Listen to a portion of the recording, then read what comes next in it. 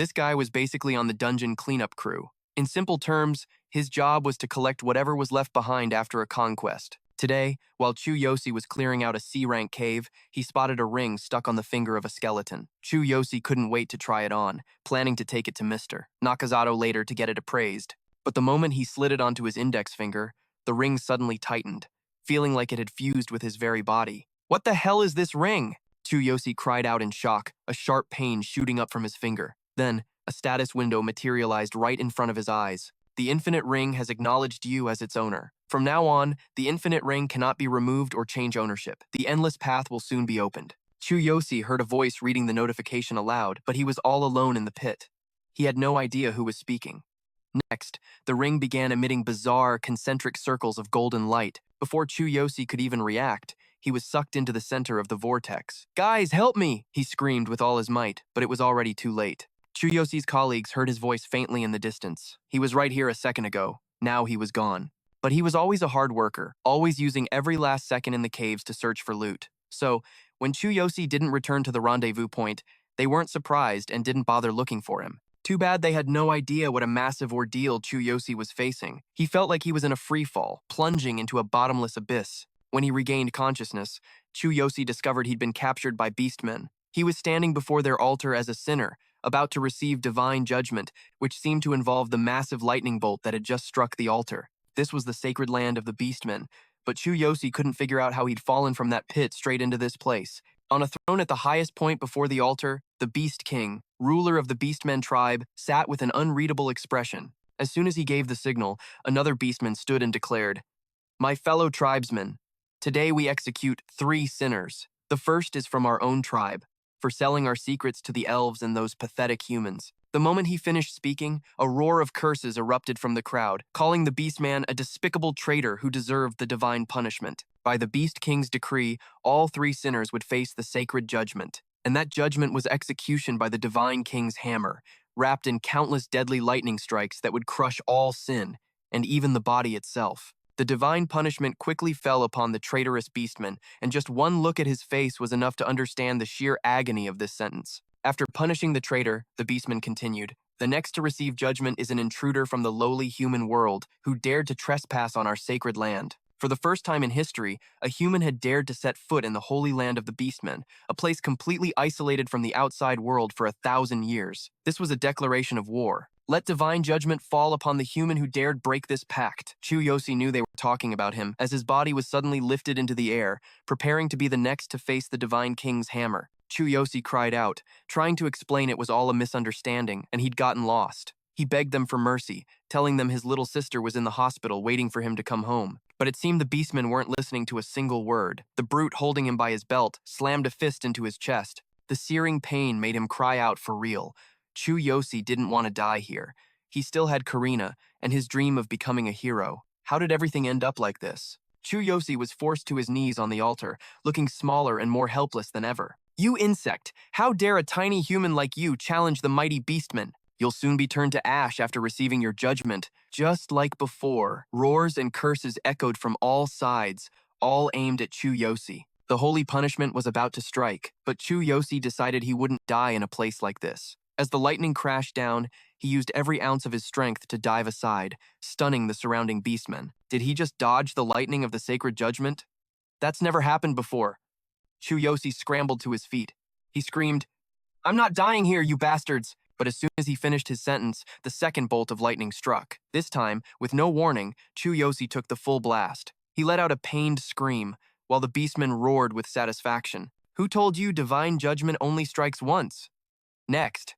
The next person in line was a girl. Seeing Chu Yosi fight back from below, a spark of hope had ignited within her. But now, it seemed like it was all for nothing. As for Chu Yosi, after being struck by lightning, the word pain wasn't enough to describe what he felt. Even so, the last shred of his consciousness screamed that he couldn't die here. And in that very moment, the infinite ring he'd picked up in the pit began to glow, followed by a new notification, activating the infinite ring. Divine selection system. Activation complete. System confirmation complete. Beginning body restoration and construction of the ultimate physique. Another bolt of lightning struck down, passing through Chu Yosi's body. The beastmen watched with morbid excitement, amazed to see someone still clinging to life through the divine punishment.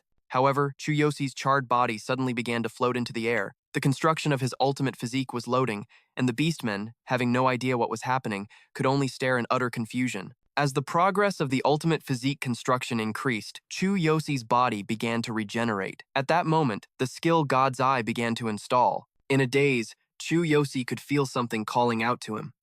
His body touched the ground once more, and he began to walk. To the absolute astonishment of every Beastman, the ultimate physique was now 60% complete. 2 new skills, God's Mind Palace and Absolute Regeneration, were also installed. Seeing him in this state, some of the Beastmen, including the one leading the trial, began to tremble in fear. They had never seen anyone get so close to the Divine King's hammer. In contrast, their Beast King looked absolutely thrilled. Is he trying to lift the Divine King's hammer? At this point, Chu Yosi didn't even know what he was doing.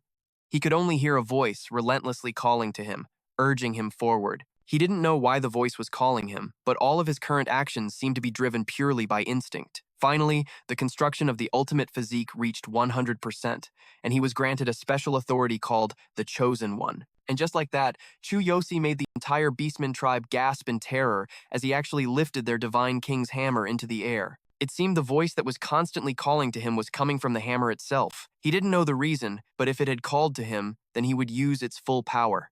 And so, Chu Yosi successfully grasped the sacred artifact of the Beastmen tribe in his hands. The system sent another notification, stating that he had acquired the God's Hammer and reached level 3. The current unleashed power of the God's Hammer is 0%.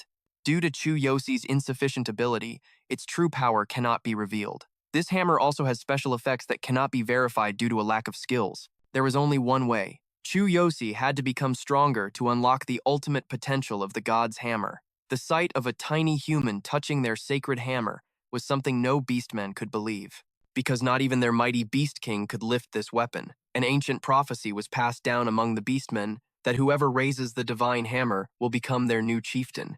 And now, that very hammer was in the hands of a human who just survived divine punishment. Miraculously, Chu Yosi's wounds were completely healed. Staring at the system window, he was still in a daze, unsure how his body had suddenly become so much stronger. He gripped the hammer in one hand, seriously studying the screen before him. And then suddenly, the Beastman priest rushed up behind Chu Yosi, roaring with absolute fury.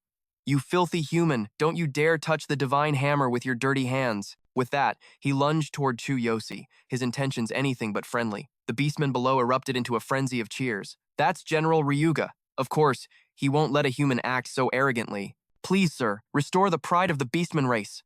Ryuga's eyes blazed with a fiery hatred, fixed solely on Chu Yosi. He snarled that he didn't know what tricks Chu Yosi pulled, but surviving divine punishment and lifting the sacred hammer was unacceptable. "Put the hammer back where you found it and accept your judgment." Ryuga's command was dripping with absolute authority. Another system notification popped up in front of Chu Yosi, stating his passive skill, God's Eye, had been activated. Its effect allowed the user to see detailed information on any item or person just by focusing on them. The skill had a 0-second cooldown, meaning it could be used continuously. Chu Yosi immediately used God's Eye to check on the man before him. Ryuga, title of Great General, was level 84, with the class of Beastman Warrior and an A-rank greatsword. Chu Yosi was blown away that he could actually see his opponent's stats, and based on that information, he knew for a fact that Ryuga was no pushover. Seeing Chu Yosi just staring at him without an ounce of fear, the Beastman bellowed again. "You lowly human, you dare challenge me with your eyes? You've got some nerve. Fine, if you're asking for a quick death, I'll grant it to you." As he spoke, he raised his massive sword. Chu Yosi knew he stood no chance against a level 84 warrior, so he quickly shouted, "Wait, this is all a misunderstanding." Too bad these Beastmen were always brutish and hated long conversations. Before Chu Yosi could finish his sentence, Ryuga hoisted his greatsword high into the air and then swung down with all his might. Everyone watching thought Chu Yosi was a dead man. Ryuga was one of the 5 great generals under the Beast King. He was a terrifying opponent for any Beastman, let alone a small human. The Beastmen below were certain Chu Yosi would be sliced in half with this single blow. The moment Ryuga's greatsword descended, the entire altar trembled violently. It was as if all of the general's power was focused into that one attack. But then, the unthinkable happened. Chu Yosi actually managed to block it with the very divine hammer he just acquired. Blocking the attack was pure survival instinct. Even he couldn't believe he'd managed to stop Ryuga's strike. Chu Yosi's arm was now completely numb. That hammer was insanely durable. Across from him, Ryuga couldn't hide his shock that Chu Yosi not only blocked his swing but was still standing. But he refused to accept it, convinced it was only the divine hammer that had saved the human's life, and so, he decided to strike again. Of course, Chu Yosi still tried to explain, but his opponent refused to listen. This time, he ditched the sword and charged forward, using his massive rough hand to choke the life out of Chu Yosi. Ryuga planned to toss him into the air and finish him with his skill, Earth Shatter. It was a flawless plan. At this life-or-death moment, the system prompted Chu Yosi to use his copy skill. Its function was to feel the opponent's heart with his hand and select one skill to copy from their entire arsenal. However, he could only store a single copied skill. If a new skill was copied, the previous one would be replaced and disappear forever. Chu Yosi was a quick thinker. He understood what feel the opponent's heart meant. He had to touch the guy's chest. So as Chu Yosi fell, he desperately reached out his hand. Even though it was just a light graze across Ryuga's chest, it was enough to activate the skill. But what he didn't expect was for the Beastman to have so many skills, leaving him momentarily panicked about which one to choose.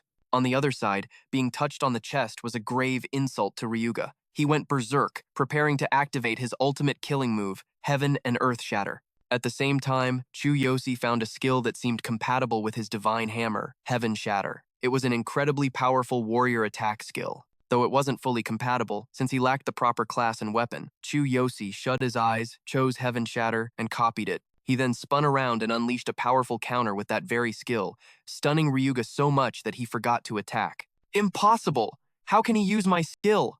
Ryuga screamed in terror. With a deafening boom, a series of ear-splitting sounds echoed out. The Beastman's altar seemed on the verge of collapsing. Chu Yosi thought he might have actually knocked out his opponent with that hit. But Ryuga was completely unharmed. His eyes were filled with utter confusion. He even thought Chu Yosi had intentionally held back, making the attack feel pleasant rather than painful. But in reality, Chu Yosi hadn't held back at all. He'd used every last bit of his strength. But because he was only level 3, with no class and no compatible weapon, Chu Yosi couldn't deal any real damage. To improve the skill, he would have to level up. After reading the notification, Chu Yosi went numb, only able to mutter 2 words, "Oh crap." The fact that Chu Yosi used Ryuga's own skill and it did no damage made the Beastman feel like he was being mocked, and so he picked up his sword once more and charged. But this time, Ryuga's attack was stopped by a powerful roar. Enough! The Beastmen below exploded into chaos once again, because they realized the Beast King had left his throne to intervene himself. If Ryuga, just one of 5 generals, was this terrifyingly strong, then how much of a monster was the Beast King? The moment he landed on the altar, a massive shockwave erupted. Dust and debris filled the air, completely obscuring Chu Yosi's vision. But what happened next was something no one could have possibly imagined. The high and mighty Beast King of the Beastman race was kneeling before him. The entire Beastmen clan was in absolute shock, and Chu Yosi was just as confused. After kneeling for a moment, their king slowly rose and approached him. He said, "It seems you have truly been chosen by the divine king's hammer. This must be a sign from the gods. For hundreds of thousands of years, you are the first to be chosen." The Beast King came closer, placing both hands on Chu Yosi's shoulders, his gaze completely sincere. It seemed that compared to the insane Ryuga, this king was much easier to talk to. Then, in front of his entire clan, the Beast King made a solemn declaration. "My fellow Beastmen, the divine king's hammer is an artifact no one could lift, yet this human did it. He is the true future leader of our people. Therefore, we must give him time to hone his skills and grow stronger." The Beast King's announcement sent another wave of shock through the clan. It was true. The prophecy said the one who lifts the divine king's hammer will rule them all. But the problem was, Chu Yosi wasn't a Beastman. How could a human possibly become the chieftain of the Beastman race? Ryuga truly couldn't understand what his king was thinking, so he spoke up. "But, Your Majesty, this person is a human." "So what?" The Beast King turned his head. His gaze was so sharp it was terrifying, a complete 180 from the puppy dog eyes he'd just given Chu Yosi. "Does the prophecy specifically state that the leader must be a Beastman? Are you suggesting we simply ignore the living embodiment of our tribe's hope?" Facing that gaze, as cold as a frozen lake, Ryuga instantly fell to his knees. He dared not defy his king. He could only stammer that even though the prophecy was unclear. Entrusting their future to a non-beastman was a gamble that could cost them everything. The Beast King dismissed him with a glance, turning his full attention to Chu Yosi. "Your name, boy?" "Chu Yosi," he answered, his voice ringing clear. "All right, Chu Yosi. If you are willing to bear the weight of our future, then I will grant you your freedom. However, you are far too weak. Within 1 year, you must become overwhelmingly strong and return to this place. Only then will we see if you are truly worthy to be our leader." As he spoke, the king forged a spiritual mark, linking it directly to Chu Yosi's mind. He warned that if Chu Yosi intentionally failed to return within the year, he would use that mark to hunt him down and end his life, no matter where he ran. With this declaration, the clansmen seemed appeased. But for Chu Yosi, the world was spinning far too fast to keep up. Before he could even form a reply to the king, a shout erupted from the crowd below the altar. "Accept it. Take your freedom and become stronger." Chu Yosi realized it was the girl who should have faced divine punishment right after him. The chaos he'd started had kept her safe. For now, curious, he decided to use his divine eye to check her status. But her name and title were completely hidden, showing only 2 question marks. All he could see was that she was a level 72 beast warrior, a short sword user. "Just survive!" the beast woman shouted again. "Living is always better. Don't waste this miracle from the gods." Her name might be a mystery, but her power was not. Chu Yosi was stunned that a warrior as strong as level 72 was a prisoner. It made him wonder what crime she could have possibly committed. But she was right. Escaping death only to land in this bizarre situation was truly a miracle. He didn't have time to hesitate. Survival came first. Only then could he figure out how to get back to his own world. "Thanks!" Chu Yosi yelled, waving to the warrior. He then turned back to the Beast King and declared he accepted the offer. But when they sealed the pact, Chu Yosi added a condition of his own. He would take the female warrior with him, claiming she'd be useful for his training. Her eyes widened in shock when he pointed her out. This wasn't just a request. Chu Yosi had just saved her life. And in the end, the Beast King agreed. The girl was officially pardoned from her punishment, and Chu Yosi had secured his own life. Though the day had been exhausting, his mind was racing that night. Sleep the furthest thing from his thoughts. Chu Yosi stared intently at the infinite ring on his index finger. He could vaguely recall the mysterious voice he heard back then. It was obvious this ring was the source of everything. He tried to take it off, but it wouldn't budge. The ring had granted him these incredible powers. But how could he use it to return to his own world? "Everything is ready, master." A soft voice pulled him from his chaotic storm of thoughts. Chu Yosi turned to see the beast woman warrior standing before him, her face glowing with pure happiness. "Master?" he repeated. "Yes, I have decided to serve you from this day forward, my savior." A beautiful girl with beast ears was suddenly calling him master. He had to admit, the feeling was more thrilling than he could have ever imagined. But he couldn't let her see he was just some pervert. He quickly schooled his expression into a serious one. "It was nothing. You helped me too. From now on, let's just support each other. You don't have to call me master or serve me." But she cut him off before he could finish. "You don't know how much this means to me, master. You've given me a second chance at life. No one has ever stood up for me, or even thanked me directly. No one but you, master. So please, let me call you this." As she spoke, she took his hand, her voice filled with earnest devotion. She kept repeating it, stressing that his appearance was a miracle that changed her entire life. Because of that, she wanted to dedicate everything she had to him. But at this close distance, Chu Yosi found it impossible to look into her sincere, tear-filled eyes, mostly because her outfit was cut so low. He desperately looked away, trying to prevent a critical nosebleed. All right. If you insist, then, you can call me master." "Thank you, master. Then shall we be on our way? It's getting late." The girl led the way, carefully reminding Chu Yosi to watch his step. These were his first slow, deliberate steps in this bizarre new world. And honestly, it felt pretty amazing. But that feeling of enjoyment was instantly shattered when he remembered Karina was still waiting for him. He had to find a way back. And just then, a system notification appeared. Ping, *. The infinite path is now available. Please note the cooldown time is 24 hours. The words infinite path made Chu Yosi's heart pound. He remembered being pulled into that very path at the bottom of the well, right before he was teleported here. Did that mean, if he used the path again, he could actually go home? Without a second thought, Chu Yosi gave the command. "Open, infinite path." The sensation was instantly familiar. He was sucked into those concentric circles of light, disappearing from right behind the beast warrior. After a chaotic tumble through a distorted space tunnel, Chu Yosi found himself back at the bottom of the well. He checked his status. The system was still there. His new abilities were there. He was still level 3, and the God King's hammer was still in his inventory. The system added a new detail. Personal stats are shared between worlds, but items are not. To use an item from another world, it first had to be placed into the Sacred Will inventory. Chu Yosi couldn't help but be amazed. He was about to investigate further when a voice called down from the top of the well. "What's all that noise? Get out of the cave before it closes!" Chu Yosi was shocked to see his coworker was still there. He immediately shouted, "Why are you guys still here? I was gone for hours. What are you talking about? You've been right there this whole time. It's a good thing I came to check on you. Now get out of there before this cave seals shut." Hearing this, Chu Yosi knew something was off. He was positive he'd been in the Beastman world for at least 5 hours. Faced with his co-workers' urgent shouts, Chu Yosi had no choice but to start climbing, his mind a whirlwind of confusion. It seemed that while he was in the other world, time in this world had been completely frozen. This was just like something out of a sci-fi manga. That must mean that while he's back here, time in the Beastman world has stopped too. The questions kept piling up. Who was the original master of the infinite ring that had granted him such formidable power? After he climbed out of the well, Chu Yosi suddenly remembered something important. He rushed over to his coworker. "Hey, old man! The next awakening test is tomorrow, right?" The fire that drove Chu Yosi to become a true hero was fueled by the pain of his past. He remembered that day, the pouring rain as monsters devoured the city. A small Chu Yosi, carrying his sister Karina on his back, running for his very life. By then, she'd already lost all feeling in her legs. But the most devastating pain was knowing their parents didn't escape in time. Chu Yosi had faced an impossible choice: abandon them to save his sister, or turn back and die together. As he froze, unable to choose, their neighbor Nakazato grabbed both of them. "Keep running, Chu Yosi.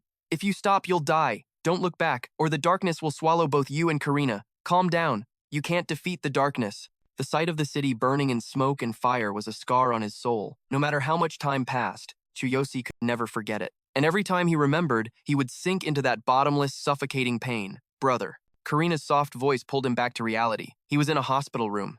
"You're really taking the awakening retest tomorrow?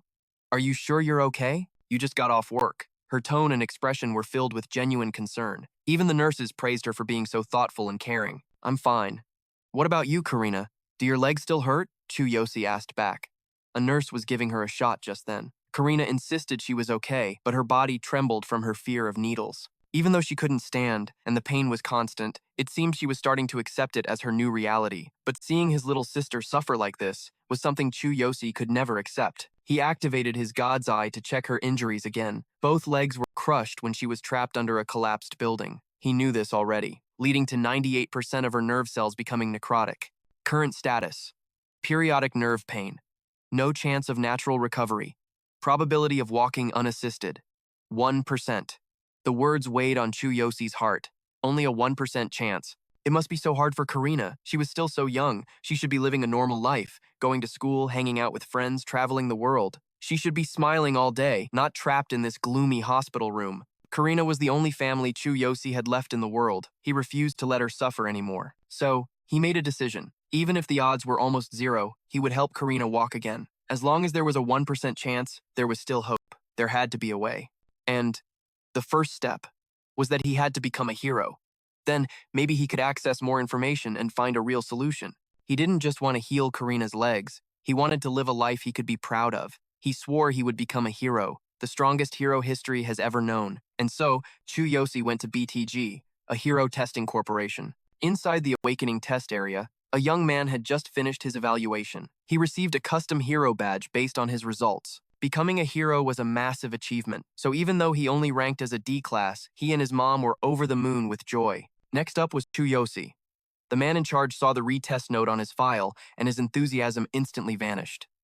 "Whenever you're ready, just step inside and place your hand on the device." He added, "But I don't expect it'll be any different from last time." His words didn't faze Chu Yosi in the slightest. He'd find out soon enough if this was another waste of time. Truth be told, thanks to his system, Chu Yosi already knew he was level 3, more than qualified to be a hero.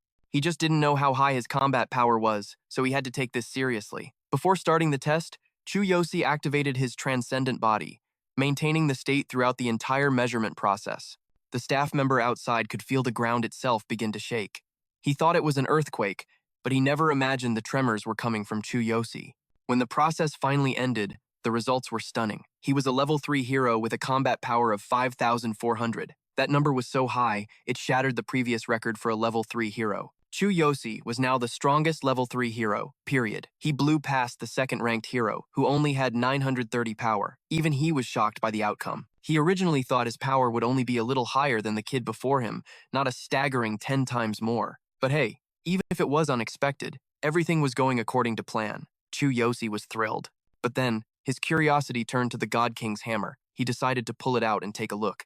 Unfortunately, the system reminded him once again, his current level and conditions weren't enough to unleash the hammer's true potential. Forcibly releasing its power would consume a massive amount of energy, and it would only last for a single second. But 1 second was all the machine needed to get a reading. Chu Yosi, had to know. How high could his combat power go with the God King's hammer in hand? So, he decided to test it again.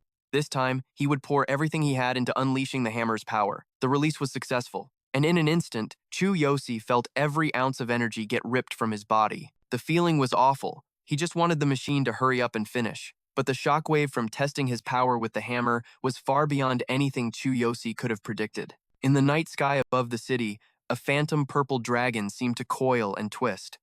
Along with this strange phenomenon, the entire city began to tremble.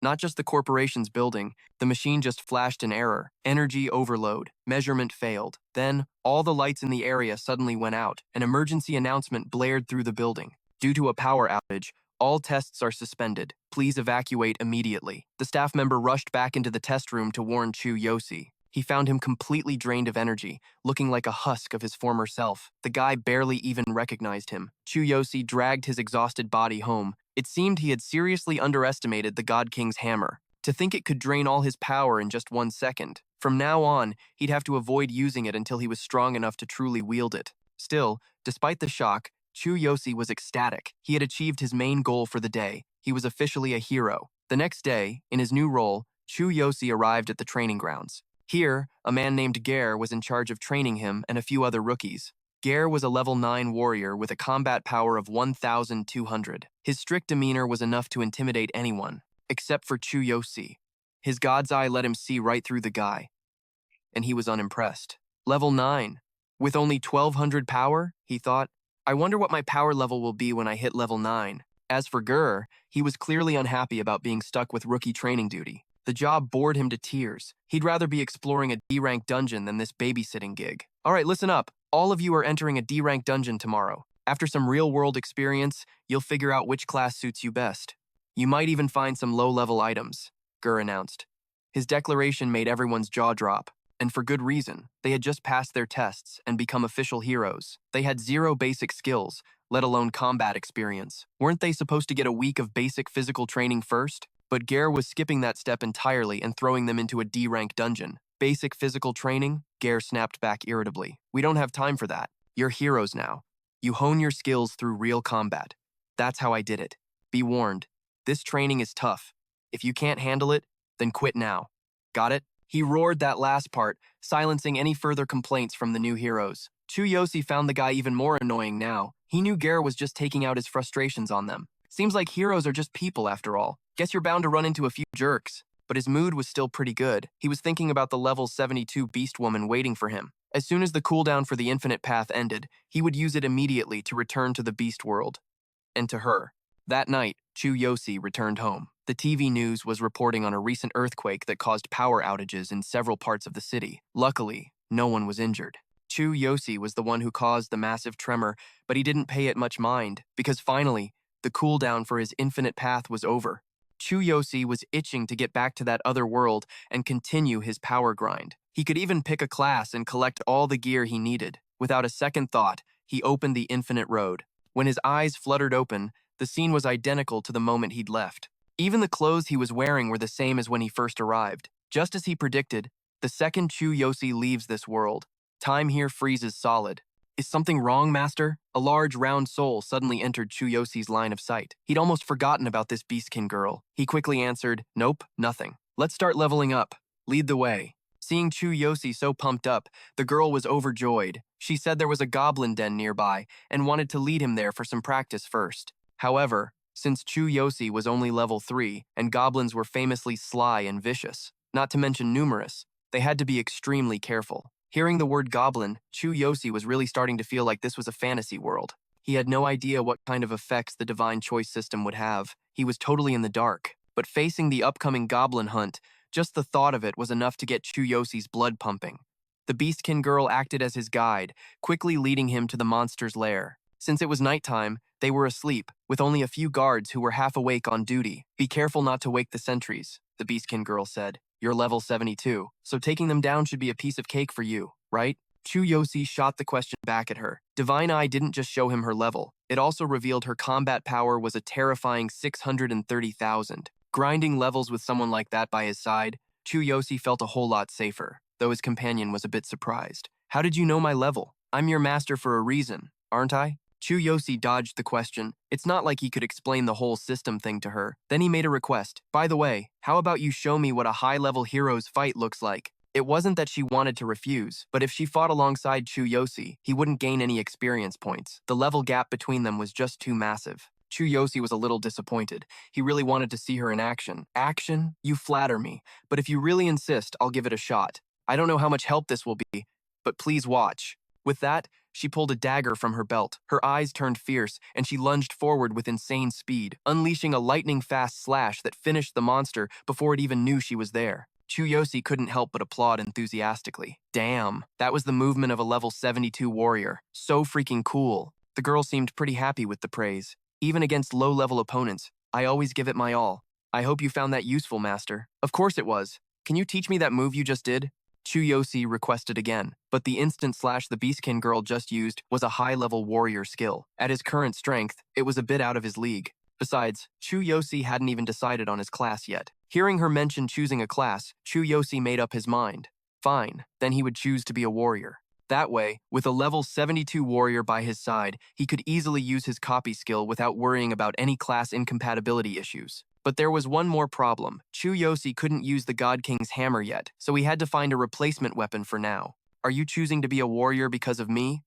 In that case, I promise to be of service to you, Master. The girl seemed deeply moved. She suddenly stepped forward, took Chu Yosi's hand, and said in a dead serious tone, I will do my utmost to help you level up. But first, let's go gather some gear for a warrior. To be honest, Chu Yosi was a simple man, so it was only natural for him to look at her chest first. But the way she dressed made it really hard for him to focus on her words. Before Chu Yosi could even tear his eyes away, it was time for the goblin guards to change shifts, and they quickly spotted the two intruders. Two level 3 goblins with a combat power of 420 charged toward them. This time, Chu Yosi had no intention of hiding behind the girl. He wanted to handle them himself. Since he didn't have a weapon, he borrowed her silver dagger. Master, fighting enemies of the same level is a bit dangerous. The girl was still worried, but Chu Yosi's mind was made up. He hadn't fully tested the power of the Heaven's Tremor he'd copied earlier, so why not use these two goblins as his guinea pigs? And so, he took a deep breath. He waited for them to charge into the perfect range, then launched himself high into the air.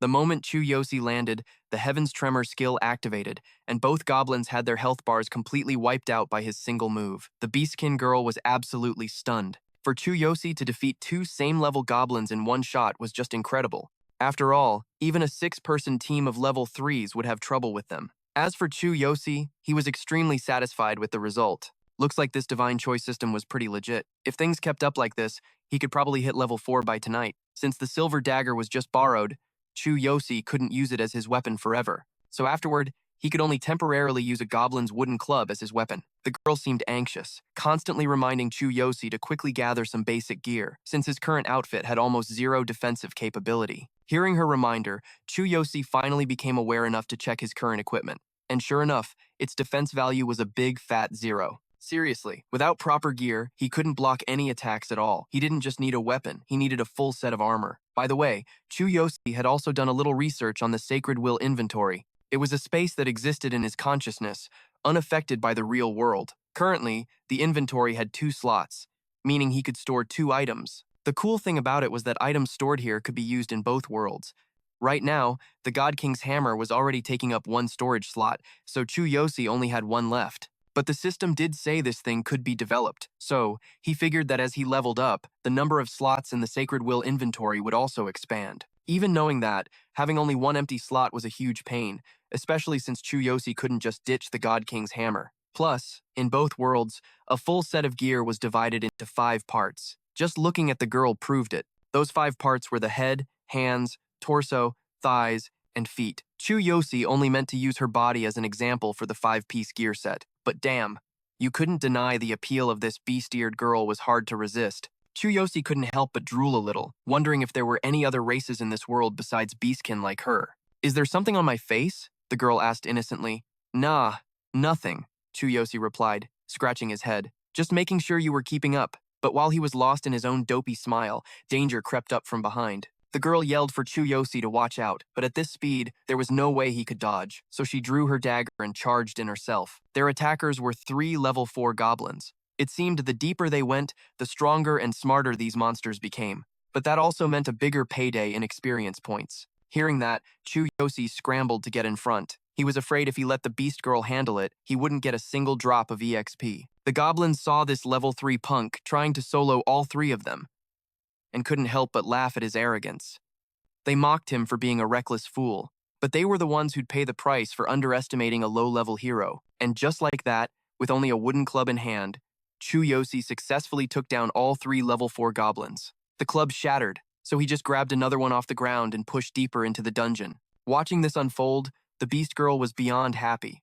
She could feel Chu Yosi's insane potential more than anyone. A goblin's wooden club is basically trash-tier junk, but in his hands, it created an explosive impact. Taking down 3 enemies in a single strike, despite the level gap, that's almost unheard of. She knew, without a doubt, she'd chosen the right master. The two of them pushed deeper inside. The further they ventured, the more goblins swarmed them, each wave stronger than the last. But against Chu Yosi's explosive power, their numbers meant nothing at all. Through it all, the Beastkin girl didn't even have to lift a finger. She just cheered him on from the side. Chu Yosi's skills were definitely top tier, but the weapon in his hands? It was complete junk. He'd already gone through 5 of them and was now on his 6th. His current experience was 1,230 out of 3,000. Chu Yosi never imagined the experience rewards in this world would be so massive. He was getting stronger far faster than he ever thought possible back when he was just a cleaner. He used to hear heroes complain that level 3 and 4 monsters barely gave 10 points. Because of that, unless you were constantly grinding in a dungeon, leveling up was just a distant dream.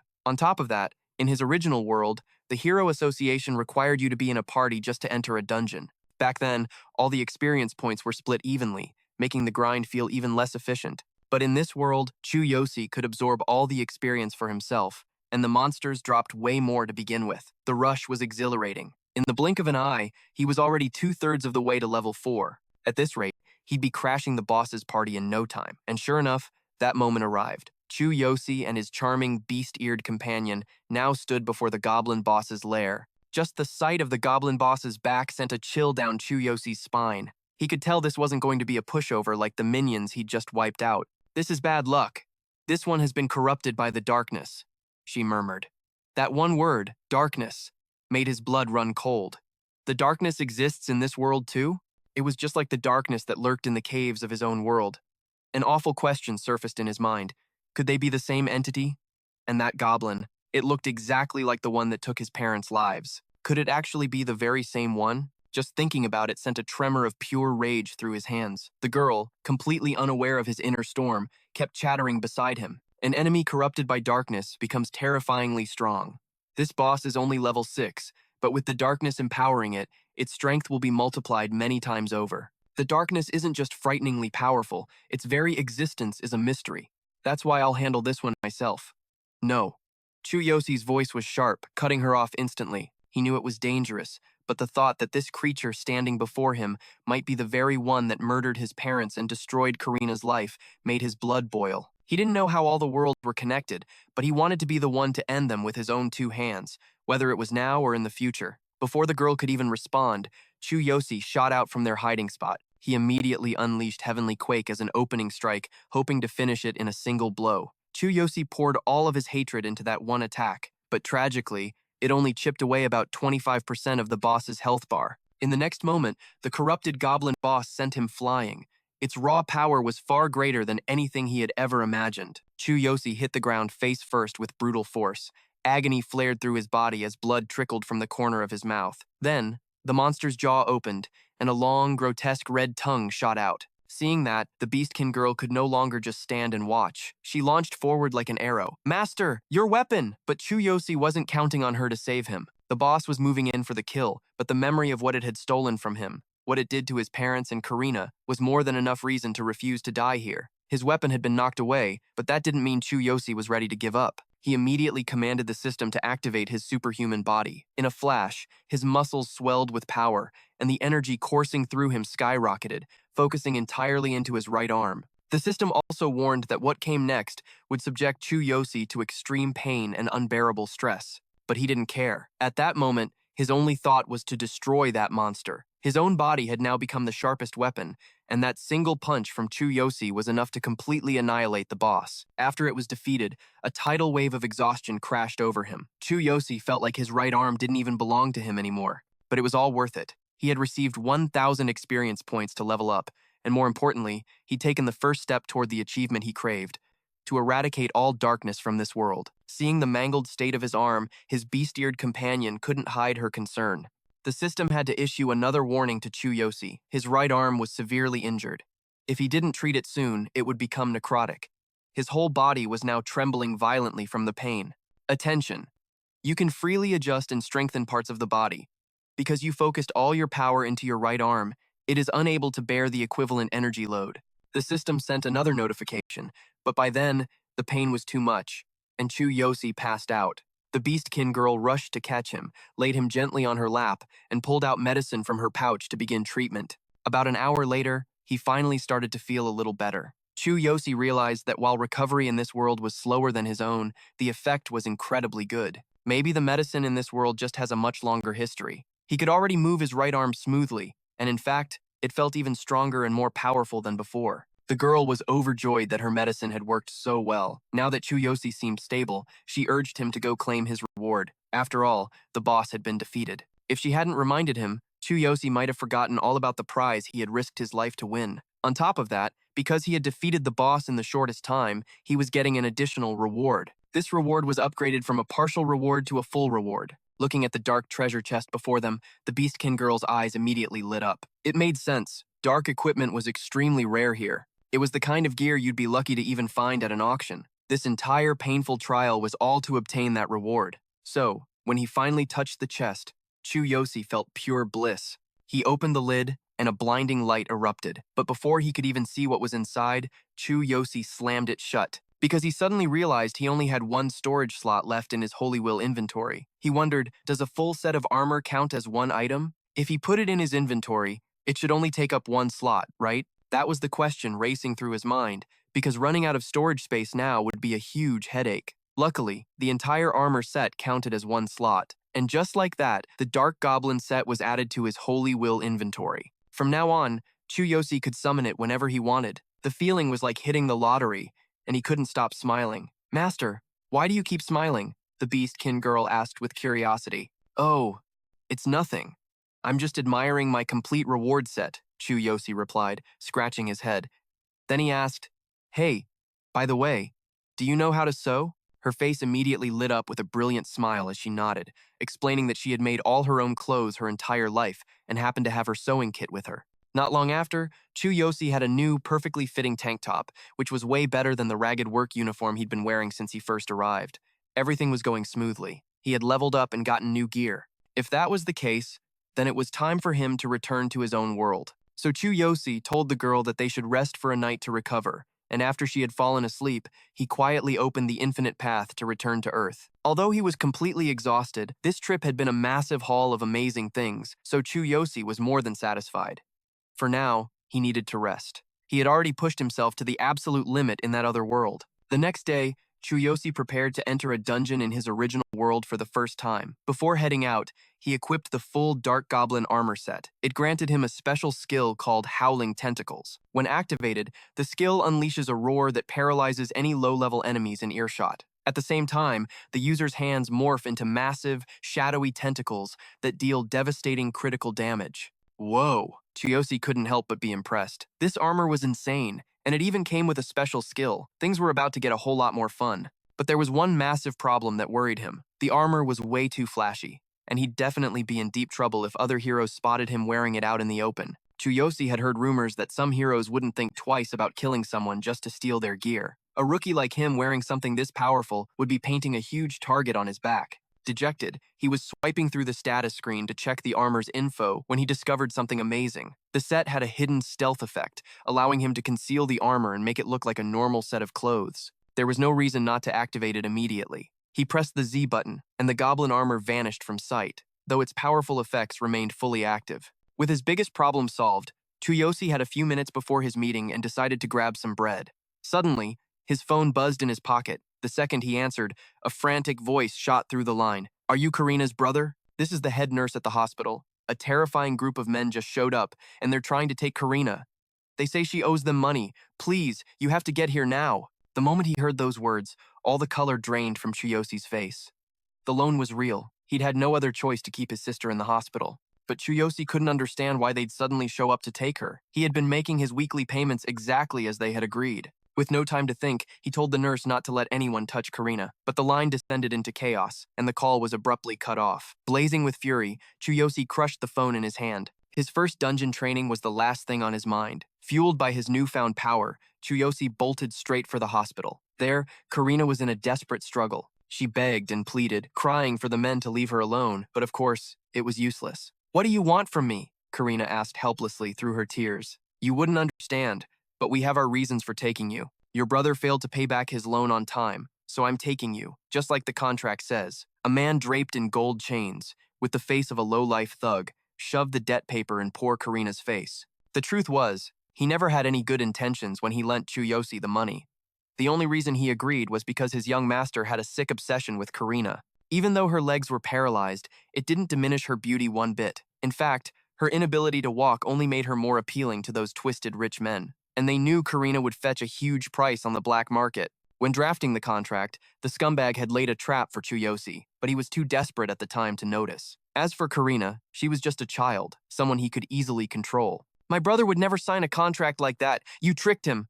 Karina struggled against them, but what did it matter if she figured it out? These scum were more than willing to twist the truth to get what they wanted. The thugs sneered that Chu Yosi's weekly payments didn't even cover the interest, meaning he could never touch the principal amount. To put it bluntly, it was a debt he could never escape. So, they were just taking Karina as per their agreement. As he spoke, he violently grabbed Karina's chin and threatened her. "Let's be clear. If you come with us quietly, we'll be gentle. But if you refuse, don't blame us for what happens next. Got it?" Seeing his vile smirk, Karina felt true despair. But in that instant, the hospital room door was blasted off its hinges. Chu Yosi appeared in the doorway, his face a mask of pure, unadulterated rage. He growled out every word. "You had better get ready." Chu Yosi's furious entrance had left the hospital door warped beyond recognition. Standing before the loan shark Takashi and his crew, his current status was level 4, class Warrior. Equipped with the Dark Goblin set, special skill, Howling Tentacles. Weapon, none. Copied skill, Heaven's Quake. Experience, 0 out of 6,000.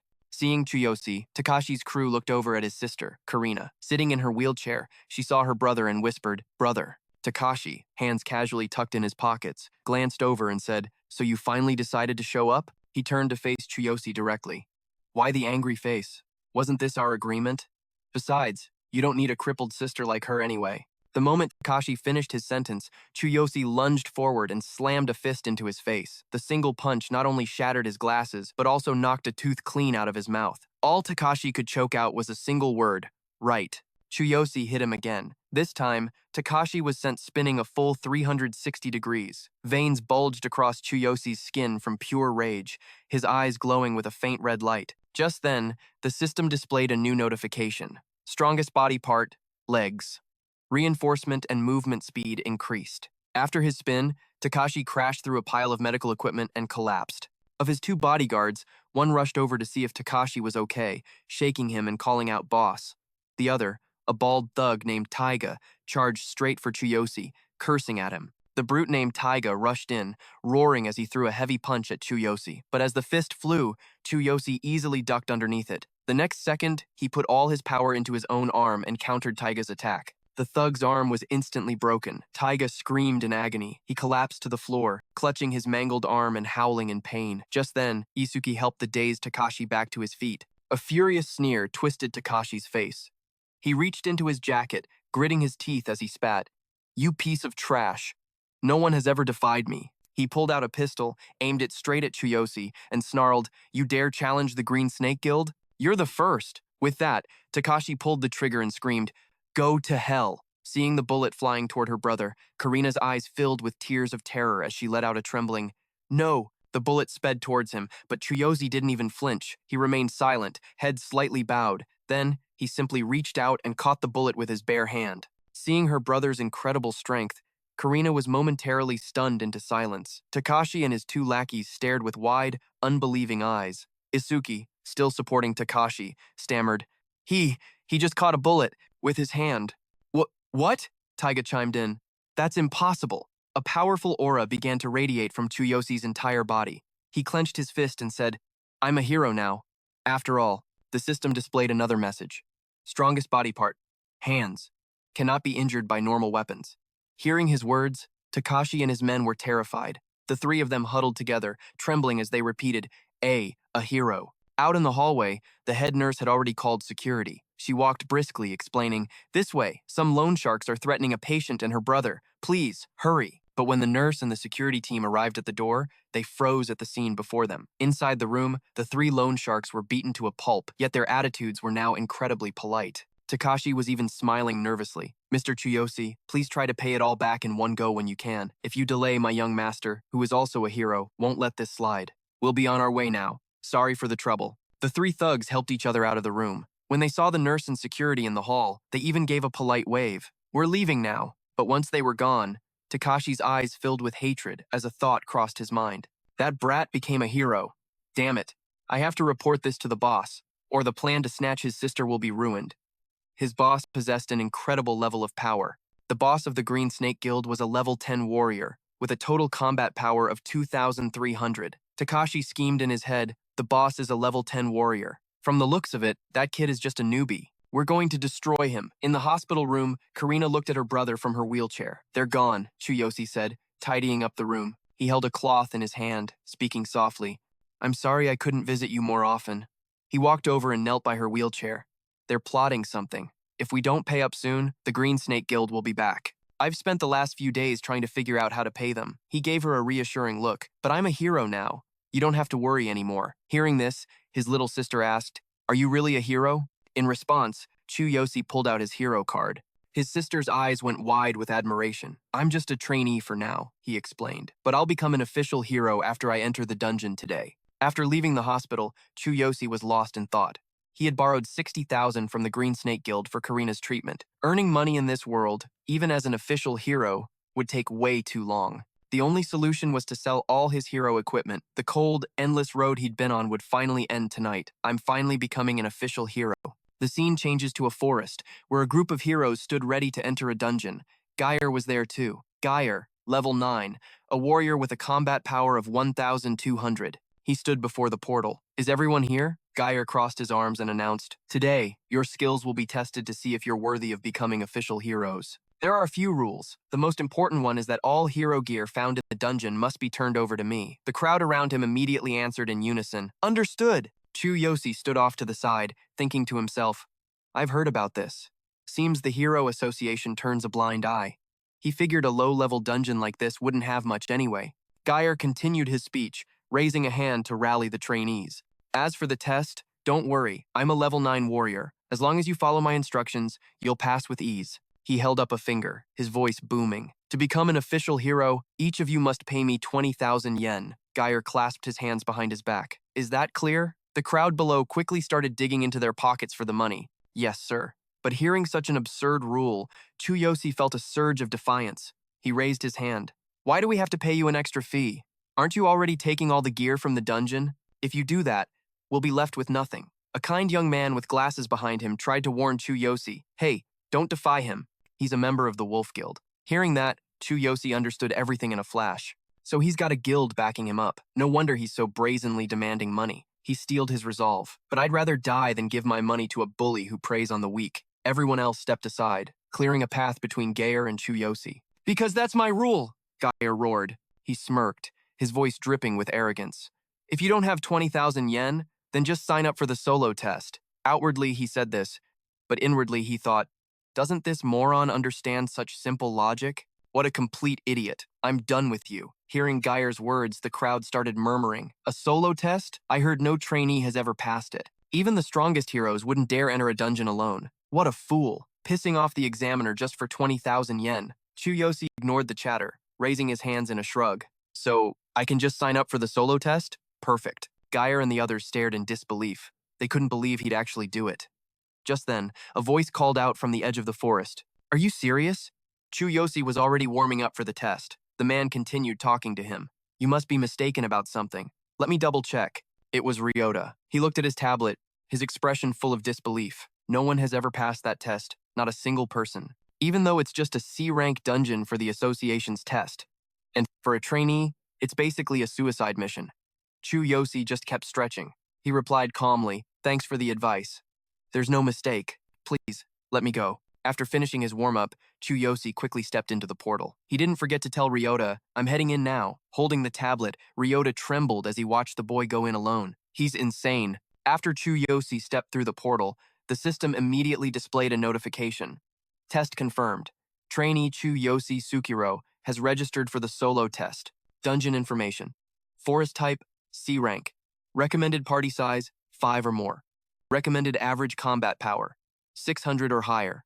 Chu Yosi stood before the vast forest, observing his surroundings and muttering to himself, "I've only ever seen dungeons after heroes have cleared out the dark creatures. So this is what it looks like in its original state?" Suddenly, a red dot flashed across his vision. He quickly spotted a monster leaping out of nowhere. It held a wooden club in its hands. It slammed the club against him, only for the weapon to snap in two. Chu Yosi turned to face his attacker, his body crackling with power. The system displayed his stats. Level 4, Class, Warrior, Equipment, Dark Goblin Set, Special Skill, Roaring Tentacles, Weapon, None, Skill, Heaven-Shaking Copy Skill, Combat Value, 6,400. His eyes glowed with an eerie light. A sneak attack? A hit that weak won't even scratch me, especially from something with less than 6,000 experience. He glanced at the monster and instantly knew its info. Level 3, Dark Goblin, Combat Power, 640. Without wasting a word, Chu Yosi snatched the club from the goblin's hand, leaving it stunned. After taking the club, he used it to bash the monster, remarking, "This dark goblin is pretty tough." His power erupted, covering his entire body as his eyes flashed. Chu Yosi thought to himself, "But compared to my 6,400 combat power, you're nothing but a fly." After easily taking down the first goblin, he dusted off his hands and mumbled, "Just as I thought. Experience from enemies in the real world is less than half of what I get on the other side. No wonder heroes level up so slowly out here." The system displayed, "Experience, 20 out of 6,000. Chu Yosi's voice turned cold. "Stop hiding. Come at me all at once." The moment he finished speaking, a horde of goblins, big and small, leaped out from their hiding spots. Chu Yosi began to activate his armor, slowly encasing his body. Perfect timing, he thought. Once the armor was complete, Chu Yosi threw his head back and let out a massive roar. The goblins swarmed him, but were instantly torn apart by the roaring tentacles skill erupting from his armor. In the forest, Chu Yosi was on a rampage, screaming as he annihilated the goblin horde. Bring it on. Outside the portal, Ryota was still watching intently on his tablet. He pushed up his glasses and said, "It's been almost an hour. To have lasted this long on his own is more than enough." He kept talking to himself. "Aren't you scared at all? Newbie. No sane person takes the solo test. The association will probably get rid of this test soon. In a few more minutes, this young man's obituary will be written." Suddenly, he looked up at the portal and exclaimed, "The results of the solo test are in. Chu Yosi Sukiro has passed." Chu Yosi stepped out, covered in dirt. At the same time, the system displayed his status. Level 4, Class, Warrior, Equipment, Dark Goblin Set, Special Skill, Roaring Tentacles, Weapon, None, Skill, Heaven-Shaking Copy Skill, Combat Power, 6,400. Chu Yosi rubbed the back of his neck, asking Ryota sheepishly, "Excuse me, is there anywhere nearby I can wash my face?" The system showed his experience, 960 out of 6,000. From another portal, Geyer and the other heroes emerged. He stormed ahead of the group, yelling, "If I hadn't been there, you all would have been dead. You can't even provide basic support and you want to be heroes? 20,000 was a bargain." His own system stats displayed. Geyer, level 9. Combat power, 1,200. Class, Warrior. The group trudging behind him whispered amongst themselves dejectedly, "Didn't he tell us not to interfere? He even refused my offer of healing magic, and now he's not satisfied with 20,000. Plus, for our first time in a dungeon, he barely explained anything at all. Hey, don't take your anger out on me. Lower your voice. What's the big deal? You passed, didn't you?" Seeing the others looked annoyed, Geyer shot them a warning look. "Let me remind you all of something. At your level, the fee should have been 40,000. I gave you a discount for 20,000. I was being more than generous." With that, he turned away. Just then, a call came through. He immediately tapped the device in his ear to answer. "Yeah, this is the Hero Assessment Center. I'm busy, so get straight to the point." As he listened, his eyes flew open, his face twisting in pure disbelief. "What? That kid passed the solo trial? That's impossible." The scene cuts to Chu Yosi washing his hands when a voice demands, "Hey, you, how did you manage to pass the solo trial? Answer me right now." It was Geyer, standing a short distance away with his arms crossed. "I looked into it, and you're nothing but a level 4 rookie." Chu Yosi just kept his head down, washing his face, ignoring him. Seeing that he wasn't getting a response, Gayer's face soured. You used a high-grade item, didn't you? No rookie has ever cleared the solo trial before. After washing off the grime, Chu Yosi answered with infuriating calm. Just because no one's done it before doesn't mean it's impossible, right? Maybe it was thanks to that 20,000 fee. Hearing that, Gayer lunged forward and grabbed him by the collar, roaring with fury. Are you mocking me? You'd better answer before you regret it. I'm a member of the Lazy Wolf Guild. Chu Yosi didn't flinch, staring right back into his eyes without a hint of fear. For a level 9 with a combat power of 1,200, you don't seem like you belong to any formidable guild. Gayer's face turned crimson with rage. He raised a powered-up fist, threatening Chu Yosi. Who do you think you are? You dare insult me? In a flash, Chu Yosi's hand shot up, catching Gayer's fist midair. He held it in a vice-like grip, his voice dropping to an icy tone. You really think you can beat me with your level 9 punch? Feeling his fist trapped, a tremor of fear ran through Gayer. His face went pale as he thought, this strength and this speed, it's unbelievable. He's only level 4. Chu Yosi let his hand go. For a moment, Gayer was speechless. Seeing Chu Yosi lower his guard, he reached for a knife hidden behind his back. Chu Yosi raised his hands as if to explain, wait a second. But Gayer was past waiting. He lunged, stabbing forward with the knife. What are you hiding? On pure instinct, Chu Yosi threw his arm up to block. Luckily, his armor activated just in time. The dark goblin suit's defensive effect combined with his superhuman body. The moment Gayer's knife struck the armor, it corroded into dust. He stared at the hilt in his hand, stammering. It broke. Is that even a human body? He immediately rounded on Chu Yosi, demanding. You're hiding equipment, aren't you? It has to be a high-grade set. Chu Yosi glanced at his unharmed arm, thinking to himself, oh no, I screwed up and showed my hand. It'll be a huge mess if people in this world find out my secret. When Chu Yosi didn't answer, Gayer's eyes glinted with greed as he pressed on. What do you have? It must be something incredibly valuable. Did you find it in a dungeon? Or did you steal it? Hearing this, Chu Yosi turned away, faking a look of terror and sighing dramatically. That was so scary. He clutched his arm and started putting on a show. If it wasn't for that crummy old dagger, I would have been in real trouble. Ryota, who had been watching from the side, finally stepped in. My apologies for the wait, Mr. Chu Yosi. Let's go get your identity verified. With this, you'll officially become a hero. Chu Yosi immediately avoided Gayer's gaze and turned to Ryota. I understand. I'll come right now. He turned his back and left, leaving Gayer standing there while he put on a pitiful act. Chu Yosi thought, that was close. He wouldn't dare pull that stunt again in front of a staff member, would he? Gayer watched Chu Yosi and Ryota walk away, a horrifying smile spreading across his face. His expression was a mask of pure greed for the item Chu Yosi possessed. As Chu Yosi followed Ryota, he couldn't shake the feeling that something was wrong. He glanced back at Gayer, his mind racing. Thanks to the system, my combat power is way higher than a normal level 4, but facing a high-level enemy is still a huge risk. Night fell, and Chu Yosi was lying in his bed. He thought of Sakura from the other world, a sense of unease creeping over him. Looks like Gayer has his sights set on me. There are no beast-eared girls in this world, and my level is still low. I have to avoid drawing any more attention. But just then, 2 shadowy figures appeared, lurking outside Chu Yosi's door. One figure, cloaked from head to toe, whispered, Is this the place?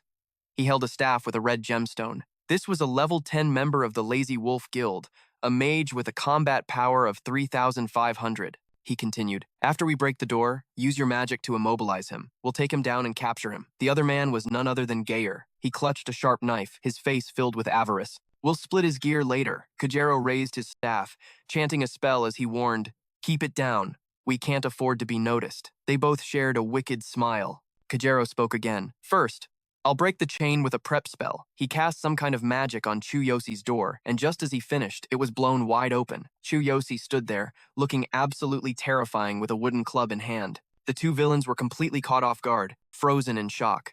Chu Yosi was now using Melting Flame. Level 4, Warrior class, equipped with the Dark Goblin suit. Special skill, Roaring Prison, Club Weapon, no skill equipped, Heaven Shaking Copy skill, Combat Power, 6,400. His eyes glowed red, veins bulging on his face as he snarled, You bastards sure are quick! He immediately unleashed a powerful strike on Kajero, still cursing under his breath. I'm going to unleash hell! In his rage, Chu Yosi was still thinking clearly. He brought a level 10 mage with him. His combat power is 3,500, but there's a 6-level difference. A head-on fight is a bad idea. After taking a painful blow, Kajero scrambled back towards Gayer. Chu Yosi stood in the doorway, watching them, his mind still calculating. Combat power is a direct measure of a hero's ability. My combat power is 6,400, but I'm only level 4. If the level gap was only about 2 levels, I could handle it. But even if my level 10 opponent has lower combat power, he can still make up for it with the level difference. In RPG terms, it's like a low-level warrior fighting a weak, high-level boss. Should I rely on my gear and skills to escape? But if I fail, it's an instant loss. Kajero, having recovered slightly, staggered back and shouted, "You think you can ambush me?" Lucky for me, I reinforced my cloak's defense. "I'll kill you and take your gear." As he spoke, he unleashed his flame magic, sending a fireball from his staff hurtling towards Chu Yosi. The intense flame scorched him. Chu Yosi stumbled back a few steps, gritting his teeth as he thought, "So hot. This armor has great physical defense, but it's weak against magic. Swinging a club in a cave is completely different from fighting an actual mage." Instantly, he turned and bolted for his life. "I have to run now. If I fight him head-on, I'll lose." Seeing him flee, Kajero roared, "After him!" Chu Yosi sprinted down the hallway before leaping out into the open air without a second's hesitation. As he fell, he was already planning his next move. "I'll focus my body reinforcement on both legs. With the defense from the Dark Goblin suit, I should be able to withstand the impact of the landing." With that decided, Chu Yosi acted immediately. He activated the system. Superhuman body reinforcement concentrated on both legs. Warning, other parts of the body will not be protected. As Chu Yosi plummeted towards the ground, a burly figure shot through the air toward him. The man flew in and delivered a devastating kick. Chu Yosi instantly realized it was an ambush. It was Tsuru, a member of the Lazy Wolf Guild. Level 12, warrior class, combat power 3,900. His eyes glowed red as he grinned with sadistic glee. "Gotcha! You didn't think there'd be a third person, did you?" With that, Tsuru slammed Chu Yosi with both hands. He laughed triumphantly. "Something this good is wasted on a punk like you anyway." After the blow, Chu Yosi crashed into the ground, creating a massive explosion. The spot where he landed was now a giant crater. As he struggled to get up, he thought, "Good thing I reinforced my whole body just before landing. I took a direct hit to the knee since I removed the abdominal protection during the fall, but thanks to the Dark Goblin suit, the damage was minimized." Model, he struggled to his feet as one of them ran forward, screaming, "You're still alive?" Tsuru was already there. Kajero rushed back, demanding, "What was that skill you just used on me? How could a mere rookie have something like that?" Veins pulsed on Chu Yosi's forehead. He activated his goblin armor, letting it encase his body. His eyes burned with hatred as he thought, "If you want to kill me, I'll do the same to you." His system window appeared. Level 4. Class, Warrior. Equipment, Dark Goblin Set. Special skill, Roaring Tentacles. Weapon, none. Skills, none.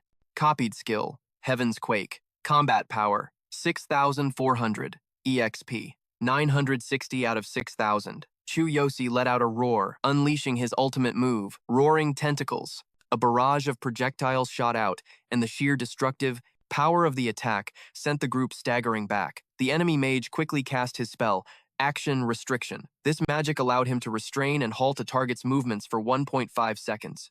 If the target's level was lower than the user's, their movements could be completely frozen. Chu Yosi found he couldn't move his armor. He gritted his teeth, looking at his trembling hands. "Damn it, my skill was cancelled." Seeing he was immobilized, the three of them rushed in. Kajero spoke first. "To have a skill like that at your level, you must be hiding something valuable." Tsuru added with a grin, "If we kill you, we can split your gear. Is that your goal?" Just then, the ring on Chu Yosi's hand sent him a notification. "Countdown for the Limitless Ring has ended. The Limitless Path can now be used." Looking at the ring, Chu Yosi thought, "My lucky star is shining." In the very instant the three of them charged, he immediately opened the Limitless Path. He dove into the portal, but not before leaving them a final warning. "I'll remember this. I'll come back stronger, and that's when we'll have our real fight." As soon as he arrived in the other world, Chu Yosi collapsed to the ground, thinking with relief, "I escaped. This time, I need to level up and learn new skills. I relied too much on my gear. Without support skills, I'll just get robbed.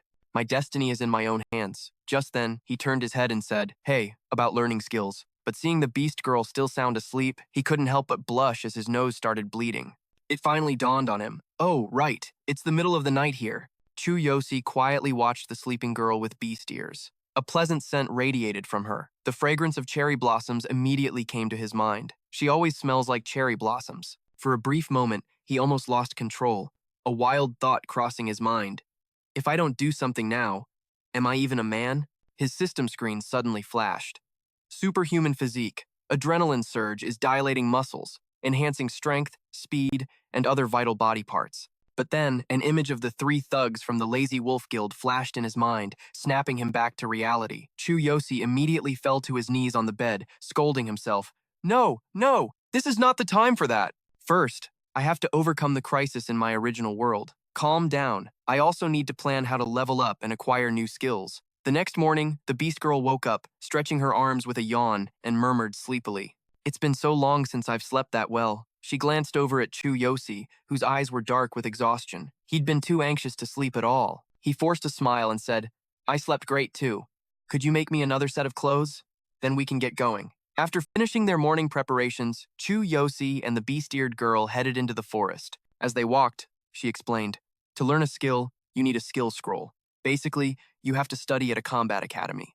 After a while, they finally arrived. The combat academy of the Beastman tribe. From a distance, a beastman with a huge nose ring saw them and waved. You must be the human the Beast King is interested in. However, there are conditions to join this academy. First, you must reach level 6 before you can even take the exam. You're only level 4. It's too soon for you. Hearing this, Chu Yosi started to lose his patience. What a hassle. The beast-eared girl came to his side and whispered, I'm sorry. It's been so long since I trained in the caves. I didn't know about this condition. Hearing her apology, his frustration softened a little. It's okay. I need to level up anyway. I'll be back. As they turned to leave, the beast-eared girl whispered, well, you can level up at the low-level dungeon nearby. Watching them go, the Beastman guard couldn't help but sneer. Pathetic human. The Beastman tribe doesn't acknowledge you. If it weren't for the Beast King's orders, you'd have been torn to shreds. Even if you reach level 6, you'll never pass the exam. Bringing a lowly dog like that with you, you two make a perfect pair. Hearing his cruel words, the girl's heart filled with self-blame. It really is my fault. The master is too kind, and I forgot my place. I'll just be a burden if I stay by his side.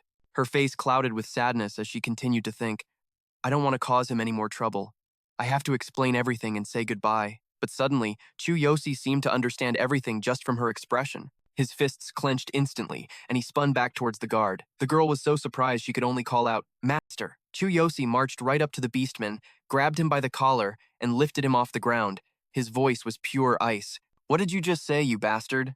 Are you asking for a torn-out mouth? His eyes were lethal as he growled out each word. Apologize to her. Now, the guard, still unafraid, shouted, I'm only speaking the truth. She's a mix of human and beast. In other words, a half-beast man. She has nothing to do with us and doesn't even have a proper name. The system displayed a glossary entry, half-beast man. An individual who is not of pure beastman blood, often considered a disgrace to the tribe, the offspring of other species and beastmen. To a race that values lineage, half-beastmen are despised everywhere and seen as inferior. Regardless of their position or rank, they are deemed unworthy of a name. Most half-beastmen are shunned by both races and endure a painful fate. Understanding finally dawned on Chu Yosi. He thought to himself, so she's the descendant of a human and a beastman. That's why I couldn't see her name before when I used God's Eye. She never had a name to begin with. Still held by the collar, the guard sneered arrogantly. Don't get cocky just because the Beast King has taken an interest in you, human. If you insult a beastman warrior, I'll punish you fairly. I'll apologize if you pass the test. But I doubt a puny human like you ever could. His words left both Chu Yosi and the beast-eared girl stunned into silence for a few seconds. Seeing him stand up for her like this, she blushed and pleaded, Master, please don't. You don't need to get involved with someone like me. He let the guard go, and a single word left his lips. Sakura. He shot the guard a look of pure contempt and declared, Her name is Sakura. Remember it. Hearing him, the girl thought in a daze, Sakura. Is that the name you've given me? Chu Yosi ignored the stunned guard, turning back to him. Remember what you just said. If I pass, you will give her a proper apology. With that, he put an arm around her shoulder and walked away with resolve. Sakura, let's go level up. In a lush green forest, Chu Yosi held a dagger at the ready. He said to Sakura, who stood beside him, a fox beast man. That's a rare one. All right, let's go get some EXP from them. Sakura still hadn't recovered from her embarrassment. She looked at Chu Yosi and asked softly, Master, why did you name me Sakura? He looked a bit surprised by her question, scratching his head as he answered, You don't like it? It just popped into my head. Fearing he'd misunderstood, she quickly waved her hands. No, I love it. I love it so much. She shyly lowered her gaze. I just wanted to know why you chose that name. Chu Yosi scratched his cheek, also a bit embarrassed. Well, this is a little awkward, but You always have the faint scent of cherry blossoms, so I thought Sakura would suit you. I'm sorry if that was too presumptuous of me. He had barely finished his sentence when Sakura ran and hugged him tightly from behind. Thank you. A radiant smile spread across Sakura's face. Master, I love this name. Sakura, my name. Seeing her so happy, Chu Yosi blushed and scratched his head. It was nothing. After a moment, they stood before the mouth of an ice cave. Chu Yosi spoke up. All right, Sakura, let's begin. As they stepped inside, Sakura whispered, My lord, is the dagger I gave you to your liking? He gripped the dagger tightly. It wasn't a high-grade item, he thought, but it was a world away from that goblin's crude club. Chu Yosi gave it a few test swings. Yeah, he replied. It'll do. After lifting that hammer, everything feels weightless. His system window popped up. Level 4, class, warrior, equipment, dark goblin set, weapon, club, skills, none, copied skill, heaven's tremor, combat power, 6,400. Just then, dozens of glowing red eyes ignited in the darkness, tracking their every move. A pack of fox beastmen emerged from the shadows, each one powerfully built. The system chimed in instantly. Fox Beastman, a tribe known for their superior speed and cunning. Any adventurer who underestimates them pays the price. Level 5, combat power, 720. Chu Yosi didn't even flinch. He shot her a quick glance. Sakura, fall back. Just guide me like you did before. I want to handle this myself, so don't interfere. Understanding his intentions, she obediently stepped back. Yes, my lord. Just then, another system notification appeared. Party restriction mode. If the level gap between party members exceeds 5, no experience or items will be awarded. Chu Yosi processed the info in a heartbeat and shot forward. Time to test out this new dagger. From behind, Sakura's voice was a steady guide. The Fox Beastmen are incredibly agile. Avoid wide sweeping attacks. Chu Yosi charged into the pack, his dagger a blur. He thought to himself, she wasn't kidding. They're fast. The beasts weren't just waiting to be slaughtered. They snatched sharp ice shards from the ground and lunged. Chu Yosi slammed his foot down, activating a skill. Superhuman body! By focusing his power into a single point, his physical resistance skyrocketed. The sheer force radiating from him terrified the pack. Their attacks glanced off his body, completely harmless. He let out a smirk. With your combat power, you can't even scratch me. Watching from afar, Sakura's eyes swelled with pride. His defense.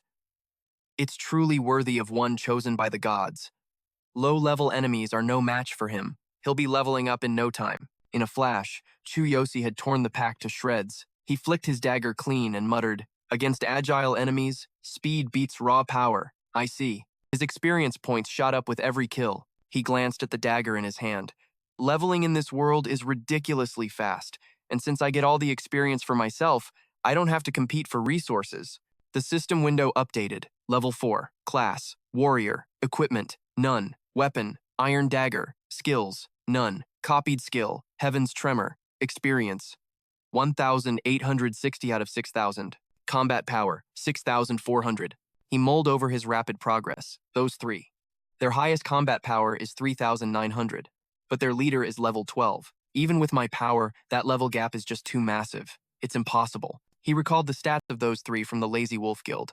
The first, a level 9 warrior, combat power, 1,200. Then Kajero, a level 10 mage with 3,500 power. And their leader, Tasuru, a level 12 warrior with 3,900. He was at a huge disadvantage. Considering their skills, winning is nearly impossible right now.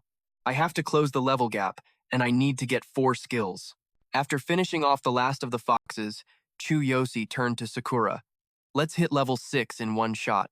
Sakura, I'm going to make that arrogant beastman boss kneel. A bit stunned by his fierce determination, she simply replied, yes. The two pushed deeper, straight towards the boss's lair. It was there, a greatsword strapped to its back. It turned its head, its eyes landing on Chu Yosi and Sakura. Saliva dripped from its bared fangs, its forearms clad in sharp bracers. As it turned fully, it towered over Chu Yosi, easily several times his size. The sword on the boss's back radiated immense power. Chu Yosi whispered, I wonder if that thing is a drop. Hiding behind a large rock, his eyes lit up. That sword, its size, its power. It was perfect. Noticing his expression, Sakura looked up and asked softly, Do you want it, my lord? Chu Yosi stroked his chin thoughtfully. No, just curious. Is it even possible for it to drop? Sakura quickly explained. Almost any item can be a drop, my lord, but the rate depends on its rarity. The best way is to just keep grinding until you get it. Rates also change from dungeon to dungeon. Using a special item can speed up the process, though. A system tooltip popped up. Drop rate, the probability of obtaining an item after defeating an enemy. Typically, the higher the item's quality, level, and effects, the lower the drop rate. Hiding in the shadows, Chu Yosi thought to himself, so there are drop rates, huh? This is exactly like a video game. That actually makes the system a lot easier to grasp. Chu Yosi activated his appraisal skill on the boss. Dark Fox Beastmen Chieftain, level 7. Combat power, 1,500. Seeing its stats, Chu Yosi couldn't help but smile. He looked closer at the detailed info. The system displayed Dark Frostblade, drop rate, 6%. That's pretty low. It'll be tough getting it at just level 6, he sighed internally. Such a shame. It's the perfect weapon for me. Just then, another system notification pinged. Chu Yosi opened it immediately. Item exchange system. The exchange system has been unlocked. You can now trade for various items by meeting specific conditions. Exchangeable items will upgrade based on your level and abilities. Items in the exchange will be updated periodically, so please be aware. After reading the message, he paused to think, there's still a lot I don't know about this exchange system. For now, the only thing available was a drop rate ticket. The exchange window displayed, drop rate increase voucher, 30% for 1 minute. Increases the drop rate of all items by 30%. Stock, 3 vouchers. Exchange condition. Defeat a total of 30 normal monsters between level 1 and 5. Progress. 114 defeated. Condition met. A grin spread across Chu Yosi's face. 114. I can make the trade. He processed the information. So, 1 voucher for every 30 kills. And it seems the kill count carries over between worlds. After a quick calculation, Chu Yosi's eyes widened. If he used all 3 vouchers at once, the drop rate would shoot up to 96%. With that thought, he quickly tapped the screen. That makes the drop practically guaranteed. With 3 vouchers in hand, a system message popped up. Notification. You have exchanged for 3. Drop rate increase vouchers. Conditions met. You do not currently possess a shared inventory. Items cannot be stored. After activating the 3 vouchers, Chu Yosi didn't hesitate. Sakura, let's go get that sword. It's time for a power-up. Seeing him look so confident, she couldn't help but feel excited. My lord, give it your all. Dagger in hand, he instantly fell into a fighting stance. Stay focused, Sakura. Guide me. The chieftain instantly sensed the danger. Its eyes blazed crimson as it let out a ferocious roar. In the next instant, it drew the massive sword from its back and swung it directly at Chu Yosi. He leaped back, narrowly dodging the blow. Small shards of ice crystallized in the wake of the swing. Chu Yosi gritted his teeth. So, the sword has an ice enchantment? Sakura's voice called out from below. The Dark Fox Chieftain isn't just fast, it's also incredibly strong. That weapon is imbued with the ice attribute. A single hit will slow you down and drain your life force. Aim for its weakness to end this quickly. Her reminder sparked an idea in Chu Yosi's mind. Dark Fox Beastmen are weak to fire. Coating my weapon with flammable oil should do the trick. I get it. As he applied the oil, his dagger erupted in fierce flames. Chu Yosi stared down the chieftain and declared, let's see what's stronger. Your ice, or my fire. Now hand over that sword. Another tooltip appeared. Flammable oil, a mixture of combustible resin and ash. When applied to a weapon, it grants the fire attribute. Ignites on contact with air. No spark required. A staple item for any seasoned adventurer. Chu Yosi charged forward, his flaming dagger leading the way. The beastman barely had time to react. As Chu Yosi's slash descended, the chieftain threw up a wall of ice to block the attack. From below, Sakura shouted out a critical piece of intel. The foxman's weak spots are its armpits and neck. Aim for those. After a fierce clash with the beastman, Chu Yosi finally saw his chance. He exploded forward with a battle cry. All right, this is it. With one decisive slash, blood erupted into the air. The foxman's arm was instantly severed, and it howled in agony as its health bar dropped by a sixth. As the beastman trembled uncontrollably, a system window flashed before Chu Yosi's eyes. It announced that when an enemy's weak point is struck, they enter a coward state, which doubles all incoming damage. The enemy's resolve and spirit would plummet, making them far more vulnerable. This effect would last for 15 seconds. Chu Yosi was shocked that just losing an arm could trigger this. He thought, so there's a debuff effect like this? Interesting. Seizing the moment, he charged the foxman again. I'll exploit this opening to the fullest. From the side, Sakura kept cheering and coaching him. Master, its weak points are even easier to spot in this state. Dodge its wild attacks and wait for the perfect moment to strike. Hearing her advice, Chu Yosi glanced back and yelled, Got it, thanks! He unleashed a relentless flurry of attacks, giving the beastman no time to counter. It could only swing its sword in a desperate, chaotic frenzy, but Chu Yosi easily dodged the clumsy slash. He thought to himself, Without Sakura's guidance, I'd probably be dead by now. The Beastman was completely stunned. This was his chance. Chu Yosi poured every ounce of his strength into his knife and lunged toward the foxman. Is it over? Now it's my turn. Sakura reminded him to aim for the neck. Chu Yosi activated his Transcendent body system. 60% of his physical power surged into his arms, allowing him to unleash 200% of his strength. He aimed right for the Beastman and roared, "Here I come!" He drove his blade straight into its neck while its guard was down. The health bar plummeted to a sliver as a notification rang out. Weak point strike successful, triple damage dealt. The enemy's status changed from critically injured to helpless, an effect lasting for 15 seconds. Seeing this, Sakura threw her hands up and cheered. Amazing, but don't let your guard down until it's completely over. Inwardly, she thought, even though it's a low-level battle, just being with my master is the best. Chu Yosi pressed his advantage. This time, he leaped from above, knife in hand, and declared, "It's finished." He used his Heavenly Quake skill, channeling all his power into a single, fatal strike straight through the Beastman's head. As she watched, Sakura leaped into the air with pure joy, shouting, "Master, that was incredible!" Chu Yosi wiped a smear of dirt from his face, his eyes still holding a lethal glint. The battle was won. He immediately pulled out his exchange tickets, thinking, almost forgot to use these before the item drops. A system message appeared. You have used 3 drop rate increase tickets. The drop rate for all items has been boosted to 96%. The effect will last for 1 minute. Just as he finished using the tickets, the loot appeared. He grinned. Perfect timing. After slaying the Foxman boss, notifications flooded his screen. You have gained 3,000 experience points. EXP, 5,430 out of 6,000. You have defeated the high-grade Beastman boss. 7. You have received the weapon, Black Frostlight Sword. Seeing such a huge EXP gain, Chu Yosi cheered like a kid. 3,000 points. And it dropped a weapon, too. Sakura stood beside him, beaming with pride. You're so lucky, Master. Almost nobody gets that weapon on their first try. Chu Yosi held the Frostlight Sword, examining it. He thought, even with a transcendent body, I can still get hurt if I'm careless. If I can find the right weapon, I can unleash even more powerful attacks. I've never seen one this strong before. He raised the sword, and a thin layer of frost enveloped it. His mind raced, challenging those 3 from the Mad Wolf Guild with this. That sounds like fun. I'm almost at level 5. I'll hit level 6 before tonight, for Sakura and for myself. His system status updated. Level 4. Class, Warrior. Weapon, Black Frostlight Sword. Equipment, none. Skills, none. Copied skill, Heavenly Quake. Combat power, 4,600. EXP, 5,430 out of 6,000. Chu Yosi slung the sword over his shoulder and looked at Sakura. Sakura, is there anywhere else I can grind levels? I want to hit level 6 as soon as possible. Hearing his question, she replied instantly, That's easy. We just need to use a reset scroll. A reset scroll shortens the monster respawn time in a cave or dungeon. Its effect is reduced in higher level or special areas. She held up a finger explaining, The Foxman's Den is a low-level area, so the monsters will respawn very quickly. Sakura rummaged through her bag. I have a few scrolls. It should be enough to get you to level 6, but let's rest up first. I have some recovery potions too. Chu Yosi was surprised and asked, Is there anything you don't have?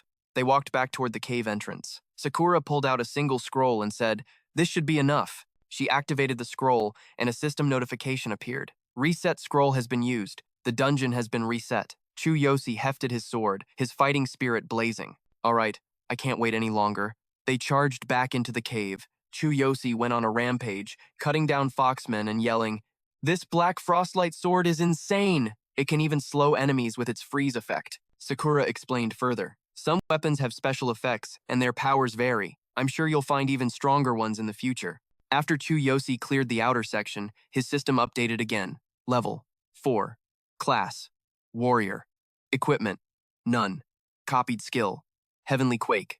Weapon, Black Frostlight Sword. Skills, none. Combat power, 4,600. EXP, 5,560 out of 6,000. Chu Yosi tirelessly pushed deeper into the cave. He thought, speaking of powerful weapons, there's the Godly Hammer, the Beastman's sacred artifact stored in the city's vault. But right now, even at full strength, I could only wield it for a second. If I could use it properly, I'd be invincible. Finally, Chu Yosi reached the boss chamber. Round 2 with the boss. He pointed his sword at the Beastman and said, Long time no see. I wiped out your army and hit level 5. So, are you ready for our next dance? The system showed Chu Yosi had already reached level 5. Class, Warrior. Weapon, Black Frostlight Sword. Copied skill, Heavenly Quake. Combat power, 5,800. EXP, 800 out of 9,000. Chu Yosi used a third reset scroll. Soon, he was facing the Foxman boss for the 4th time. He smirked at it. "I've missed you." Sakura stood by, wishing him good luck. After the 4th kill, his system updated. Level 5, Class, Warrior. Weapon, Black Frostlight Sword. Copied skill, Heavenly Quake. Combat power, 5,800. EXP, 5,200 out of 9,000. On the 5th run, Chu Yosi charged in without hesitation, slashing at the foxmen and screaming, "I'm back, you damn foxes." Seeing him like this, Sakura commented, "He seems a little ruthless, doesn't he?" After the 5th clear, Chu Yosi's experience was at 8,120 out of 9,000. When Chu Yosi arrived for the 6th time, the foxman boss practically surrendered, kneeling and offering up its sword. Drenched in sweat, Chu Yosi charged in anyway. That's more like it. With one final decisive slash, a system notification exploded.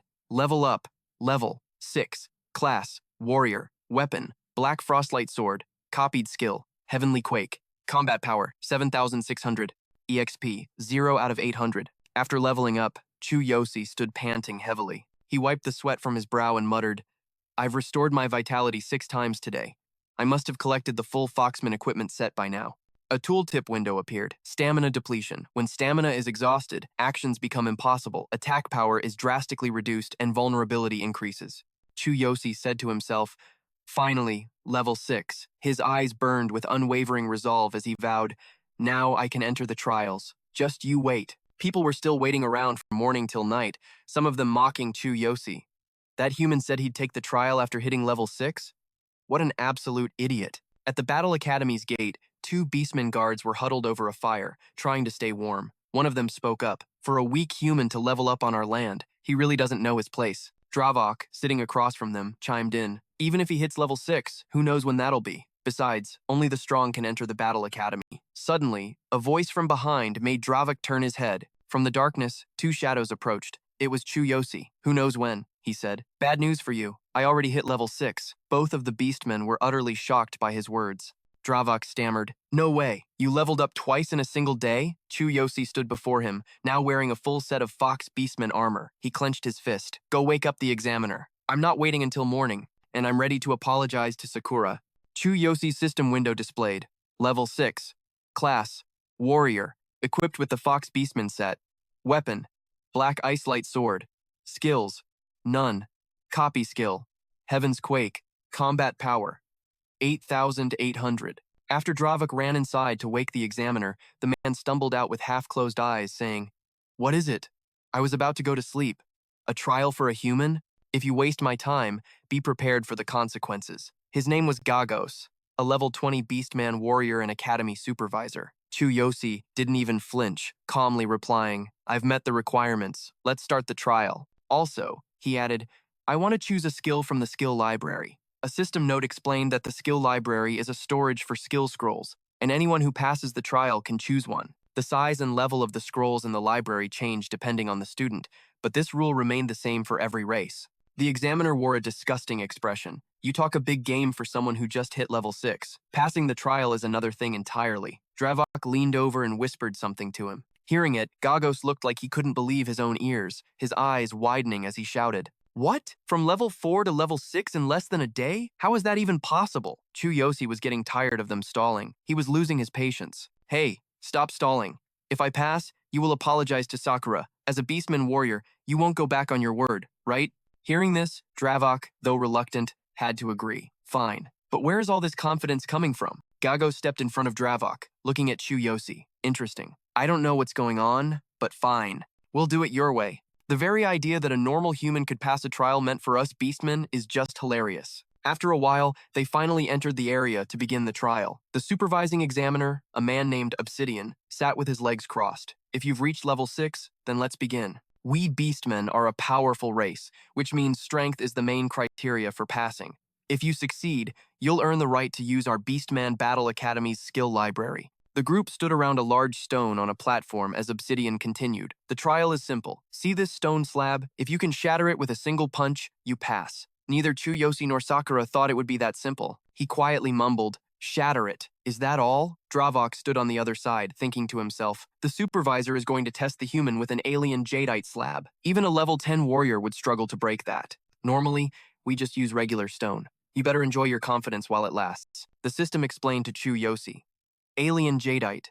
A stone that fell from the sky. It's used by the beastmen to measure strength. Although it's no longer feared, it was originally considered a bad omen. As more of them were found, its hard, metallic material became priceless, and it's said that spirits from distant worlds use it to craft weapons. Gagos rolled up his sleeves and looked at the slab. For a beastman, this is easy. You just have to smash it in one hit. Let me show you how it's done. In his head, Gagos was scoffing. Easy? Anyone below level 10 can't even scratch alien jadeite.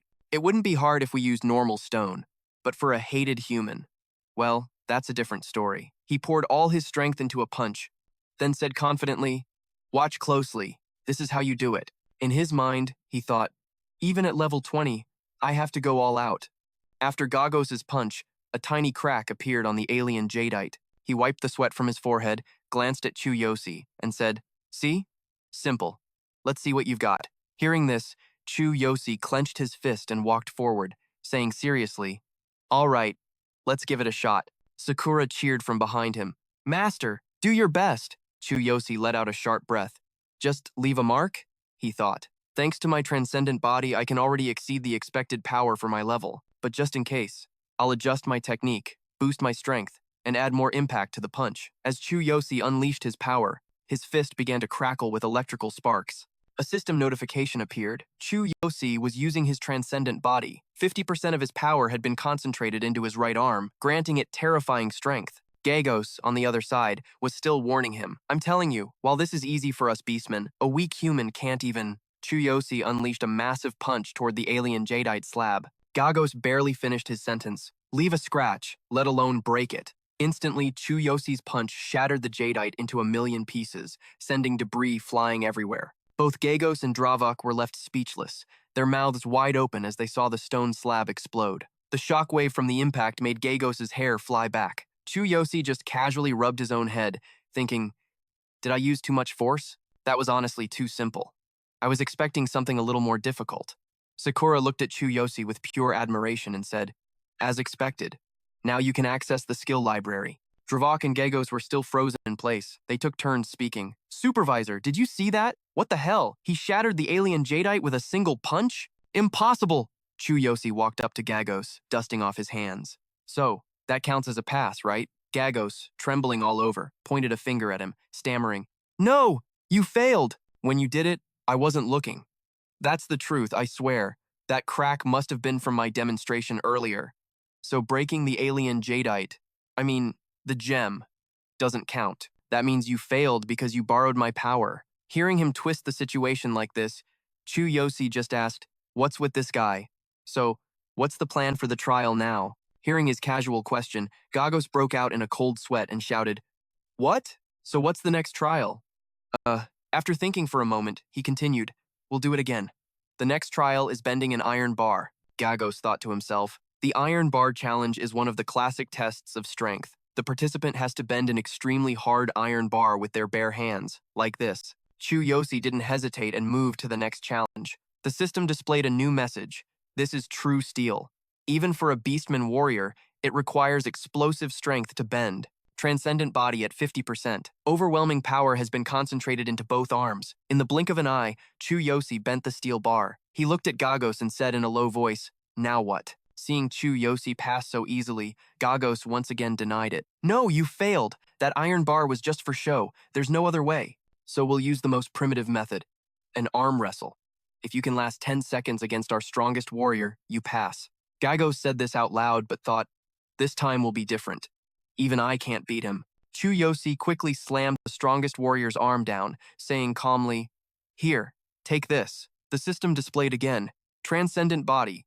70% power focused into the right arm, granting it terrifying strength. Gagos felt like he was going to cough up blood seeing his champion defeated instantly. He didn't even last 1 second. Chu Yosi shot him an ice-cold glare and said, "Hey, I completed all 3 trials. That means I pass, right?" Dravok and Jagos both trembled at his presence, speaking one after the other. "Of course, you pass! What a terrifying human being!" Chu Yosi grabbed Sakura's hand, leading her in front of Dravok as he announced, "As promised, you will apologize to Sakura." Seeing his unyielding determination, Dravok knew there was no backing out. Damn it. Fine. A beast warrior keeps his promises. He bowed a full 90 degrees before her, speaking to Sakura with sincerity. "I am sorry. I apologize for what I said last time." Sakura blushed, hiding behind Chu Yosi and speaking softly. "I never expected this. I thought that kind of treatment was normal. Don't worry about it." Seeing this, Chu Yosi waved a hand dismissively in her defense. "Sakura, you don't need to be so polite. He absolutely had to apologize. Just accept it with pride." Hearing Chu Yosi's words, she could only blush with embarrassment and reply, "Yes, master." She lifted her head and faced Dravok with confidence. "I accept your apology." After clearing the test, Chu Yosi was finally allowed to enter the skill repository. But at the entrance, before letting him in, the Beastmen gave him a final warning. You can only take one skill scroll per entry. Hearing this, Chu Yosi stroked his chin thoughtfully. "Only one? That's absurd." Jagos turned to him and shot back. "You think you can just take anything you want? The Combat Academy has very strict rules." He continued to explain the rules of the skill repository to Chu Yosi. "Once you are inside, you only have 3 minutes to find a skill scroll you like. If you break the seal on the scroll within that time, it's yours. If time runs out, you'll be ejected by the rules and won't be able to re-enter for some time." Chu Yosi paid him no mind. He just complained about the time limit, the seals, and being expelled. "What is all this?" Jagos continued to explain to Chu Yosi. "The Human Combat Academy is a vital place that represents the entire region." A system notification also appeared. Skill Scroll Seal. A mystical seal. The skill scroll cannot be used unless this seal is broken. Rule Barrier. A type of ward that can only be dispelled by a powerful mage or sorcerer. It can enforce rule-based conditions to permit or deny the entry of living beings. To protect the repository, high-level mages were invited to place the seals and barriers. Jagos spoke up again. "This seems more complicated than I thought." After learning all this information, Chu Yosi nodded in agreement. "That's right," Sakura added from behind him. "I've heard that in higher-level combat academies, the conditions are far more severe." Jagos opened the door to the skill repository. He reminded Chu Yosi one more time, "If you understand, then go in. Don't even think about stealing skills. The barrier will expel you immediately." Chu Yosi walked up the steps, one by one, as Jagos' voice rang out behind him. "Is that clear? You have 3 minutes. Choose a skill scroll and leave." Chu Yosi entered the repository, with Sakura still following behind him. The 3-minute countdown began. Chu Yosi excitedly examined one skill scroll after another. He couldn't stop being curious about everything. "I understand why they need magic to protect this place now. With this many scrolls, I'd be tempted to steal a few too." Sakura also approached a bookshelf. She picked up a skill scroll, looking at it intently. "This is the first time I've been in a skill repository, and every scroll has a seal, so I can't see the contents. It feels like I could break this seal just by using my strength."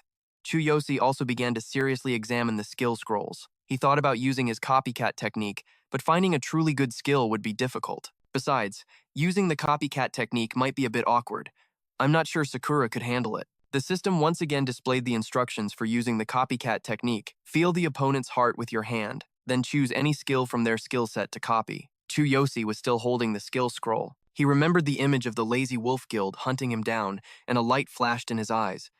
"Anyway, let's begin. I just need to use my own power, right?" He continued to think to himself that he needed to choose a skill to deal with those 3. Suddenly, Chu Yosi unleashed his power onto the skill scroll to open it. Immediately, he could see the scroll's information. Chu Yosi cheered. "Success! The skill information has appeared." A system notification displayed, Shield Bash. A powerful shield attack on a target, causing physical damage and potentially stunning the opponent.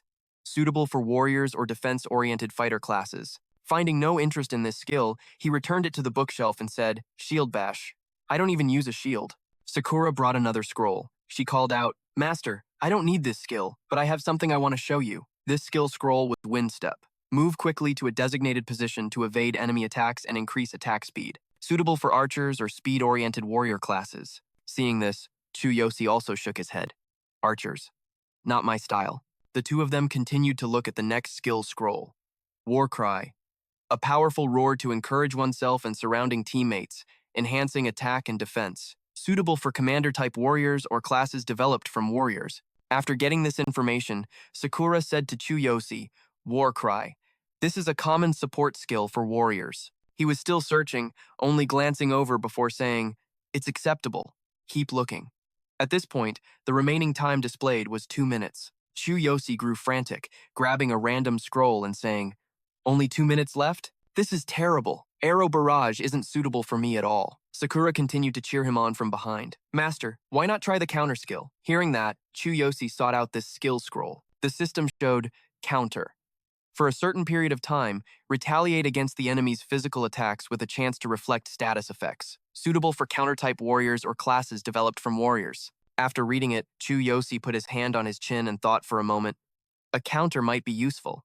Chu Yosi cheered after finding the first one. "All right, I'll keep it as a candidate." Sakura then came over with a few other scrolls for him. Chu Yosi looked them over. Rage sweep. He flatly dismissed it. "No, too flashy for me." Next was charm. Chu Yosi was still not satisfied. "No way. Sakura, we're really out of time." Passion. Hearing the name of the skill scroll, he asked, "Sounds like a shady skill for a frail body. What kind of skill is that?" Sakura, standing to one side, was also a bit sad. None of them are suitable for master. 1 minute left. Seeing that there wasn't much time remaining, Chu Yosi thought again. "Only 1 minute left. This isn't good. I haven't been efficient. If I break the seal, it seems I can check inside the scroll. At this point, I'll have to use brute force." Having made his decision, Chu Yosi turned to remind Sakura.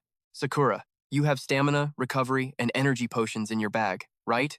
I might need to use them later. Step back and hide behind something solid. Hurry up." Although Sakura didn't know what he wanted to do, she obediently hid behind a bookshelf. "Yes, master." Chu Yosi started to use his power arm again. Blue electric sparks appeared once more. "All right." Outside, Gago suddenly raised his head to look at the skill repository. Electric sparks were appearing on the top of the repository's tower. Dravok, observing from a distance, also didn't know the reason and spoke up. "What's going on?" Inside the room, Chu Yosi was still casting a spell and said, "All right, I'll break all the seals at once." Sakura peeked her head out to sneak a look at Chu Yosi, a fleeting thought appearing. "Even I'm overwhelmed by Master's intensity." The system immediately sent Chu Yosi a notification. "Due to insufficient level and conditions, you cannot unleash the full power of the Heavenly King's hammer. Forcing its release will consume a large amount of energy. Release time. 1 second." Chu Yosi raised his glowing electric fist. He shouted, "1 second is all I need." Outside, what were once sparks had now become swirling purple lightning bolts, turning the entire night sky into a dark, eerie spectacle. Gago stared in utter disbelief. "Is that the power of a human?" Inside the vault, dust and debris swirled around Chu Yosi, his eyes glowing red as he gripped the divine hammer. Watching from the sidelines, Sakura could only think to herself, "This is insane. If I wasn't seeing it with my own eyes, I'd never believe it." The system pinged. Asterisk, Divine King's Hammer. Activated. Duration. 1 second. Asterisk. Without a moment's hesitation, Chu Yosi acted. He slammed the hammer into the floor, declaring, "I'll shatter every single seal." All at once! At that exact moment, the lightning storm above the tower vanished, replaced by a blinding, holy light. Inside, the impact from Chu Yosi's strike shattered the very ground beneath him. Waves of raw energy, big and small, erupted across the entire room. He had just unsealed every last skill scroll in the vault. Seeing them all open at once, Sakura's eyes went wide. He actually did it. He broke the seal on every scroll. Just then, a new notification appeared. Asterisk Divine King's Hammer. Effect expired. Asterisk Chu Yosi collapsed to the ground, clutching the arm ravaged by the hammer's power. "I did it." 50 seconds remained. With every scroll unlocked simultaneously, an avalanche of information flooded his mind. The sheer volume of data from the scrolls poured into him. Hiding behind a bookshelf, Sakura watched in terror, thinking, the invisible information is so dense it's warping the very space around them. If he takes in that much information at once, his brain won't be able to handle it. Realizing the danger, she ran out, shouting, "Master, Master, wait!" But it was too late. Chu Yosi was already absorbing everything. He clutched his head in agony. "My head, it's splitting open, but I can see everything. Show me the strongest scroll. The skill that suits me best." 40 seconds left. Panic started to set in. "This isn't good. It's not enough. Give me a stronger skill." Suddenly, his eyes locked onto a single scroll glowing with a faint light. Instantly, he started searching the shelves for it. 30 seconds left. Sakura's voice was filled with urgency. "Master, time is running out." Chu Yosi had no strength left, but one thought burned in his mind. "I saw it. That's the one." He called out to her. "Sakura, get me the scroll on the bottom shelf of the farthest aisle. Third from the back." Without hesitation, she leaped into the air. "Yes, master." She landed right where he directed her. "Bottom shelf. Third from the back. This is it." 20 seconds remaining. Holding the scroll, Sakura froze. A torn scroll? This has to be a mistake. The system immediately displayed its information. Asterisk, torn scroll. Asterisk. These are scrolls missing a portion of their content for some reason. You need to collect the remaining pieces to complete them. Typically, torn scrolls are useless. Their incomplete nature drastically reduces their power, so almost no one ever learns them. With no time to think, she rushed back to Chu Yosi's side, landing with a soft thud. Master, are you sure about this? It's a torn scroll, she exclaimed, tucking it into her robes. Time's almost up. We have to get out of here. 10 seconds left. Chu Yosi forced himself to his feet. He picked Sakura up in his arms, speaking through clenched teeth. I can hold on a little longer. I'll get out on my own. He activated another skill. Asterisk, superhuman body, 50%. Asterisk, power focused into his legs for an explosive burst of speed. Asterisk, warning, your body will be under immense strain. Use with caution. Asterisk. Outside, Gagos was getting impatient. Too quiet. Only 5 seconds left. Even if he finds nothing, time's up.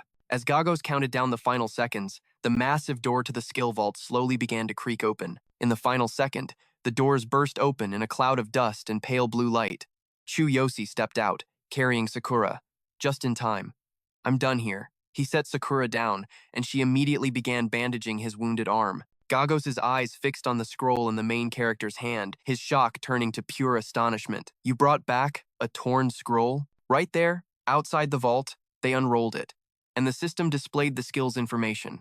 Asterisk Heaven's Thunder. Asterisk. A powerful combat magic that allows the user to summon immense electrical currents, dealing lightning damage. It arcs between 3 targets, suitable for both warriors and mages. Skill details vary with a staff or weapon. The user strikes the main target with a powerful bolt of lightning, then summons more thunder from the heavens to strike down. It automatically chains to the next target, paralyzing them after impact. Because this skill commands lightning, nature's most powerful force, it demands exceptional ability. Those who are not worthy are forbidden from using this spell. This skill can be upgraded by collecting the remaining fragments. After reading the description, Gagos took the scroll in his hand. I heard about this from my predecessor. In the last 1,000 years, almost no one has attempted to learn this fragmented skill. There are 2 reasons. First, the skill is split into 6 volumes, but only 3 have ever been found. Finding the rest in this vast world is a fool's errand. What's more, every beastman who tried to learn this skill died from the backlash when upgrading it. Their bodies exploded, a truly horrifying death. It was likely because they couldn't control the skill's raw power. Hearing this, Chu Yosi looked exhausted. So you work hard to learn it, collect the pieces, and in the end, you just blow up? So no one has ever truly mastered this skill? The academy supervisor suddenly spoke up. No, there was one. The old man began to tell a story from the distant past. 1,000 years ago, the strongest beast king, known as the God King, was the owner of our sacred relic, the Divine King's hammer. This was the only skill he left behind. Chu Yosi casually picked his nose. A skill left by the user of the Divine King's hammer? Then why is a skill that powerful treated like a piece of trash? Obsidian exploded with rage. Are you joking? Is this some kind of joke to you? Obsidian seethed, catching his breath. No matter how strong a skill is, if no one can learn it, it's meaningless. A superior weapon is just scrap metal in the wrong hands. Even though this was left by the great God King, few believe it still exists, because no one has mastered it in 1,000 years. Like the former glory of the Beastmen, it will never return. Chu Yosi's eyes lit up with determination. He held up the scroll, a huge grin on his face. Whatever. Sounds like it might just be perfect for me. Sakura, let's go. Sakura heard his confident tone and replied softly, yes. As they walked away, Obsidian called out after them, that fragment is only the beginning. Whether you can find the remaining pieces and truly master this skill depends entirely on your own strength and your luck. His gaze then shifted to Sakura. And you're the half-beastman who was supposed to be executed, aren't you? When she didn't answer, his voice turned sharp and accusatory. How could you do this to the beastmen? I bet that human still doesn't know your true identity. Are you planning to sacrifice him, too? In an instant, Sakura's demeanor changed completely. Her eyes turned to ice as she stared him down. This has nothing to do with you. Terrified by her sudden shift, Obsidian shrank back and said nothing more. Watching them disappear into the distance, he muttered to himself, I'll be watching to see just how far you two can go. Later, inside their inn-room, Chu Yosi was unwrapping the bandages on his arm. Sakura, your healing potion really works wonders, but man, it tastes awful. A system notification confirmed his arm was fully recovered. As he applied more of the medicine Sakura gave him, he mumbled, seriously, How the heck does she make this stuff? Sakura just sat by the window, staring blankly outside without a word. Chu Yosi turned to her, concerned. Sakura, you've been acting a little strange ever since we got back. Are you okay? She finally looked at him, her reply quiet. Yes, I'm just a little tired. Chu Yosi studied her for a moment before asking, Sakura, I just want to know. You were supposed to be executed, right? Was it just because of who you are? At his question, Sakura's expression darkened, a clear sadness washing over her face. Completely missing her change in mood, Chu Yosi pressed on. You were next in line, weren't you? But just as quickly, Sakura forced a smile, dodging the question by changing the subject entirely. All right, let's change the subject. Master, have you looked at the other scroll yet? Hearing her question, Chu Yosi's own curiosity faded away. He recalled his time at the Beastman Academy. That old Beastman said some weird things, but this skill feels like it was made for me. He thought to himself, Asterisk, Heaven's Thunder requires a powerful body, and mine is a perfect match. Asterisk. The wielder of the ultimate physique couldn't wait to see this skill's true potential. Before he could say more, Sakura jumped to her feet. Awesome! Are we heading out? Stretching as she stood outside, she added, What a perfect day. Looks like a great day for some leveling up, Master. From inside, Chu Yosi replied in a calm voice. You're right, but first, there's something I need to take care of. Just then, the ring on his finger pulsed with a notification. Infinite ring countdown complete. The infinite path is now accessible. Infinite path activation successful. A wicked smile spread across Chu Yosi's face. Asterisk, heh. While learning this skill, I figured out the perfect way to deal with those three. Asterisk. The moment the infinite path activated, Chu Yosi's rage ignited. He growled through clenched teeth. I told them to remember my name, didn't I? Now, I'm going to kill them. The system displayed his status. Level 6. Class. Warrior. Equipment. Fox Beastman Set. Weapon. Black Frost Phantom Blade. Skill. Heaven's Thunder. Sub-skill. Earthshaker. Combat power. 8,800. Back in the real world. A swirling vortex of lightning tore open the sky. Chu Yosi plummeted from within it. Landing softly, he thought, Asterisk, I'm back. Before I attack, I have to shatter their defenses. Asterisk. The three goons from the Mad Wolf Guild charged him wildly. Chu Yosi calmly assessed the situation. Asterisk. To activate my new skill, I need a weapon. Good thing I have the sacred inventory. Asterisk. He reached into the void, pulling something out. System. Sacred inventory has been accessed. One item has been withdrawn. As he gripped the hilt of a blade radiating an icy aura, a dangerous glint flashed in Chu Yosi's eyes. Asterisk, I'm counting on you. My new skill. Asterisk, Black Frost Phantom Blade has been withdrawn. Inventory slots. 2. Remaining. 1. Kajero's eyes widened at the sight of the sword. He tightened his grip on his staff. He pulled that sword. From thin air. Beside him, Guy stared with an intensely greedy gaze. Guy added, He must have a spatial ring. That sword looks like a top-tier item. It's mine. Tazuru cut in. Kill him first. We can split the loot later. Chu Yosi gripped his blade, his eyes like ice. His voice dropped low. You're the ones who started this. The moment he finished speaking, he raised his sword high. An immense power erupted from him, causing the very ground beneath his feet to crack and shatter. Kajero stared in shock. Wait, he's a warrior? What is this insane aura? Chu Yosi pointed his blade at them. A fierce wind kicked up, and an overwhelming pressure exploded from his body. A brilliant bolt of lightning shot straight into the heavens. Seeing this terrifying power, the Mad Wolf goons went pale. They were frozen in place, paralyzed by fear. Chu Yosi unleashed his attack, Heaven's Thunder. All three were instantly struck by arcs of lightning. They could only scream in agony. System notification, Heaven's Thunder. When wielding a staff or weapon, summon a powerful gale from the sky. After hitting a target, the skill chains to another nearby enemy. Inflicts damage and applies a paralysis effect. All three were completely paralyzed. Arcs of lightning continuously zapped their bodies. Tazuru gasped. How is this kid using such high-level magic? Kneeling beside him, Guy trembled. I can't move. Chu Yosi looked down on them, his body and blade crackling with raw electricity. Paralyzed, Kajero tremblingly reached inside his robes. Asterisk. Damn it, we completely underestimated him. He's a different person now. What's going on? I have to get out of here. Asterisk. Tazuru struggled to reach out a hand. He choked out the words, Wait, we surrender. Before he could finish, Chu Yosi's blade swung, slicing clean through his torso. Chu Yosi stared down at him with pure hatred. You thought I'd forgive someone who tried to kill me? Don't make me laugh. Seeing Tasaru's lifeless body, Guy screamed in a frenzy. "Don't you know who we are? We're from the Mad Wolf Guild. Please, let me." Before he could finish, Chu Yosi's blade silenced him forever. Shut up and die. Only Kajero remained, kneeling in terror. Asterisk. He shows no mercy. He knows he can't let any of us live. Asterisk.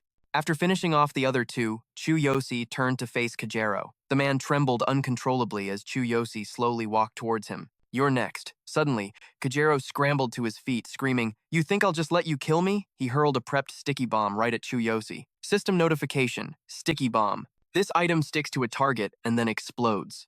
Despite its small size, it has massive power and can inflict heavy damage. For this reason, they are extremely rare and expensive. How to use: throw the item at a target to make it stick. Use magic to trigger the detonation. The sticky bomb flew through the air. Chu Yosi blocked it with his sword, and it adhered instantly to the blade. Kajero instantly activated his magic, veins bulging on his forehead as he screamed, "Die! Explode!" In an instant, a massive explosion ripped through the area, obliterating everything. Leaning on his staff, Kajero slowly got to his feet. He laughed maniacally. "I paid a fortune for those bombs. Even a level 12 hero would be wounded. If you're only level 10, that was enough to rip you to shreds." He gloated amidst the flames. "You were never a match for us." The explosion subsided, leaving behind a thick cloud of black smoke. Kajero waved the smoke away, searching the wreckage. When he saw Chu Yosi still standing, he stammered in disbelief. Impossible." From within the flames, Chu Yosi's voice echoed out. "What in the world was that explosive force?" System. If not for your transcendent physique, that attack would have been fatal." Chu Yosi's face emerged from the smoke. He activated his goblin armor. The ground beneath him instantly shattered, sending debris flying everywhere. As he lunged forward, his eyes glowed with a menacing red light. Asterisk, dark armor, and transcendent physique. Activated. Asterisk. Faster than a bolt of lightning, Chu Yosi closed the distance and finished Kajero in a single instant. Blood splattered across his newly formed armor. Asterisk, I knew I had to finish all three of them. Asterisk, Chu Yosi walked to where his sword had been blasted away. He pulled it from the ground and said aloud, "Did you really think I'd feel safe letting you live? You're all members of the Mad Wolf Guild." He glanced at the three bodies on the ground. "This only happened because my level is still too low." Suddenly, he spotted a pouch on Kajero's body. Curious, he crouched down to inspect it. As he rummaged through it, he muttered, "This disgusting world. It just devours the weak." From the pouch, he tipped a ring into his palm. His eyes lit up. A spatial ring. A system notification immediately popped up. A spatial ring is forged from a special material that grants the user a private pocket dimension. The size of this space varies based on the ring's grade. A low-grade ring provides a space about the size of a small room. A high-grade ring can contain a space as large as a mountain.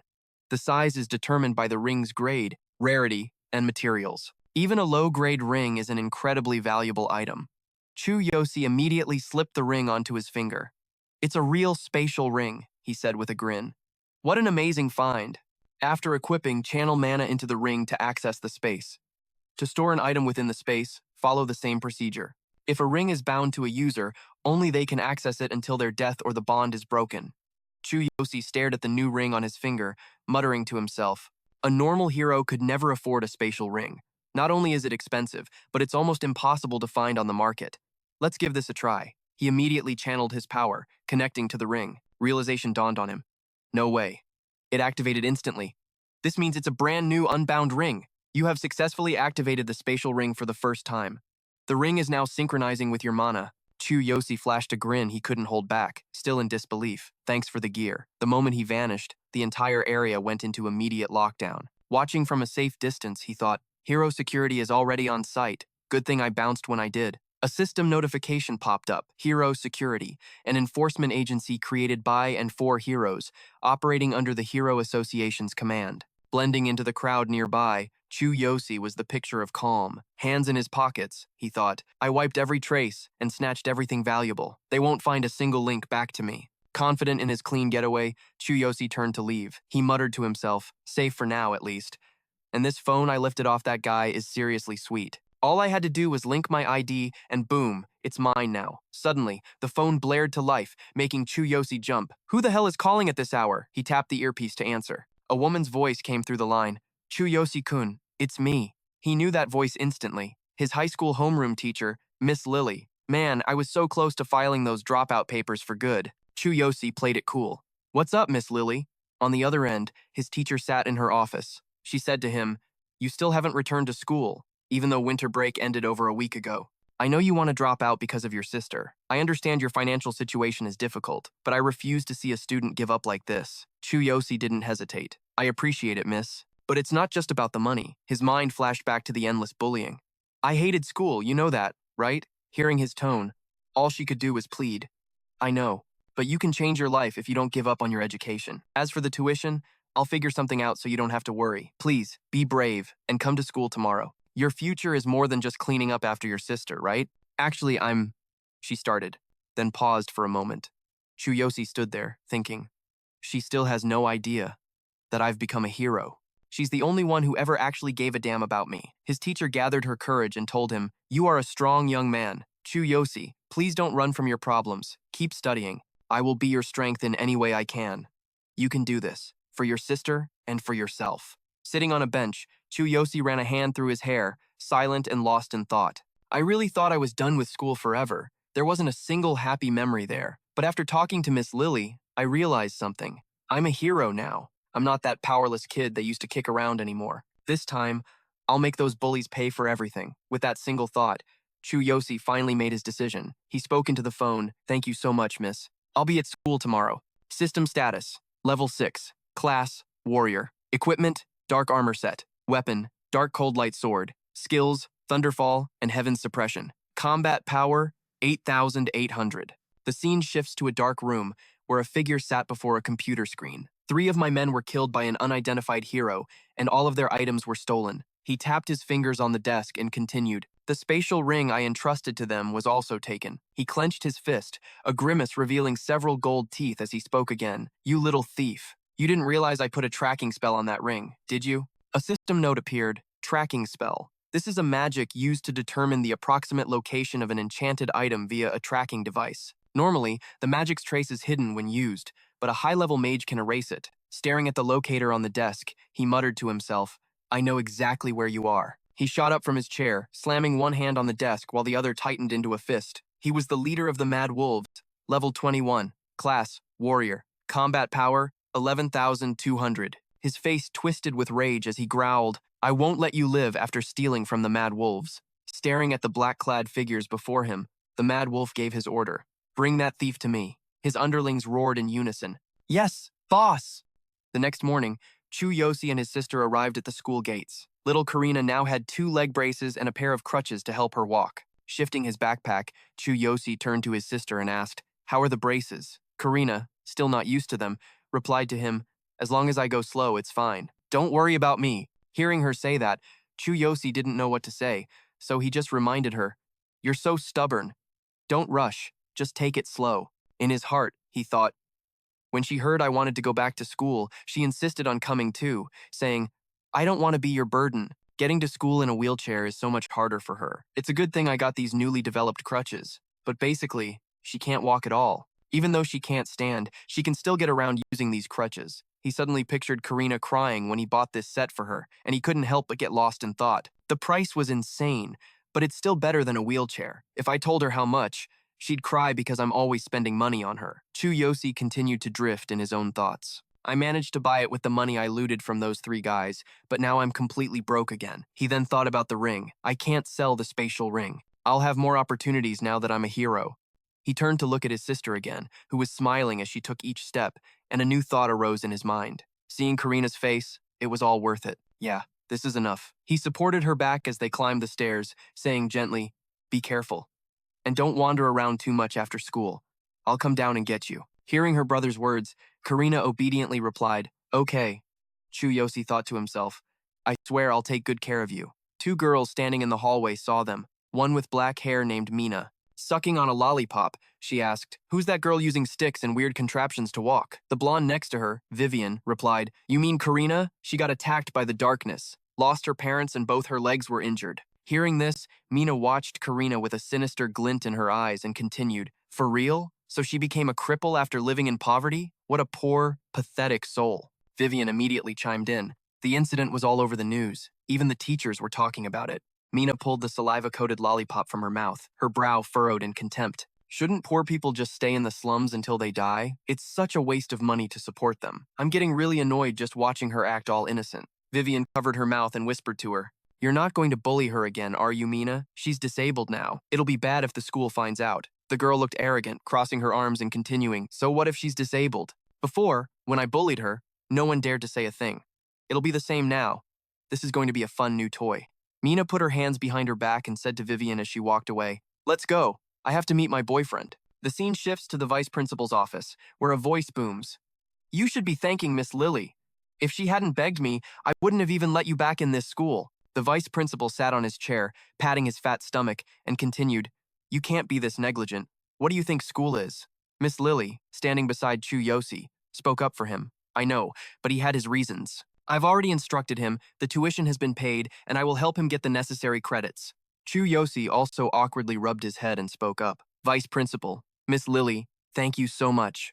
After they finished talking with the vice principal, the homeroom teacher and Chu Yosi went outside. As they walked, he whispered to the teacher, "I'm sorry for causing all this trouble." The vice principal watched the two of them leave his office, his eyes glued to Miss Lily's short skirt. Sitting in his chair, the old man stroked his chin, a sly smile on his face as he schemed. "I don't care about the student. I'm only interested in you, Lily. You really need a lover like me." Meanwhile, Chu Yosi and his teacher were walking down the hall when Miss Lily turned to him. "I also paid your sister's tuition, so don't worry. You are both strong kids." Hearing her say that, Chu Yosi replied, "I'm sorry for making you worry about us. I will definitely pay you back." Miss Lily heard him and waved her hand dismissively, saying, "We can talk about that later. You're a third year now, so focus on your exams. Besides, you look so much brighter than before, Chu Yosi.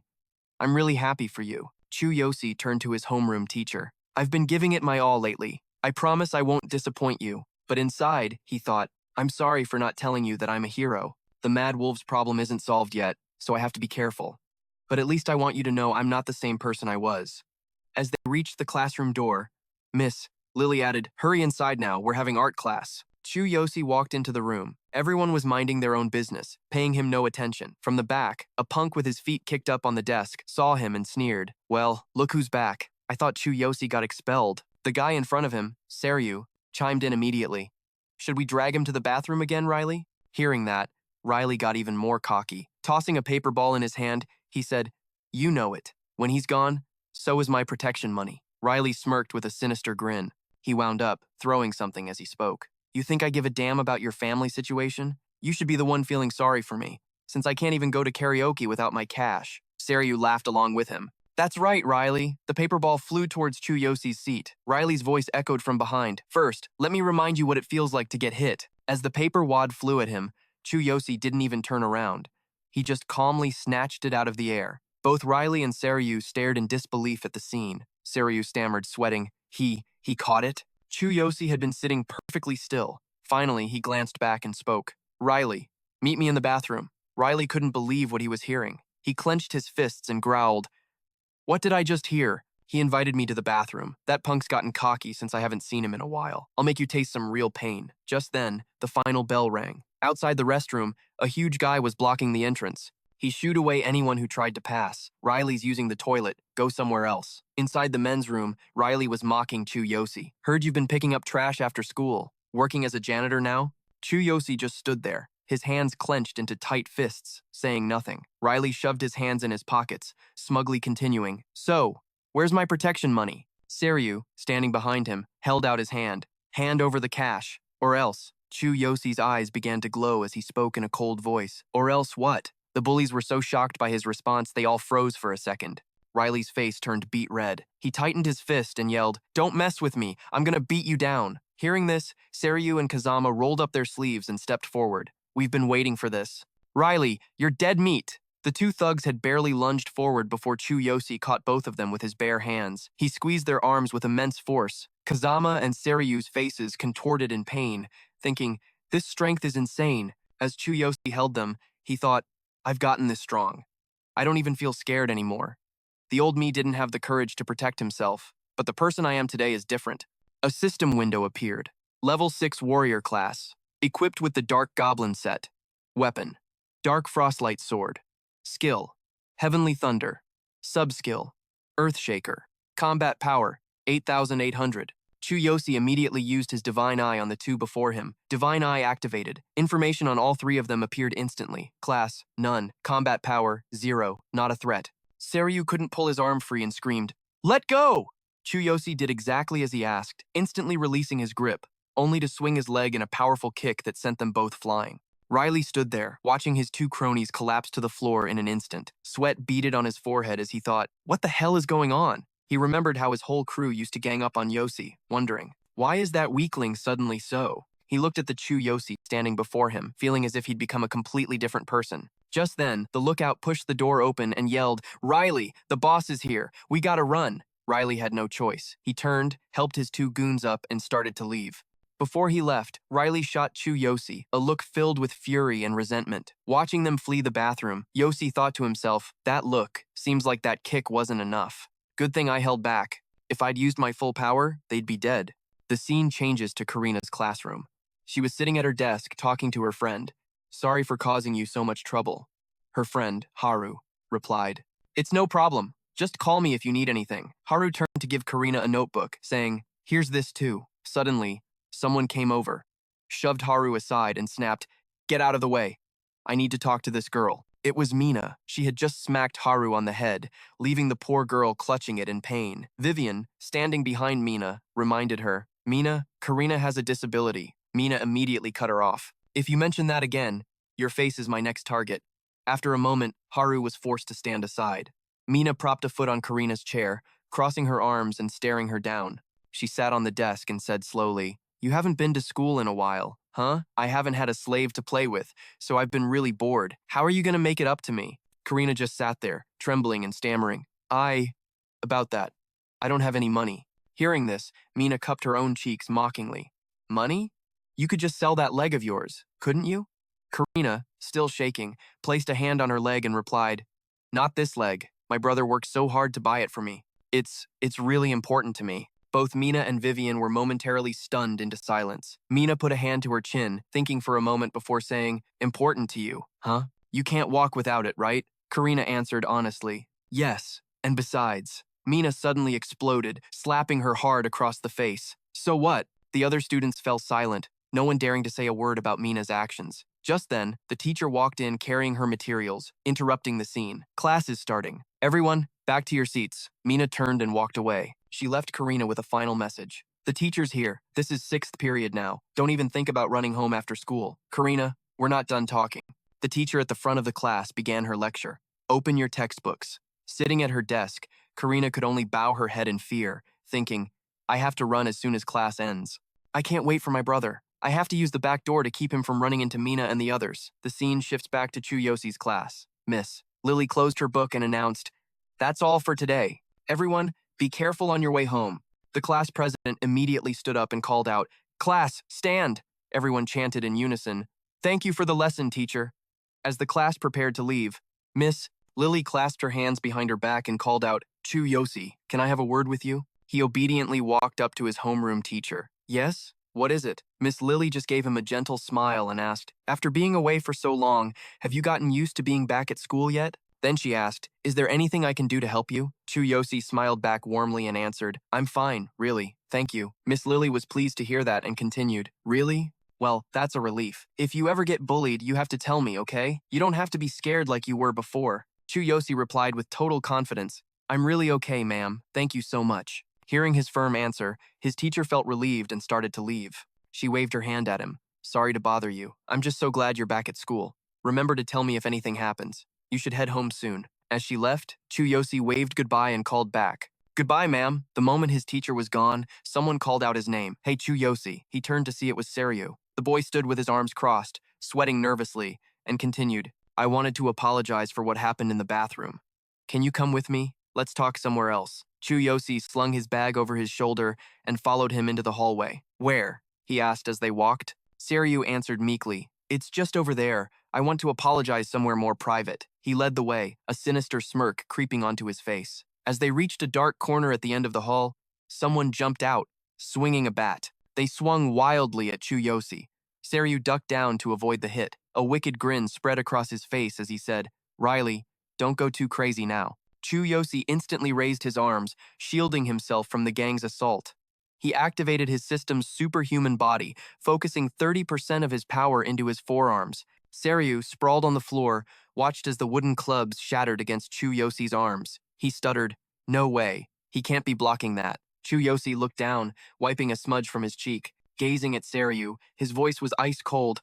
"I knew you were planning something, but I never thought you'd sink this low." The system window flared to life, displaying Chu Yosi's status. Level 6, Class, Warrior. Equipped with the Dark Goblin armor set and the Dark Cold Light sword as his weapon. Skill 1, Heavenly Thunder. Skill 2, Earthshaker. Combat Power, 8,800. Furious, Chu Yosi sent Seryu flying with a single kick. The punk screamed in pain and terror. Seeing this, the rest of the thugs charged in to attack Chu Yosi. One of them yelled, "Get him!" Chu Yosi dodged with ease, then immediately countered with a devastating heavenly kick of his own. After the blow landed, Kazama lay motionless on the floor, foam starting to bubble from his mouth. Chu Yosi spoke to them coldly.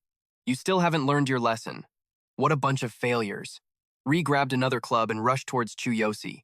He roared, "Go to hell." Chu Yosi just stood there watching him, then said, "If we weren't at school, you'd already be dead." As Ri charged forward, his entire body froze in place. He looked at Chu Yosi, his face draining of all color, thinking to himself, "I can't move my arm." He could only tremble as he stared at Chu Yosi, his mind racing. I'm scared of this guy." Chu Yosi raised a hand and said, "Time for a nap." Instantly, a vicious slap cracked across Jelly's face, sending the baseball bat in his hand clattering to the floor. After the hit, Jelly collapsed, completely unconscious. Chu Yosi looked down at him with disgust and said, "Now I'm late to pick up my sister. The only reason you're alive is because of the hero law. A hero doesn't kill civilians." The scene changes to the back gate hallway. Karina is here. She's panting for breath, dragging her heavy feet forward one step at a time. Terrified, she thought to herself that she had to use the back gate to escape Mina. She just needed to circle around to the front after passing through. Right in front of her now was a flight of stairs leading down. Karina let out a frightened sigh. She told herself, "I'm still so scared of stairs. Gotta calm down. Take it slow." Suddenly, a hand appeared from behind and shoved her forward. Karina lost her balance and tumbled down the entire staircase. Her school bag and crutches went flying everywhere. She landed in a heap on the ground, her nose starting to bleed. Mina and her friend stood at the top of the stairs looking down. The girl laughed triumphantly. "She fell! You think using the back gate would help you escape me? I knew you'd come this way." Mina smirked down at Karina and continued, "Take that thing off your leg." Karina turned back, tears streaming down her face, begging endlessly. "No, please don't! Don't take my leg brace!" Mina walked over and stepped on Karina, planting her hands on her hips arrogantly. "If you make us take it off ourselves, I can't guarantee you'll leave in one piece, girl." Meanwhile, at the front gate, Chu Yosi was waiting for his sister but couldn't see her. He thought to himself, "Karina's not here. I went to her classroom, but her classmates said she already left." Suddenly, someone called to him from behind.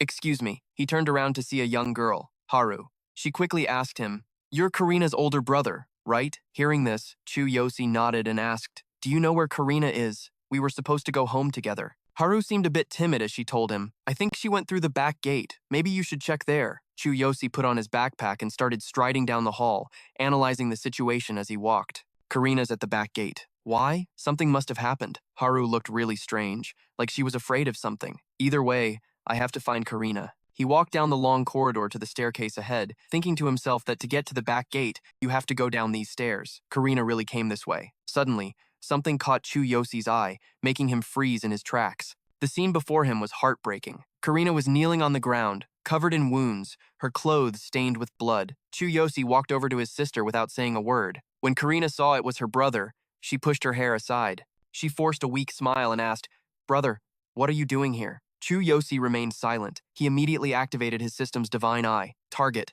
Karina, analyzing target's injuries. Karina kept up her goofy smile, trying to lie.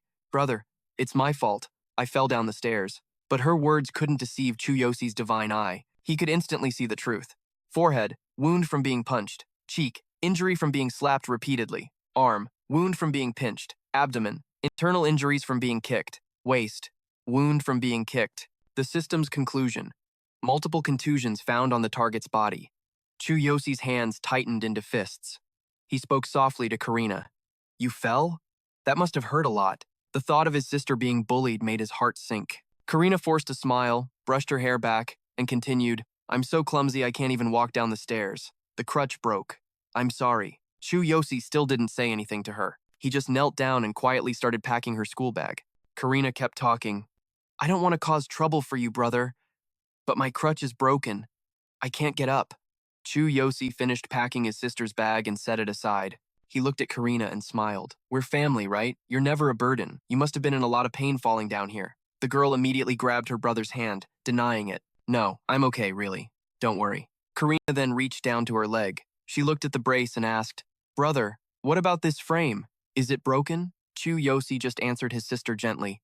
It's fine. Hearing that, Karina breathed a sigh of relief. Thank goodness. Chu Yosi lifted her onto his back to carry her away. All right, let's go home. The sky was a fiery red as the late afternoon sun shone down. The two siblings walked down the road just like that. With his sister on his back, Chu Yosi said to her, Do you remember, Karina? That day, I carried you just like this. I can feel how much you've grown. That was such a long time ago. Karina hugged her brother's neck and replied softly, Yes, but it feels like it was just yesterday.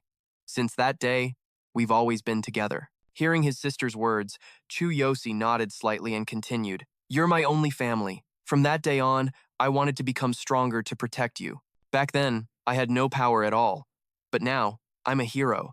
I will never let something like this happen to you again. Karina was quiet for a moment before she told Chu Yosi, I know you're always trying your best for me. That's why I don't want to be a burden to you. Chu Yosi suddenly stopped walking. He gently set his sister down and told her, There you go again. We're family. Wait here for a minute. I'll be right back. Karina didn't know where her brother was going, but she listened to him and asked, Where are you going? Chu Yosi slung his backpack over his shoulder, glanced at Karina sitting there, and said, I forgot something, so I have to go get it. Karina asked again, but her brother didn't answer. Forgot something. Chu Yosi adjusted the tie around his neck and walked away. Outside a classroom door, the sound of laughter echoed from within. That was so fun. Because that little brat was trying to protect her legs, it made her so easy to kick. It was Mina's group. She was lounging on a desk saying, But not being able to see that thing on her leg really ticks me off. We could sell it for money. Next time, we'll just steal it. The blonde guy sitting in front of her was Mina's boyfriend, Billy, class 3 to 6. Hearing that, he asked, Can we really sell it? Don't worry, I'll get it for you tomorrow. Vivian stood with one hand on her hip, looking at the lollipop in her other hand, and chimed in, I heard her brother, Chu Yosi, just came back to school. Is that going to be a problem? I heard he used to be a dropout working as a janitor. Hearing this, Mina gently stroked her hair and scoffed, A janitor? So he's just a piece of trash, a cripple and a lowlife. What a family. Just being in the same school as them is humiliating. They should both just get expelled. Vivian popped the candy into her mouth and added, Karina used to be really popular before her leg got messed up. A lot of guys in my class liked her. She was cute, smart, and knew how to dress. When Billy heard that, he propped his chin on his hand, a look of anticipation in his eyes. Cute and knows how to dress. I kind of want to meet this girl. Hearing that, Mina frowned and shot her boyfriend a warning look. Hey, you dare say that in front of me? Billy immediately stood up, leaning towards his girlfriend and said, Don't be mad. I didn't mean anything by it. Mina looked into his eyes and continued, Then tomorrow, after we steal her leg brace, we'll sell it for cash and go on a date. Billy immediately replied, Sure thing. It's just some cripple. It'll be easy. They had no idea that Chu Yosi was already standing right outside their classroom, hands in his pockets, having heard every single word. The words barely left Billy's lips when Chu Yosi strolled into the classroom, bag slung over one shoulder. The three bullies froze, staring at the newcomer. Billy immediately shot up. Who the hell are you? He demanded. Chu Yosi stood before them, his voice sharp and clear. So you're the ones who hurt Karina. And here she was, saying she just fell down the stairs. He must be Karina's brother, Vivian guessed out loud. So what if he is? Mina sneered, completely clueless about the danger she was in. What are you gonna do?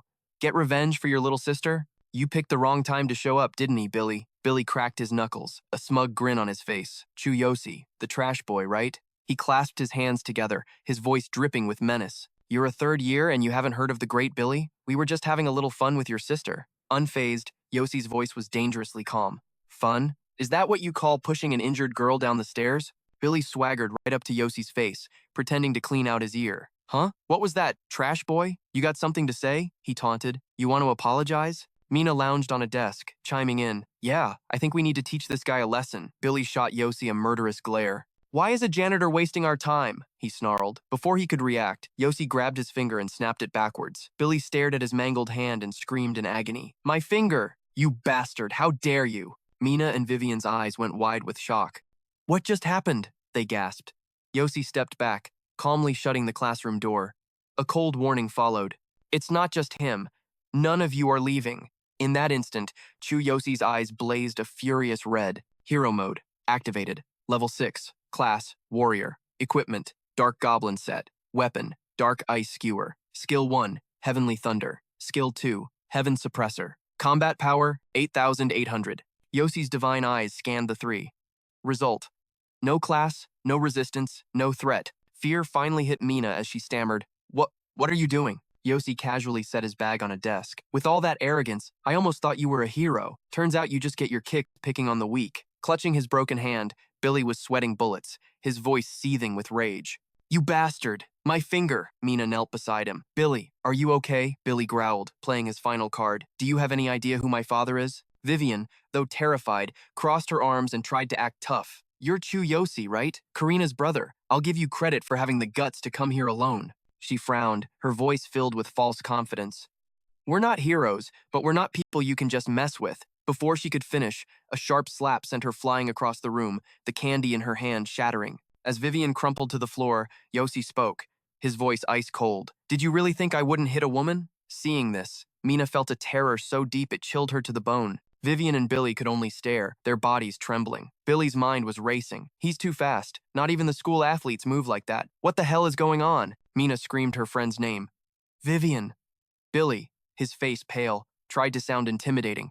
Let me say this again. In a flash, Yosi was in front of Mina, his face inches from hers, making her flinch away. I don't consider you or that trash over there to be women, he whispered. Billy tried to threaten him again. Don't you know? My dad is. A brutal punch cut him off, knocking out several of his teeth as he hit the floor. I'll deal with your father later, Yosi spat. And your mother, too. Seeing her boyfriend knocked out cold, Mina let out a terrified shriek. Billy! Before she could say more, Yosi's hand was around her throat, lifting her effortlessly off the ground. Mina choked out a desperate gasp. He slammed her against the wall by the window as she clawed uselessly at his iron grip. Wait, let me go, she wheezed. Yosi raised a finger to his lips, shushing her. From what I've heard, you're the one who came up with the idea to bully Karina, right? Pure rage burned in Yosi's eyes as he stared her down. Now you listen, and you listen good. As her big brother, I will never forgive what you've done. You have made me very, very angry. His grip tightened, cutting off her air. From now on, you stay away from Karina. I'm not expecting an apology, but you will never go near her again. Mina trembled, her eyes wide with terror, as Yosi delivered his final warning. If you do, next time I'll snap your neck. I mean what I say. Understood? Mina managed to choke out a reply. Yes. That seemed to satisfy him. He released his grip, saying only one word. Good. Leaving Mina gasping for air on the floor, Yosi turned to Billy. He casually picked up a ruler from the ground. You're her boyfriend, aren't you? Still feel like bullying Karina? He stepped closer, brandishing the ruler. This ruler is more than enough to take out a piece of trash like you. Shaking on the floor, Billy pleaded. Wait. Yosi looked down at him with an ice-cold stare, raising the ruler. Just thinking about the words that came out of your mouth makes me want to puke. If you were a hero, I would have killed you already. Billy held his bruised cheek and screamed his last resort. Don't you know who I am? I'm the son of the Green Snake Guild's leader. My dad is a level 10 hero. Yosi's hand froze in midair. The Green Snake Guild, he repeated slowly. You mean those loan sharks? His mind flashed back to the thugs at the hospital. Were these the people they owed for Karina's medical bills? They'd said the exact same thing. Yosi's gaze turned impossibly cold. It's hilarious how I keep running into people I despise, he said with a bitter laugh. So, the Green Snake Guild, huh? As he spoke, sparks of lightning began to crackle around him. Seeing the skill, Billy's eyes widened in horror. That's a skill. You're a hero? Yosi didn't answer. He swung the ruler down in a blinding arc. Immediately, Billy's body convulsed as electricity coursed through him, and a system message appeared. Note: using an incompatible weapon will reduce damage by 90%. Full damage will not be inflicted. Yosi turned and tossed the ruler aside. That much pain should be enough for you. Yosi walked to the desk and grabbed his bag. Slinging it over his shoulder, he delivered one last message before leaving. Don't forget, this is your first and last chance to keep your promise. Leaving the three of them trembling on the floor, Yosi added one last thing. And sorry about the mess. You'll have to clean up the classroom yourselves. After the jolt stopped, smoke was still rising from Billy's body. He gasped out, Is he gone? Mina rushed to her boyfriend's side. Billy, are you okay? We should go to the hospital. Billy could finally open his eyes. He stared at the door. No, I just need to rest a bit. I didn't know he was a hero. Mina pointed to the handprint on her neck, her voice still shaking with panic. What are you going to do now? This isn't over, is it? Look at this scar. He has to pay for what he's done. Tell your father. Billy's eyes turned red with fury as he lunged forward and screamed at her. Don't you dare tell me what to do. He will absolutely pay for this. Billy's eyes burned with hatred as he declared, I'll make him suffer. My father. Grabbing Mina by the collar, he made her flinch. That's right, she stammered. Tell your father who did this to you. Billy turned away, his voice raw with anger. I'm going to my dad, and then I'm going to wipe him and his sister off the face of the earth. The scene changes to outside, where Karina was waiting patiently on a bench. She looked up at the sky and whispered, I hope Big Brother is okay. She placed her hands on her legs and sighed. If I could just take care of myself, I wouldn't have to bother him like this. I don't want to make him worry even more, especially after he just found out about his hero status. Suddenly, a voice made the little girl jump. Karina. It was Chu Yosi. He was back. He crouched down with a warm smile and said, Sorry I made you wait. Let's go home. Come on, I'll carry you. Karina eagerly agreed. She replied, Okay, then I'll hold your bag for you. Once again, Chu Yosi carried his little sister on his back as they continued their journey home. But inside, Chu Yosi's mind was racing. So, the young leader of the Green Snake Guild is a level 10 hero. And Billy's dad? Billy's definitely going to go crying to his old man, begging him to get revenge on us. After all, there are way too many of them. If they come after me, Karina will be in danger too. I can't afford to let my guard down for a second. As he carried his sister through the streets, his thoughts never stopped churning. It's time to return to the other world. Karina, I swear I won't let them hurt you again. The scene shifts to another world, and just like that, Chu Yosi was back. He and Sakura immediately resumed their training journey. As they walked, Sakura informed him, Master, we've arrived in Northern. Here's what you need to know. Sakura carefully began explaining the rules of this new land. Once we set foot in the town, you'll be able to take on official quests. But first, you must register at the Adventurers Guild. Inside the town, you'll find taverns, blacksmiths, and item shops. Hearing this, Chu Yosi clasped his hands together, his face lighting up with excitement. This is it. I've been waiting to get some real combat experience. This whole game is starting to sound pretty awesome. Let's go. I can't wait. Before them stood the Beastmen City of Northern. And just then, the system displayed Chu Yosi's status. Level 6. Class. War God. Equipment. Dark Goblin Set. Weapon. Dark Ice Scythe. Skills. Heavenly Thunder. And the Tier 2 skill. Sky Tremor. Combat Power. 8,800. In the Beastmen City of Northern, Chu Yosi and Sakura quickly made their way inside.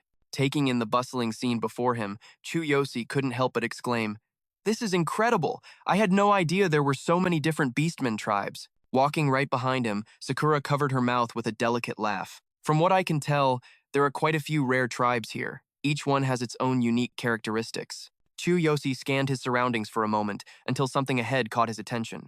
With his hands on his hips, Chu Yosi spoke up. He'd spotted 2 humans standing a short distance away. Humans, he said. They must be human adventurers. Sakura's gaze quickly followed his. She immediately asked, Are they like the people from your world, Master? In a large city with an adventurers guild, you'll find many different races. There's also a rule that we should avoid any life-threatening fights outside of the official arena. But still, Northern is a city of beastmen, after all. So naturally, you're going to see a lot of them here. Sakura, still trailing behind him, touched her cheek shyly as she added, Although, proud elves and noble beastmen are quite a rare sight. Hearing her explanation, Chu Yosi replied, I get it.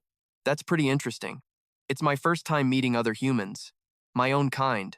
Since coming here, I feel like I can already sense a connection between us. The moment he finished speaking, Chu Yosi was gone. Sakura looked up just in time to see him running towards the 2 strangers. He eagerly called out a greeting. Hey there! Sakura reached out, trying to stop him, but it was too late. Master, you can't just approach people like that. Seeing Chu Yosi suddenly run up to them, the 2 strangers immediately went on guard. The one in the green cloak drew a dagger, asking, Who are you? The girl in red behind him added, Don't get any closer. Seeing their reaction, Chu Yosi looked completely bewildered. Is there some kind of rule against saying hello here? Sakura immediately moved to stand in front of him. She raised a placating hand and said to them, This is all a misunderstanding. The other 2 seemed startled. They whispered quietly to each other and then quickly walked away, clearly annoyed. As she left, the girl in red grumbled under her breath. What the heck was that about? After the two of them were gone, Chu Yosi and Sakura also continued on their way. As they walked, Sakura explained, "It seems you can't just strike up a conversation with other adventurers in this city. You'll only make them suspicious. Most adventurers, especially humans, are extremely wary of their surroundings." Chu Yosi rubbed the back of his head and replied, "Got it. This world has a lot more rules than I thought." Noticing that all the beastmen on the street were staring at them, he found it a little strange and said, "Feels like everyone around here is whispering about us." Sakura simply lowered her head in silence, saying nothing. The piercing stares of the passing beastmen remained fixed on the pair. Sakura could only lean in close to Chu Yosi and whisper, "I'm sorry. It's because of me. I'm a half-beast.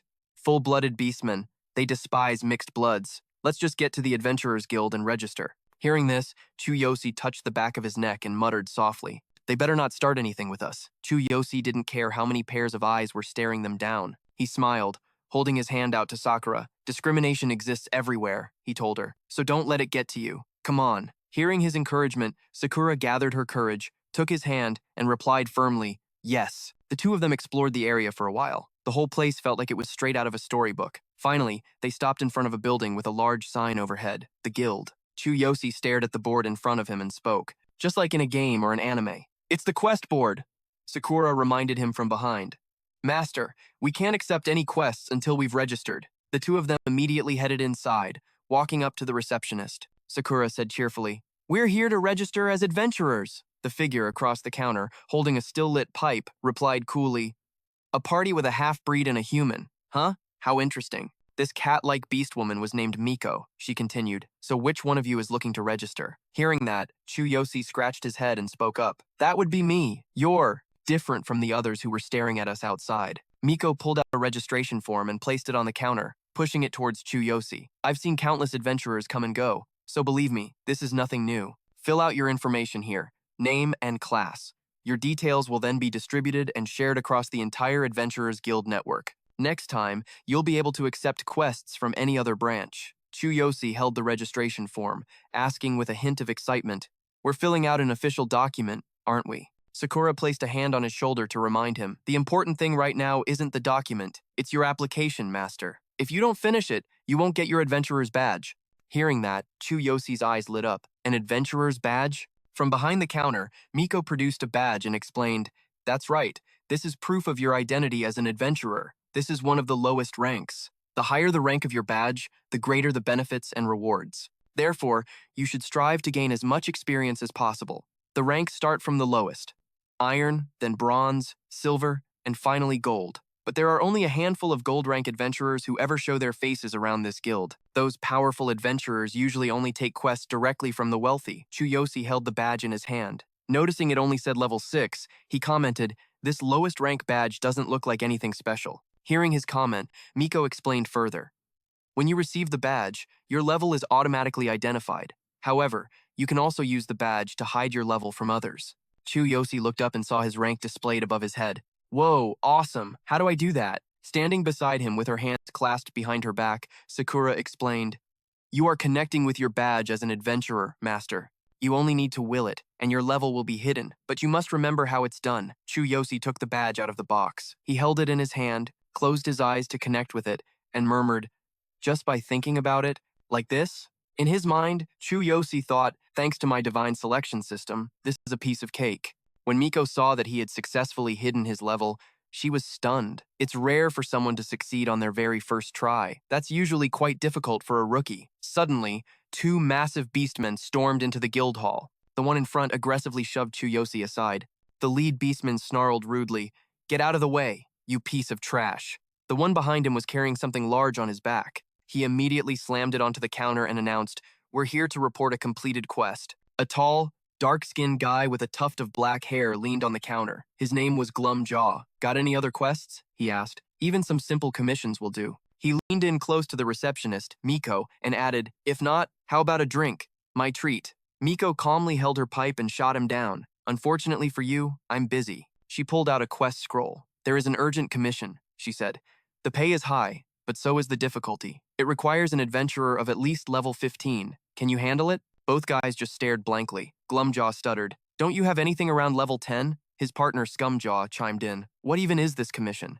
Miko laid it all out for them. A massive horde of dark flesh-eating creatures was terrorizing the local farmers. A party of 3 had already tried, but they were severely wounded, and one of them is still missing. Miko added, "Oh, and by the way, their levels were higher than yours." Sweat dripped from Glumjaw's forehead. Level 10 dark flesh-eaters? And an entire swarm of them? Scumjaw slammed his hand on the counter. Forget it. This quest needs someone who's level 20 or higher. Suddenly, Chu Yosi reached out, grabbed the quest scroll, and declared, "We'll take it." The 2 massive beastmen immediately turned to glare at Chu Yosi. Scumjaw sneered. "You're in the way, you piece of trash." Glumjaw growled. "What did you just say?" Glumjaw immediately went for his weapon, but his partner quickly stopped him. "Wait, you know what happens if you draw your weapon in the guild?" Scumjaw crossed his arms, watching Chu Yosi turn to leave. "Don't get cocky, human," he warned. "If you value your life, you won't take that commission. You just registered today, didn't you? You're not afraid of monsters?" Chu Yosi didn't even bother to answer them. "If you can't do it, then shut your mouth. Or do you want to test my combat skills in the arena?" As soon as he finished speaking, Chu Yosi clenched his fist. Veins popped on his arm as the system announced the activation of his superhuman body. He thought to himself, "With the help of my god-tier selection system, I can totally take on a level 9 beastman one-on-one. Seeing his confidence, Scumjaw looked down on him. "You should know your place. I don't care if you're iron rank or whatever, we have way more mission experience. Your badge still looks brand new, kid. You're going to become a laughingstock when the client rejects you." Miko, who had been watching from the counter, finally spoke up to calm things down. "Your courage is admirable, young man. But they have a point. At your current rank, the client will most likely turn you away." Hearing that, Scumjaw laughed even harder. "You hear that, trash? Start from the bottom. A quest to find a lost dog would suit you better." But then, Sakura turned around and made an announcement that shocked them all. "No, we will be taking this commission." Everyone in the room froze dead in their tracks. Glumjaw noticed Sakura was a demi-human and sneered. "Your partner is a half-breed. Do you really think you're capable?" In response, Sakura raised her adventurer badge for all to see. "Is this gold rank badge proof enough?" she asked coldly. The 2 beastmen saw the highest level badge in her hand and were completely stunned. "A gold rank badge?" They gasped in unison. Chu Yosi was just as shocked to see her badge. He stared in total admiration, thinking, "No way, kitty ears. You have a gold rank badge?" Miko called out from the counter. "You really should have led with that." She took a satisfied puff from her pipe, a smile gracing her lips. "I'll entrust this commission to you both. I bet the client will be overjoyed." The 2 beastmen could only quietly walk away in shame. Chu Yosi jeered at their backs. "What's the matter? Running away now?" Sakura walked over to him with a smile. "This commission will greatly accelerate your leveling progress." "Master!" Chu Yosi rubbed the back of his neck, embarrassed. "Yeah, you're right. Let's do this." Hearing their exchange, Miko couldn't help but wonder. A gold rank adventurer calling a newbie kid master? Just who is this boy? What an interesting party. With the quest scroll in hand, Chu Yosi and Sakura immediately set off. Sakura read from the scroll as they walked. "The farm where the dark flesh-eaters are running rampant should be around here." Chu Yosi glanced over at her. "I had no idea you had a gold rank badge, Sakura." She blushed a little at his words and began to explain. "Ah, yes. I joined the Adventurers Guild when I was very young. I took on many quests and commissions with different parties. Then I realized I met the conditions for gold rank, so I went and upgraded my badge. Is that strange?" Chu Yosi looked at her, a gentle smile on his face as he thought, "She's been active in the guild since she was a kid? She must have gone through so much." He said to her out loud, "No, not at all. You're incredible, Sakura." Hearing that, she blushed again and replied softly, "Thank you, master." Suddenly, they both stopped. Staring at the village ahead, which was shrouded in ominous black smoke, they said in unison, "Looks like we're here." Sakura analyzed the scene before them. Our opponents seemed pretty strong. The sky was grim, a thick fog rolled in, and the area around the village was crawling with scattered level 10 monsters. Chu Yosi and Sakura watched from behind an iron gate. Sakura spoke first. "A horde of dark flesh-eaters. I wonder how many people are still in there." Chu Yosi nodded in agreement. "This looks nasty." Kneeling by the gate, Sakura looked up at Chu Yosi and explained, "They're dark monsters. They corrupt all living things, making them go berserk and become stronger. Low-level creatures completely lose their minds, just like the dark goblins. They even turned slimes into dark monsters." Chu Yosi watched the creatures moving inside.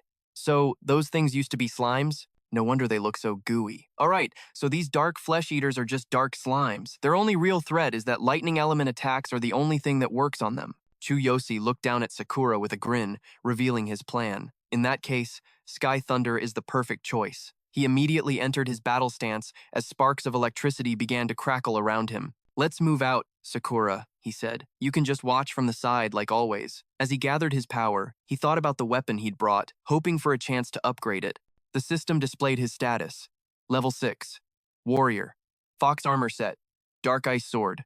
Skills. None. Beast skill. Quake. Combat power. 8,800. Suddenly, Sakura reached out and grabbed his shirt from behind, stopping him. She spoke softly, her voice filled with concern. Master, from now on, please don't do things like this alone anymore. Completely lost, Chu Yosi just blurted out, why not? Sakura's voice turned dead serious. Because this is a life or death fight. We're way past the newbie zone now. Taking them on one by one is one thing, but a whole swarm? That's a death wish if you're alone. Do you remember the look on that other team's faces when they heard the mission details? They knew this was suicide. Facing death is part of being an adventurer. I get that. But risking your life just to level up? I can't let you do that. Master, at the very least, please, let me come with you. Hearing her out, Chu Yosi ran a hand through his hair and sighed. Okay, I understand. But I have something I need to ask you, Sakura. His real goal wasn't just leveling up, it was preparing for whatever this insane world might throw at him. Seeing him hesitate, Sakura tilted her head, her voice softening. What is it? If it's something I can answer, I promise I will. Chu Yosi's mind raced. She had to remember the Beast King's promise, and the trial that was waiting for him in just 1 year. He lowered his gaze and finally spoke. I have no idea how powerful the Beast King really is, so how strong do I even have to be in a year to prove myself? Hearing the weight of his question, Sakura was speechless for a moment, unsure how to respond. She lowered her gaze, her voice heavy with sorrow, which caught Chu Yosi off guard. Honestly, Master? With a pained frown, she continued, it's impossible, at your current level. Passing his trial in just 1 year is out of the question. Chu Yosi was taken aback. What do you mean? Sakura crossed her arms, slowly explaining. First of all, just surviving the next year would be an achievement. At least you weren't executed by the Beastmen's holy judgment. Do you understand how the level system works? Chu Yosi rubbed his chin with a blank look. Go on, he thought to himself. I know both worlds share the same level system. The higher my combat level as an adventurer here, the stronger my power as a hero becomes back in my own world. But beyond that, I'm clueless. Sakura continued her explanation. The level cap for any adventurer is level 100. The Beast King is currently level 92. He earned that title through his unmatched combat prowess and overwhelming level. Sakura pressed on with more details. The Beast King, the Human King, and the Demon King. These 3 rulers represent the absolute peak of their respective races. Chu Yosi pictured the Beast King from their first encounter. He didn't seem that powerful, not enough to be the symbol of all beastmen. Hearing his doubts, Sakura elaborated. The reason I said you can't pass his trial is because your growth has a ceiling. To put it simply, every adventurer hits a wall they can never break through. The higher your level, the harder it is to climb. I'm a perfect example. I've been an adventurer for over 20 years, and I'm still stuck at level 72. She crossed her arms, her gaze fixed on him. I know level 72 isn't low, but I've tried to break past it countless times, and failed every single one. This is my limit. My personal ceiling. Everyone has one. To even stand a chance in the Beast King's trial, you'd need to be at least level 50. Her voice dropped to a whisper. And no matter how I run the numbers, there's no way you can reach that in a year. It takes a normal adventurer an entire lifetime to hit level 50. Chu Yosi was stunned into silence, just staring at her. But he quickly recovered his composure. A small smile touched his lips. I understand why you're worried. Sakura's eyes welled up with tears. Are you really going to be okay? I'll stay by your side for the next year, no matter what, even if you can't keep your promise to the king. Chu Yosi's response was firm, his eyes glinting. You know I'm not some ordinary adventurer. He glanced at the ring on his wrist, his gaze distant. I survived the holy judgment. I've already enhanced a divine set. You know I'm not normal, right? All I have to do is reach level 50 in 1 year, right? Others might not be able to do it, but for me, it's possible. Confidence radiated from him. Then, he thought to himself, it sounds crazy, but this ring brought me to this world. It helped me survive the judgment, and it gave me the incredible choice system. I'm the chosen one. Normal rules and destinies don't apply to me. With the system on my side, nothing is impossible. Hearing his absolute conviction, a blush crept onto Sakura's cheeks. Master. After a moment's hesitation, her voice became firm. Yes, Master. I know you'll become a legend. I believe in you. After their talk, they immediately headed out for their quest. Sakura took the lead. All right then. Chu Yosi gripped his sword as sparks of electricity crackled around him. Let's go. But I have a second question. Hearing him, Sakura quickly responded, "Oh, right, my apologies, I was rambling." As he pushed open the gate, Chu Yosi's tone turned serious. "Let's say I had to fight a level 10 warrior, who also had dozens of minions. What level would I need to be?" Sakura was surprised by the question. She touched her lips, thinking for a moment. "I'm not sure why you ask, but against that many enemies, you'd need to be at least level 12 to have the upper hand." Standing before a horde of dark monsters, Chu Yosi declared, "Level 12, huh? Then it's settled. I'll hit level 12 by the end of this week."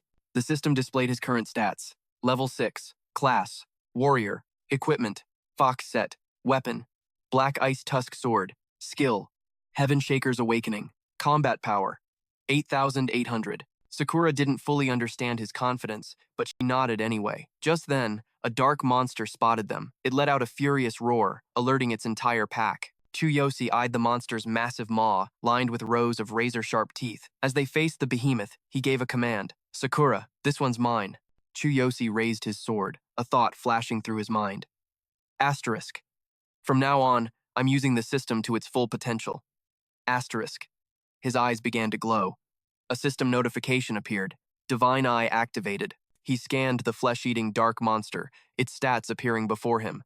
Level 10, True Form, Slime, Combat Power, 1,500, Elemental Weakness, Lightning, Attribute, Nullifies all physical attacks, Trait, High-Speed Regeneration. The system provided more data.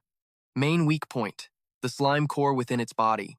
After the main body takes damage, the core will glow to begin regeneration. During this regeneration phase, the core's location is revealed. Chu Yosi tightened his grip on his sword, ready for battle. Asterisk, I see.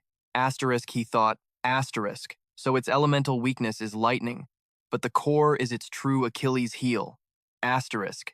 Asterisk. At my current level, striking its core with a lightning attack is the best strategy. Asterisk. With that, Chu Yosi charged toward the monster. He made contact with its body, thinking, asterisk. First, I need to figure out where that core is hiding.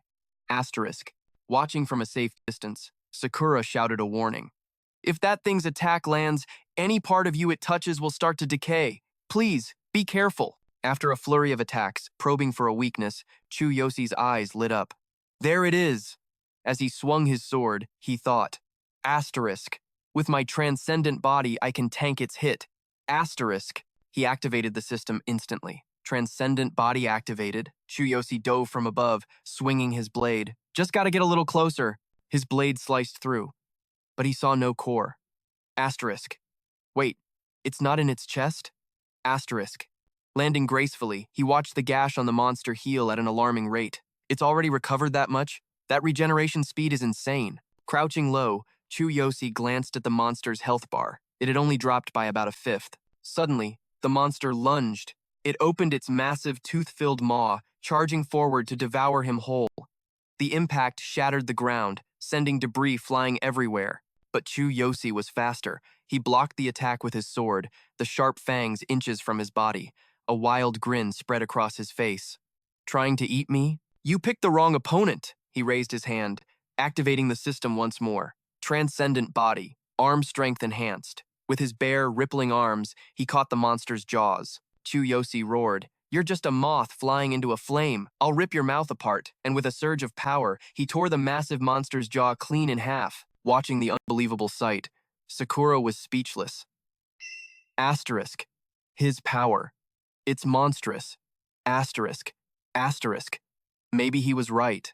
For him, nothing is truly impossible. Asterisk. The monster shrieked in agony, its mouth ripped open. From deep within its throat, a light began to shine. Chu Yosi walked over and picked up his sword, so that's where it was, hidden beneath its tongue.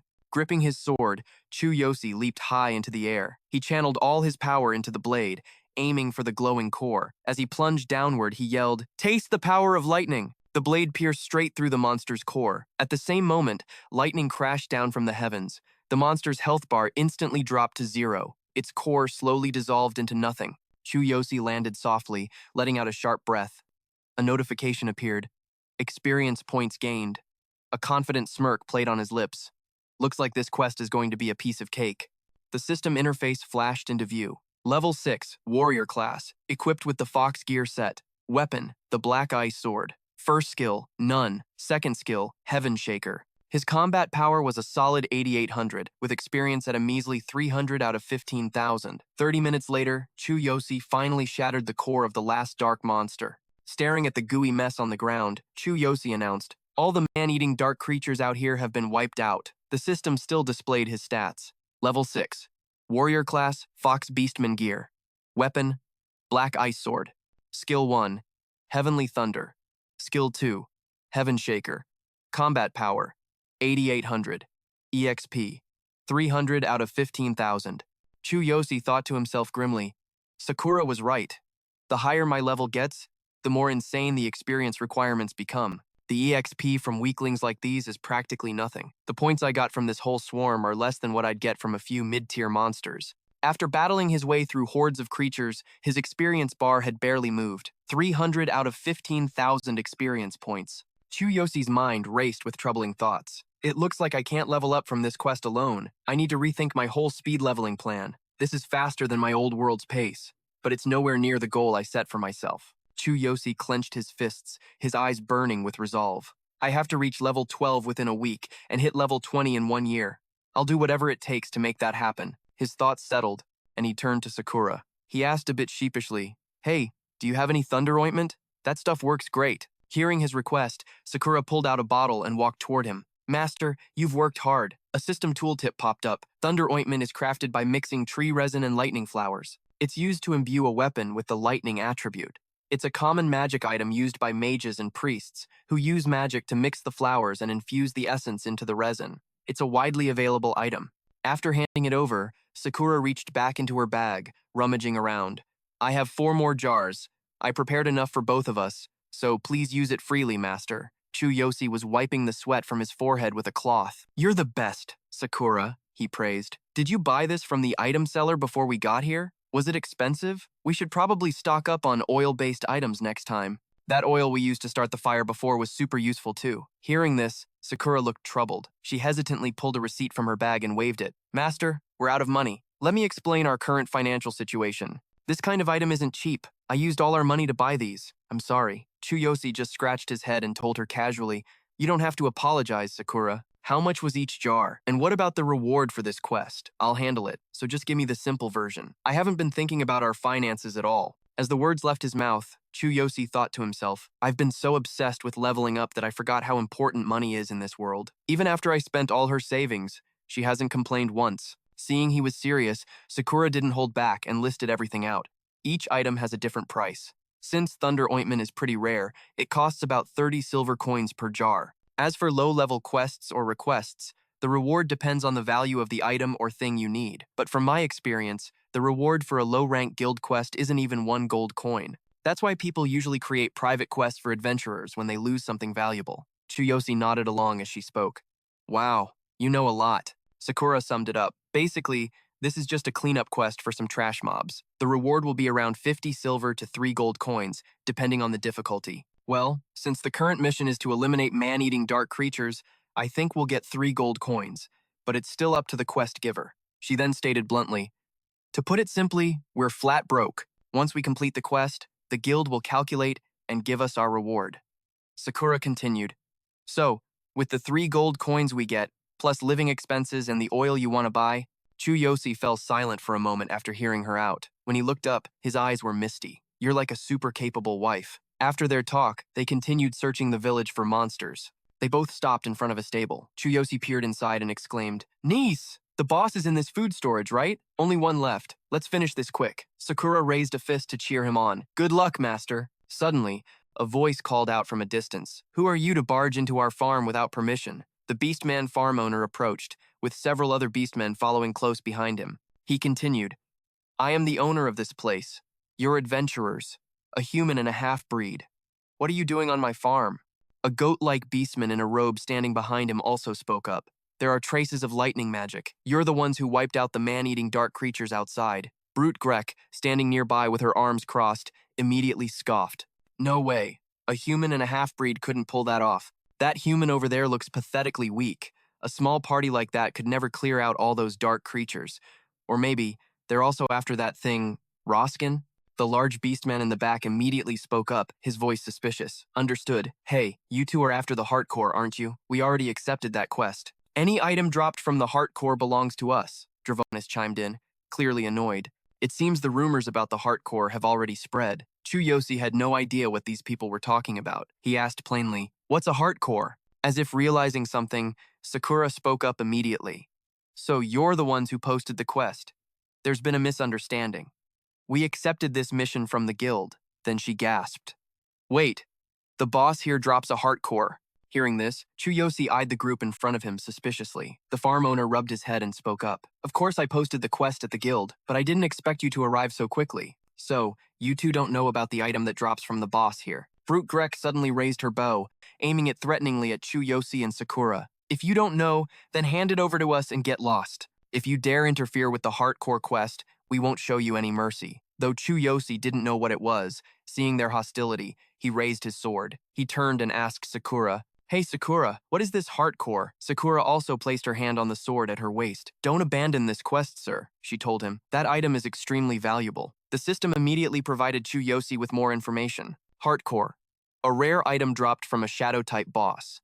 After being purified, it can be used to connect to a dark zone. Sakura explained more seriously to Chu Yosi. The item drop rate and experience gained in a dark zone are 10 times higher than in a normal area. Any adventurer serious about leveling up wouldn't miss this chance if it appeared at an auction. Even the raw material sells for 100 gold coins. After it's been purified, its price is at least 150 gold coins. Chu Yosi was stunned. He muttered to himself, "It's that expensive? We have to get it, no matter what." He thought to himself, "This thing is critical for me to reach my goal." The tension between the two groups was thick, both sides ready to fight. The farm owner stepped in, trying to stop them. "Stop, don't fight, please. We can resolve this misunderstanding. Don't cause any more trouble." He pointed off to the side and continued, "One group is from the guild, while the other was invited by me personally. So, let's have you prove your abilities. The only one left is the boss. Whoever defeats the boss gets the reward." Sakura's brow furrowed. She got right in the farm owner's face and said, "We'll go in first." She had her own plan. "I have to get that for Master at all costs." But Dronis used his large frame to intimidate them. He placed a heavy hand on the farm owner's shoulder, threatening him. "Why should we let you go first? Both parties get one chance. We're going in first, since the owner himself invited us here." The farm owner relented. "You're right. I did invite you here. Your group can go first." Dravonis' group was full of level 12 members, so he was incredibly arrogant. Before entering, he sneered loudly, "Let's show this trash human and his half-breed mutt what real power looks like." Brute Grek held her bow, a smirk on her face. "A shadow boss is tough, but the reward is huge. We only get one shot, so let's give it 120%, shall we?" As Sakura looked at the group, she finally took a moment to analyze them properly. Their party had a perfect classic setup: a mage, an archer, a warrior, and a tank. If they worked together, the boss wouldn't stand a chance. "Looks like we lost our shot," she sighed. But Chu Yosi just stood there, arms crossed. "Is that so?" He took a single step forward and made his play. "Hold on, I have a proposal. How about you let me go in first? Just me." He slung his sword over his shoulder, displaying his level for all to see. "I'm a level 6 explorer. If I lose, my team forfeits the quest and the reward. But if I beat the boss, the prize is all mine. What do you say?" Dravonis' entire party was stunned into silence. Finally, Dravonis reacted, clutching his head and pointing mockingly. "Know your place. You'd need to be at least level 18 to solo that thing." Drick held her stomach, bursting into laughter. "A level 6 wants to fight it alone?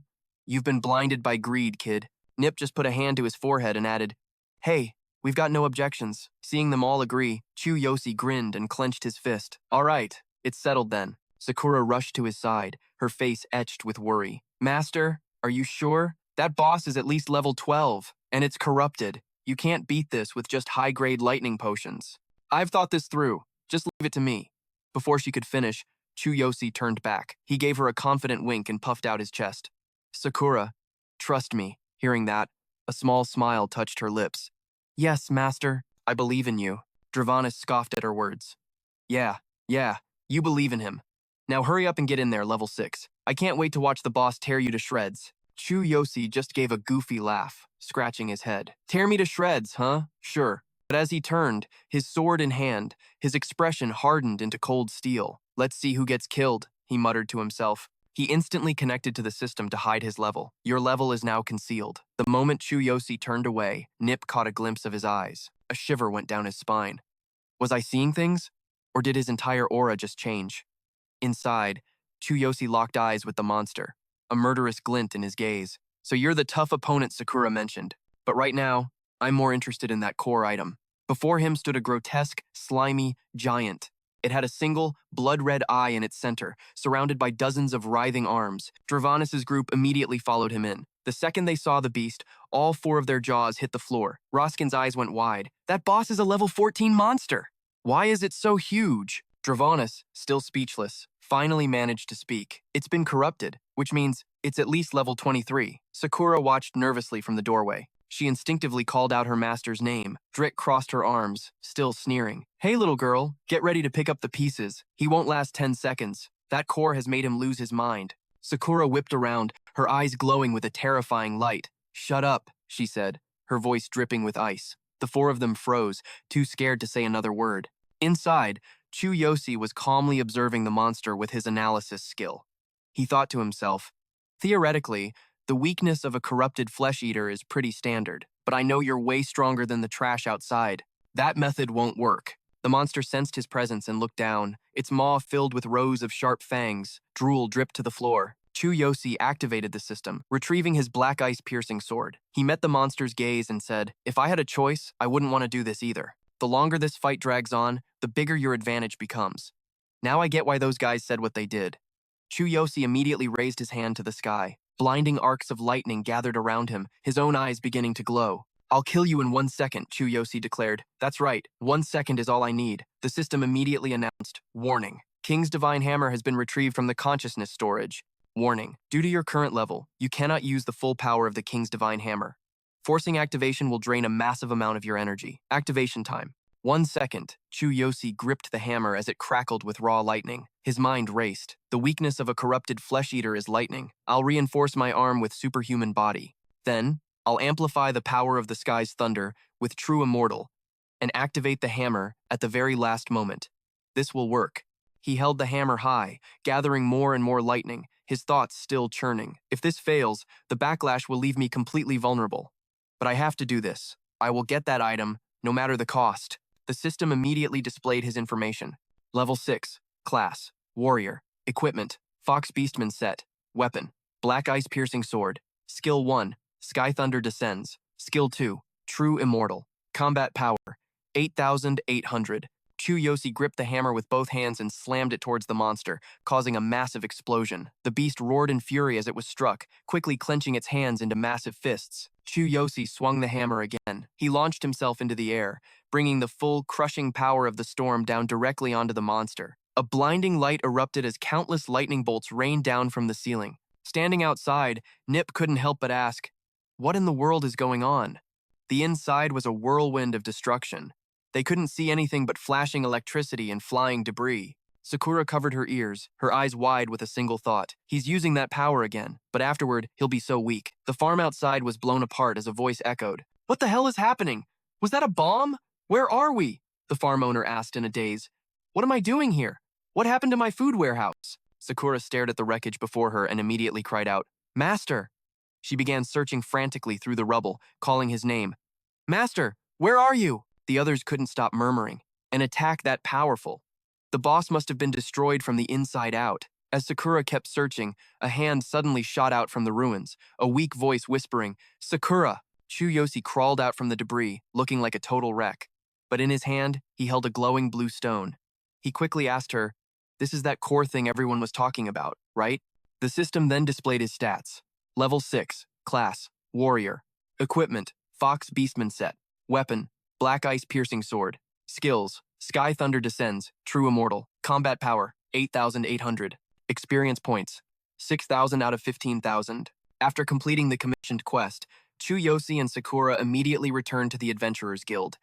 Miko greeted them with a warm welcome. You finished that fast? Impressive. You must work quickly. Here's your reward.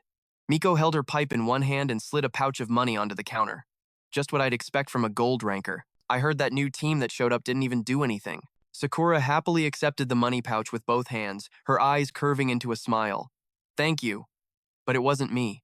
My master is the one who defeated them. I could never have beaten that final boss. Miko thought Sakura was joking and just laughed it off. Don't be silly. There's no way he could have done that. That boss was a level 14 giant corrupted flesh eater.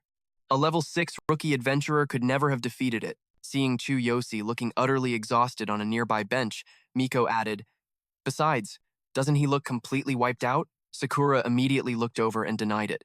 "No, it's precisely because my master cleared it all by himself. The physical and mental exhaustion caused his stats to weaken temporarily." Miko, thinking she was being teased, shot back, "No way.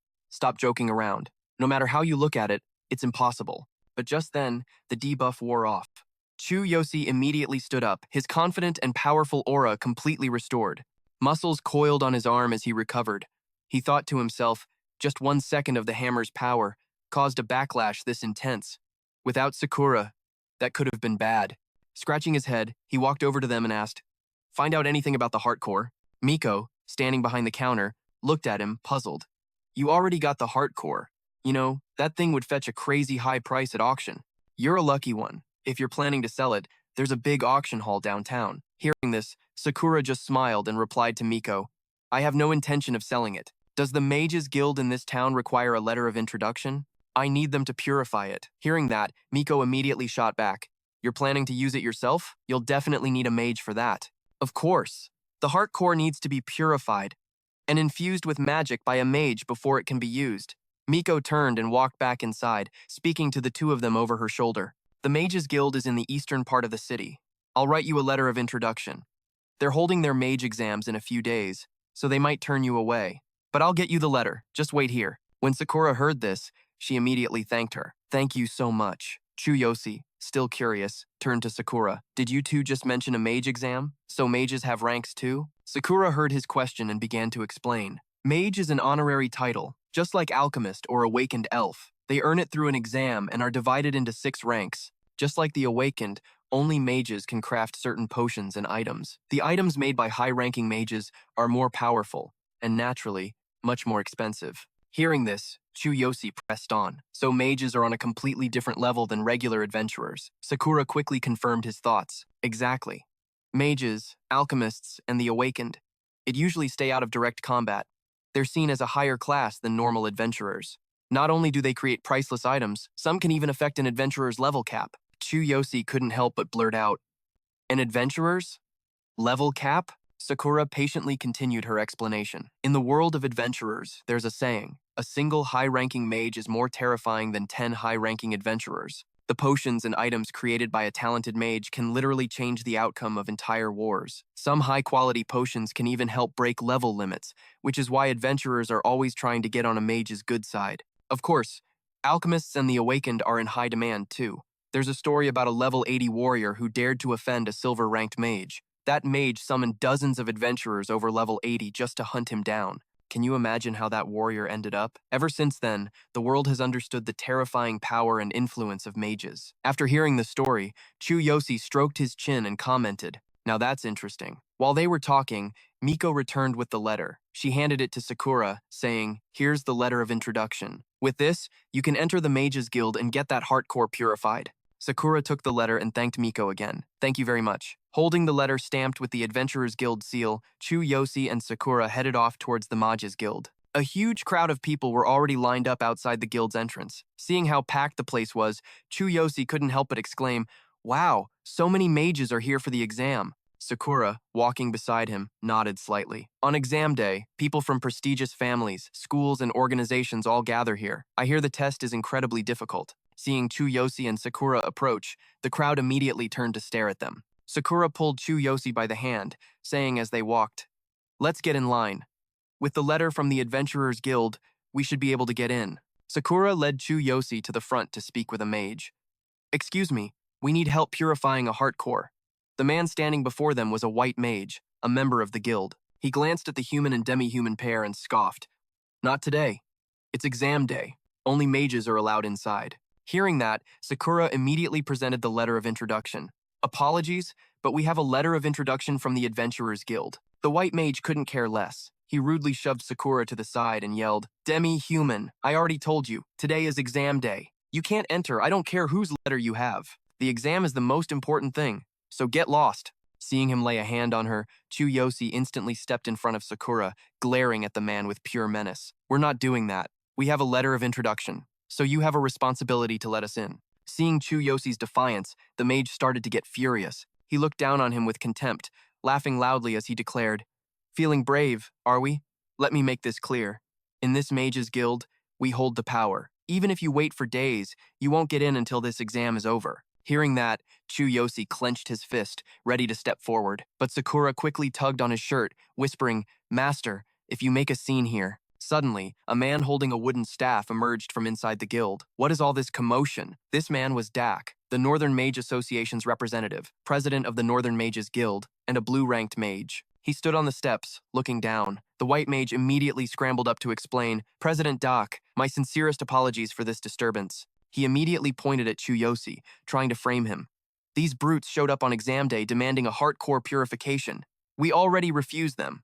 President Dak, I will handle this." Before he could finish, Chu Yosi cut in. "You're the one in charge here? I have a letter from the guild. Why won't you let me in?" The white mage rushed to Dak's side, his face twisted with rage. "How dare you speak to the president like that?" Dak simply told him quietly. "A mage should not cause such a scene." He looked down at Chu Yosi and continued, "Human warrior, I will handle the purification. But today is the exam day, and I don't have time. You should come back after the test." Hearing this, Chu Yosi thought to himself that he was also in a hurry. Leveling up was his #1 priority. He voiced his concern hesitantly. "I'm sorry, but I'm in a rush. Is there no other way?" Dak heard this and calmly replied in front of everyone. "Another way? You could take the mage exam and get the highest score. The reward is that I, the president of the Northern Mages Guild, will handle any request you have. However, as a warrior, you're not qualified to even take the test." Chu Yosi just scratched his head and asked blankly, "What are the requirements to take the mage exam?" The entire crowd of mages erupted in laughter. One of them sneered, "You don't even know that?" Another one chimed in, "What an embarrassment." Dak stroked his long beard and explained the conditions. "Young human, to become a mage, you must at least possess the abilities of a sorcerer. The foundation of a mage is a sorcerer. The basic requirement is to pass both crafting exams. After that, you'll become a white mage. Understand?" Hearing this, Chu Yosi held out his hand confidently. "So, as long as I'm a mage, it's cool, right? Can I borrow that staff?" The guild president was stunned. "My staff?" The white mage beside him instantly tried to intervene, scolding, Are you an idiot? Do you think you can just borrow the president's staff? Even if you did, what could you possibly do with it if you're not a mage? If you keep this up, I'll call the guards." Chu Yosi kept his arm outstretched, repeating his request. "Just let me borrow it. I'll prove I'm qualified." Dak looked at him, thinking for a moment, then handed his staff over to Chu Yosi. He said, "Interesting. I'd like to see how a warrior proves something like this. Go ahead. This staff has no level restrictions." Seeing this, Sakura rushed over and whispered in his ear, "What are you planning to do, master?" Chu Yosi turned to her with a slight smile and said, "Just trust me." Sakura nodded, her faith in him absolute. "Okay." She blushed as she looked at him, thinking, every time he says those words, the master always finds a way to achieve his goal. The white mage saw Yosi holding the staff and shot him a look. "President Dak lent you that," he sneered. "Now prove you're not a waste of his time." Yosi immediately raised his hand, his eyes glowing as he prepared a spell. The white mage turned back, just as something totally unexpected slammed into him. Yosi unleashed his magic, and instantly, a storm of roses swirled around the white mage. The guy actually blushed, slapping a hand to his forehead and crying out, "Bullseye!" A thought raced through Yosi's mind. If I'm right, if I can copy a mage's skills and use a staff as a medium, I can use magic. Just then, a system notification popped up. Absolute copy skill has been activated. He looked at the magic options before him, thinking, I really can use magic. Theoretically, I can be any class I want. Choosing to be a warrior first was just a personal preference. The system displayed more info for him. Guide. Feel the enemy's heart with your hands. Select and copy one skill from their entire skill set. Cooldown, 0 seconds. However, you can only store one skill. If you copy another, the original is replaced by the new one. Currently copied skill, Heaven Shaking Quake. His eyes locked onto a skill icon showing 2 hands held together. He thought fast. Radiance, I'll take that one. The system immediately pulled up the skill info. Radiance, support magic. Cost, 30 MP. The staff activates magic, creating a powerful light that blinds enemies for 3 seconds. Status effect, blindness. The light's range depends on the user's mana. Blindness, perception, judgment, and movement are all impaired. A side note appeared. Mana. the total magic energy in an adventurer's body and their power reserve. Generally, mages have more mana than other classes. Mages can increase their mana through meditation, research, and other methods. Mana is a critical stat for measuring a mage's power. After a moment, the system pinged again. Radiant skill has been fully copied. The white mage finally snapped out of it, and seeing Yosi radiating with mana, he freaked out. "What are you doing, you pervert?" Yosi just raised Doc's staff, channeling magic as he spoke. A mage can cast spells with a staff. If I can cast spells, then I'm qualified for the mage exam, right? President Dak watched Yosi control the magic before him, his mind reeling. A mana wave. So he's not a warrior after all? The system added a tooltip. Mana wave. When a talented mage casts a spell, their link to the magic is stronger, creating a visible wave. Yosi glanced back at Sakura. He gave a small smile and said, "Sakura, close your eyes." She obediently listened, covering her eyes with her hands. "Yes, master." A brilliant light erupted from the wooden staff, and a powerful mana wave enveloped Yosi's entire body. Dak, seeing the sheer scale of the magic, threw up a hand to cast an invisible shield. To avoid the spell's effects, another system note appeared. Imagination Shield, Support Magic. A specialized spell mages can cast without a staff. It activates magic through their imagination, creating a shield that can defend against normal physical attacks or relatively weak skills and spells. From behind his shield, Dak thought, a basic radiant spell is just enough to handle a standard adventurer. My shield can't possibly be broken by something at this level. Just then, the system, recognizing Yosi's spell, sent another message. Magic deployment detected. Would you like to enhance your mana using Transcendent Body? Current mana, 150. Yosi saw the system prompt and thought, can it do that? Not sure, but worth a shot. He immediately selected the option. Yes, the system confirmed it. Mana has been appropriately enhanced via Transcendent Body. Suddenly, the magic blasting from the staff skyrocketed. The system updated. Radiance has been enhanced. Current mana, 3,500. Dak felt the sudden, insane spike in magic power. He thought, the intensity of radiance just jumped. The system sent him a notification right after. Your imagination shield cannot withstand this powerful light. Dak's shield shattered into pieces. The entire courtyard of the Mage Guild was flooded by Yosi's magic. Yosi called out to him, President Dak. His eyes were still glowing as he stared the president down. So, how about it now? Am I qualified to take the mage exam? The system instantly reconfigured Yosi's information. Level 6, current class, mage. Equipment, Fox Beastkin set. Weapon, Black Ice Tusk Sword. Magic Staff, no level limit. Skills, Heavenly Thunder, copied skill, Radiance. Combat power, 8,800. Dak shielded his eyes from the blinding magic Yosi had created. Without even opening his eyes, he muttered a few words to Yosi. And just like that, Yosi was allowed into the exam waiting room. The Beastkin mages saw a human there, and the room erupted in whispers. So, humans can take the mage exam now? Yeah, this has got to be a joke, right? A human belongs in the pharmacist exam, not here. One of the mages crossed his arms and spoke up. This is a first. Surrounded by a crowd of mages staring and whispering, Yosi felt totally out of place. He rubbed his head and said to Sakura, I feel like they're all looking at me like I'm the enemy. Sakura didn't know what to say, but tried to comfort him. Master, you are the first human to ever participate in the mage exam. They probably think you're plotting something. The system displayed his stats again. Level 6, current class, mage. Equipment, Fox Beastkin set. Weapon, Black Ice Tusk Sword. Magic Staff, no level limit. Skills, Heavenly Thunder, copied skill. Radiance, combat power, 8,800. Hearing what she said, Yosi turned to her, shocked. For real? I'm the first? Sakura gently nodded. Yes, she began to explain. Humans have a class called Pharmacist, just like Beastkin are mages, and elves are awakeners. There's no rule forbidding humans from joining, but until now, it's just been an unspoken custom that everyone follows. These three classes all have their own factions. Stepping into another faction's territory is naturally seen as an act of provocation. Yosi finally understood why the Beastkin mages were giving him the death stare. He covered his mouth and whispered to Sakura, No way. I just wanted to test my talent, not provoke a turf war. Sakura whispered back, I understand, but since you're not breaking any rules, you can do what you think is right. Meanwhile, Dak was speaking with someone else. A man holding a staff with a blue gem on top said to him, I don't object to your decision, President Dak. But then he turned. This was Yispik, the vice president of the Northern Mage Association. A blue-level mage. He hesitated, then continued, But if we set this precedent, won't it damage the honor of the Beastkin mage faction? And as vice president, I doubt that human can even make potions. He doesn't even have a basic staff. Dak heard him out but just replied, but I lent him one, didn't I? The purpose of today's test is to see if he can create them. I'm simply curious about his potential. Dak's mind flashed back to the moment Yosi created the mana wave. The tooltip reappeared in his thoughts. Mana wave, when a talented mage casts a spell. Their link to the magic is stronger, creating a visible wave.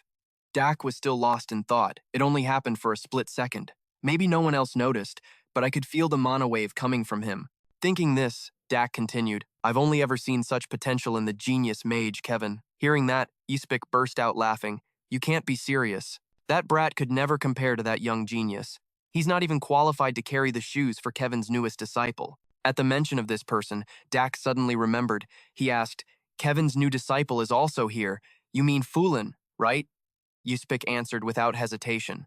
That's right. She's gunning for first place, and honestly, it seems totally possible. Even Kevin publicly called her a genius, saying she's way beyond what he was at her age. This star disciple of his is a night cat named Foolin, a mage about to take her sorcerer exam. The second Foolin appeared. The waiting room exploded with chatter. So that's Kevin's new disciple? She's so young. She must be a prodigy too. Apparently, she could already brew potions a year ago, but she was too young and got disqualified by the age limit. This time, she's aiming for the top spot. A total genius, no doubt. And here we are just hoping to pass. That's the lucky part for us. But all that chatter from the peanut gallery seemed to reach her ears. Foolin snapped her book shut and muttered with a sigh. These weaklings are so damn loud. Just then, Dak and Isekai walked in. Without missing a beat, he announced, The sorcerer exam is about to begin. Anyone not participating, please leave. Everyone, find your spot according to the number you were given. Chu Yosi turned to Sakura and said, I'm number 15. I'm heading in. Sakura waved with a smile. Good luck. I'll be waiting for you out here. Chu Yosi glanced at the number in his hand, matching it to the ones on the floor as he walked. He mumbled to himself, the numbers are written on the ground. In just a moment, he found his station and stood in place. Here it is. Foolin, standing right next to him, glanced over and thought, a human? Chu Yosi turned to her with a friendly smile. Hey, I'm Chu Yosi. He couldn't help but compare Foolin to Sakura, thinking this cute beast girl was a whole different vibe. But Foolin completely ignored him. Instead, she sneered, a human. Taking the sorcerer exam? Someone's desperate for attention. Hearing that, Chu Yosi felt a little awkward. Yeah, her only flaw is that razor-sharp tongue. At that moment, Dak stood at the front and began to speak. Is everyone in position? In this exam, we'll be testing your basic sorcerer skills. You will craft potions on your own. Since you chose this path, I assume you've all prepared for this. Suddenly, a table dropped down right in front of Chu Yosi. He stared, confused. What's this? Foolin's table, however, was already covered in countless ingredients and tools. She casually told him, You don't even know what a sorcerer's refinement station is? Maybe you should just go home, kid. Chu Yosi was speechless at her diss, only thinking to himself, Whatever. Leave me alone. He looked at the kit on his desk, adjusted the tablecloth, and started thinking. A refinement station, huh? The way they make potions in this world is pretty old school compared to my old one. Back there, we had these things called capsules. The videos I saw showed everything was completely automated. Way easier than this. Up front, Dak continued, Vice President Isekai will now announce the test details. Instantly, Isekai raised his staff and slammed it on the ground. A magic circle blazed to life around them. All the mages immediately looked up in awe. Chu Yosi unfolded the paper in his hand. The task, basic potion skills. 3 potions. Time limit, 1 hour. He thought to himself, So this is the exam, huh? Chu Yosi looked around, scratching his head. Make 3 basic potions in an hour. Let's just see how the other contestants handle this first. Dak's voice echoed from the front. The first obstacle is selecting your materials. There are many different ingredients on your table, requiring a certain level of knowledge. Most beginners don't realize there are 9 types of ingredients for a basic potion. Get just 1 ingredient wrong, and you'll fail. This is where most of you will be eliminated. As Chu Yosi listened and watched, tons of beastmen around him were already getting disqualified. He muttered, Are there really that many people who don't know what to pick? He glanced over at Foolin. Normally when a sorcerer brews, the ingredients are already prepared. But Foolin's hands were a blur. In just a moment, she had finished her selection. Foolin declared, It's pathetic, you can't even remember the basic ingredients for such a simple potion. Seeing she was almost done, Chu Yosi's eyes widened in amazement. Whoa, she's incredible. So fast. Foolin held her chosen ingredients, closed her eyes, and began chanting with her staff. She thought, Passing the first round is the bare minimum Master Kevin expects. I will crush this. Seeing her begin, Isekai shouted from above, As expected of Kevin's disciple. She's already started. Dak, standing beside him, had to agree. Her precision and speed are flawless. This test must be a walk in the park for her. Fulin quickly aimed her staff at the basket of ingredients and yelled, "Crush!" Instantly, the materials were pulverized and mixed with the liquid base. She was totally in the zone. Chu Yosi watched from the side, thinking, she's got a sharp tongue, but she's seriously talented. Maybe I should try copying her. With that thought, he activated his system. Divine Eye activated, analyzing target's actions. The guild, president, and vice president continued their silent observation. Dak noted, Kevin's judgment was spot on. Fulin's use of magic is meticulous. Isekai quickly added, indeed, she's guaranteed to become an outstanding sorcerer. In just a short time, Fulin had completed 3 basic potions. She quickly bottled them for storage. Dak spoke up again. The next step is the most critical and final procedure. Fulin channeled her staff, and her entire body was enveloped in a green, glowing aura. She immediately cast a refinement spell on the 3 potions. Dak stroked his beard as he continued. The refinement process is the most important step in potion crafting. Combining materials with magic is a trial that tests the caster's raw magical power. It's the ultimate challenge. For Fulin, this was no problem at all. He thought, if things go as expected, Fulin will take first place this time. Suddenly, his eyes landed on Chu Yosi. Noticing he hadn't even started, Dak wondered, he hasn't begun yet? What is he doing? Fulin, meanwhile, was already at the final condensation phase. As soon as the 3 potions were done, she placed them on the table and dusted off her hands. Finished. She smirked to herself. Too easy. I'm number 1. Fulin is the best. Seeing someone had finished, Dak announced, very good. Once you're done, please wait until the end for your results to be checked. Fulin seemed bored by this, clicking her tongue.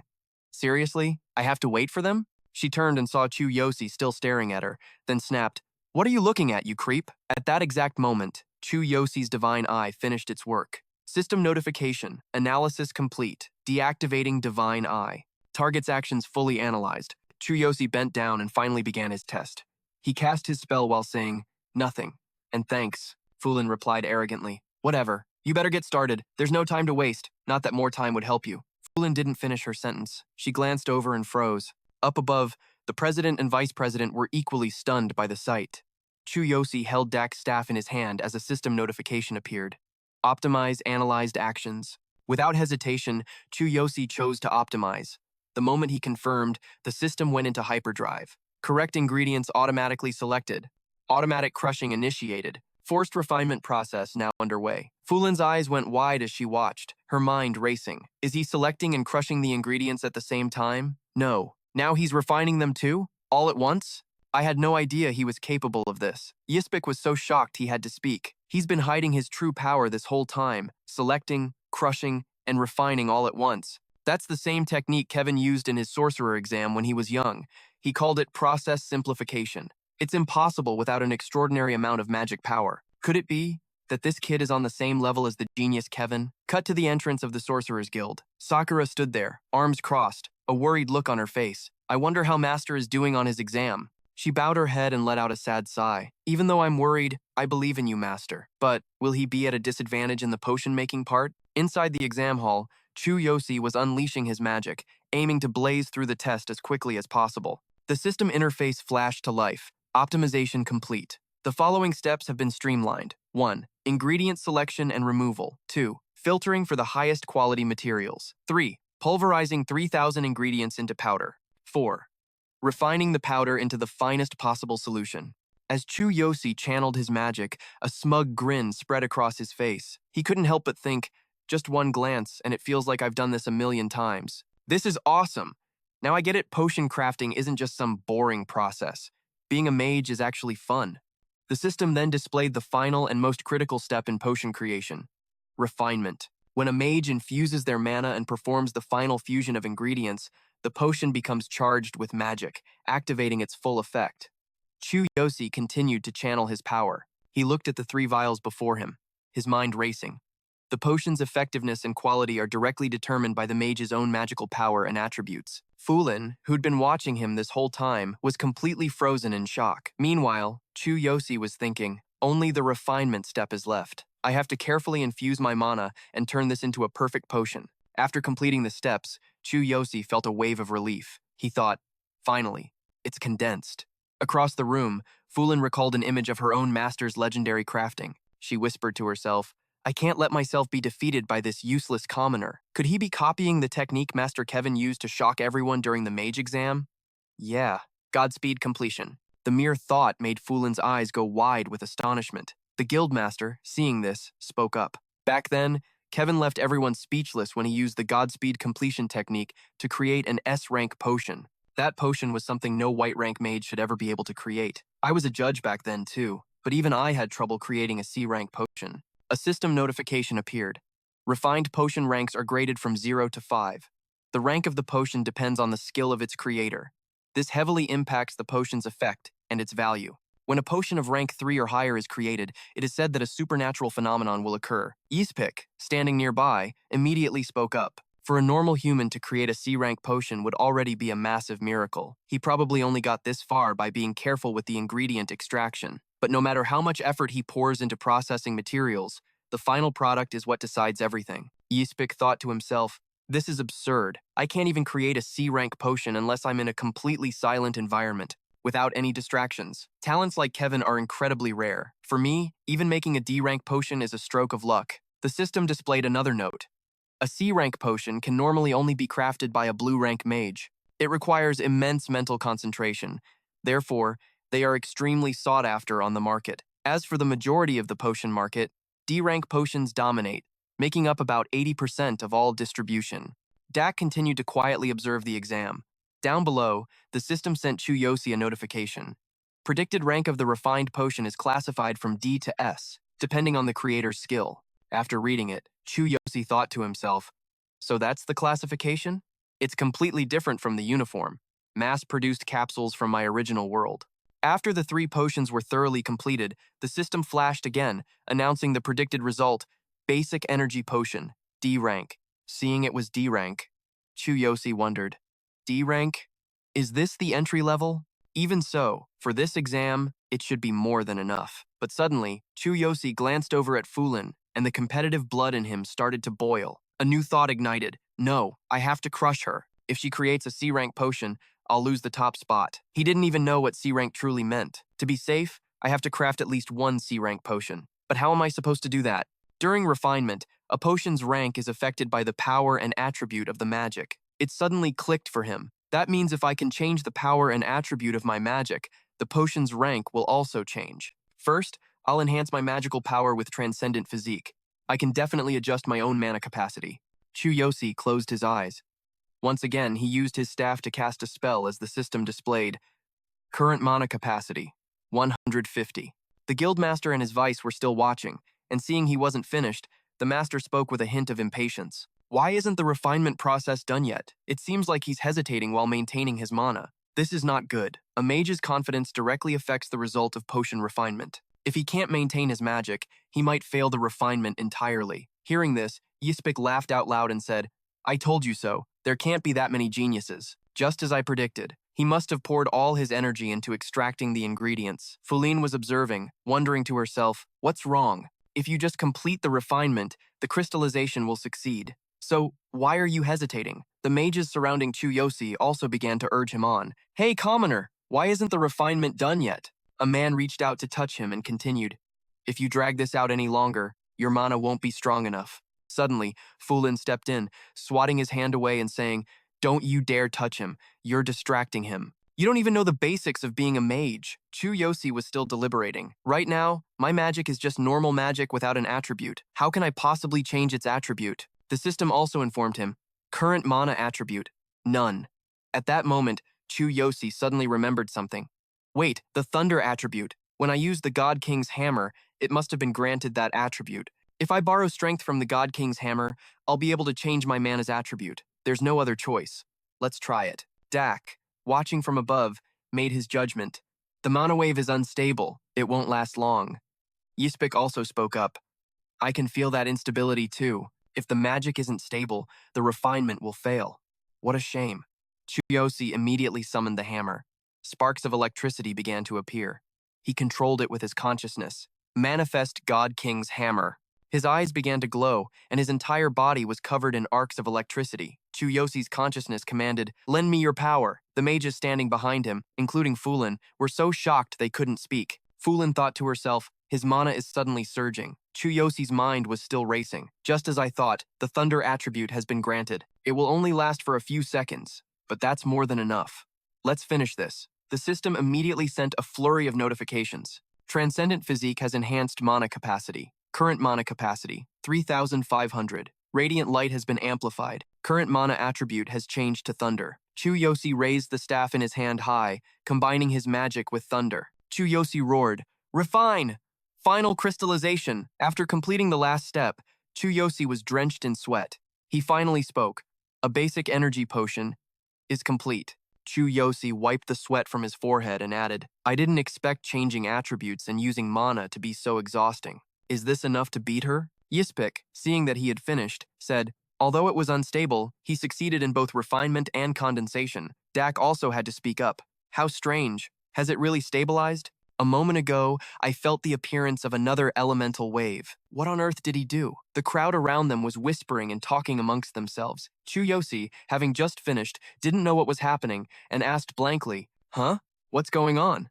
A moment later, as the exam time officially ended, a voice announced, "Stop. Stop right now. Everyone, stop what you are doing. Anyone who violates this will be disqualified." Dak announced, "From now on, Vice President B and I will decide the rank of the potions." The vice president immediately began to look at each test, saying as he walked, "Let's go ahead and look at them from this side."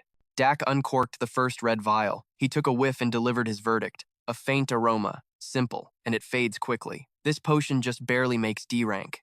Congratulations, you pass." The mage bowed deeply in relief. "Thank you. It's a true honor, Mr. President." Meanwhile, the vice president approached another station, where all three vials were billowing black smoke. He scowled at the results. Murky, and it smells burnt. A clear sign of over-refining, failure. The mage threw his head back and screamed at the heavens, refusing to accept his fate. No. Vice President B continued his assessment. "Drinking this would actually lower your stats." One by one, the other mages faced their judgment. Tears of joy flowed for those who passed, while tears of despair were shed by those who failed. The vice president then stopped before Fulin's station. "Fulin, you're up. How is Kevin doing?" Fulin clasped her hands behind her back, her posture perfect. "Thank you for asking. My master is doing very well." Bick smiled. "Good to hear." As he opened her potion, a rich fragrance instantly filled the air. Bick's eyes widened. What a powerful aroma. This one shows promise. Hearing the praise, Fulin allowed herself a small, silent smile. Bick took another deep inhale, his eyes gleaming with appreciation as he continued the assessment. Rich, complex, and long-lasting. A truly pure concoction. This is a C-rank basic energy potion, Fulin thought to herself, a wave of relief washing over her. Asterisk, I didn't dishonor my master. I did a great job.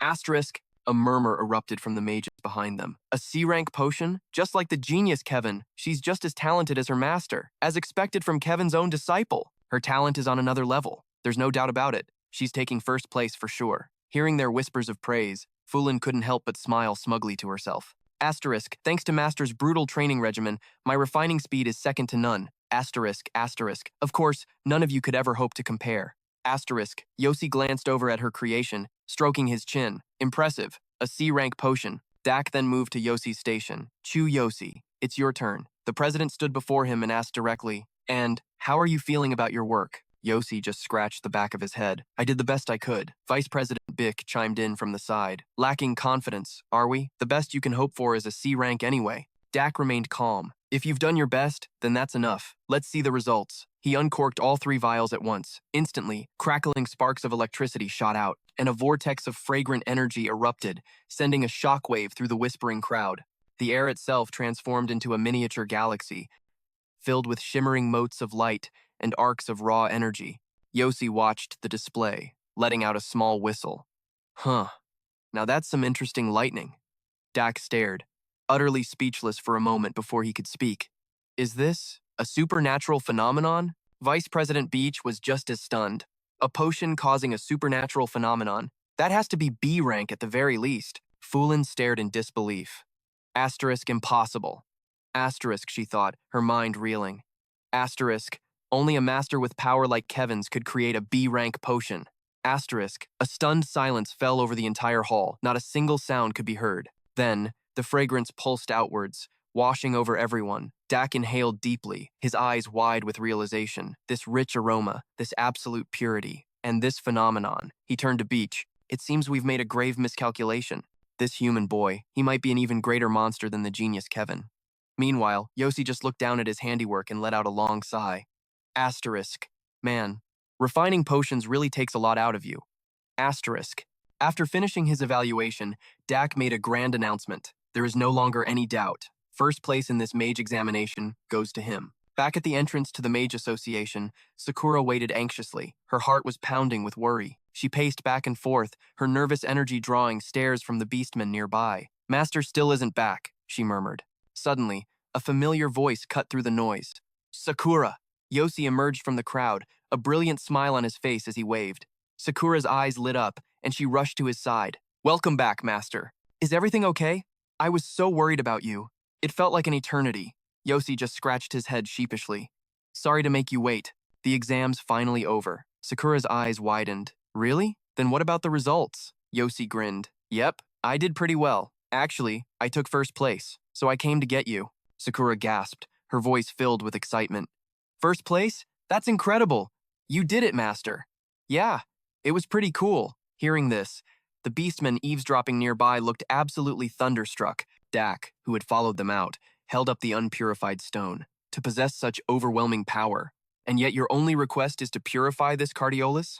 A system window popped up, explaining the item, Cardiolus, a rare item dropped exclusively by shadow bosses. Once purified, it can be magically activated to create a portal to a private shadow zone. This zone grants nearly 10 times the normal experience points. It's a highly sought-after item for adventurers looking to level up quickly, thanks to its massive EXP and high drop rates. Yosi's answer was blunt and to the point. I need it to level up. Doc simply nodded, accepting the answer. Very well. As the first-place winner of the exam, your request will be granted. Vice President Beech seized the opportunity to ask a burning question. Who was your master in alchemy? It's simply impossible that you're self-taught. A confident smirk played on Yosi's lips as he ran a hand through his hair. I don't have a master. I'm completely self-taught. Both the president and vice president stared at him, before speaking in unison. I see. You learned all of this. By yourself? I suddenly feel quite inadequate. Dak turned to lead them away. Follow me. Once the Cardiolus is purified, I will bestow upon you the white mage's robe. Fulin stood frozen as they walked past, her entire body trembling with an emotion she couldn't name. She muttered under her breath, her voice shaking. Master Kevin, I'm so sorry. I lost. To that pathetic weakling. At the mention of Kevin's name, Sakura froze. She turned, her gaze turning ice cold. Asterisk. Kevin. Asterisk. An old hatred flared in her eyes. Asterisk. So, you're his disciple. Asterisk. Noticing she had stopped, Yosi looked back. Sakura, what's up? Hearing her master's voice, she instantly snapped out of it, her expression shifting. Oh, it's nothing, she said with a forced smile. I was just spacing out for a second. Yosi gave her a cheerful, eye-crinkling smile. Come on, let's go. Once this purification is done, we've got our next goal to tackle. Yes, master, Sakura replied obediently. As they walked away, Fulin remained rooted to the spot, her hands silently clenching the tablecloth in frustration. Yosi and Sakura followed the guild leaders to the Chamber of Rituals. Inside, a massive magic circle dominated the floor. Strange herbs and animal totems were placed at key points around it. President Dak raised his staff, and the incantation began. Mother of Earth, Father of Fire, Spirit of Water, Breath of Wind, O guardians of the four great elements, heed my call, in my name, as a mage of the highest order, I command you, purify this vessel. Vice President Beek leaned over to Yosi. This crystal is saturated with dark energy, he explained.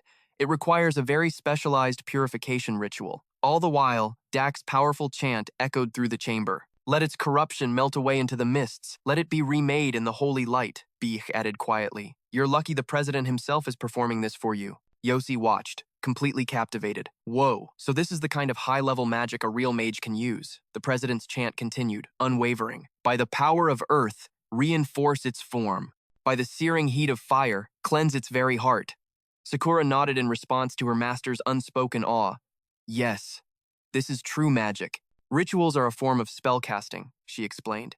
For certain powerful spells, the incantation must be longer and more complex. This purification rite is likely a very specialized form of that. Suddenly, the president slammed the butt of his staff onto the ground. Golden light erupted from the magic circle, flooding the room with power. He continued the incantation, his voice resonating with power.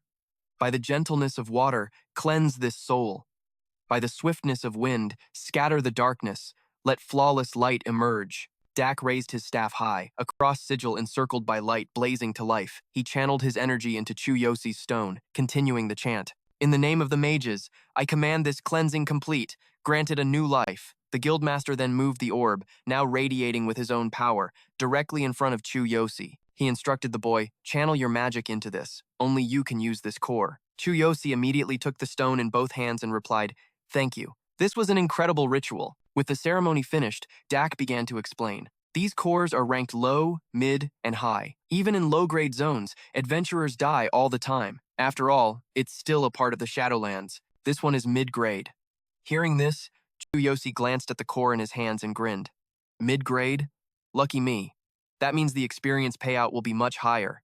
Dak replied calmly. Of course, higher difficulty means greater rewards. However, this is a whole different world from the rookie zones. Stroking his beard, he offered Chu Yosi some advice. From my experience, your party will need at least 1 tanker, 2 warriors, 2 attack mages, and a healer. Have you decided on your party members? What's your team composition? Hearing this, Chu Yosi just gave a wry smile, pointed to himself, and said, Party? There is no party. It's just me. Sakura waved her hands dismissively. I'm not joining the party either, she chimed in. Otherwise, the experience points would be split. Guildmaster Dak and Vice Master Pick were completely stunned by their casual declarations. You're going to challenge the Shadowlands. Alone? Shaking his head, Dak opened the portal and added, This is the entrance to the Shadowlands. Once you're inside, you can reset it twice. Each time, a new darkness will appear. In other words, you get to fight 3 times, and then you'll be ejected as the core turns to dust and disappears. Dak added one more critical piece of information. Once you enter, you can't leave until you've defeated every monster, or time runs out. The Vice Master, Pick, suddenly remembered something. If you happen to die, your body will be ejected, so I guess that's another way out. Chu Yosi turned back with a forced smile. Are you kidding me? That's not how I plan on leaving. Sakura shot Vice Master Pick a disapproving glare. Way to jinx him, sir. That's just bad luck. Suddenly, she held up her bag, telling Chu Yosi, Master, these are potions. I managed to get a ton from the Man-Eater quest. I've restocked a huge amount. You'll need them inside, so remember to take them. Chu Yosi took the bag, stuffed to the brim with potions, and said, You're always so thoughtful. Wait for my return. Well, I'm heading in, but the guildmaster stopped him. Wait a minute, you returned my staff, so how will you use your magic? He offered his own staff to Chu Yosi, saying slowly, If you want, you can. But Chu Yosi just held up a hand, watching sparks of electricity crackle across his palm as he flatly refused. Thanks, but I won't be needing it. He instantly summoned his massive sword, slinging it over his shoulder with a declaration. I'm a warrior after all. The system window flickered, updating his status. Level 6, current class, warrior. Equipment, Fox Beastman set. Weapon, dark ice slaying sword. Skills, Thunderfall. Luminous copy unusable without a medium. Combat power, 8,800. And with that, Chu Yosi stepped inside. A system prompt immediately appeared.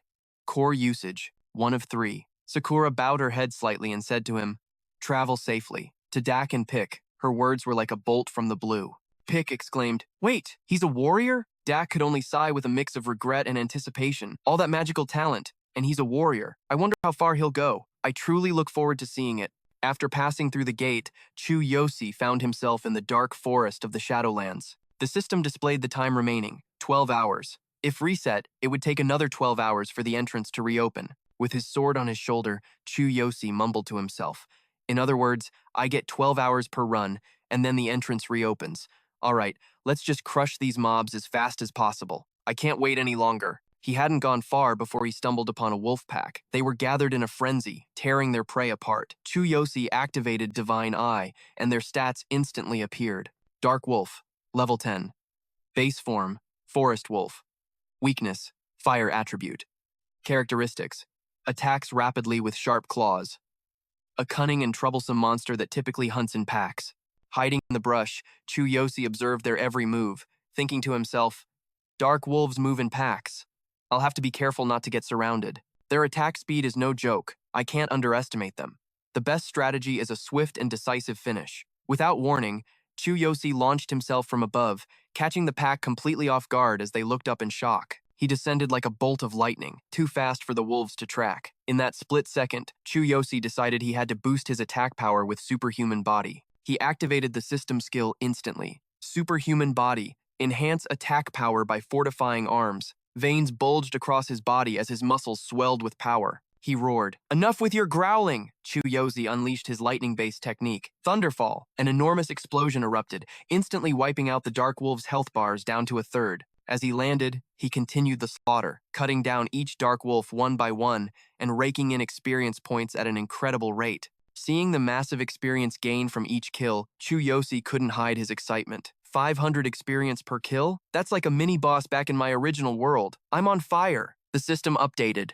Experience, 6,500 of 15,000. Chu Yosi laughed. The experience payout in here is way better than outside. He then dove back into the fray, a whirlwind of destruction, cheering himself on as he fought. All right, after 3 full runs, I'll be out of here. I might even level up twice. He stared down 2 more Dark Wolves as a notification appeared. Status effect. Paralysis has worn off. Debuff duration weakens depending on the opponent's level and combat power. The moment the paralysis ended, the 2 wolves lunged at him in a frenzy. As he parried their savage attacks, a thought crossed his mind. The paralysis wore off that fast? So this is the power of the Shadowlands. Their resistance is way higher than normal monsters. One of the wolves lunged, its massive jaws open wide. He instinctively threw his sword up to block the attack, barely avoiding being swallowed whole. Chu Yosi had to admit it was a close call. That was insanely fast. A split second slower, and my throat would have been torn out. Suddenly, Chu Yosi froze. He spotted another Dark Wolf, launching an attack from behind its packmate. His mind raced. Using your ally's body to block my line of sight? Clever. In an instant, Chu Yosi focused all his strength into his arm. If that's how you want to play. Chu Yosi activated the system skill. Superhuman body. Concentrate 60% power into the arms. Temporarily increase power and speed to unleash the weapon's maximum potential. Using his enhanced strength, he swung his sword, cleaving the Dark Wolf's head clean off its shoulders.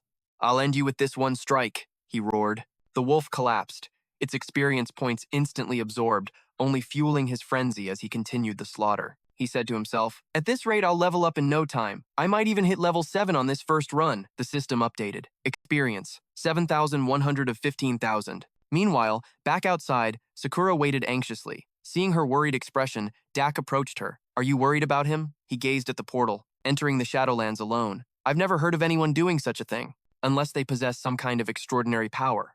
Right?" Sakura bit her lip, her eyes filled with resolve.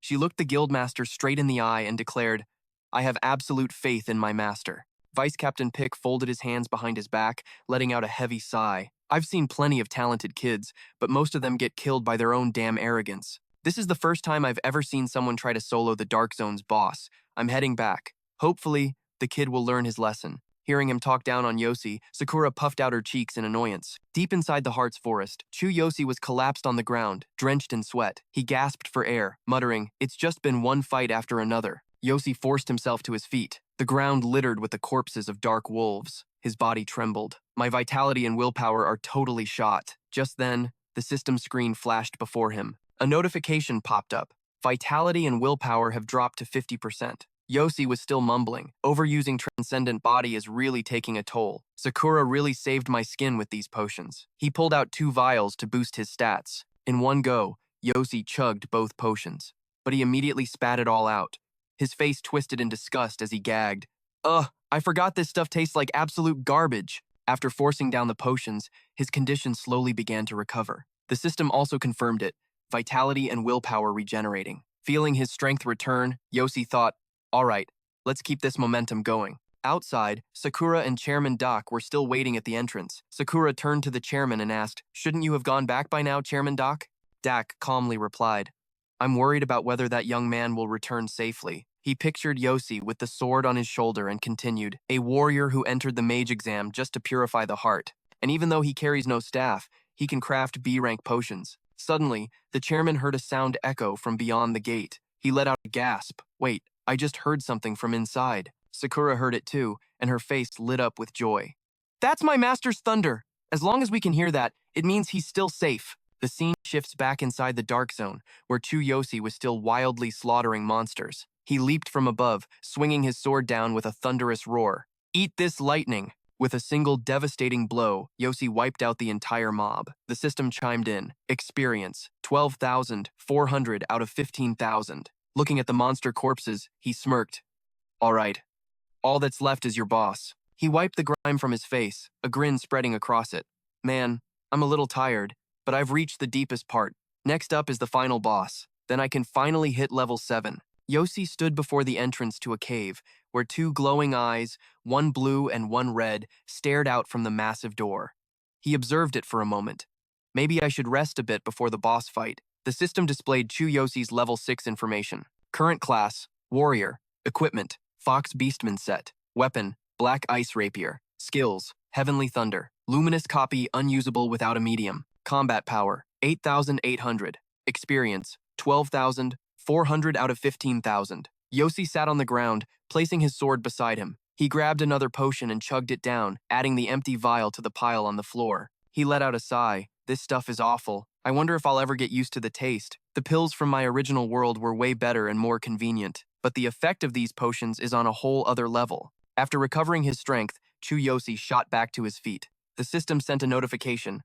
Full recovery complete. He slung the massive sword over his shoulder, bursting with energy. All right, I'm fully restored. Let's do this. The cave door opened on its own. Yosi stepped inside, dragging his sword, completely unaware of the shadow creeping up behind him. A towering, muscular figure emerged from the darkness. The monster stared down at Chu Yosi with blood-red eyes. On high alert, Yosi immediately spun around to face the beast. He carefully assessed its power. Its level was similar to the Dark Eater he'd fought before, but the pressure it gave off was completely different. This must be the boss of the Dark Zone. Chu Yosi instantly activated his skill. Transcendent Body. Increase attack power by enhancing arms. Attack power increases by 60% when using both hands. The massive, pig-faced dark monster held a huge sword that pulsed with a powerful purple light. The Slasher of the Dark Zone, a level 14 area boss. Before Yosi could even prepare, the monster charged with insane speed. Fear flashed in Yosi's eyes as he flinched instinctively. The beast swung its sword down, shattering the very ground and sending rock flying everywhere. Luckily, Yosi reacted just in time, raising his own sword to block the attack. Veins bulged on his forehead as he strained against the blow, thinking, "It's too fast, and its power is insane." Suddenly, the beast let out a terrifying roar, unleashing intense waves of purple sonic energy. Yosi tried using ice arts to defend himself, but it was useless. The monster's sonic waves washed over him. His mind raced. My body, it's trembling. Is this some kind of fear skill? The system immediately provided an explanation. Shockwave is a high-level skill used by beings of immense power. Once affected, it is extremely difficult to escape. The user's spirit overwhelms the opponent, causing panic and slowing their movements. Move! Come on, just move! The monster raged, swinging its sword down for the finishing blow. But Chu Yosi's body was completely frozen in place. He bit his lip so hard it bled, trying to force his body to obey. Move, damn it! Suddenly, the ring on his finger blazed with a brilliant golden light. The monster's sword crashed down, causing a massive explosion. The beast's blade was stopped cold against Yosi's sword. At the same time, the system announced, status effect, trembling languor has ended. Electricity crackled in Yosi's eyes. He glared at the monster and snarled, I'm not going down that easily. Yosi was already exhausted. He thought to himself, pure energy is flowing from the infinity ring right now. Is that why the abnormal status just ended? Was it an illusion or... Seeing that he had escaped its control, the monster's face contorted in disbelief. Meanwhile, a powerful new energy began to surge through Yosi's entire body. A smirk played on his lips. I don't die that easy, you damn pig. The monster finally managed to pull its sword free. It took a few steps back and spoke in a deep voice. You are strong. Your presence is intense. To think you broke my trembling languor. What a surprise. Yosi was just as shocked that the monster could speak. He asked, You can talk? I thought the Darkened were just a bunch of mindless monsters. The dark monster replied, its voice filled with arrogance. Human. We are the Darkened, a higher existence than any other. Yosi froze, his mind reeling as he watched the scene unfold. That technique again. If I had my Dark Goblin set, I could use the roaring tentacles to hit its weak spot, but I left it back in my original world. The system displayed his status again. Level 6, current class, Warrior. Equipment, Fox Beastman set. Weapon, Black Ice Rapier. Skills, Heavenly Thunder, Luminous Copy unusable without a medium. Experience 12,400 out of 15,000. Combat power 8,800. The monster suddenly unleashed a new attack. A crimson slash erupted in a massive explosion, tearing the ground to pieces again. Yosi blocked with his rapier, using every ounce of his strength to withstand the blow. His mind raced. This weapon. This guy is a seriously powerful enemy. A system window popped up with an explanation. Durability. All weapons and equipment have a durability rating. When durability is low, the weapon becomes weaker and less effective. It can be repaired by a blacksmith. Yosi's vision was completely obscured by the blast. He trembled slightly, thinking, this attack is designed to block my sight. Suddenly, a slash whipped past, just grazing his hair. Yosi gritted his teeth. Too fast! I can't block it! The monster unleashed a furious barrage of attacks. It swung its sword, and this time, the blade sliced across Yosi's neck. Blood sprayed into the air. Yosi could only counterattack as quickly as he could. He pushed his muscular body and speed to their absolute limits to strike back at the beast. Yosi pressed a hand to the gushing wound on his neck as his health bar began to drop. He let out a grim smirk. So, I took a hit, and now I'm bleeding out. I don't have any potions to stop it. At this rate, I'm gonna die. The system coldly added, bleeding, a type of debuff. If a deep cut is left untreated, the victim will die from blood loss. This effect can be neutralized using skills, potions, or magic that treats the bleeding status. Blood. Chu Yosi's mind was racing. Without a potion, he was going to bleed out. He had to take this thing down before he was drained dry. He stared at the massive beast before him, gritting his teeth. Should he burn his last 2 chances and just leave the dark zone to heal? Damn it. If he stayed, the bleeding wouldn't stop, and death was certain. With no way out, Chu Yosi stopped thinking and just moved. He charged, pouring all his strength into a single slash. His eyes flashed crimson as he brought his blade down, screaming, "I'll just kill you first!" The monster froze, caught completely off guard. Seizing the opportunity, Chu Yosi pressed his attack. "Eat my thunder!" he roared. As his sword descended, a massive explosion of brilliant blue light erupted. After the strike, Chu Yosi leaped back. Did it hit? He wondered. Why didn't it dodge? The monster stood within the blast, its sword still in hand, completely unharmed. The system's notification was instant and brutal. Thunderstrike hit the ground and failed to inflict damage. The monster looked down at Chu Yosi and scoffed.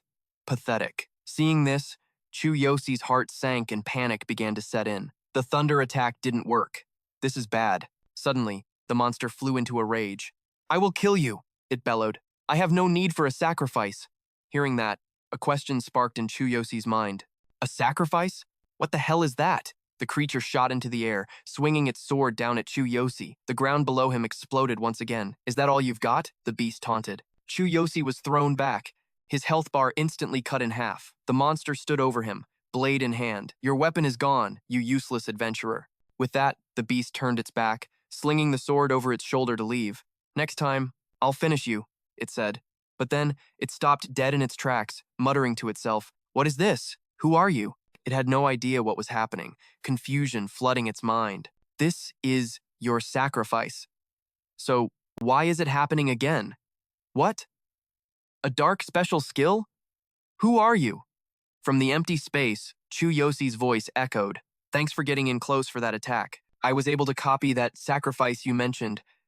With my absolute copy." Chu Yosi now stood before the monster, his form completely transformed. His entire body was now encased in a wicked new armor. "A bold attack," he said, his voice distorted. "The one considered the strongest is the one with an unbreakable body." The system displayed the skill's details. Sacrifice.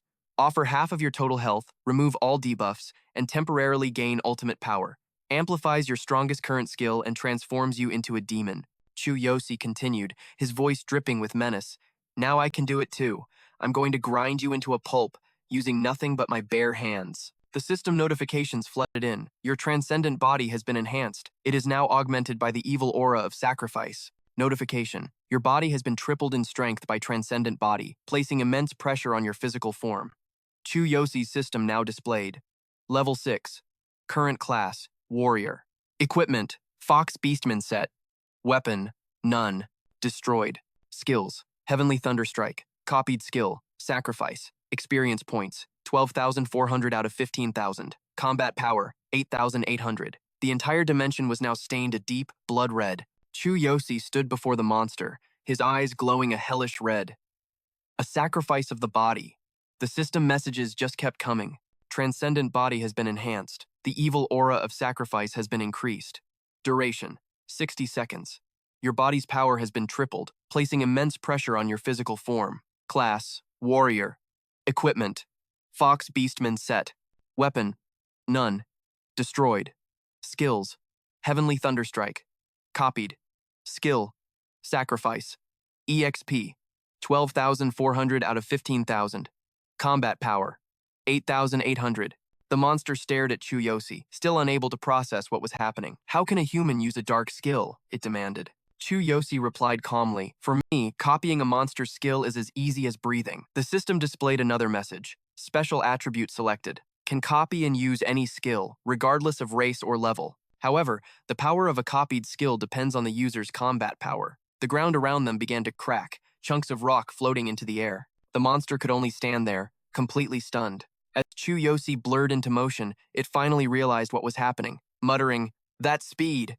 Chu Yosi appeared right in its face. It saw him now, but it was far too late. Chu Yosi unleashed a storm of bare-handed strikes against the monster's body. He poured all his power into a final punch that slammed directly into its chest. He continued his frenzied, unarmed assault until the beast finally collapsed to the ground. But the monster quickly scrambled back to its feet. So strong, it gasped. At the same time, a system notification appeared for the monster. Your weapon has been severely damaged. The beast continued to mutter to itself.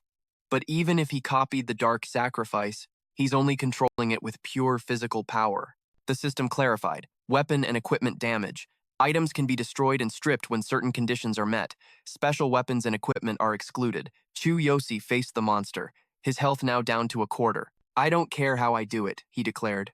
As long as I can beat you in the time I have left. Besides, under the effects of sacrifice, healing is impossible. I've only got one shot at this. A system footnote appeared.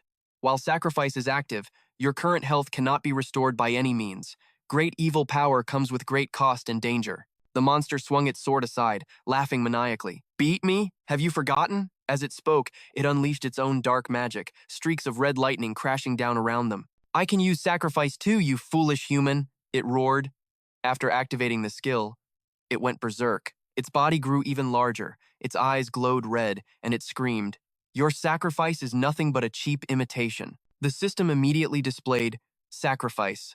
Temporarily gain ultimate power by offering half of your current health. Duration, 60 seconds. After activating the skill, the monster froze for a moment. Chu Yosi raised a hand high above his head, summoning the power of lightning. How could I possibly forget? He asked. And I also haven't forgotten that you can make my attacks miss just by using your weapon. The monster finally understood Chu Yosi's plan. It glanced at the sword it had just tossed aside, its thoughts racing. No way. He deliberately made me drop my weapon? It wasn't a simple attack? Chu Yosi held out his sharpened demonic hand, his eyes burning red. What I was aiming for, he said slowly, was forcing you to sacrifice half of your own health. A storm of chaotic thoughts crashed through the monster's mind. How is this possible? It's just a copy. He's just a human. Why is he so strong? Chu Yosi lunged forward in a flash. You're unarmed now, he said. Let's see how you survive this. Moving like a phantom, Chu Yosi plunged his hand straight through the monster's body. You sacrificed half your health, Chu Yosi told it. But this transcendent body is my weapon. After Chu Yosi's attack, the monster's health bar instantly dropped to 0. Before it collapsed, it uttered its final words. How can a human be capable of this? As its eyes closed, the last thing it saw was Chu Yosi. I'll show you who the real fool is, he said. After defeating the monster, Chu Yosi's demonic armor faded away. The system announced, you have defeated the slasher of the dark forest. You have successfully cleared the dark zone. Number of resets, 2. The effect of sacrifice has ended. Chu Yosi clutched his trembling body. My whole body hurts so much, he said to himself. It feels like I've been torn apart from the inside. Sacrifice is powerful, but combining it with transcendent body puts way too much strain on the body. As his body felt like it was about to fall apart, another notification popped up. You have obtained the weapon of the slasher of the dark forest. Seeing this, Chu Yosi muttered, a boss drop, huh? He dragged his exhausted body over to the monster's corpse and picked up the weapon. Chu Yosi managed to speak, just when I lost my own weapon. Perfect timing. The system displayed the weapon's info. Weapon acquired, Bloody Mist. A named weapon used by the wandering boss of the dark forest. It has a hollow blade, and any wound inflicted by this weapon cannot be healed. Passive effect, Bleed. Subskill, Blood Feast. Reading the information, Chu Yosi's eyes lit up. Incredible. This blood pact could be a game changer. A new series of system notifications flooded Chu Yosi's vision. Resetting would consume one challenge attempt, but it would let him enter the dark zone again. Or he could walk away with his remaining tries. The second option was far more tempting. Continuing the challenge granted a massive 50% experience boost. Chu Yosi's eyes locked onto that final line. He whispered to himself, a 50% experience boost for continuing? There was no way he'd pass this up. He immediately chose to reset. Just then, another system alert announced Chu Yosi had leveled up. Level 7, Class, Warrior, Equipment, Fox Beastman Set, Weapon, None, Skills, Heavenly Thunder, Copied Skill, Sacrifice, Combat Power, 10,000, Experience, 3,400 out of 15,000. After reading the stats, Chu Yosi stared down at his hands, cursing under his breath. Damn it. The price of sacrifice was brutal. The self-inflicted damage didn't just disappear. He thought it would temper his body, but instead, it became a lingering curse. Leveling up eased the agony, but the wounds from his transcendent body remained. A skill exclusive to the darkness. Opsley truly came at a steep cost. Should I get out and recover? If he went for another round, he'd definitely need to use sacrifice against the boss. Could his body even handle it? Besides, Sakura had warned him it was dangerous not to restock after the first run. But as he hesitated, his mind raced back to his goal. The plan was to gain 6 levels in 1 week and hit level 12. To return to his world safely, he needed power, and that's why he couldn't ignore this experience bonus. Chu Yosi let out a bitter laugh at his own expense. To grow stronger, you have to pay the price. There's no room for hesitation. Can I even keep going without that kind of resolve? Hesitate, and you lose. The system prompt reappeared. You have chosen to challenge. Please enter the space and return to the entrance. As Chu Yosi stepped through, he murmured, sorry to keep you waiting, Sakura. Outside, Guildmaster Dak and Sakura were still waiting, but there was no sign of him. Sakura paced back and forth, unable to stand still. They were both thinking the same thing. It's been a while. Shouldn't he be out by now? Guildmaster Dak tried to reassure her. Don't worry, he probably chose to continue the challenge. He'll get a nice experience bonus for it. Though Dak said that to Sakura, he was sweating bullets, secretly wondering, did he actually lose? But his body wasn't ejected. Still, could he really be attempting another run? Challenging again without restocking on supplies. That's practically a death sentence for adventurers, especially in a dark zone. Sakura's face was etched with worry. She turned to the guildmaster. But he promised he'd come out after the first round, and yet I can still hear the thunder. Just then, Bai returned. Holding a cup of tea, he remarked, I took a whole nap and he's still not done. The first round is over, and no corpse has been ejected yet, so maybe he's just hiding somewhere? Trembling in fear, hearing his vice master's words, Dak shot him a warning look. Bai, watch your mouth. Bai just chuckled. Oh, Chairman Dak, you can't be serious. Do you really think he can clear a mid-tier dark zone? By himself? It's cruel to give someone hope they don't deserve. He raised an eyebrow and continued his tirade. I told you, he's a liar. I've met countless young braggarts like him. If he'd won, he would have come out by now. If he cleared the first round and still hasn't appeared, it means he's trying again. Too bad for him. Without enough potions to last, that's just suicide. Sakura spun around, her voice ice cold. My master will return safely. Do not speak such words. The fact that I can still hear the thunder is proof that he's alive. Dak remained silent. He thought to himself, this girl has spirit. Bai just laughed louder, mocking them. Hilarious. What good is thunder? If he dies, you'll be the one to blame for feeding his worthless ego. Sakura whirled around, glaring daggers at the old man. If you say that one more time, both the guildmaster and his vice master froze, stunned by her presence. They both had the same thought, bloodlust. Dak slammed his staff on the ground. Enough. Silence, both of you. No one speaks until he comes out.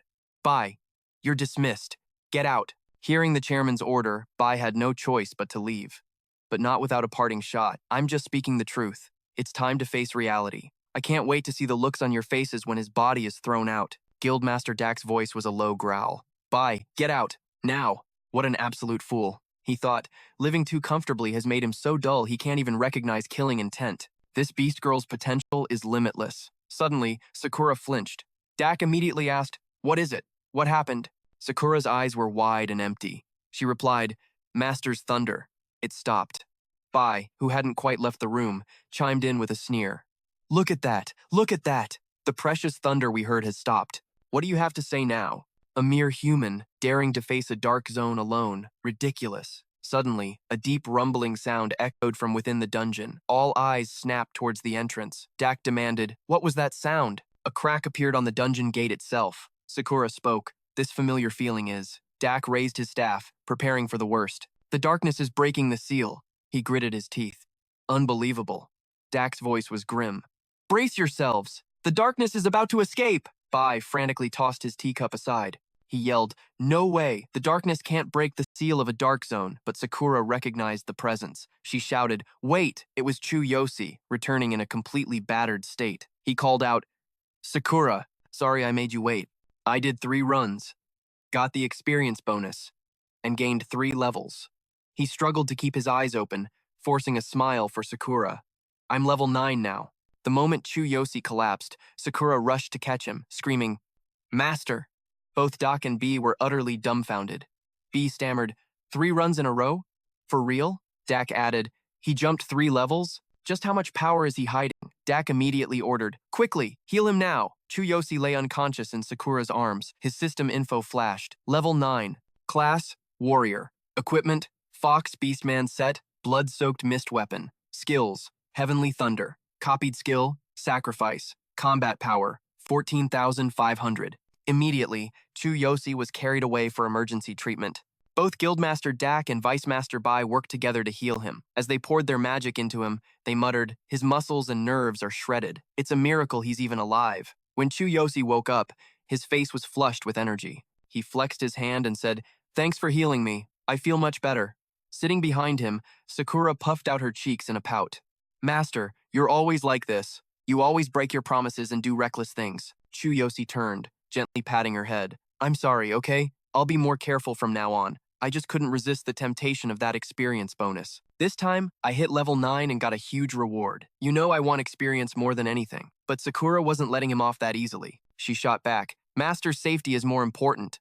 You better not break your promise again. Guildmaster Dak approached with his staff and asked, Hey, human, you said you completed 3 runs, is that correct? Chu Yosi simply nodded. After getting confirmation, Dak and B just stared at each other in stunned silence. Guildmaster Dak finally voiced the question plaguing his mind. If I hadn't seen it myself, I would never have believed it. Challenging a dark zone alone and doing it 3 times.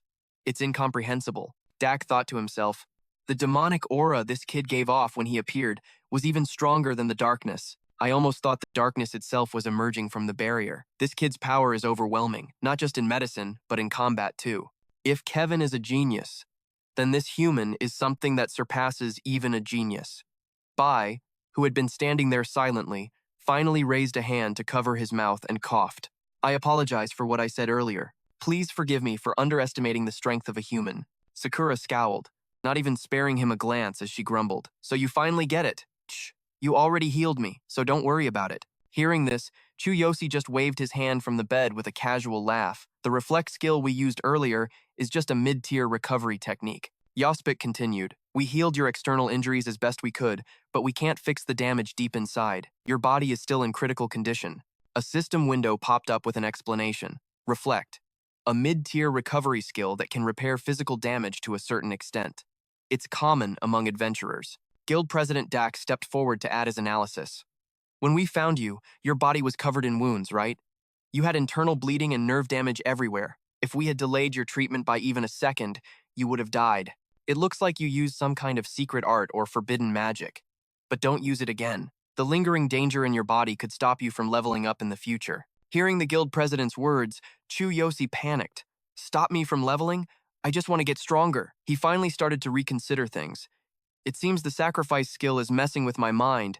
Slowly, killing became the only thing I could think about. I started to lose myself. This is a huge risk. What should I do? Suddenly, an image of 2 eyes flashed in his mind. Chu Yosi flinched. Were those eyes just now? His own eyes went wide as he gasped for breath. Seeing this, Sakura immediately asked, Master, is something wrong? Wiping the sweat from his forehead, Chu Yosi calmed himself and replied, It's nothing. I'm just a little tired. He said that out loud, but inside he was thinking, sacrifice, darkness, a special skill. It doesn't just harm my body. It corrupts my mind, too. I'd better not use it anymore. The guild president then held out a pouch full of medicine. I'll give you this potion. Take it once a day. Meditating after you drink it will help you absorb it better. Seeing the entire pouch, Yospik exclaimed, That medicine! President Dak, are you serious? Chu Yosi was overjoyed and happily accepted the pouch of medicine. Thank you, sir. Sakura, sitting beside him, also had a question. But President Doc spoke to them both. This is Kevin's favorite type of potion. It'll be a great help in your recovery. But I think it's best if you visit him in person. If you have talent, he'll surely take you as his disciple and teach you even greater medical arts. He's one of the few people on this continent who possesses a legendary law of destruction. Hearing that name, Sakura shot to her feet, clenching her fists. Kevin discovered a legendary law of destruction? Which number is it? Chu Yosi had no idea what she was talking about. Wait, what does legendary law number even mean? Hearing his question, Yospik frowned skeptically. Hey, you're an adventurer. Shouldn't you know this? He then explained, in this world, there are laws that govern the magic of heaven and earth. Magic used according to these laws has immeasurable power and is known as the forbidden curse of destruction. For a mage, increasing the efficiency and quality of the potions they create is absolutely vital. However, the laws of heaven and earth are incredibly violent, and some even have their own will. There are 12 laws, but all are hidden in undiscovered places. And even if you find one, you need the right training and ability to claim it. The Memorial Stone of the Law of Destruction is the artifact that records the 12 laws, updated and passed down to the greatest mages of every era. The first laws were written in ancient times. Each one holds the power to destroy the entire world. The reason Kevin is called a genius is because he mastered the 12th law, the law of amplification. 10 years ago, his magic reached its absolute peak. For a mage, it's incredibly useful for refining potions. It doesn't just improve the effects and quality, but it can also combine ingredients with the power of the law itself. If anyone can heal your internal injuries, it's him. Hearing that, Chu Yosi's eyes lit up. Really? Next to him, Sakura's eyes widened in hope. My master's body can be healed? The president handed them a letter. But this isn't the best time to meet him. I trained him a long time ago. If you bring this letter of introduction, he will see you. Chu Yosi took the letter and bowed his head. Thank you. But Doc stopped him. No, you should bring some rare items and precious medicinal ingredients to trade with him. After recovering, Chu Yosi and Sakura quickly left the guild. The president and vice president saw them off. Watching Chu Yosi disappear into the distance, Yospik spoke up. President Dak, does that human interest you? I'm pretty sure you gave him a vial of Type B hemo elixir. We were generous, giving him something we got from Kevin in exchange for a massive amount of rare ingredients. President Dak just smiled. I'm just curious to see how far that human kid can go. Giving him a little push is an investment in the future. Yospik frowned at his words. That's a very high-risk investment. There aren't many geniuses who can conquer the Dark Zone alone, let alone a human. Dak replied with absolute certainty, I've certainly never heard of anyone conquering the Dark Zone alone, but it wouldn't be the first time in history. This piqued Yospik's curiosity. There have been other daredevils like him? The guild president began to tell a story.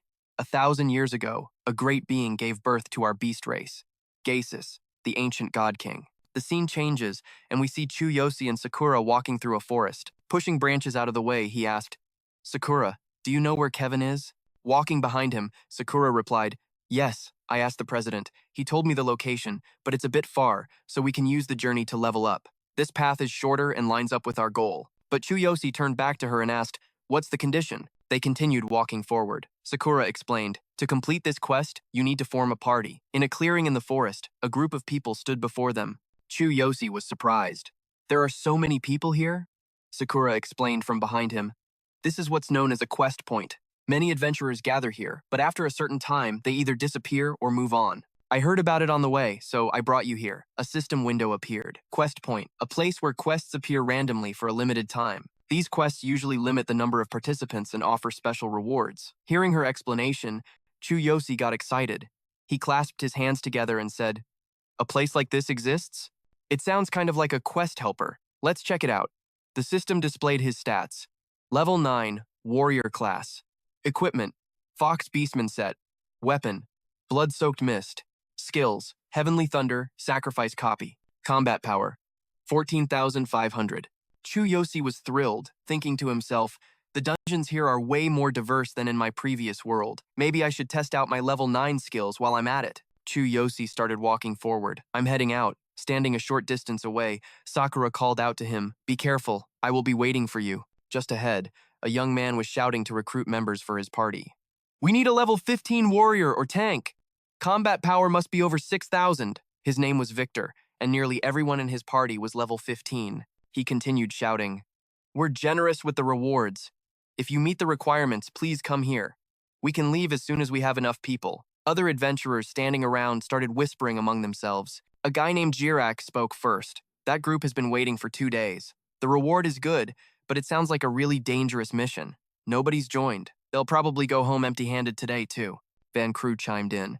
Besides, there's almost no one here who's level 15 with over 6,000 combat power.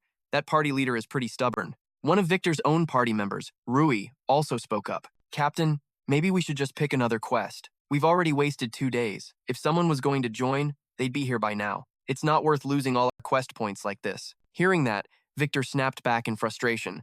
Are you stupid? Did you forget the expensive intel we bought at the tavern? This is a level 12 quest. It's the only one where you can get a blood rose. A single blood rose is worth 500 silver coins.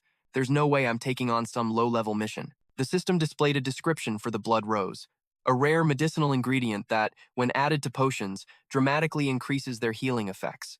It's highly sought after by mages and alchemists. For this reason, it always fetches a high price on the market. Ryuji could only press on, saying, but someone else might join later. We can't go if we don't have enough people anyway. Just then, Chu Yosi walked over, flashing a smile as he waved at the group. Mind if I join you? I'm a warrior.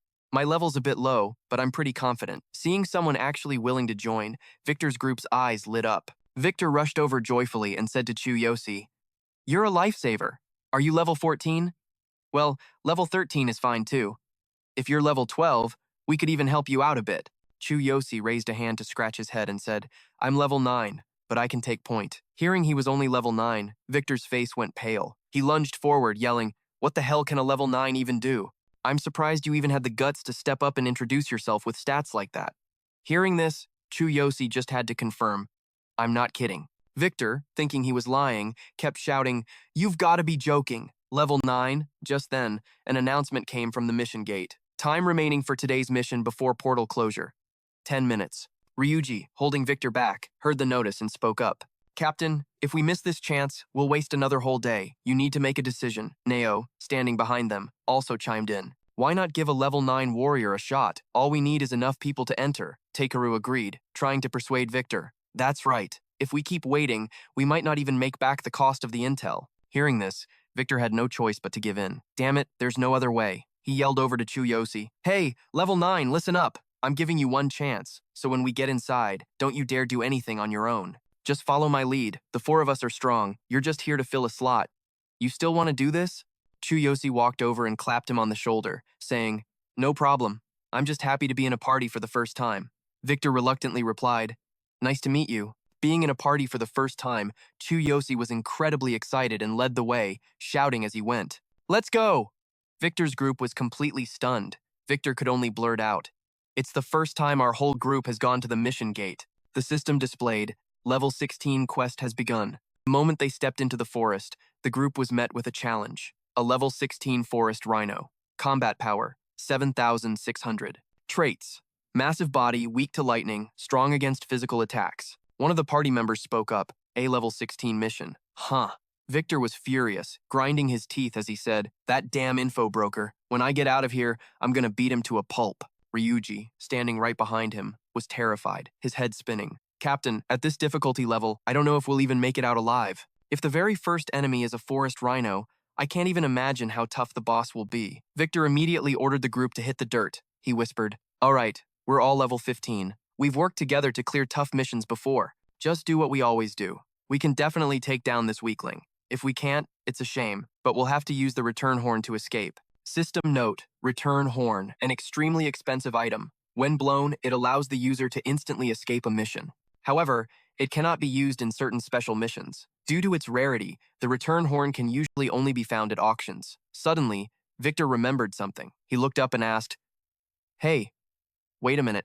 We forgot about the level 9 kid. Where did he go? Hearing Victor's question, Takeru replied, He was right there when I arrived. What did he do? Suddenly, a bright light flashed from the bushes, followed by crackling sparks of electricity. Victor's group could only stare, their eyes wide with shock. On the other side, Chu Yosi had already finished tearing the rhino apart. He let out a sigh and said, Man, that felt great. Easy as pie compared to the guys in the dark zone. Witnessing this scene, Victor's group stared in disbelief, speaking in unison. He took it down by himself? Chu Yosi slung his sword over his shoulder, gave them a thumbs up, and said, Follow me. I've gotten used to speedruns lately. Can't wait for the reward. System display, level 9, warrior class. Equipment, Fox Beastman set. Weapon, blood-soaked mist. Skills, heavenly thunder. Sacrificial copy. Combat power, 14,000. At that moment, deep in the forest, the level 16 mission was underway. After seeing Chu Yosi's true power, Victor's team started to coordinate with him flawlessly. Victor shouted to his team, "There's one more, behind that tree. That one's way too weak. Take it out." Takeru, a level 15, wind archer with a combat power of 6,230. Drawing his bow, he couldn't help but exclaim, "That level 9 warrior is insane. Is he gonna solo this entire mission?" The others chimed in. He just charged in and cleared this whole quest by mincing these small fry monsters. Chu Yosi was now leading the way, frantically destroying every monster he encountered. Another member of Victor's group spoke up. "It's like he already knows all the monsters' weak points. I can't believe he's only level 9. No, a level 15 light priest with a combat power of 6,120. Hearing the others, she added, "And he doesn't even need healing. He makes this look way too easy." Ryuji, a level 15, shadow thief perched on a tree branch. Combat power, 6,120. He too was stunned. "Captain, you know a lot of people, right? Who is that guy? With skills like that, he's gotta be famous." Victor, a level 15 elemental mage with a combat power of 6,300. Hearing Ryuji's question, he replied, "Not really. How am I supposed to remember everyone I meet? Even the people recommended by the info broker at the tavern. I don't know him, you know? That guy is definitely an elite from a major guild. He looks familiar, I just can't remember who he is." Meanwhile, Chu Yosi was still manically clearing a path forward through the monsters. He thought to himself, the difficulty of a normal mission is nothing compared to the Dark Zone. The EXP might be higher than the real world, but it's still less than the Dark Zone. Even the level 16 mobs here are weaker than the level 11 monsters over there. They're probably not even half as strong as a level 16 dark monster. Chu Yosi looked at the treant monster before him. He used his sacred eye. He quickly saw its fatal weakness was fire, and its trait was attacking with vines. It has poison thorns. Chu Yosi fought it, skillfully dodging the vine attacks while thinking, as long as I'm careful, these poison thorns aren't that dangerous. My sacred eye shows me the monster's weaknesses, but can I use it for even more? This mission requires collecting blood roses. I wonder if I can give them to Kevin as a souvenir? Chu Yosi swung his sword, slicing through a volley of the monster's vines. The system displayed a note about the blood rose, a rare medicinal herb. Infusing it into potions dramatically increases recovery ability. It's highly valued by classes like alchemists, making its market price incredibly high. Chu Yosi glanced back and said to Victor's group, "We're almost at the boss. The number of smaller monsters is increasing. They're weak to fire. Can mages use fire-based magic to attack?" Victor heard him and yelled back, "You got it! I'm on it!" He thought to himself, "Finally, my time to shine."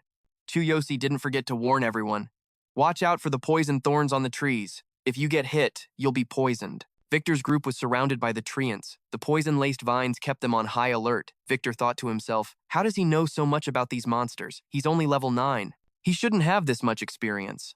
I saw his level myself, but he must be hiding his real power.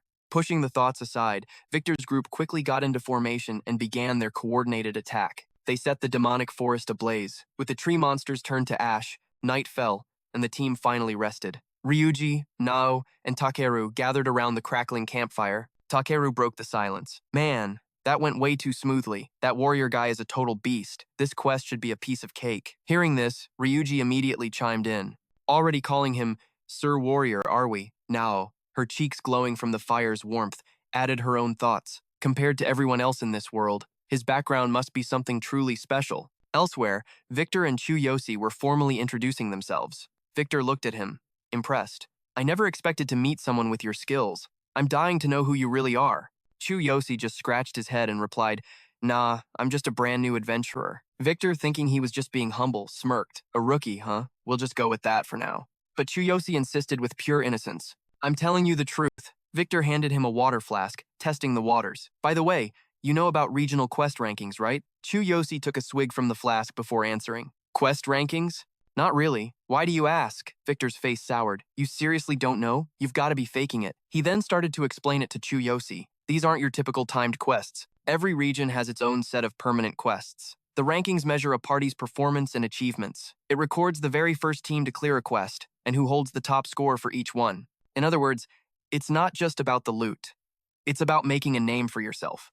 These rankings are posted in every single Adventurers Guild branch. Anyone can view them. You could bring massive prestige to your guild or party." Chu Yosi was starting to get the picture, but he still didn't understand Victor's point, so he asked, "Okay, I think I get it. But what are you getting at? Chu Yosi thought to himself, asterisk, my original world had a system just like this. Turns out, this place does too. Asterisk. Victor crossed his arms, chest puffed with pride. This party might look like a random pickup group, but I'm actually a member of an elite guild team, the 15 vanguards known as the Great Mountain Goats. Our captain is one of the guild's founders, the shield hero himself, Have of the Great Mountain Goats. Chu Yosi still wasn't following.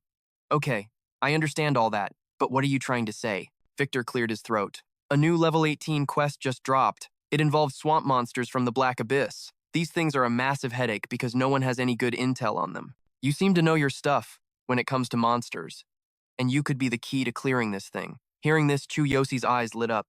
He balled his fists in excitement. So, a Black Abyss monster hunt? The rewards must be insane, right? Victor's own hands tightened as he nodded. If we clear it, we'll snag both the first clear record and the highest achievement title. The rewards will be massive. That's why every top team is gunning for that first clear record. If you're interested, you should meet our captain. Chu Yosi paused to think.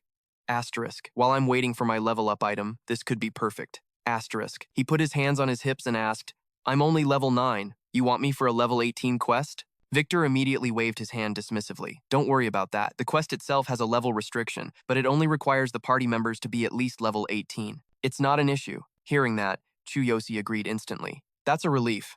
In that case, I'm in, but on 2 conditions. Victor leaned in eagerly. As long as they're reasonable, I'll do what I can to meet them. I'll even add an extra fee. Just name them. Victor thought to himself, asterisk. Perfect. He's taking the bait. Asterisk. Asterisk. If he joins and gives us intel on those abyss monsters, our team will have a huge advantage in securing that first clear record. Asterisk. Asterisk. The credit will go to me, raising my standing in the guild. Asterisk. Without another moment of hesitation, Chu Yosi laid out his terms. First, if we complete the quest, I get all the base experience points. I need the EXP. Second, I get first pick of the rewards. Of course, once I've taken my share, the rest is all yours. What do you say? Hearing this, the color drained from Victor's face. He stammered, That's completely unreasonable. Even if I agreed, my captain and the others would never go for it. I have to ask them first. Victor turned back toward his own group. We'll table this discussion until after the current quest. Rest time is over. Let's move out. The party packed up and moved out to finish their mission. As everyone watched, Chu Yosi spoke up. Let's wipe them out completely. Ryuji, observing from the back, was impressed. The captain's spiral flame magic was incredible. Now clutched her staff and chimed in. The boss's critical weakness was fire, so it was a piece of cake. All the while, Victor was unleashing his own fire skills, incinerating the remaining vines. After the last tree monster fell, Victor scratched his head, a bit embarrassed. It was all thanks to Chu Yosi helping me nail the timing. It would have taken me at least 10 seconds to find the weak point on my own. Plus, Chu Yosi gave us all the intel, the boss's weakness, its critical weak point, the strategy to beat it. And he even protected us during the fight. You're seriously the best, man. With the monster defeated, the loot dropped. Chu Yosi picked up a blood rose. I've got the blood rose I needed. You guys can split the rest. Victor immediately gathered his party. All right, everyone. We'll split up here. I'll divide the rewards later. The 3 members replied in unison. Thanks. Once his team had dispersed, Victor approached Chu Yosi. Hey, are you free right now? I'm heading to thank Captain Have, and I'd like to introduce you. Chu Yosi nodded. Just a second. I need to let my partner know. He returned to Sakura, who was gently wiping his face with a cloth. Getting scouted this fast is amazing. I didn't get my first real invite until I was level 30. After cleaning him up, Sakura smiled. There, that's better. Be careful. This could be a huge opportunity for you. I'm going to gather intel in the next town and report back when I return. Chu Yosi's heart swelled with gratitude. He smiled warmly at Sakura. Okay, that sounds great. If you can't find me, just wait at this region's Adventurers Guild. Sakura then handed him a small pouch. She continued, just in case, here are some potions and a bit of cash. It should be enough for about 3 days. After taking the pouch, Chu Yosi knew he had to hurry and turn to leave. But before he left, he turned back to wave. Thanks for everything. I'm off, Sakura called back. Travel safely. The moment Chu Yosi was out of sight, her expression turned cold and serious. She thought to herself, asterisk. Perfect. Now I can investigate that so-called genius, Kevin. If he's truly mastered the laws of Wind-Earth fusion, then my assassination plan will need to change. Asterisk. The scene shifts. A man raises a tankard of ale. A deep voice booms through the room. A level 9 warrior with 2 conditions attached? Victor, are you serious? The speaker was none other than Captain Have, the level 18 shield hero of the Great Mountain Goats. Combat power, 7,600. He shot a glare across the room. A level 9 wants to call the shots for my elite team, where the average level is 16? You've got to be kidding me. Victor stood stiffly in the guild hall. He quickly tried to explain. But sir, he's the real deal. Thanks to him, we secured the Blood Rose without any trouble. A man in crimson armor, holding his own ale, sneered. A level 9 isn't even fit to shine our boots. This was Luke, the sharp-tongued vice captain, a level 17 gallant dual swordsman. Combat power, 6,930. He let out a derisive laugh.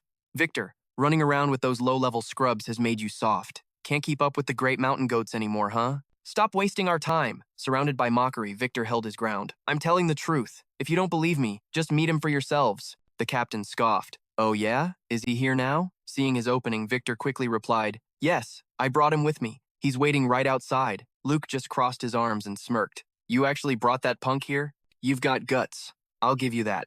Model. After being mocked for so long, Victor's face flushed with rage as he shouted, That's enough. Inside, he seethed, You're always trashing me. This time, I'll make you eat your words. Seeing Victor's unwavering confidence, Have decided to give him a chance. Fine, I'll meet him. Hearing this, Victor quickly bowed. Thank you, sir. He immediately went out to bring Chu Yosi in, placing a hand on his shoulder to guide him. This way. Chu Yosi entered the room and saw the crowd, feeling a bit awkward. He scratched his head and introduced himself. I'm Chu Yosi, a level 9 warrior. It's an honor to meet you, sir. Everyone in the room stared him down. One man in particular immediately gave him a thumbs down, laughing mockingly. Look at this weak little twig. Victor stepped in, trying to smooth things over. He patted Chu Yosi's shoulder. Just ignore him. Team Captain Have held up a mug of ale, sniffing it before speaking. So, according to Victor, you're the one who can help us clear this mission. Is that right? If that's true, how confident are you? Hearing the question, Chu Yosi answered without missing a beat. 1% confidence. But I have one condition. Have turned to look him over, intrigued. 1%? And what's the condition? Chu Yosi pointed a thumb at himself, answering with bold defiance. Let me be your captain. For a moment, a dead silence fell over the entire room. Have was stunned, his eyes wide. You want to become the commander of the 15th Elite Squad? Standing beside them, the other man's hands clenched into fists. His voice dripped with rage. Are you insane? This is Captain Have of the Great Wood Team. Our squad is famous around here. Don't make me laugh. Victor panicked and rushed over to whisper in Chu Yosi's ear. Hey, Chu Yosi, you the commander? That's insane. Chu Yosi shot him a sideways glance and replied quietly, It's part of the mission. Don't worry. Have turned his back, setting his mug down. Other teams have also attempted this mission. They've tried over and over, but they all failed in the same spot. We've already failed 6 times ourselves, draining potions and supplies with each attempt. The more people we bring, the more it costs. We've already sunk 2 gold into this. Hearing this, Chu Yosi cut in. So, it's a money problem. Let me make this clear. If you make me commander, I guarantee we will clear this mission. The other man looked like he could barely breathe, his face red with fury. How dare you say that? Another member cracked his knuckles. Captain, just let me smash this punk. But when Have turned around, he agreed without a moment's hesitation. All right, I accept. He picked his mug back up, adding, But if you fail, if you're all talk, the Great Wood Team will not forgive you. As if he couldn't believe his ears, the other guy stammered, Sir, are you serious? Hearing Have accept his condition, Chu Yosi gave a sharp nod. Fine by me. If we work together, we'll clear this easily. The man instantly pointed a finger straight at Chu Yosi. Captain, you're really gonna trust this guy? What can a weak-looking level 9 even do? Seeing his vice captain losing his cool, Have just spoke calmly. What other choice do we have? With or without him, we were going to try again anyway. Luke stubbornly held his ground, but to let times lead, a level 9? He's obviously a scammer. The Great Wood Team is already struggling, and this kid probably got scammed himself. He doesn't belong here. We should kick him out. Have shot Luke a serious look, his voice turning cold. Do you have any idea how much we're being mocked at the guild? It's because we've accomplished nothing while other teams surpass us. If we're the first to clear this new mission with a good showing, our reputation will be restored. There is no other way. Even if it's just a sliver of hope, we have to grab onto it. Have looked at Chu Yosi, his fist tightening. And if he is a scammer, I'll deal with him myself. The scene changes to the mission entrance, where other teams are gathered. Seeing the Great Wood Team arrive, they immediately started sneering. Hey, isn't that the Great Wood Team? They're trying the new mission today too? They'll just end up failing like always. Wait a second. The guy in front isn't Have. Seeing Chu Yosi leading the pack, the whispers started up again. Who's that? What's with his weird gear? A man named Anubis crossed his arms, his voice booming. Well, if it isn't the Great Wood team, did you guys get a new captain? All style and no substance. Keep this up and you'll be eating dirt. Try spending your money a little smarter. Hearing his team being insulted, Victor leaned in to whisper to Chu Yosi. That captain always sees us as rivals. But honestly, he's not wrong. Failing over and over has left us with nothing. That's why the captain and everyone else is so stressed. The tension in our group is at its breaking point right now. After processing Victor's information, Chu Yosi's expression didn't change. He just said 3 words. I got it. He then walked forward, bumping Anubis's shoulder hard enough to make him stagger. Sorry, you were in my way. Stunned by his attitude, Anubis shot back. Hey, Ha-Vei, your new captain's got a real mouth on him. He laughed loudly for everyone to hear. I wonder if he'll still be running that mouth when you all come crawling back in failure. Chu Yosi just glanced back with a smirk. Guess you'll have to wait and see. The mission gate finally materialized, and Chu Yosi's voice rang out. All right, everyone, let's get started. In that moment, Chu Yosi was thinking to himself. According to Victor, this mission involves a tricky monster swarm in the swamp's darkness. But with my god's eye, this will be a piece of cake. I'll show them a clear that's stronger than they could ever expect. As the team stepped through the portal, a system notification appeared. Welcome to the Swamp Zone Darkness mission. The level 18 Swamp Zone Darkness requires a party of 12 to 17 people. No one is level 18 yet. As they started moving, with Ha-Vei following behind, Chu Yosi spoke up. So, what's the plan? Chu Yosi put his hands on his hips. There is a plan. He opened the system window, then turned to Ha-Vei. Just to confirm, I get all the experience points, right? Ha-Vei answered immediately. Of course. To us, honor is more important. As long as we can clear it first, that's not an issue. But don't you dare disappoint us. You've seen it yourself. We're desperate for a win. Making you commander is my responsibility. If you fail, you'd better be prepared for the consequences. Chu Yosi looked at the system screen, which was now recording their agreement, and spoke. Understood. Ha-Vei then turned to his team. All right, everyone, prepare yourselves and follow his lead. Chu Yosi simply replied, let's do this. Luke was still seething. With a scowl, he thought, I can't believe we're letting him take all the experience points. Just you wait. Meanwhile, Chu Yosi was still examining the system screen. He thought, okay, next up is what Victor mentioned. Activate hard mode. The system description appeared, hard mode.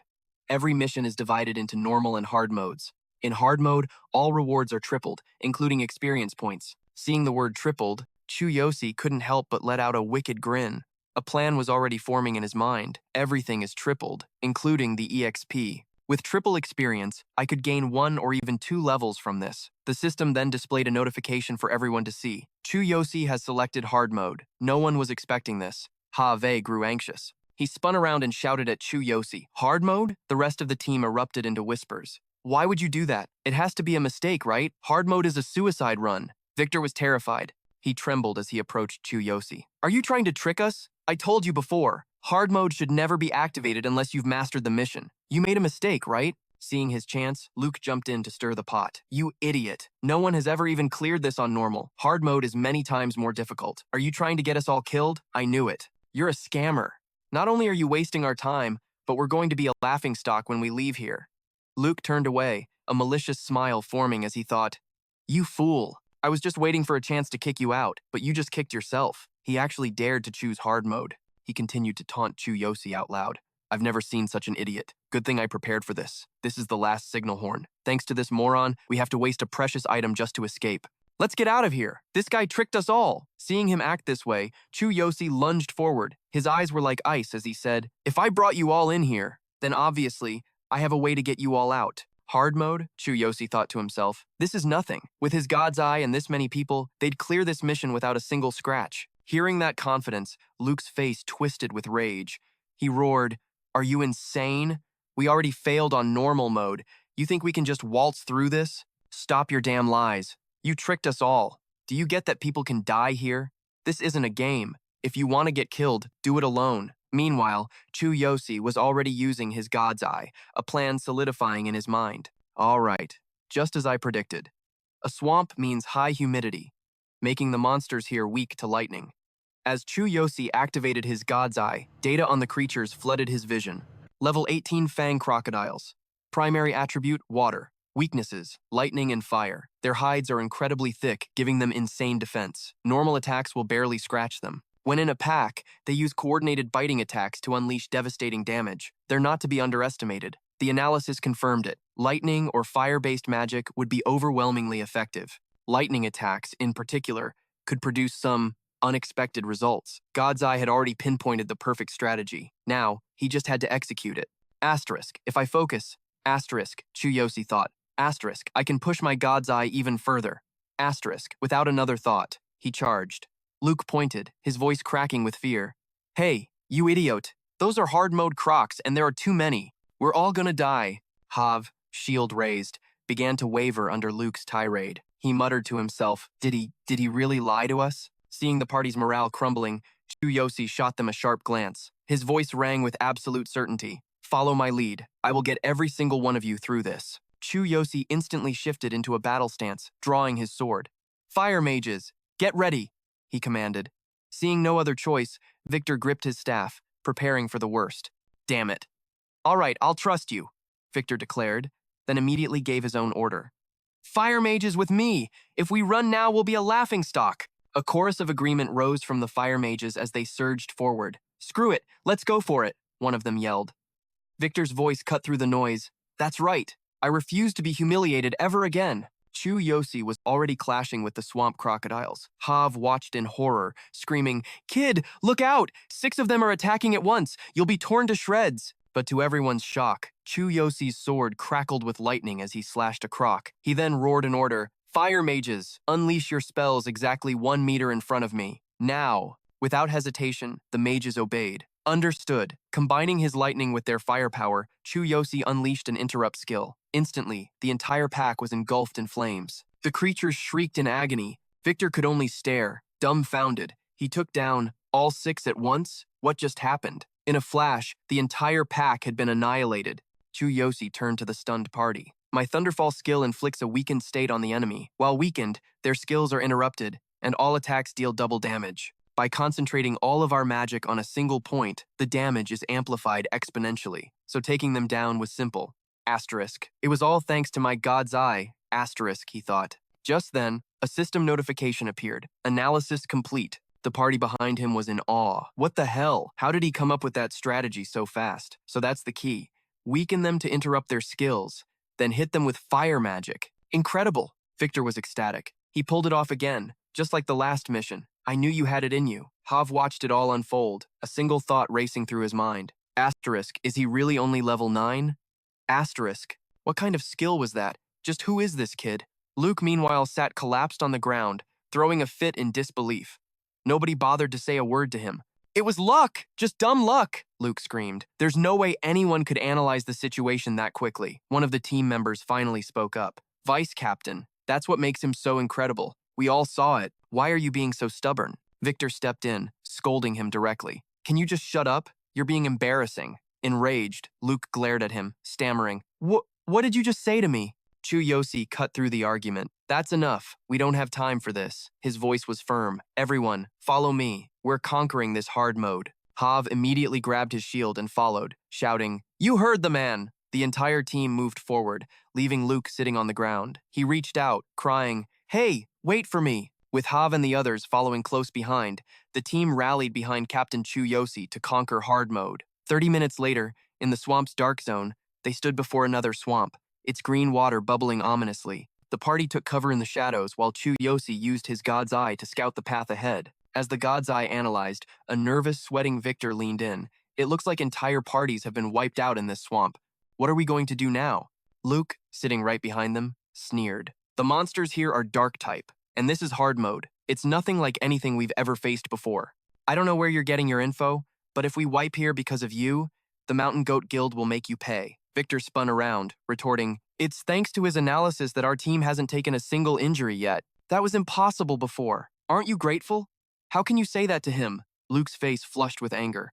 Victor, don't you forget I am the vice captain. Know your place. He is just a temporary leader. As vice captain, I'm simply thinking about the team's safety. Hav finally intervened. Both of you, be quiet. You're distracting Captain Chu Yosi. Just then, the information from God's Eye became clear. The analysis was complete. The results were absolute. There was no way around the swamp. The only path forward was straight through it. The recommendation, send one person to distract the monsters while the rest of the party crosses. Asterisk, understood. Asterisk, Chu Yosi thought. Asterisk. If that's all it takes, this is easier than I expected. Asterisk. The system fed him a detailed breakdown. The swamp was about 300 square meters. The shallowest point was 24 centimeters. The deepest was 126, and the average was 86 centimeters. An optimal route had been plotted. The path's average depth was under 40 centimeters. This was the fastest, shortest route, and it avoided all major danger zones. Chu Yosi sketched the route in the dirt with a dry branch. He was calculating internally. Asterisk. The analysis is flawless. It seems the power of my god's eye grows in proportion to my own combat abilities. Asterisk. He committed the route to memory. It was time to finalize the plan. The system sent a new warning. 15 shadow monsters were wandering along this route. Lure them away to clear a safe path for the team. The swamp makes movement slower, but with the enhanced leg strength from his superhuman body, he could move as if on solid ground. The countermeasure was clear. The swamp's high conductivity would allow Thunderfall to attract the shadow monsters. He could then strengthen his legs with his superhuman body to get away and lure the monsters into a designated kill zone. During the battle, he would follow the analysis and aim for their weak points. The battle plan would be adjusted according to the situation in real time. His observation complete, Chu Yosi stood up. As Vice Captain Luke said, "This is a partnership for mutual gain, and I am only the temporary leader. If anyone is dissatisfied with my command, you're free to leave. I won't stop you." He turned back, his gaze sharp enough to cut stone as he continued, "But as long as I am the leader, my orders are absolute." Hearing this, Luke clenched his fists, muttering, "This bastard. Just because he knows a little about monsters. He dares." Hav cut him off instantly. "That's enough. Save your complaints for after the mission. Everyone wants to get this over with." Silenced, Luke could only click his tongue and grit his teeth, whispering to himself, "This worthless, level 9 rookie." Chu Yosi watched them in silence. Heh. The old me would have crumbled under their hostility. No matter what world you're in, there are always scumbags who prey on the weak, and anyone they see as a threat. That kind of malice is just a fact of life. No rhyme or reason to it. I used to be a victim of that crap. Just like Karina and the others, the only way out is to get stronger. But I'm not that same Chu Yosi anymore. Suddenly, Chu Yosi stood up, silencing the group. "All right, enough pointless chatter. Looks like we have to cross this swamp to get to the next area." Have nodded in agreement. "I've made it halfway before and saw the entrance. To get there, we can't avoid the shadow monsters hiding in the muck. Their attacks are hard to predict. One screw up, and we'll be forced to use our return horns. Worst case scenario, we all get buried here." Hearing Hav's grim warning, Chu Yosi calmed everyone down. "Yeah, it's a dangerous, unfamiliar place with a ton of restrictions, but don't sweat it." Have looked at him, asking, "You have a plan?" Chu Yosi laid it out for them.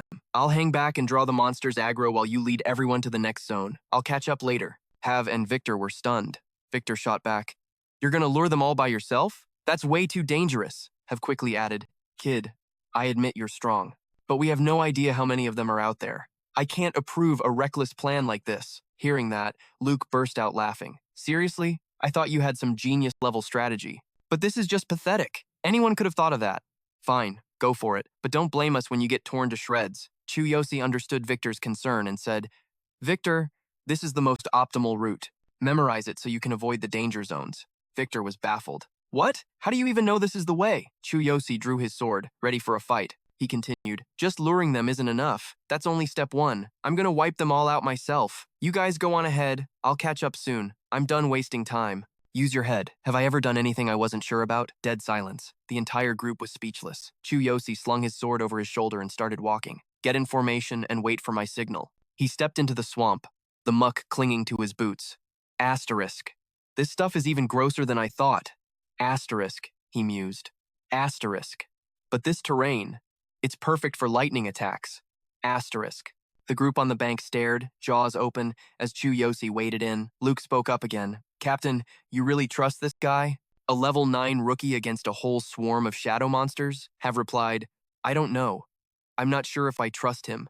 But that look in his eyes." Victor cut in, his voice full of confidence. "I believe in him. Rank doesn't matter. Just follow the plan." He even gave us the exact route. Down in the swamp, Chu Yosi was ready. He looked at the murky water and muttered to himself, 15 of them. Normally, being surrounded by shadow monsters would paralyze anyone with fear. Suddenly, a beast leaped from the swamp. Chu Yosi's analysis skill activated. Soul Eater of Darkness, level 18. A monster that lurks in swamps. Weaknesses, lightning and piercing attacks. Characteristics. A dark creature born from the swamp, ambushing any prey that passes by. They have low health, but they're incredibly agile and shouldn't be underestimated. If one of them bites you, It's already too late. Chu Yosi swung his sword, cleaving the monster as it lunged at him. The system's analysis continued. Weakness analysis. Their bodies are saturated with moisture, making them nearly immune to fire-based attacks. Lightning attacks, however, are extremely effective, and their round bodies make piercing attacks a fatal weakness. Chu Yosi gripped his sword tightly and yelled, "Sorry to keep you waiting! Come on, you bastards!" With that, Chu Yosi dove into a frenzied slaughter. His entire body was wrapped in crackling lightning, his eyes glowing with power. He muttered again. So, what people don't get is that these things are pitch black, and they hide under the swamp after every attack. He swung his sword, slamming it down on the swamp's surface. A flash of lightning coursed through the water, attracting the monsters. There's no way we could have found their weakness otherwise. Zapped by Chu Yosi's electricity, the monsters leaped out of the water in a frenzy. A system notification popped up. Monster lure, success. Looking at the swarm before him, Chu Yosi smirked. Perfect. I've gathered every last one. Chu Yosi immediately started moving. For a normal adventurer, he thought, this unstable ground would be a nightmare. But for someone with a transcendent body, it's not a problem. Chu Yosi activated his skill. Transcendent body. Leg strength has been enhanced. You can now walk on the swamp with ease. With the skill active, Chu Yosi broke into a sprint, the pack of monsters chasing right behind him. As he ran, he shouted, "Have! Lead the others through the path I showed you." The rest of the team watched in pure disbelief, their chatter filled with awe. He can actually lure all the shadow monsters. His agility is insane. How is he running on the swamp without sinking? With Captain Chu Yosi on our team, I feel like we can clear any mission. Wait, he's only a temporary leader? Victor put his hands on his hips and shot Luke a smug look. See? Told you so. You believe me now? Luke was quiet for a moment before admitting, I'll admit, I underestimated him. Have took command. Don't just stand there gawking. Move it, while Captain Chu Yosi is keeping them distracted. Follow me. Victor, you guide them. Yes, sir, Victor responded immediately. The group started moving, running across the swamp and pushing forward. System notification. Successfully lured monsters away from the party. Arrived at the designated combat zone. Seeing that the monsters had followed him to the perfect spot, he roared, "We've reached the battleground. I'll finish all of you right here." Chu Yosi gripped his sword with both hands, eyeing the swarm. Piercing attacks are effective, huh?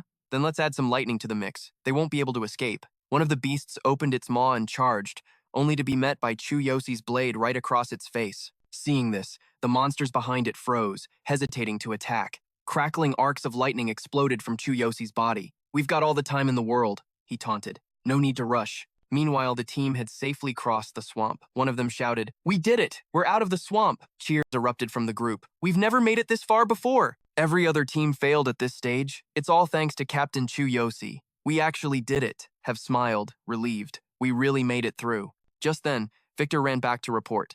He pointed ahead and said, "Reporting, the boss trigger is just up ahead. We've reached the boss zone." Have and Luke couldn't believe it. "For real?" they asked. "Yes," Victor confirmed. "And this boss doesn't look too dangerous. The swamp was probably the hardest part." Hearing this, the group started getting restless. Everyone's hyped to go in, right? Should we just start without him? Didn't Captain Chu Yosi tell us to wait? "Victory is right in front of us! There's no way we can lose now. Let's show Captain Chu Yosi what we can do." Hearing all the chatter, Have finally spoke up. "I'd like that too, but this is hard mode." But then Luke spoke up, his voice firm. "No. Everyone calm down. We wait for Captain Chu Yosi." "All we can do is wait for Captain Chu Yosi," Victor said, leaning on his hands. "Good call, Vice Captain. That's the safest option we've got." But just as they were talking, Chu Yosi returned. He spoke up. "Were you all waiting for me? I've already dealt with all the shadow monsters. The boss area is just ahead, right? We can regroup here." He had returned with his clothes in tatters, radiating a terrifying killing intent. Chu Yosi continued, "Let's go finish this hard mode quest." The system displayed. Level 9. Class, Warrior. Equipment, Fox Beastman set. Weapon, Heavenly Thunder. Skill, Sacrificial Clone. Combat power, 14,500. The moment everyone saw Chu Yosi, someone gasped. He really defeated all of them by himself. He's unbelievably strong. Luke, equally stunned, exclaimed, "Captain Chu Yosi, who in the world are you? I almost forgot he's only level 9. Victor quickly added, "Honestly, I don't know much about him either." Have looked at the young man, his voice firm. "Once this mission is over, we have to recommend him for Guildmaster." Chu Yosi's party then began to enter the boss's domain. A system window appeared. Swamp Zone Shadow Quest. A blood-soaked monster, radiating pure murderous aura, stood before them. Its face was a human skull. This was the boss. Chu Yosi used the system to see its full stats. The Swamp Guardian, level 18. Elemental weaknesses. Fire, lightning, and magic attacks are highly effective. Trait, a guardian of the swamp. Its skills included swamp creation, which spawned small swamps for a short time to hinder intruders' movements. On top of that, its HP was incredibly high, and it was doubled in hard mode. Weakness analysis. The swamp creation skill required a channel time and could be interrupted by high damage magic. Chu Yosi, hiding in the bushes to observe the boss, finally spoke. There's no gate leading to the boss's room, but this is hard mode. Luke, sitting beside him, immediately answered. Hard mode doesn't always have a gate. He explained further to Chu Yosi. Whether a trigger point or a gate appears doesn't just depend on the difficulty, but also on the strength of the boss. It's not that unusual. Even on an easy mission, a gate will appear if the boss is powerful enough. Hearing this, Chu Yosi had a sudden realization. So the boss's strength is the deciding factor. He remembered the gate with the dark eye and shuddered at the thought. The single-eyed great gate I saw in Cardioli's dark zones must be a special case. That eye sent a terrifying chill down my spine. Just then, Luke seemed more excited than anyone. He hoisted his sword onto his shoulder and declared, "Let's head for the trigger point. Victory is right in front of us!" But suddenly, Chu Yosi raised a hand, stopping the group in their tracks. Wait. Luke immediately pulled back, asking, "What's wrong, Captain?" Chu Yosi didn't answer him, instead calling out, "Have, get the mages and a few of our fastest members over here." Hearing the order, Have quickly replied, "Got it." A group of mages soon arrived, with Victor among them. He asked, "What's the plan? The suspense is killing me." Chu Yosi nodded once and said, "Listen carefully. Have and Luke, you will command everyone to fight as usual. The mages will pair up and prepare their highest damage magic. If possible, start casting on my signal. Gather all bleed or poison debuff items and distribute them evenly among the agile members." Victor looked confused. Debuff items? Without turning his head, Chu Yosi continued, "That's right.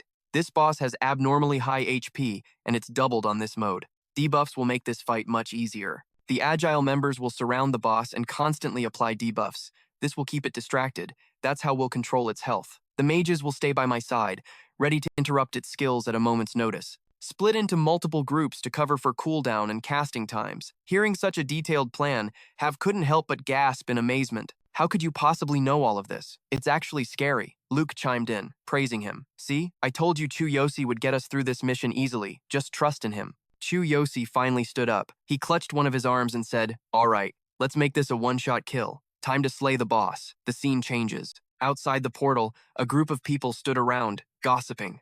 "Great Mountain Goat is leading rookies on a mission," another person added.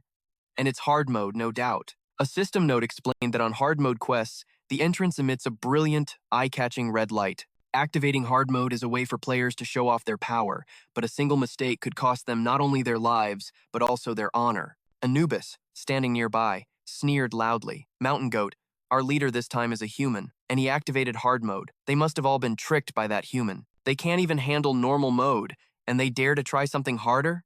Ridiculous. They'll be using their retreat horns to run away any second now." After speaking, a thought crossed his mind. Great Mountain Goat, that strange party of humans under the Beastmen Guild Q. A team of humans dares to step into Beastmen territory? What a joke. We've been stealing their spotlight for a while now, but the second they run away in fear, I'll make sure the whole world hears about their failure. The scene cuts back to the mission. Chu Yosi's group was cautiously approaching the boss. As they moved forward, a nervous Victor asked, "Shouldn't we be helping out?"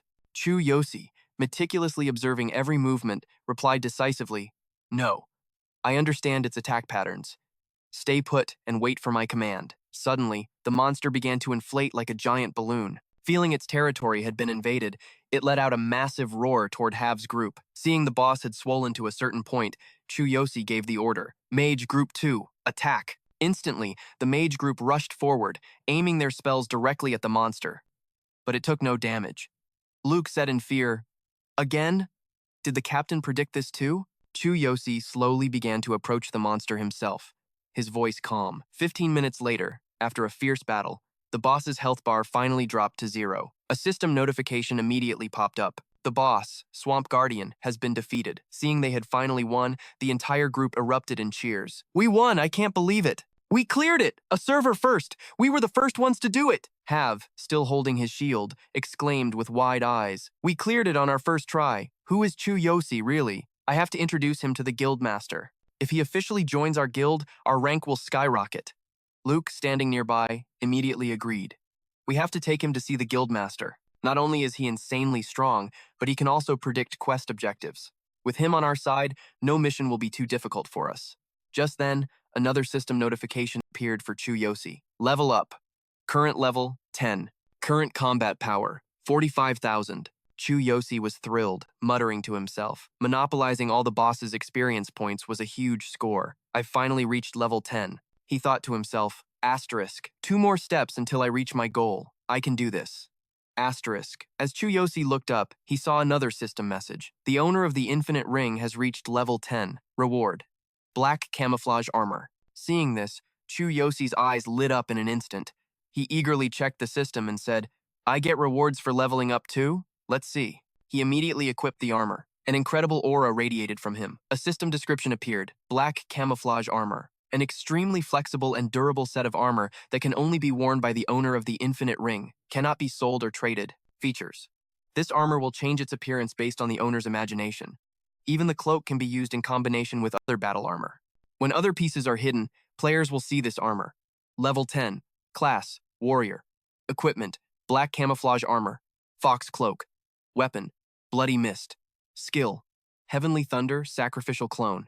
Combat power. 150,000. Seeing Chu Yosi in the new armor, he looked down at his hands and thought to himself, so when the fox cloak is hidden, this armor appears. It feels like my body has changed too. Is it adapting to my needs? I'll have to test it next time. Victor, seeing him in a completely new outfit, walked over in a daze.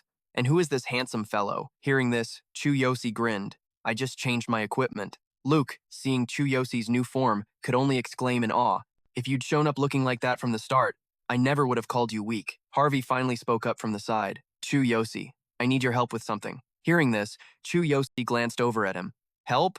What's this about? Seeing Chu Yosi's party about to step through the gate, Anubis immediately rushed over to stir the pot, shouting, Look! They're coming out! Get over here and see this! The Great Rams were always arrogant, but they never expected the system's shocking announcement. The Great Rams have completed the Swamp of Shadows dungeon on hard mode.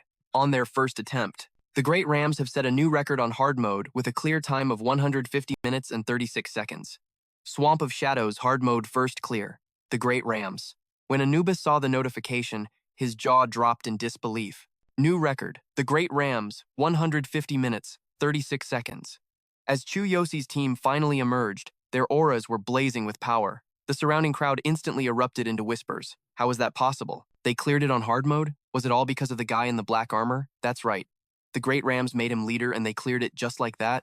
What guild is he from? Harvey beamed with pride, soaking in the crowd's chatter. Absolutely phenomenal. He makes the rest of us look like failures. Luke nudged Harvey with a grin. It's been a while since we've had this much attention. Victor also walked over to Chu Yosi. He said cheerfully, It's all thanks to Chu Yosi. I promised I'd bring him to the guild and introduce him to the guildmaster. Chu Yosi leaned in slightly, speaking quietly to Victor. This is only the second time this has happened since I came to this world. It feels a little strange. Victor then spotted Anubis standing frozen in the crowd and couldn't resist taunting him. Still hanging around? Sorry to disappoint you, but we kind of shattered your record. Feeling humiliated, Anubis shot back. You only won because you relied on some overpowered expert. Chu Yosi strode right up to his face, looking down on him with utter contempt. An expert, huh? What was that you were saying about me earlier? Facing Chu Yosi's overwhelming pressure, Anubis could only cower and bow his head. I'm sorry. I was wrong. Please forgive me. Would you like to join our guild? We could team up. Just name your conditions. What should we call you? He stared at Chu Yosi, his mind racing with calculations. This guy is no joke. For high-level guild quests, if his power is the real deal, he'd be an incredible asset. Hearing Anubis' offer, the surrounding adventurers exploded in a frenzy. Give me your contact info. Our guild wants to negotiate with you too. Join our team. The rewards on our side are much better. Are you planning to join a guild? What about the Benham Guild? Seeing the crowd trying to poach his discovery, Anubis immediately tried to block them. Get in line, I asked first, so the rest of you can wait. Chu Yosi just watched as the crowd fought over him. Chu Yosi didn't respond. He just thought to himself, talent is always in high demand.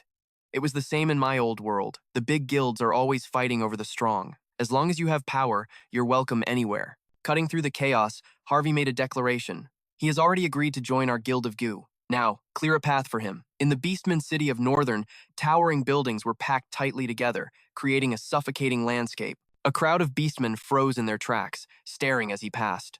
Chu Yosi and his team walked with an imposing presence down the wide city street. Excited murmurs filled the air. Isn't that the great Rams from the Gui Guild? I thought Harvey was the captain. Why is a human leading them? Who is that? I've never seen him before. No idea, but he must be insanely strong. Even though their ranks are private, they've got to be at least level 19. Are you kidding? Harvey himself is level 18, so that guy is definitely level 20 or higher. He stepped onto the sidewalk and turned. Everyone, wait a moment. An image of Sakura flashed in his mind. I promised I'd meet Sakura at the Adventurers Guild. I don't know if she's here yet, but I'll be heading to the Gui Guild soon. I hope we can travel together. I need to see her. Elsewhere, Miko was throwing a fit. I'm on a diet, so I'm not eating. Lum persisted. How about a drink then? You came all this way. At least have a few drinks with us. School Mo chimed in. That's right. We've invited you so many times. Why do you always refuse? Suddenly, a stern voice cut through from behind them as a tall figure appeared. Move. School Mo spun around, enraged. Hey, punk, we're in the middle of a conversation. You looking for a fist fight? Lum cursed, then his eyes went wide. You don't know how to wait your turn. Wait, I think I've seen you somewhere before. Miko squinted, and then it hit her. It's that kid. You've really changed. Gloom questioned him. You're the one who stole our quest, aren't you? Where did you get that material fragment? School Mo sneered. He probably blew his entire fortune to buy it. He sat down and asked, Sakura isn't with you? We were supposed to meet here. Miko crossed her arms. I haven't seen her today. Besides these two loudmouths, no one's been here for long. School Mo jumped in. See? Besides two certain loudmouths, no one's here. Lum added. That's right. Then it dawned on both of them and they shouted in unison. Are we the two loudmouths you're talking about? Miko let out a sigh, stating the obvious. Well, who else? Enraged, Lum slammed his hands on the table. This witch dares to mock us, but Yosi activated his superhuman speed, grabbing his wrist. Can't you see she's uncomfortable? Gloom rubbed his wrist, thinking to himself, this strength, who is this guy? But he still spat out a curse. You arrogant jerk. School Mo patted his back. There are guards here. Let's not fight inside. We'll settle this when we get out. He then turned to challenge Yosi. Hey, human, get out here. As he stormed off, he kept cursing. Don't think you can show off just because you bought a fragment. I'll take you down in one punch. Yosi calmly followed behind him. Sakura must still be busy. Sorry for the trouble. Miko quickly tried to stop him. Wait, if you go out there, you'll really get beaten up. Just stay in here where the guards can protect you. He turned his head slightly, his voice calm as ever. It's fine. Lum continued to provoke him. Get out here and face me, unless you want me to give you a beatdown right here. School Mo added his voice. A mere human, causing trouble in Beastmen territory. You've got guts. Harvey saw the growing commotion and stepped in. Captain Chu Yosi, is something wrong? Hearing the word captain, the two thugs froze solid. Captain? From behind the door, Miko watched in awe. Who in the world is he? Chu Yosi replied calmly. It's nothing. These guys were just looking for a little trouble. The other members rushed forward aggressively. What did you just say? You want to pick a fight with our captain? The two thugs immediately tucked their tails and scrambled away. It was just a misunderstanding. Victor stepped up and asked, What was that about? Yosi replied, It's not important. My friend isn't here, so let's head to the guild. He added humbly. And by the way, the mission's over. You don't have to call me captain anymore. Harvey replied, It's all the same to us.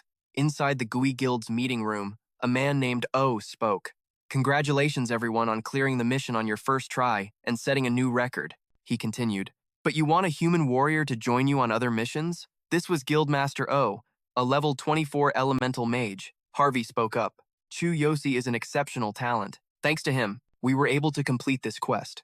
That's why we want to invite him to our guild and ask for his help on many other difficult missions. It's worth it, no matter how high the reward. Redum, a level 23 swordsman and one of Gui's founders, spoke up in protest. Is this some kind of joke? Your whole party is human, but the guildmaster is a beastman. A beastman guild being controlled by a human? That's ridiculous. Besides, you just met this human, didn't you? What if he's a spy from another guild? Entering the room, Chu Yosi heard the last part and frowned. A spy from another guild. Luke spoke up. Redum is right. Captain Harvey, Guildmaster O, and Redum are the founders of the Gui Guild. Their choices are final. Victor was furious. He's always treated us like outsiders just because the Guildmaster is a beastman and our captain is human. The Guildmaster probably lets it slide because Redum is one of his own kind. He went on, If Captain Harvey didn't treat us so well, we probably would have been abandoned long ago. Luke rushed forward to cover his mouth. Hey Victor, stop talking, Harvey said. The other guilds are all pushing to take on higher reward missions. With Chu Yosi on our side, our squad's efficiency would skyrocket. We can vouch for him. His powers of observation and analysis are on another level. Redham scoffed. Maybe your squad needs a new leader, but we don't need his kind on our team. Aren't you the ones dragging this whole guild down anyway? Of course you'd trust him. You're all human, so you stick together. What's there to question? Only humans can understand each other, right? Enraged, Harvey slammed his fist on the table. What are you trying to say? Are you questioning my loyalty to this guild? My team has bled to achieve our results. Our stats might not match yours, but we have always fought with everything we have for the guild's honor. Redham turned to the guildmaster, saying, Our Beastmen Guild is already a laughingstock because of Harvey's all-human team.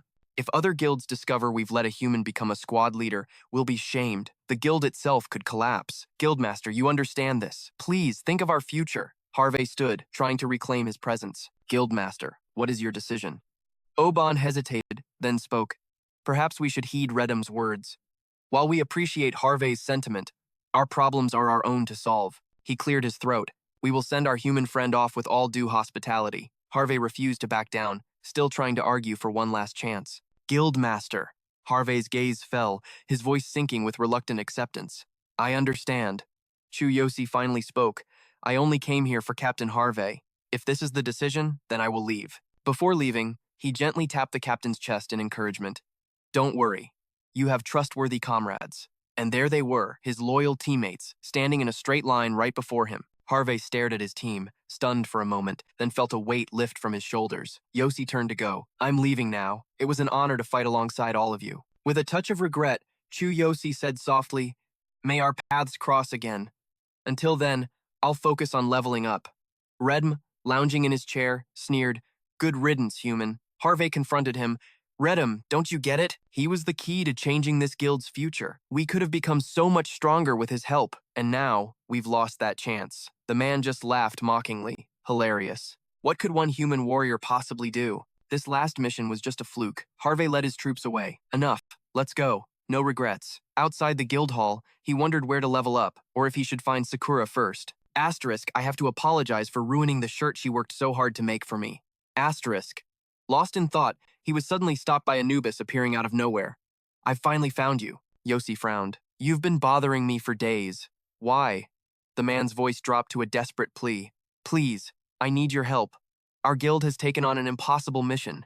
The guildmaster sent me to find a true powerhouse, and you are the perfect fit. That beastman may have mocked you, but our guild would welcome you with open arms. I'll never forget the moment I witnessed your power. The reward and conditions are all up to you to decide. Please, we're counting on you. Yosi pretended to think. Asterisk, any reward and any conditions I want? This could be interesting. Asterisk, what's the mission? Asterisk, if I can monopolize the quest and make some serious cash, this is a great deal. Asterisk, Anubis lit up. Excellent. This is urgent. It's a rescue mission for a wealthy merchant's kidnapped daughter. Follow me, the guildmaster is waiting. As they walked, the eyes of every beastman on the street followed them. Chu Yosi spoke up. A kidnapping rescue? Your guild takes on requests like this? Of course, Anubis explained. A guild needs more than just honor. It needs income. Any guild will take on private commissions as part of its revenue stream. Sometimes we even have to compete with the Adventurers Guild for high-paying quests. Our guild, Pest, is actually quite famous in Norton City. We just barely managed to secure this rescue commission. Yosi was intrigued. You have to compete for quests? The reward must be pretty high then. 5 gold coins? He thought of the Shadow Demon Flesh-Eater boss. Asterisk, the Shadow Demon farm quest my brother and I took. Asterisk. Asterisk, I remember that paid 3 gold coins, and that was considered a high reward. Asterisk, Anubis said this quest was worth much more than 5 gold coins, that the reward depends entirely on the client. The one who was kidnapped is the daughter of the most famous merchant in Norton City. The pay is nearly 100 times a normal urgent quest, 500 gold coins, enough to cover our entire guild's expenses for a year. Given the situation, if a master like you helps us complete this quest, we can give you half the reward. Chu Yosi was floored. How much? A 500 gold coin reward? Asterisk. Half of that, asterisk. He grinned to himself. Asterisk, 250 gold coins. My brother would literally jump for joy. Asterisk. At the Pest Guild Hall, Anubis led the way. Master, this way please. Our guild master is getting impatient. Whispers filled the hall. Is this human the master the dog captain was talking about? The merchant from Norton City, a Mr. Thong, slammed his fist down. It's been 3 days. Do you people have what it takes to complete my request or not? Tomorrow is the kidnapper's final deadline. Let me be clear. If this mission fails, I expect the Pest Guild to pay me 10 times the reward in damages. Otherwise, I will personally see to it that you disappear from Norton City. Let's see if I have the power to do it. I have more than enough money. The Pest Guild master, a level 28 warrior named Big Mouth, was practically bowing. No, of course not. Our guild is finalizing the plan right now. We are prepared to leave and rescue your daughter. We will definitely save her by the deadline. Tomorrow, she will be saved for sure. The Vice Guildmaster, a level 26 archer named Fei Yu, muttered, asterisk 10 times the reward. That's 5,000 gold coins. Oh my god, we're finished. Asterisk went and roared with fury. A plan? You've been planning since day one and you're still planning now? I heard your guild already tried and failed several times. Do you take me for a fool? Anubis entered, shocked. The client is here in person. Yosi looked over. Him? This guy is the client? He asked. All right then. He certainly looks like he has money. Hasn't the guild sent anyone to try a rescue yet? Master, you don't understand, Anubis explained. After we accepted the quest, we immediately sent a squad. But the location is deep in the mountains. The terrain is treacherous, and we can't just storm in. First, we sent a 15-man squad, average level 20. The Vice Master, Fei Yu, even went on that mission. Everyone was incredibly confident, but he hesitated. Forget a rescue. We couldn't even get inside their stronghold. We didn't know the terrain, and it was their home turf. What greeted us was an endless series of traps and ambushes. The kidnappers have about 20 members, average level 19. Their leader is rumored to be a level 25 berserker. In a straight-up fight, we were confident in our strength, but we never even made it to their base. We lost people, and others were badly wounded. After that, we organized 3 more rescue attempts. Almost everyone in the guild has tried, but they all came back in defeat, Yosi sighed. Fighting on enemy territory already puts you at a disadvantage. Sending in a team of over 10 people just makes you a bigger target. Plus, after the first failure, you tipped them off. Going back again was just walking into a death trap. The enemy has probably set up a perfect kill zone, just waiting for you. You're right, Master, Anubis admitted. We realized that later on. A frontal assault is useless. We have to be clever. But the previous attempts wasted all our precious time. That's why the Guildmaster anxiously sent me to find a master.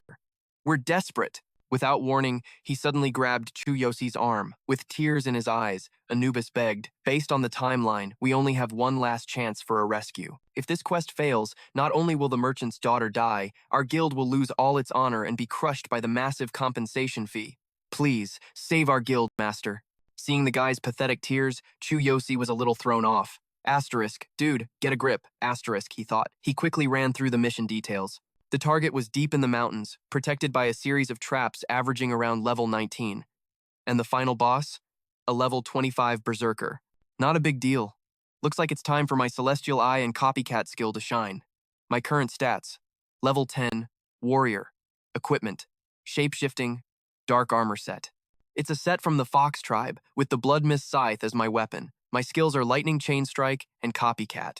My blood sacrifice technique boosts my power to 150,000, but the backlash is insane. Yeah, it's about time I found a new power-up. Meanwhile, Wenton was still screaming his head off. Let me make this crystal clear. If this quest fails, you'll pay me 10 times the reward. Otherwise, this guild is finished. You hear me? 5,000 gold coins. Chu Yosi watched the old man's tantrum. Asterisk, interesting. Asterisk, he mused. Asterisk, he hasn't mentioned his daughter once. It's all about the money. Asterisk. The client raged. Answer me right now. Can you complete this quest or not? If you can't, pay up. Get my 5,000 gold coins ready. Pest started to sweat. Asterisk, 5,000 gold. Asterisk. Just then, Hu pleaded, Please, calm down, Mr. Wenton. We're working on a plan. We'll definitely rescue your daughter. But while they were scrambling, a calm, confident voice cut through the chaos. She can be saved. Chu Yosi stepped forward, repeating his claim. Your daughter can be saved. I'll have her back by your side tomorrow. That's a promise. The old man spun around, pointing a finger in his face. Guild leader Pest, is this one of yours? This human kid's got a big mouth, doesn't he? Anubis quickly stepped in. Sir, this is the expert I told you about. It seems he's agreed to help us with this quest. Pest puffed out his chest. That's right, he's with us, the client sneered. Your Beastmen Guild. I'm surprised you'd have a human. Wenton cleared his throat. Whatever, I don't care about the details. Since you're so sure you can save her, we'll see if you can deliver by tomorrow. And don't forget, failure means you owe me 5,000 gold coins. Chu Yosi stepped up. Mr. Wenton, if that's the case, how about we make a little wager? If we rescue your daughter, you double the reward. 1,000 gold. The old man's face turned red. What? Are you an idiot? Why would I ever agree to that? But Chu Yosi was quick with a reply. Don't be so quick to refuse. If we can't save her, the quest fails. A confident smirk played on his lips. And we'll pay you 50,000 gold coins, 10 times what you demanded. How about it? Hearing that, everyone in the room nearly choked. Even Wenton was stunned. 50,000? You said it yourself, kid. Fine, I agree. Save her, and I'll double the pay. Fail, and you owe me 50,000 gold. The client quickly drafted a contract and shoved it at Pest. Then sign this wager. Now. Pest grit his teeth, forcing himself to pick up the pen. Asterisk. 5,000. Or 50,000. Asterisk. Asterisk. We're out of options, aren't we? Asterisk. Wenton strolled out with his men, leaving a final warning. Good. Then I'll see the results tomorrow. Who rushed over anxiously. Boss, why did you sign that? He then spun around, fuming at Chu Yosi. You human punk. You just pushed our guild off a cliff. I personally led a squad to attack. This quest is no joke. Where the hell do you get this confidence from? Chu Yosi shrugged nonchalantly. I don't know, but I'm sure I'll win. Who exploded? You don't know? How can you be sure you'll win if you don't even know? That's 50,000 gold we're talking about. A voice called from the door. The head of the Shaman Association is here. Pest immediately said, Show him in, quickly. Chu Yosi raised an eyebrow. Asterisk the Shaman Association head? Asterisk who sighed in relief. He's finally here. An old shaman walked in. Guild leader Pest, vice leader Fei Yu. It's been a while. This was the man in charge of the Noten City Shaman Association. The head of the Noten City Shaman Association, a blue-rank shaman. Pest quickly smoothed over his panic and greeted him warmly. Chairman Dak, you have no idea how rough things have been. Never mind that. Please, have a seat. Who spoke up? We asked you here because I need you to heal my injuries. Our priest couldn't handle it. Sorry to trouble you. The old man nodded. Since I am here, of course I will heal you. Vice Leader Fei Yu is a good man. I heard you were seriously injured while leading a team on a quest. He gave a weak laugh. Not at all. I'm embarrassing myself in front of you, Chairman Dak. The chairman asked. Was it that rich merchant Wenton's quest? His daughter was kidnapped, right? Was the mission that difficult? A healing aura surrounded them. Hu replied, Yes, it's incredibly difficult. Our guild has been backed into a corner. He felt his wounds rapidly mending. Thank you, Chairman Dak. Just then, Chu Yosi spoke up. The difficulty is high, but I'm confident we'll complete it. Chairman Dak, we meet again. The shaman's eyes widened in surprise when he saw him. Chu Yosi? What are you doing here? Hu was shocked. You two know each other? After a quick explanation, the shaman spoke. So that's how it is. Chu Yosi, you were invited to help solve this tough quest. The old man praised him. I have no doubt you'll complete it successfully. Chu Yosi replied, Then I appreciate the vote of confidence. Pest whispered, They seem pretty close, don't they? Dak is the chairman of the Noten City Shaman Association. Normal people don't even get the chance to befriend him. Even getting him here this time took pulling a lot of strings. So who on earth is this Chu Yosi kid? Anubis replied, I have no idea, boss. But this just proves he's the real deal, right? Hu spoke up. If that's the case, Chu Yosi, I'll go with you. At least I have some experience with this mission. I might be able to help. Besides, as the vice leader, it's my job to keep an eye on you. Chu Yosi calmly set his teacup down. No problem. He stood up and started walking. Your wounds are almost healed anyway. Let's head out now. The shaman's voice called after them. I wish you a safe return. Hu was stunned. So suddenly, we're leaving right now? Pest cautiously approached Chairman Dak. You and Chu Yosi, you know each other? To be honest with you, sir, we don't really know him. We just heard he was strong. We were desperate, so we asked him to help with the quest. We're worried about whether he can actually pull this off. The shaman watched Chu Yosi's retreating back and spoke calmly. Yes, we know each other. Not long ago, he passed the white rank shaman examination at my association. He is the youngest white rank shaman in Noten City and the most gifted genius I have ever seen on the path of the shaman. At the same time, he is an incredibly powerful human warrior. He is the only person I have ever seen clear the Heartstone domain alone. Pest was horrified. He's a white rank shaman too? Anubis was so shocked he could barely speak. Cleared the Heartstone domain alone? The old man stroked his beard. So, I ask you again, do you think he has what it takes? As they walked, Hu wouldn't stop nagging. Hey, what's your plan? The sun's about to set. You gotta tell me what you're thinking! Don't blame me for doubting you. Our guild has bet everything on this, and you went and raised the penalty to 50,000 gold on your own. I'm still pissed just thinking about it. 50,000 gold. Where does your confidence come from? Chu Yosi calmly reassured him. It's fine. I get how you feel. And you're right. I do need to prepare a little. You know Noten City well, right? Then take me somewhere. The vice leader was confused. Take you somewhere? Do you need to buy supplies? I've already got plenty of potions and tools, enough for both of us. We don't need to buy more. It's a waste of money. And let me tell you, our guild isn't paying for it. A determined look flashed in Chu Yosi's eyes as he spoke firmly. No, take me to the arena. Hu stared in disbelief, shouting, The arena? Right now? Do you know what time it is? And you want to go watch a match? Are you serious? Asterisk. This quest isn't suited for a warrior anyway. Asterisk, he thought. The vice leader grumbled. What is wrong with this guy? Seriously. They arrived at the arena, and Hu gave one last warning. We're here, and let me remind you, tomorrow is the deadline. If this quest fails, I'm coming for you. He walked up to the manager and slapped down some money. What matches are on today? Chu Yosi's voice came from behind him. We're not here to watch. I'm here to fight. Sign me up. Hu was horrified. What? You want to compete? Wait, did I hear that right? What the heck are you talking about? I seriously can't keep up with you. The manager bowed low. If you wish to compete, please come this way. Fill out the form and pay the entry fee. A brilliant idea flashed through his mind. That's right. I'll use the God choice system to reset my stats. For the assassin class. For this mission, the assassin class was the perfect fit. Through this fight, I'll pick the best assassin skill and copy it. The massive arena roared, packed with thousands of screaming fans in the stands. His opponent, Naruto of the Cat Tribe. A level 21, one-armed shadow assassin. Naruto stood center stage, drawing a gleaming, razor-sharp blade. Damn it, Jirok cursed under his breath. Asterisk, he's just putting on a show. Asterisk, he thought bitterly. Asterisk, how can he be so fast with only one arm? This guy is a pain to fight. Asterisk, the level 21 Beastkin was a roaring warrior. Naruto turned, his voice dripping with arrogance. Come at me! Jirok charged forward, his roars terrifying enough to shake the air. His massive body made the ground itself seem to tremble. He bellowed, Here I come! Heroic roar! We warriors hate nothing more than a slow, drawn-out fight. The heroic roar, a battle cry that boosts the morale and combat power of the user and their nearby allies. Your attack carries an immense, intimidating force. It's designed to make your enemy cower in fear. From beneath a mane of dark fur, a murderous glint appeared in his eyes. But Naruto dodged with fluid grace, instantly creating distance. Jirok was stunned that his attack had completely missed. Impossible! Shadow double strike. Slashes of light tore through the air. Shadow double strike. The signature assassination art of the legendary Assassin's Guild. They say it was created by the master assassin, Nightgale.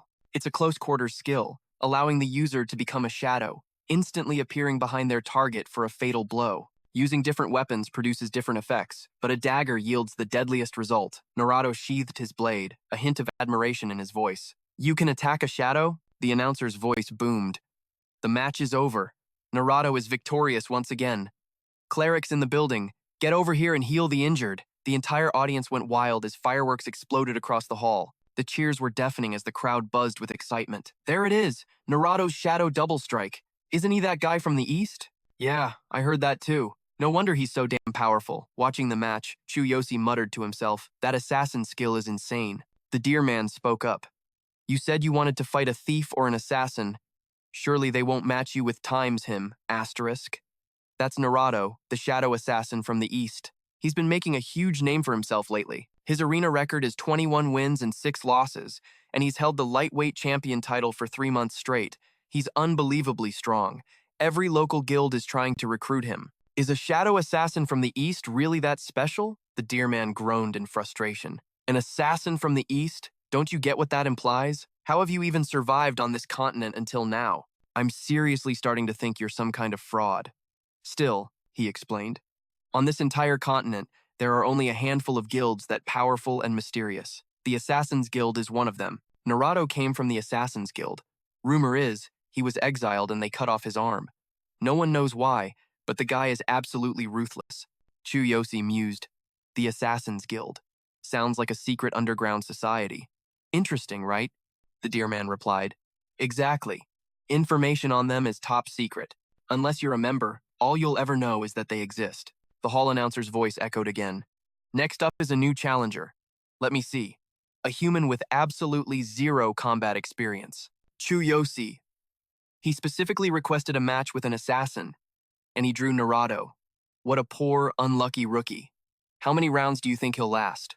Or will he be killed in a single hit? Let's stay tuned and find out. The The stands erupted with jeers and laughter. A human with no combat experience wants a challenge? Tell him to go home and train for a few more years. This has to be a joke, right? Even our Beastkin warrior couldn't defeat Naruto. This idiot must have a death wish. Anything to collect a registration fee, I guess. They're letting any piece of trash compete nowadays. Just get him on the stage already. We want to see a good joke. Naruto himself was surprised. He's never fought a single match? Is that for real? Chu Yosi was prepared. I'm heading out. The deer man looked at him with pity. Your luck is terrible, actually drawing Naruto. Why not just forfeit the match? You've never even fought. Didn't you see what happened to that Beastkin warrior? Even with clerics here for emergency healing, you're not guaranteed to live. Why put yourself through that misery? Chu Yosi replied with a confident smile. So what if I've never fought before? A fight isn't over until someone wins. The deer man was speechless. Asterisk. His good looks aren't going to help him. Where does this kid get his confidence? Asterisk. The two faced off in the center of the arena. Naruto spoke first. You've really never fought a single battle? I feel bad for you, so here's some advice. Surrender now. It'll save you from getting beaten to a pulp. But if you still want to fight, I won't hold back. A glint appeared in Chu Yosi's eyes as he clasped his hands respectfully. Thank you. Let's begin. The starting bell rang. The rookie versus the one-armed Naruto. Begin. The assassin rushed forward. Asterisk. I don't want to bully a rookie. I'll make this quick and get it over with. Asterisk. The roars from the crowd were deafening. Go, Naruto. Show him how cruel the arena can be. Kill him, Naruto. We want to see your next match. Don't waste time on him. Finish this amateur. Streaks of light flashed around Chu Yosi. Asterisk. He's fast. Just in case, I better treat this like a normal fight. Asterisk. System notifications began flooding his vision. Activating ultimate body. All physical parameters have been enhanced. Your defensive power has increased. Activating Heaven's Eye. Scanning opponent. Analyzing opponent's information. Naruto charged, ready to end it in one strike. But then he suddenly skidded to a halt. An immense pressure radiated from Chu Yosi, forcing the assassin to back away cautiously. Chu Yosi tilted his head, confused by the reaction. What's wrong? The audience was just as bewildered. Huh? What's going on? Why did he stop? Is he trying to toy with the new guy? Naruto was filled with doubt. Asterisk. This kid, what is he? Asterisk. Asterisk. A second ago, he had the presence of a total nobody, but in the blink of an eye. Asterisk.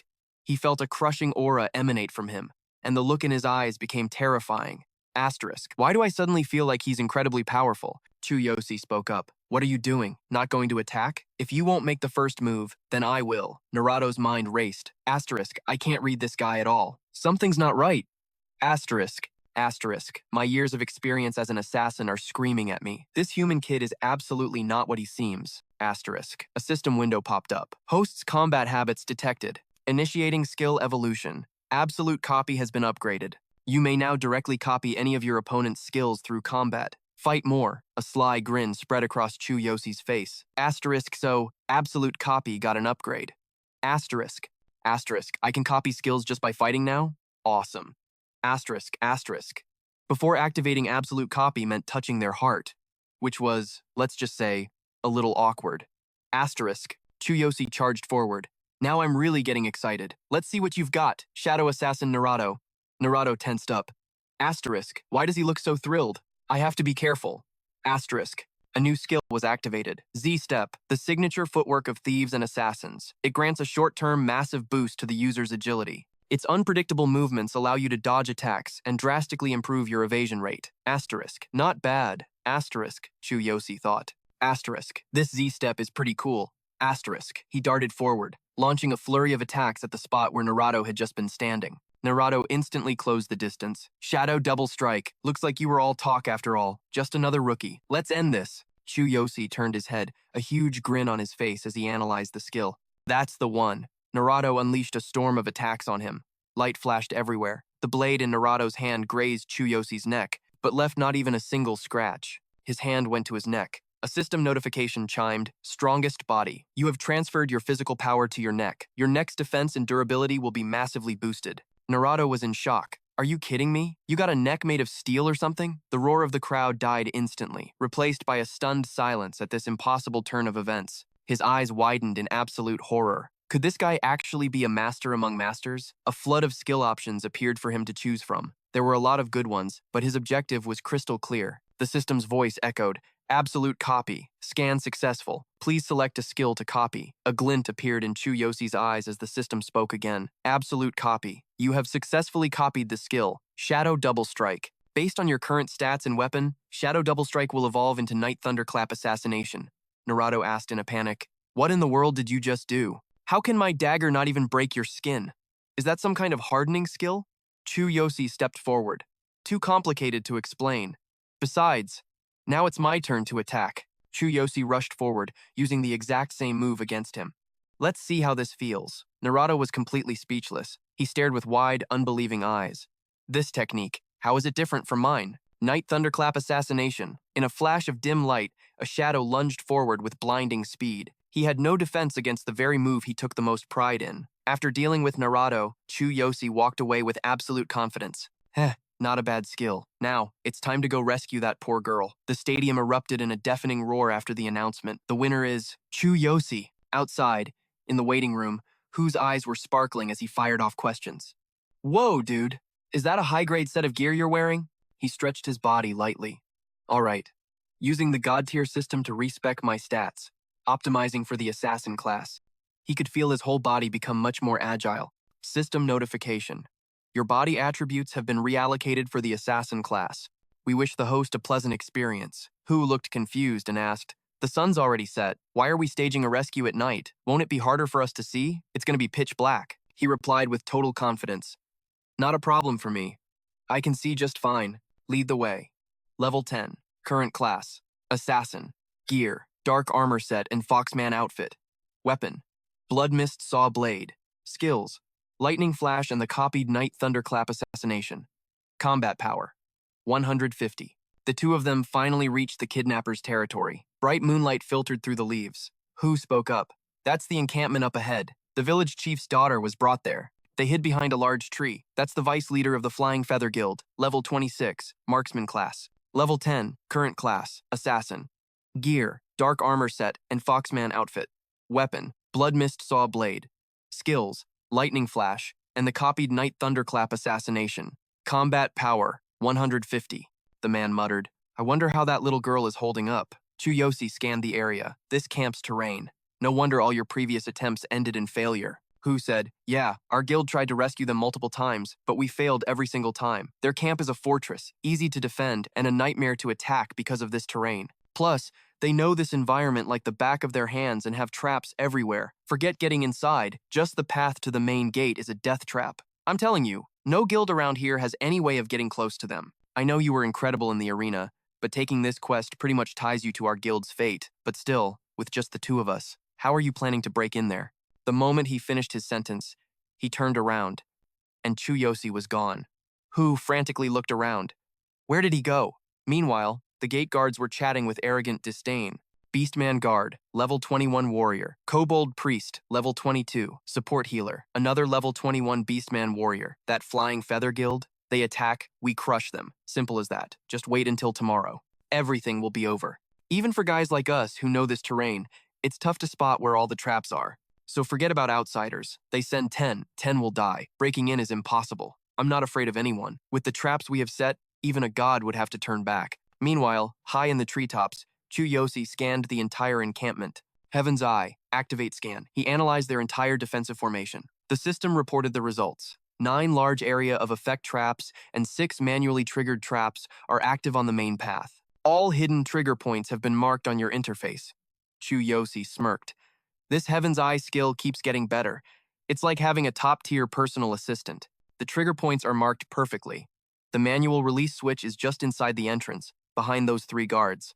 The system will provide the best approach once you're closer, he thought to himself, and then leaped from the branch, silent as a shadow. Time to move. A sharp glint flashed in Chu Yosi's eyes. His entire figure was instantly enveloped in shadows. A system notification chimed, dark armor set. When stealth action is detected, the cloak will retract and form a mask for enhanced mobility. Please remove it when no longer needed. He landed without a sound, yet his powerful aura made the leaves tremble. Chu Yosi mused. Now this is much better. My god-tier system really thinks of everything. He launched himself into the canopy, weaving through the leaves and expertly dodging every single trap. His form was a blur as he passed through their defenses. You have safely bypassed the hidden ground traps. The area of effect traps are located in the tree roots. Hiding behind a tree, Chu Yosi planned his next move.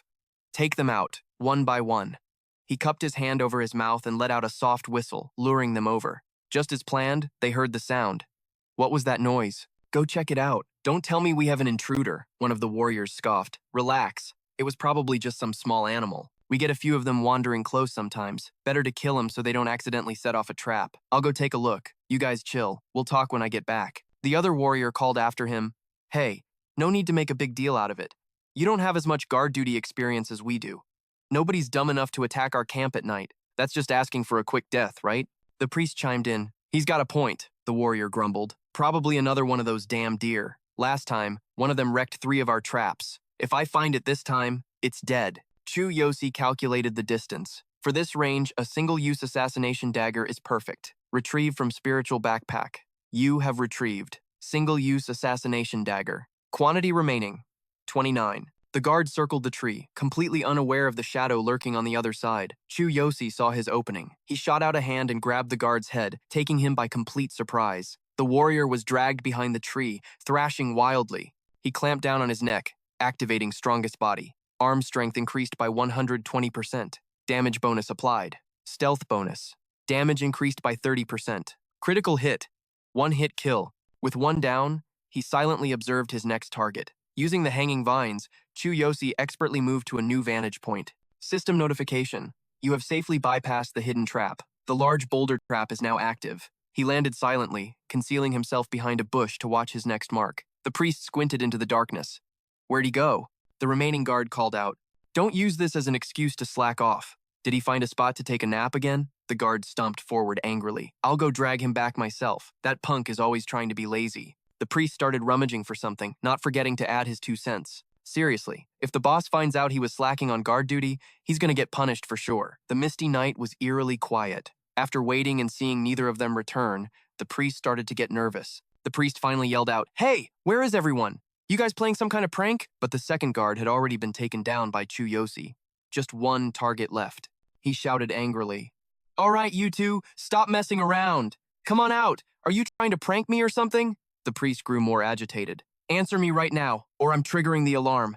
Fear crept into his voice. What? What's going on here? This terrifying pressure.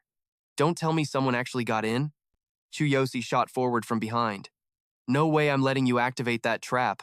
That'd be a huge pain. The pastor screamed in terror, but my surprise attack was too fast, leaving him no time to react as the cold steel kissed his neck. Backstab, shadow lightning. He went down in a single deadly strike. The system voice activated.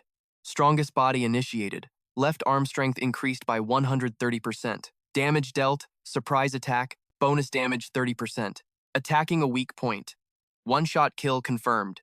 After clearing out the trash, Chu Yosi casually dusted off his sleeves. All right, that should secure the entrance. Man, there are a lot of manually triggered traps. The system voice chimed in again. Heaven's Eye activated. A total of 6 manual traps are placed along the 2 main paths of the entrance.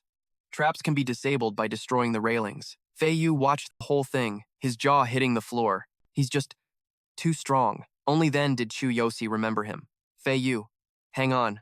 I'll come get you. There are a bunch of other hidden traps on the way, so be careful not to trigger them. He gave instructions as he led the way. Don't step there. And see this? It's a tripwire. Make sure to duck. Feiyu was in awe. You know where all the traps are? And you already took out the guard single-handedly. A system notification popped up. Heaven's Eye has marked all trap triggers for you. As he climbed up, Feiyu said, I'll just disarm these traps while we're at it. Chu Yosi quickly grabbed his hand. Don't. We need to leave these traps. They'll be useful later. Feiyu yelped in pain. All right, my hand. Man, your grip is insane. Chu Yosi's tall figure led the way. Let's go. Follow me and we'll get the little girl out of here. Feiyu nervously scurried behind him.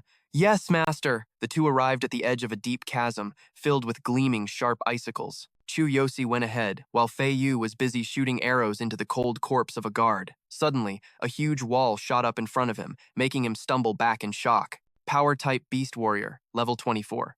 A heavy armored soldier. Feiyu spoke up. This must be the end of the line. Wang Tong's daughter is probably here. They all look like battle-hardened veterans. If we get surrounded, we're toast. He clasped his hands in gratitude. But this whole journey has been incredibly dangerous. Without you, I don't know how many times I would have died already. Master, my life is yours now, Chu Yosi replied. No need to thank me. I'm just doing my job. In that case, I need your help. Lure these guys away from me. Hearing his assignment, Feiyu's face fell, a flicker of disappointment in his eyes. He stood up dejectedly. Master, it's been an honor working with you. I'll be going now. Confused by his attitude, Chu Yosi said, I'm not sending you to your death. Remember the locations of all the traps on the way here? It finally dawned on Fei Yu. That's right, the traps. You told me not to destroy them. They're for dealing with these heavily armored beastmen, aren't they? You're a genius. I remember you put special marks on all of them, right? Chu Yosi simply nodded. This type of camp usually has a large fighting force. Otherwise, they couldn't defend a place like this. A system notification appeared. Based on tracks and clues, Heaven's Eye has analyzed the camp. Current camp size is approximately 24 people.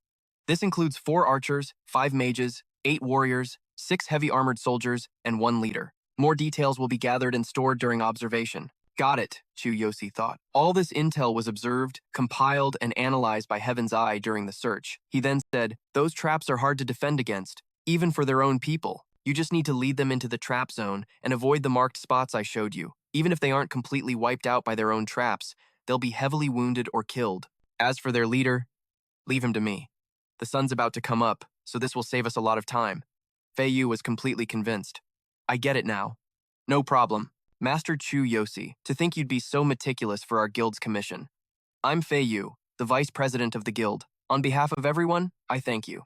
The soldiers were suspicious. Why is it so quiet tonight? Those guys down there are usually never this well behaved. Just as he finished his sentence, a volley of arrows shot out of nowhere. Caught off guard, the arrows dug deep into the soldiers' thick hides. Fei Yu appeared, shouting, Hey, you 6 big-headed morons! I'm gonna level your entire camp today, you hear me? Now come and get me! 6 rookies! One of the soldiers snapped a handful of arrows in rage. It's that archer from a few days ago. They charged forward. Rookie? What gives you the nerve to call the 6 of us brothers rookies? Battle cry, the warrior roared.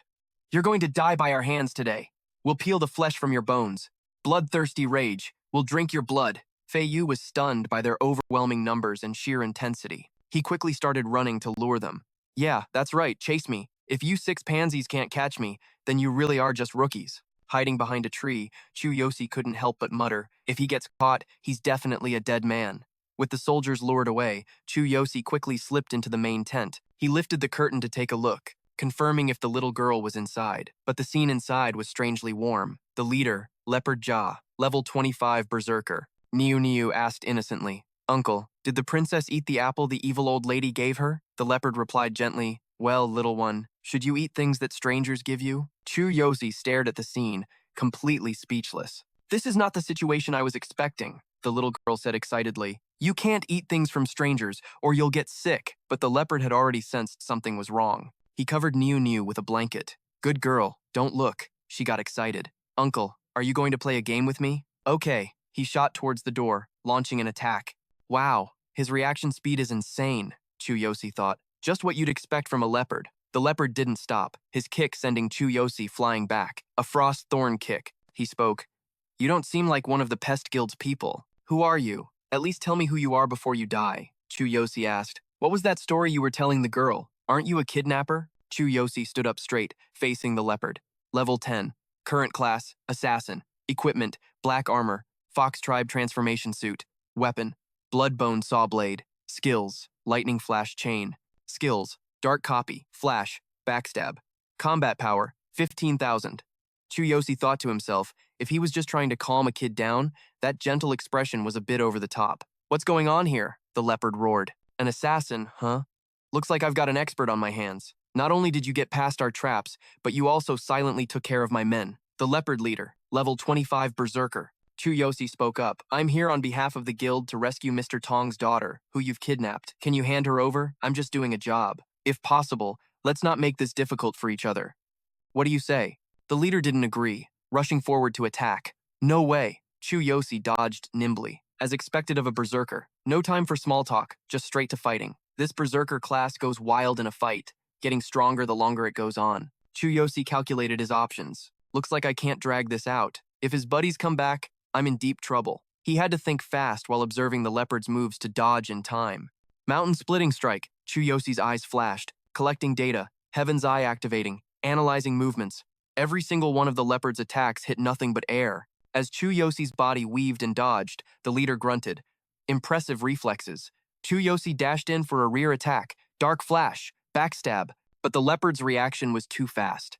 He dodged it, forcing Chu Yosi to jump back. Damn it, Chu Yosi thought. That was the perfect opening, according to Heaven's Eye's analysis, but he still reacted in time. A leopard's natural instincts are no joke. The leopard sized him up. That was an incredibly fast and powerful flank. He even managed to cut my arm. This human assassin isn't just insanely fast. His power is no joke either. And he's a master at finding the perfect opening. His speed is definitely on my level. He's gotta be a seasoned killer. But for an assassin, he's using a massive blade. Turns out he's only a level 10 Chu Yosi. He called out, "Let's end this quick." The system notification rang. Strongest physique. Activated. Your arms have been enhanced. He surged forward, his entire body brimming with power. So, it's a fight he wants. But just then, Niu walked out. "Mister, what are you guys doing?" Hung Bao's jaw hit the floor when he saw the little girl appear. He quickly hid his injured hand behind his back. Niu, didn't I tell you not to come out here? Hurry, go back inside." The main character watched this, stunned. There it is again. Isn't this guy supposed to be a kidnapper? Why is he being so gentle with her? No, that's not right. It's more like genuine affection. Niu stepped forward and took Hung Bao's injured hand, fussing over it. "Mister, you're hurt. What happened?" He stammered.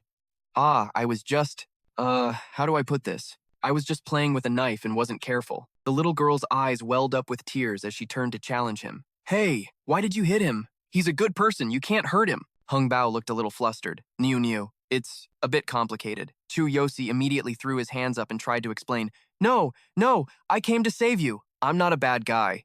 The little girl looked at him and thought, right. Xiaohan used to make that exact same face to get me to soften up. Niu shouted, "I don't need you to save me. I'm happy here. This mister is really nice to me. I don't want to go back." He just patted her head to comfort her. Seriously? He let his hands drop, totally confused. "Hey, you gonna explain what the hell is going on here? The way you treat this kid. There's definitely more to this story.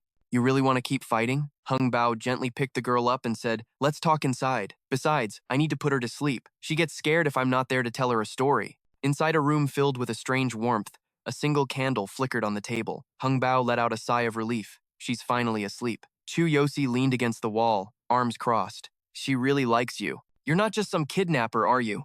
He looked at the sleeping girl and spoke softly. "I am Mr. Tong's subordinate. Or you could say, his secret enforcer." The main character was shocked. "Huh? You're a subordinate of that rich merchant, Mr. Tong? Then why would he have you kidnap his own daughter?" He lowered his voice. "For money, to scam a massive compensation payout from the other guilds." It all clicked for the main character. A huge compensation fee. So that's what this was about. He thought to himself, I knew something felt off back then, so this whole thing was just a show they staged themselves. Hung Bao continued his story. "My crew, we're all a bunch of secret thugs raised by Mr. Tong. I handle the kidnapping, and Mr. Tong posts missions with ridiculously high rewards. Normal adventurers wouldn't dare take on a mission that means facing an entire gang. And as for the strength of the guilds in this area, we already knew all about them. We were completely confident they could never break into our mountain fortress. All the traps and mechanisms were installed by specialists Mr. Tong hired." Chu Yosi, still leaning on the wall, spoke in a low voice. "I see. So you set up layer after layer of traps and defenses, knowing full well the local guilds couldn't get through. You just run out the clock until Mr. Tong himself could show up to demand the compensation money. How interesting. But I want to know what happens after you get the money. This little girl would have to hide for the rest of her life, right? You can't just let people see her return safely to Mr. Tong's side, can you?" That would raise some serious questions. As if a horrifying realization just struck him like lightning, he gasped, "Wait a minute. You don't mean…" Hung Bao could only continue with a heavy heart. "Mr. Tong secretly adopts newborn babies and raises them under the guise of being his own, all to serve this single purpose. To him, once a child has been used, they've lost all their value. There's no longer any reason for them to exist." As this cruel information sank in, Chu Yosi's eyes blazed with absolute fury. "He means, he kills them," he said. "There isn't a word foul enough in any language to describe that level of scum. So then, this little girl, why is she?" He replied, "Because I was the one who secretly took this child, and I was the one who quietly cared for her." Hung Bao's voice grew heavy with sadness. "The more I watched her grow up, the deeper the guilt in my heart became." The main character's voice was grim. "If Mr. Tong succeeds again this time, will this little girl's fate change at all? With your skills, getting her out of here shouldn't be that hard, right?" He explained. "When I had no home, when I was about to starve to death, it was Mr. Tong who took me in. He gave me food, clothes, and the chance to train and become a strong warrior. I've never once thought about betraying him. The main character tried to reason with him. In this world, there's no such thing as true freedom, is there? Everyone lives for a purpose. And it's obvious that Niu Niu has absolutely no feelings for her so-called father, Mr. Tong. She sees you as her real father, doesn't she? For Niu Niu's sake, you have to leave that monster, Tong. Get her out of here. Hung Bao was torn. But if Mr. Tong hadn't taken me in all those years ago, I would have starved to death on the street. But Niu Niu, to me, she is. Chu Yosi turned to leave. Over all these years, you've more than repaid your debt to Mr. Tong. Take Niu Niu and get out of here. Give her a new life, and give yourself a chance too. Hung Bao suddenly raised his voice. You don't understand. If I betray him, he'll hunt us down. He'll never let us go, he calmly reassured him. Don't worry. I understand your struggle. He offered comfort, as if recalling his own past. Surviving by leaning on each other is tough, but don't give up hope that something good will happen. He hesitated for a moment, then slowly spoke. Then, what about Mr. Tong? The main character's voice was firm. The things you can't do, leave them to me. A piece of trash lower than scum, like Mr.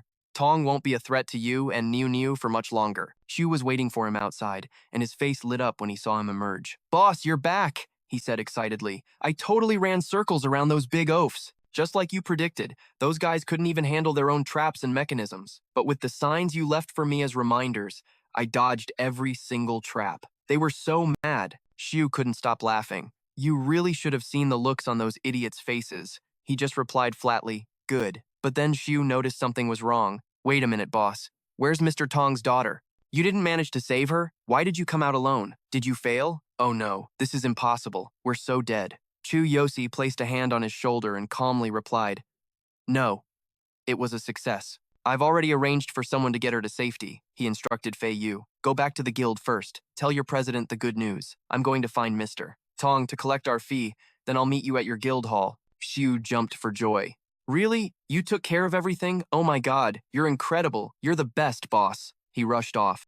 If the guild master hears this, he'll be so happy he'll jump through the roof. He hasn't been able to eat or sleep for days. I gotta hurry back and tell him the good news. In a lavish and magnificent palace, the light from a chandelier brightly illuminated the entire room. Shu was ecstatic. Boss, I'll be waiting for you back at the guild hall. Thank you so much.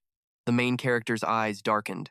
Time to have a little chat with Mr. Tong. Wenton, sitting in his room, heard a strange noise and turned. Who's there? Chu Yosi was already sitting in a chair, his large blade resting on the floor. He spoke in a low, gravelly voice. The man who's here to take your life. The old man scrambled back in terror, screaming for his men. Guards! Guards! Chu Yosi advanced with an overwhelming presence. Don't bother screaming. While you were busy counting your money, I already assassinated all of your men. Back at Mr. Tong's villa in the valley, the lights were still on. The bodies of slain guards were scattered across the ground. Mr. Tong's trembling voice echoed down the hallway. You're from the guild, aren't you? What is the meaning of this? Are all my guards dead? In the room, he was shaking like a leaf on the ground. He stammered, They were all elite warriors, over level 15, and you killed them all by yourself. Chu Yosi just shrugged, calmly answering the question. This mansion has been peaceful for too long. They lost their edge, couldn't even sense danger anymore. All I had to do was sneak up and slit their throats before they could even react. Chu Yosi, level 10. Class, Assassin. Equipped with the black camouflage armor and the Fox Beastman set. His weapon, the Blood Mist Dagger. Skills, Lightning Chain Strike, Skill Copy, and Thunder Ambush. Combat Power, 15,000.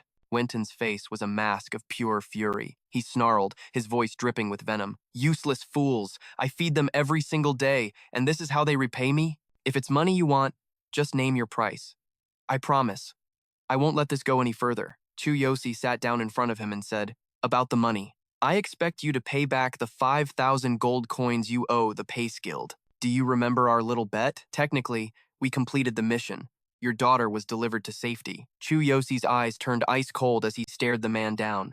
I heard, you've been taking in children? Chu Yosi whipped out his dagger and pressed it right against Wenton's throat. The man froze instantly, not daring to breathe another word. Chu Yosi's voice was dangerously calm. Do those children earn money for you? I'm curious. With cold steel at his neck, Wenton threw his hands up in surrender. His voice trembled as he answered the question. Of course they do. If my plan works out, they'll bring me a fortune. If you help me, I can make them even more useful. I can fake kidnappings and sell their organs for a high price on the black market. We split it 50-50. If you spare my life, I'll transfer half of my assets to you. It's money you want, right? When Chu Yosi heard the word organs, his voice dropped, laced with killing intent. Organs? You were planning to harvest organs from children? Wenton didn't even try to hide it, telling Chu Yosi the whole truth. That's right. It's faster and has fewer risks than kidnapping. Seeing no expression on the main character's face, Wenton quickly pressed on. And that's not all. Okay, fine. Just take it all. You can live the rest of your life in luxury. That should be enough to satisfy you, right? Hearing this, Chu Yosi's eyes curved into a chilling smile as he replied, No, I'm feeling a little greedy. There's still one more thing I want. Wenton heard this and immediately told him, Name it. If it's within my power, I'll give it to you. What do you want? The moment the words left his mouth, Chu Yosi's blade ended the old man's life. He activated his skill, Thunder Ambush. Chu Yosi uttered 3 final words to him, Your life. The next morning, a crowd of beastmen stood outside Wenton's mansion. They whispered amongst themselves, no signs of a struggle. It must have been a surprise attack. The back, the neck, all fatal blows. They were wiped out in a single night. Wenton was found in his bedroom, but the state of his corpse, it was just brutal. I don't know who could be so savage. The evidence shows he was stabbed once through the heart from behind. A stab through the heart. What a painful way to die. The killer must have hated him to the bone. There was a confession letter next to his body. After all the crimes he committed, being killed isn't exactly a surprise. The culprit must have forced him to write it before he died. The letter detailed all of his crimes, including faking kidnappings and many other illegal acts. In the crowd, one person was hiding in the shadows. Hearing the whispers, he thought to himself, a single stab through the heart from behind. There's no mistaking it. I'm more familiar with that kind of injury than anyone. This was Naruto, a one-armed cat beastman, level 21, a shadow assassin. He began forming a theory in his head. All the fatal wounds have the characteristics of an ambush skill, especially the one on Wenton. Ambush is a signature move of the Assassin's Guild I was a member of. But according to my investigation, Wenton wasn't a guild target. So who could it be? Connecting the pieces, he suddenly remembered something. Could it be that human warrior? I clearly remember his final move in the arena. It was almost identical to my own ambush technique. But he's not from the guild. He's obviously a warrior. So how? Who is he really? Then, another thought struck him. Wait, did he steal my skill? If I report this to the branch chief, maybe I'll be allowed back into the guild. The Assassin's Guild never forgives traitors or those who dare to steal their techniques. This could be my chance to atone for my mistakes. He turned and left the crowd, his mind still racing. I have to report this immediately. At that moment, in the Pace Guild meeting room, Best was in disbelief. He said joyfully, You really got the 5,000 gold coins? Inside the room, Chu Yosi placed a golden chest on the table. He opened the lid, unleashing a blinding light. Both the Guildmaster and Vice Master of Pace were present. The Vice Master of the Pace Guild, Hill, level 26, an archer. The Master of the Pace Guild, Best, level 28, a warhammer wielder. A dog beastman in the room looked at the pile of gold coins and said, I knew it! The moment I saw you, I knew you would succeed. Best was still unaware of what had truly happened. He said casually, I just heard about Wenton's assassination. It happened right after you left. If you hadn't gotten the gold in time, we would have lost that entire reward. Hill, standing beside him with his arms crossed, added, Even so, considering his crimes, death was too good for him. Hearing everyone's discussion, Chu Yosi just said calmly, I don't really care. The mission is complete, and I even leveled up. Inside, Chu Yosi was thinking, after dealing with Wenton and his henchmen, the system gave me bonus points. It seems killing an enemy yields more experience than just defeating them. It also increases the chances of leveling up.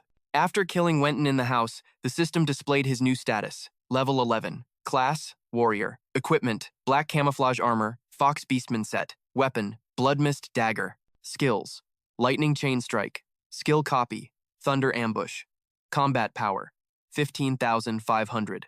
Hearing him, Best clapped his hands in praise. You leveled up? Congratulations. You not only defended the guild's honor, but also earned us a huge amount of money. We'll split this 5,000 gold evenly. At this, Chu Yosi removed his mask, rubbing his head as he said, I don't need 2,500 coins. I only intended to take 250. Consider the rest a donation, for the homeless children and families in need. The 3 other people in the room stared at him with wide eyes, saying in unison, a donation? Chu Yosi held the small bag of money, tossing it in the air. Yeah, a lot of people need that money more than I do. I'll take the 250 as we agreed. After saying that, Chu Yosi turned and walked away, waving to everyone.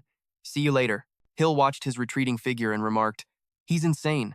Not just his skills, but his heart too. Best quickly added, seriously. Donating such a large sum of money without any hesitation, he announced to everyone, as he wished, donate the rest of it. The person below immediately followed the order. Yes, sir. After leaving, Chu Yosi wandered the streets, deep in thought. I've reached level 11. Just a little more to my goal of level 12. Sakura must be around here. But where exactly? She'll definitely be surprised to see me now. Thanks to this black camouflage armor, I look completely different.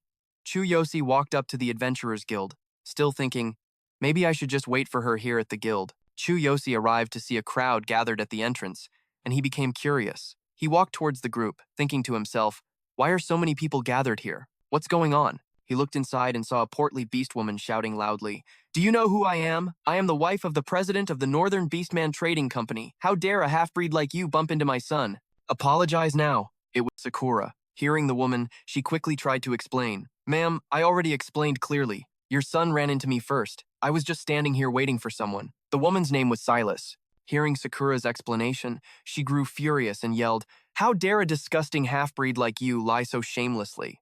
Are you saying we're blaming you for no reason? We wouldn't even want to get near your kind. You half-breeds are all a bunch of worthless lowlifes. Her son, Raph, seeing his mother yelling, also pointed at Sakura and nodded vigorously. That's right! There's no way I would run into someone like you. You liar. The city guard standing nearby also pointed and said to Sakura, hey, if you really bumped into the young master, just apologize. This is for your own good, you know. A demi-human girl. Sakura's head was bowed for a moment. Then she snapped it up, her voice ringing out. No. If even you are going to doubt me, then I'm done being quiet. How many people are here? Someone must have seen what happened. But the crowd of onlookers just looked away, refusing to get involved. No one would step up for her. Seeing this, Sakura could only sigh. So, no one is going to speak for me? Silas, seeing her advantage, seized it. She swung her hand hard across Sakura's face. You filthy half-blood! Apologize now, or I'll have you thrown in jail! The guard just put a hand to his head, groaning. What a pain. Just stop being so stubborn. Know your place. Struck to the ground, Sakura still looked up with defiance. I will never apologize to you. Her words only fueled Silas's fury. What? Are you defying me? I have the power to make sure you never see tomorrow's sun. You ignorant half-blood, her arrogant son chimed in, backing up his mother. That's right. My father is the president of this city's merchant guild. The guard noticed Sakura's hand drift to the sword at her hip and shouted, Hey! Drop the weapon, now. Even if you're a high-ranking adventurer, you still have to follow the law here. Sakura's eyes blazed with anger, but she fought to control herself. Asterisk Sakura, endure it. You can't ruin the master's plan. Asterisk, her knuckles turned white as she gripped her sword, but she didn't draw it. She had to hold back. Asterisk, endure it. You've always been good at this. Don't let it all go to waste over something like this. Just endure it. Asterisk. Just as she was about to break, Chu Yosi shoved through the crowd. He stormed forward. Before Silas could even react, his fist connected squarely with her face. Raph, her son, screamed out, Mother! Chu Yosi loomed over the little brat, his aura terrifying him into silence. Without a word, Chu Yosi sent him spinning to the ground with a backhand. Both the guard and Sakura stared, completely stunned by the scene. Chu Yosi casually cracked his knuckles. You dare humiliate Sakura, and you even laid a hand on her. Who the hell are you? Actually, I don't care. Now you'll face the consequences you brought on yourself. He stood protectively in front of Sakura, and just then, the system displayed his info. Level 11. Class, Warrior. Equipped with a camouflaged black armor set and a Fox Beastman set. Weapon, Blood Mist. Skills, Chain Lightning Strike, Copy, and Thunder Ambush. Combat Power, 15,500. The scene shifts. Naruto walks down a dark, damp corridor. He walked along, thinking to himself, Asterisk, how can it be this dark and cold in the middle of the day? Asterisk. Suddenly, blades pressed against his neck from the shadows. One more step and you're dead. The one holding a knife to his chin demanded, What do you want? Naruto recognized them instantly. He raised a hand in surrender. It's me, Naruto. I was once a member of the Assassin's Guild. I'm here with information. The hooded man, Jinka, lowered his blade. Naruto, you're no longer part of the guild. If you're not here with the commission, then leave. The system displayed, Jinka, human, level 30. Assassin Guild, Northern Branch leader. Another figure dropped from above. Rizo, human, level 27. Also, an assassin of the Northern Branch. He spoke the moment his feet touched the ground. So it's you, the guy who skimmed money from a client, got caught, and had his hand cut off before being kicked out. If you're thinking of a reunion, I'd advise against it. Naruto immediately held up his hands to deny it. It's not like that. I found a warrior in the city who stole one of the guild's techniques. I thought you might be interested. Jinka's interest was piqued. Stealing a guild technique. That's not something we can ignore. Are you certain? Explain yourself. Rizo sounded intrigued as well. Some guy like that exists in the north and we don't know about him? Naruto answered with conviction. Trust me, I'm positive it was the ambush skill. I fought him myself. I want to give you this information. But if it's accurate and I help you eliminate this thief, I want a chance to rejoin the guild. Jinka's voice turned cold. Are you making demands? However, your proposal is reasonable. If your intel checks out, I'll submit your request to the higher-ups. Now, let's hear what you have to say. Back with the others, Sakura saw it was Chu Yosi and called out, Master. Sakura looked at the man standing before her. Level 11, class, warrior. Equipped with camouflaged black armor and a fox beastman set. Weapon, blood mist. Skills, chain lightning strike, copy, thunder ambush. Combat power, 15,500. The guard was now terrified, his face pale and trembling. Are you crazy? Do you have any idea who they are? You just assaulted the wife and son of the Merchant Guild's president. You're finished. After Chu Yosi's strike, Silas clutched her son, playing the victim on the ground. She shrieked threats. I'll kill you both. This is the first time anyone has dared to strike us. Just you wait. Her son was also writhing on the ground, wailing. It hurts. Silas roared with rage. Guards, seize them immediately. If you don't, I'll have my husband cut all funding to this city. Hearing her threat, the guard snapped to attention. Yes, ma'am, he ordered his men. Arrest them both, surrender peacefully, and we'll show you mercy. Chu Yosi was now crouched beside Sakura. He spoke calmly. They started it. Isn't this just self-defense? The guard could only stammer, well, that. Silas sat up, pointing at Sakura and twisting the truth. When did I ever hit that filthy half-blood? Who saw it? I would never dirty my hands on her kind. Chu Yosi's patience was gone. He shot her a glare.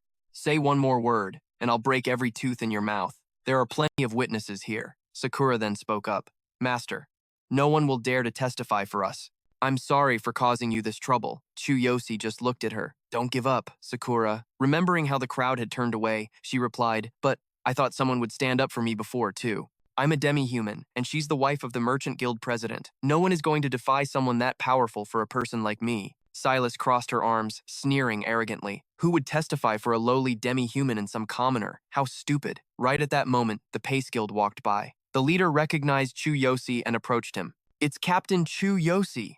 Huh? Victor was happy to see him. It really is you. What's going on? Hugh chimed in enthusiastically. I heard he just completed a huge job for the guild. That's our captain for you. Seeing his acquaintances, Chu Yosi scratched his head and smiled. Oh, it's you guys. It's nothing, really. I just did what I could. Silas could only stare at the scene, frozen. She muttered to herself, What is this? More members of the Pace Guild arrived. Hugh greeted him warmly. You're still here? We just finished collecting the donations, just like you wanted. Chu Yosi helped Sakura to her feet. I was about to leave, but a member of my party ran into some trouble. Sakura asked quietly, Master, you know them? They seem to have a lot of respect for you. Hearing that, Victor's group immediately asked, Is there a problem? Hugh rolled up his sleeves. Who's causing trouble here? Picking a fight with you is like taking a swing at the entire Pace Guild. The little boy was still bawling. Mommy, the woman finally asked. Who? Izzy. The guard, seeing the shift in power, stepped forward to explain. Ma'am, these two are in a dispute with the president's wife and need a witness. If no one can prove that the lady struck first, we'll have to arrest them and hold them for trial, according to the law. Hearing this, the crowd erupted. You're seriously going to arrest Captain Chu Yosi? Do you know how much money he's donated to the poor in this city? If anything, you should be giving him an award. What trial? I'll be a witness. Me too. I'll testify. And me. Hugh crossed his arms and stared down the guard. Is this enough for you? Our entire guild will volunteer to testify. Miko stepped forward as well. I'll also testify. I saw the lady strike first. Sakura is a gold-rank adventurer, and I can vouch for her innocence. Silas saw the situation turning against her and threw a tantrum on the ground. You idiots! I'm the wife of the Merchant Guild president. Just then, from the crowd of demi-humans, another hand went up. A commoner was speaking out. I saw the madam strike first. Another bystander raised his hand. If you need more witnesses, count me in. The guard saw things escalating and forced a smile. All right, that's enough, madam. Please come with us. But Yosi stepped forward. Shouldn't she apologize to my friend first? She's not going anywhere until she does. The crowd behind them started chanting, Apologize. Do it now. We don't care if you're the wife of a company president. Our guild doesn't back down. Yosi cracked his knuckles. You hear them? Apologize. Overwhelmed by the pressure, Madame Silas finally stood up. She walked over to Sakura and bowed her head. All right, I was wrong. Please, forgive us. Her sniveling son walked over too. I'm sorry. The guard immediately said, This way, madam. Yosi turned to the crowd. Thanks for the backup, everyone.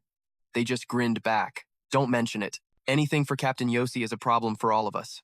Another member piped up. If you ever run into trouble around here again, just mention our guild's name. After thanking everyone again, Yosi called out to Sakura, who was talking with Miko. Sakura, let's go. She turned immediately. Yes, master. Before leaving, she gave a respectful bow to the helpful crowd. Thank you all so much. As they walked, Sakura looked at Yosi. You look so different, master. I almost didn't recognize you. Yosi shot her a grin. Oh, yeah? I found a piece of gear that changes my appearance a little. The clothes you made got torn on a mission. Sorry about that. Sakura just smiled cheerfully. It's no problem at all. It's not just your looks, though. You seem more mature. Your aura feels different.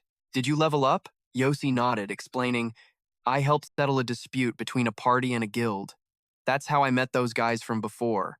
I managed to level up and earn a bit of cash. He handed a heavy pouch to Sakura. This is 250 gold. Can you hold it for me? Sakura peeked inside, her eyes widening in surprise. 250 gold? Incredible. We could buy some seriously high-quality gear at an auction with this. Yosi looked at her. I was planning on buying some new equipment for you. Sakura blushed and smiled. You don't have to spend your money on me, master. But if you're interested in the auction, then let's go. The next town has a medium-sized auction house. It's also where the genius mage, Kevi, lives. Hearing that name, something clicked in Yosi's mind. Asterisk, I almost forgot. I have to see him. Asterisk, he thought. Asterisk, it's absolutely essential. Asterisk, asterisk. After those last few battles, I feel this stagnation in my veins, like my blood has turned to stone. Asterisk. Asterisk. This must be a side effect of the sacrifice. I need Kevi to cure this. Asterisk. The two continued walking, chatting happily. But the moment they stepped into the forest, Yosi felt it. Something was wrong. Leaves shot through the air toward them like a storm of daggers. Yosi shouted, What is this? Sakura instantly drew her blade, a blur of steel cutting down the leafy projectiles. Come out, she yelled. From the darkness, a voice sneered. So, there was another one with you. Seeing the figure emerge, Yosi and Sakura froze for a second. A black crow swooped down, landing on a nearby branch. Jin spoke again. Just as I thought, you're not a member of the Assassin's Guild. If what Naruto said was true, you're the one who stole our secret arts, aren't you? The other man, Rizo, licked his finger with a crazed look in his eyes. The girl with you, she's not bad at all. Hiding your levels, are we? But according to Naruto, the boy's level is nothing special. The girl seems a little stronger, maybe around level 20. Not that it matters. He leered at Sakura, licking his lips. Ooh, a beastkin? How? Interesting. Seeing the clear hostility, both Yosi and Sakura braced for a fight. Yosi remained silent, standing just behind Sakura, his eyes watching every detail. Asterisk. This is the first time I've ever seen Sakura radiate such intense killing intent. Asterisk, he thought. Sakura glanced back at him. Master, please be careful. These two. They're on a completely different level from anyone we've fought before. I can sense it. The kind of bloodlust that only comes from killing countless people. If they're truly from the Assassin's Guild, this is going to be a tough fight, she continued, explaining quickly for Yosi's sake. The Assassin's Guild is an infamous shadow organization from the East. They're nothing but cold-blooded killers, known for taking heads or other parts as trophies. Even the major guilds are afraid to cross them. Once you're on their list, it never ends well. Yosi moved to stand beside Sakura. The Assassin's Guild, huh? I did meet a beastkin warrior who said he was kicked out, but I have no connection with them. I've never seen these guys. Then, a thought struck him. Wait a second. Asterisk. They said I stole one of their arts. Asterisk, he realized. Asterisk. Of course. The ambush skill I copied. It must be a secret technique of the Assassin's Guild. That's why they're targeting me. Asterisk. Sakura gave him a confused look when he went silent. High above, Jin spoke to Rizo. The beastkin girl is all yours, but be careful. She looks tough. Weaving hand signs, he continued. I'll take care of the little thief myself. Once I bring back his head and hands, there won't be any more questions from the guild. Rizo raised his own hands, channeling his power. I love a feisty woman. Doesn't matter how strong she is, she'll break before I do. They had divided their targets. In perfect sync, both assassins began casting. Together, they roared. Now taste the secret combo art of the Assassin's Guild. Endless night combination. Instantly, countless black lines shot through the air. Yosi activated his God's Eye. A system window popped up. Endless Night Combination, a signature capture technique of the Assassin's Guild. This skill traps the enemy in darkness, restricting their vision to make capture and assassination easier. Sakura recognized it instantly. She shouted a warning to Yosi. This is their signature technique. Stay close to me, or we'll be separated. Yosi stood frozen for a moment. Separated, he repeated. Then he turned to Sakura. Actually, we should split up. It'll be more effective to take them on one-on-one. Besides, I want to see just how strong these guys really are. Suddenly, Jin and Rizzo dove from the sky. They sneered in unison. Well, not even trying to run? Sakura tightened her grip on her sword's hilt. Be careful. Jin circled Yosi like a predator. You've got some nerve. Did you really think you could steal a secret art from our guild and just walk away? You stole ambush, Jin hissed. So I'll show you what a real times ambush looks like. In a flash, he appeared behind Yosi, his blade striking for a fatal blow. But just as fast, Yosi's sword was there to block it. Without even turning around, Yosi spoke. A level 30 assassin. He glanced over his shoulder at the shocked attacker. If you want to beat me, you're going to need a lot more practice. Jin couldn't believe it. Asterisk. He blocked it. How did he predict my move? How could he possibly know my exact level? Asterisk. Landing gracefully, he narrowed his eyes. What? Is your level? Yosi casually slung his sword over his shoulder. 11. A vein bulged on Jin's forehead. He practically screamed. Level 11? Impossible! Are you mocking me? There's no way a level 11 could react that fast. Not unless you're some kind of 1 in a million genius. Yosi just shrugged. Believe what you want. Seizing the moment, Jin lunged forward again. Arrogant little fool, let's see if you can block this. He summoned 3 enormous serpents, their fangs dripping with venom. Yosi's God's Eye activated instantly, feeding him information. Snake Dance, a mobility skill designed to disorient the opponent. It mimics the fluid movements of a snake to approach and attack from unpredictable angles. Movement speed increased by 30%. Chu Yosi's mind raced. With a body technique this incredible, if I didn't have my heavenly eye, I would have been dead for sure. System note, body technique combines agility, movement, and combat tactics. Seeing Chu Yosi let his guard down, Jinka lunged, stabbing down with his dagger and yelling, "Let's see you handle this! Even my own comrades can't react to this move." The system displayed Continuous Siege Technique, an assassination guild skill that creates multiple clones from the shadows to surround an enemy. They attack relentlessly, then vanish after the assault. Chu Yosi instantly raised his sword, activating the system. Activate Supreme Physique. He focused all his power into his upper body, reinforcing his defense for a limited time. Jinka's dagger struck down, but only sent sparks flying off him. Seeing Chu Yosi's incredible defense, the assassin roared again. That defense! It's monstrous! Is it your gear? What level are you? Who are you? Faced with such disbelief, Chu Yosi had only one option. Display level. Chu Yosi glared at him with ice in his veins. I told you, level 11. He swung his sword in a brutal downward slash, forcing Jinka to dodge. A split second slower, and the blade would have ripped through his throat. How could he possibly be level 11? Jinka wondered, leaping back. He clutched the new wound on his chest. Hold on, you really are a strange one. If you're truly level 11, then you're a natural-born genius. Every guild would kill to have you. I'm the branch manager for the Northern Assassins Guild. Let me make you an offer. Why don't you join us? With my personal recommendation, the high-ranking members will take notice and focus on your training.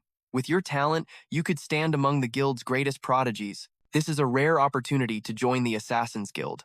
Hearing this, Chu Yosi calmly replied, I'm not interested in that kind of thing. Besides, I'm not a good fit, and why should I trust a single word from a man who came here to kill me one second and wants to recruit me the next? In response, Jinka began casting another spell. His entire body was suddenly engulfed in an eerie blue flame. Jinka continued, Is that so? But I don't give up that easily. He brought a hand to his lips, chanting something under his breath. One of his eyes began to glow a sinister red. His dagger morphed into a double-bladed weapon.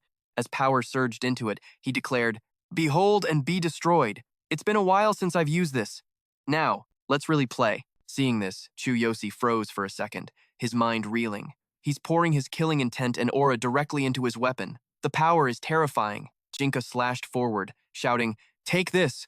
Crystal of Killing Intent. The system flared with information. Crystal of Killing Intent, an Assassin Guild's capture skill. It condenses all killing intent and aura into a sharp weapon, creating a powerful attack that cannot be blocked or parried. Chu Yosi reacted instantly, using the system to activate Supreme Physique once again, but a single slash from Jinka tore right through a section of his armor. He cursed internally. Damn it, my right arm, not even my body, reinforced by supreme physique, can withstand this attack? The guy's power is too immense. If that had hit my heart, it would have been instant death. Jinka had now tied his hair back neatly. He looked down on Chu Yosi. Don't underestimate me, kid. This is my ultimate skill. I'm level 30. No matter how talented you are, you're still just level 11. Your skills can't possibly compare to mine.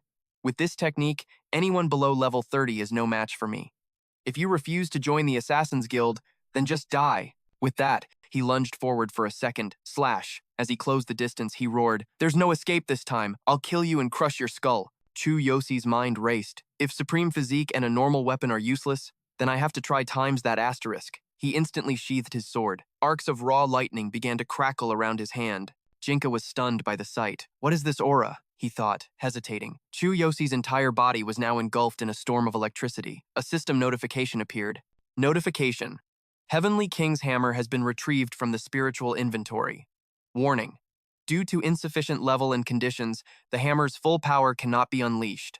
Forced activation will consume a massive amount of energy. Activation time, 1 second. Chu Yosi glared at Jinka, his eyes blazing with killing intent. Now then, let's see if I can block it. The system displayed his status. Level 11, Class, Warrior, Equipment, Black Camouflage Armor Set, Beastmen Fox Set, Weapon, Blood Mist Sword, Skills, Heavenly Lightning Chain Strike, Copied Skill, Thunder Raid, Combat Power, 15,500. In the sky above, storm clouds gathered, arcs of lightning converging directly over Chu Yosi. He now floated in midair, his entire being radiating an aura that completely overwhelmed his enemy. To take down an opponent this strong, Chu Yosi thought, I have to seize the perfect moment to land a fatal blow. The key is speed. I can only use this hammer for 1 second. But that's all I need. From the ground, Jinka watched him, then finally yelled out, "What in the world was that last move? What kind of weapon holds that much power?" From high above, Chu Yosi looked down, hammer in hand. "You came to take my head, right? Keep watching, and let's see if you can handle this blow." Jinka roared with laughter at his words, mocking him. "A pathetic level 11 warrior dares to challenge me? Don't make me laugh. I won't fall for your little tricks." The second he spoke, Chu Yosi brought the hammer crashing down from the heavens. "Prepare to die." As Chu Yosi's hammer fell, a massive, earth-shattering explosion erupted from the ground below. The system then displayed Demonic Spirit, Crystal of Killing Intent. Demonic Spirit Crystal of Killing Intent, a high-level assassination technique. A stronger version of Crystal of Killing Intent. It fuses the assassin's weapon and body with their killing intent, unleashing an unstoppable, fatal attack. Chu Yosi still gripped the hammer, knowing his chance had arrived. This is it, he thought, the 1 second I need. Meanwhile, in another part of the Dark Zone, Sakura was observing. Tsuyoshi spoke up. "Is the young master using that power again? It seems the outcome has already been decided. I don't need to worry anymore." She looked at the battered Geo, kneeling before her without a shred of pity. Back with Chu Yosi, Jinka flew up to meet him head-on. Chu Yosi immediately used the system. "Activate Heavenly King's hammer. 1 second." Instantly, Jinka was blasted back down, slamming into the ground and creating another massive crater. Jinka was now completely drained. He grit his teeth, his voice trembling. What was that? That power is too monstrous. It's impossible for a level 11. He raised his hand again, muttering another spell. "Damn you." With his last bit of strength, he summoned a blue-eyed bat and sent it flying away. Kneeling on the ground, Jinka issued one last threat. "If you kill me, you'll become the next target of the entire Assassin's Guild." The time limit on the Heavenly King's hammer expired. Its overwhelming power faded. Chu Yosi landed back on the ground, looking utterly exhausted. He panted, thinking to himself, the hammer's power felt even greater than last time. As I get stronger, it must be growing with me. Just before he collapsed, his last thought was, I need a recovery potion. Sakura arrived just in time, catching him. "Master, are you all right? Let me handle the rest." She helped him lean against her and took out a potion.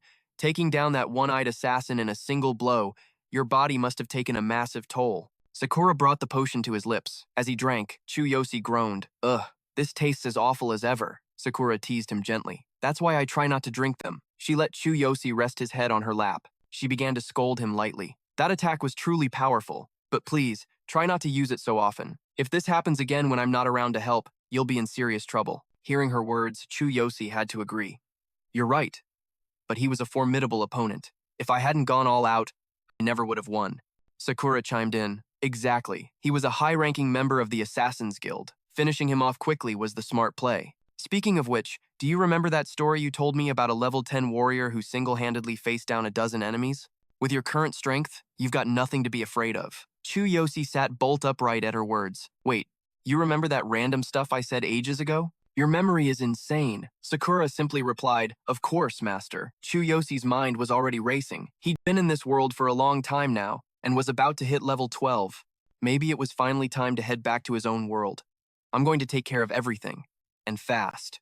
For Karina. Last time, I clashed with Mina's crew when I dealt with those punks bullying Karina, and her boyfriend's dad is the vice leader of the Blue Snake Gang. When I get back, I'm making the first move. Just then, Sakura produced 2 vials. Oh, master, these assassins were carrying high-grade potions. They might be useful. The system text flared to life. Experience potion, A grade, increases experience gain by 45%. An incredibly rare item among adventurers. It was insanely expensive and almost impossible to find on the market. Chu Yosi's eyes lit up. Experience potions? Awesome. I might even hit level 12 before we reach Kevin's town. His mind was made up. That's it. The second I hit level 12, I'm going home. I have to see Karina. Clutching the 2 vials, a new energy surged through him. I'm fully recovered. Let's keep moving. Sakura beamed in response. Yes, master. On their journey, they encountered a swarm of lesser monsters and even faced off against a boss. Chu Yosi and Sakura made short work of the monsters and continued on. They also stumbled upon a party that had failed its quest. Chu Yosi joined them and practically cleared the mission all by himself. Thanks to helping them out, Chu Yosi instantly leveled up. Level 12, Class, Warrior. Equipped with the Black Camouflage Fox Beastman set, his weapon was the Blood Mist. Skill, Chain Lightning Strike. Copied skill, Thunder Ambush. Combat power, 16,000. The two continued their journey. As they walked, Sakura mentioned, We're almost at the town where Kevin lives. Upon entering the town, Sakura said to Chu Yosi, Let's rest here for the night. Just then, a beastman cheerfully approached them. Looking for a room? We have 1 premium room left. He was the innkeeper. Chu Yosi stepped forward and asked the owner, Hey, you got any 2 rooms available? They don't have to be premium, just regular rooms are fine. The innkeeper smiled at the pair. So sorry, but we only have 1 room left. You're both adventurers, aren't you? I'm guessing you're on your way to the refining tournament hosted by Kevin and Carnio, right? Almost all our guests right now are adventurers, so you're lucky we even have 1 room open. Chu Yosi heard the innkeeper and asked, This refining tournament hosted by Kevin. What's that? Hearing his question, the innkeeper gave him a suspicious look. Are you 2 really adventurers? You don't even know about Kevin's tournament? It's been held so many times. Sakura quickly stepped in, smiling to defuse the situation. It's a large-scale alchemy event organized by the current Archmage. There will be exhibitions, competitions, and all kinds of amazing potions will be made there. It's a very famous tournament for adventurers. I did a little research. We're arriving on the very first day. We can check it out or buy any potions we might need. Chu Yosi agreed with her. Sounds cool. Let's go see it then. The innkeeper asked Chu Yosi and the girl once more. So, will you take the room? Hearing that, Yosi scratched his head thoughtfully. Ah, sharing a room. If you don't mind. Sakura then turned to him and said, If it doesn't bother you, master. They said in unison to the innkeeper, We'll take the room. Suddenly, another couple walked up from behind them. The man's voice boomed. We'd like to book a premium room. He was Vincent, the level 15 blue mage. The innkeeper's face lit up as if he'd struck gold. Ah, Sir Vincent, please, come in. We'll prepare the finest premium room for you. Vincent simply replied, Lead the way. Chu Yosi's face soured. He stepped forward, placing a hand on Vincent's shoulder. Hey, if you came later, you wait in line. The man turned around with a smug look. Wait in line? Do you not know who I am? Don't make me laugh. The last premium room is mine, right, innkeeper? The innkeeper stuttered in agreement. Of course, sir. Sakura stood behind them. She also spoke up. But we arrived first, and we already requested that room. You should reconsider. The innkeeper looked dumbfounded. Do you 2 really not know who he is?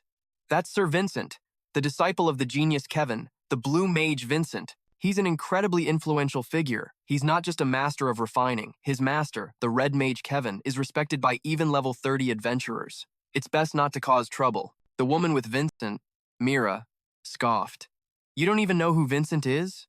What backwater village did you crawl out of? Whatever. Once they hear my master's name, they'll know their place. Hearing this, Chu Yosi cracked his knuckles and said, So, you're one of Kevin's disciples, huh? So what? That room is ours. Lead the way. Vincent and the innkeeper never expected Chu Yosi to be so stubborn. Vincent's face twisted in anger. He laughed loudly and repeated himself. Interesting. You don't know who I am? Did you not hear me? I am Vincent, the Blue Mage, and a disciple of the genius Kevin. Are you really trying to take a room from me? After this, don't even think about setting foot in Carnio. Chu Yosi grabbed him by the collar and shoved him to the ground. He said decisively, I already told you. So what? The innkeeper was horrified by the situation. Mira also ran over and sat down next to her lover, calling out, Vincent! Vincent immediately sat up, boiling with rage. You will regret this. I will make sure you can never set foot in Carnio.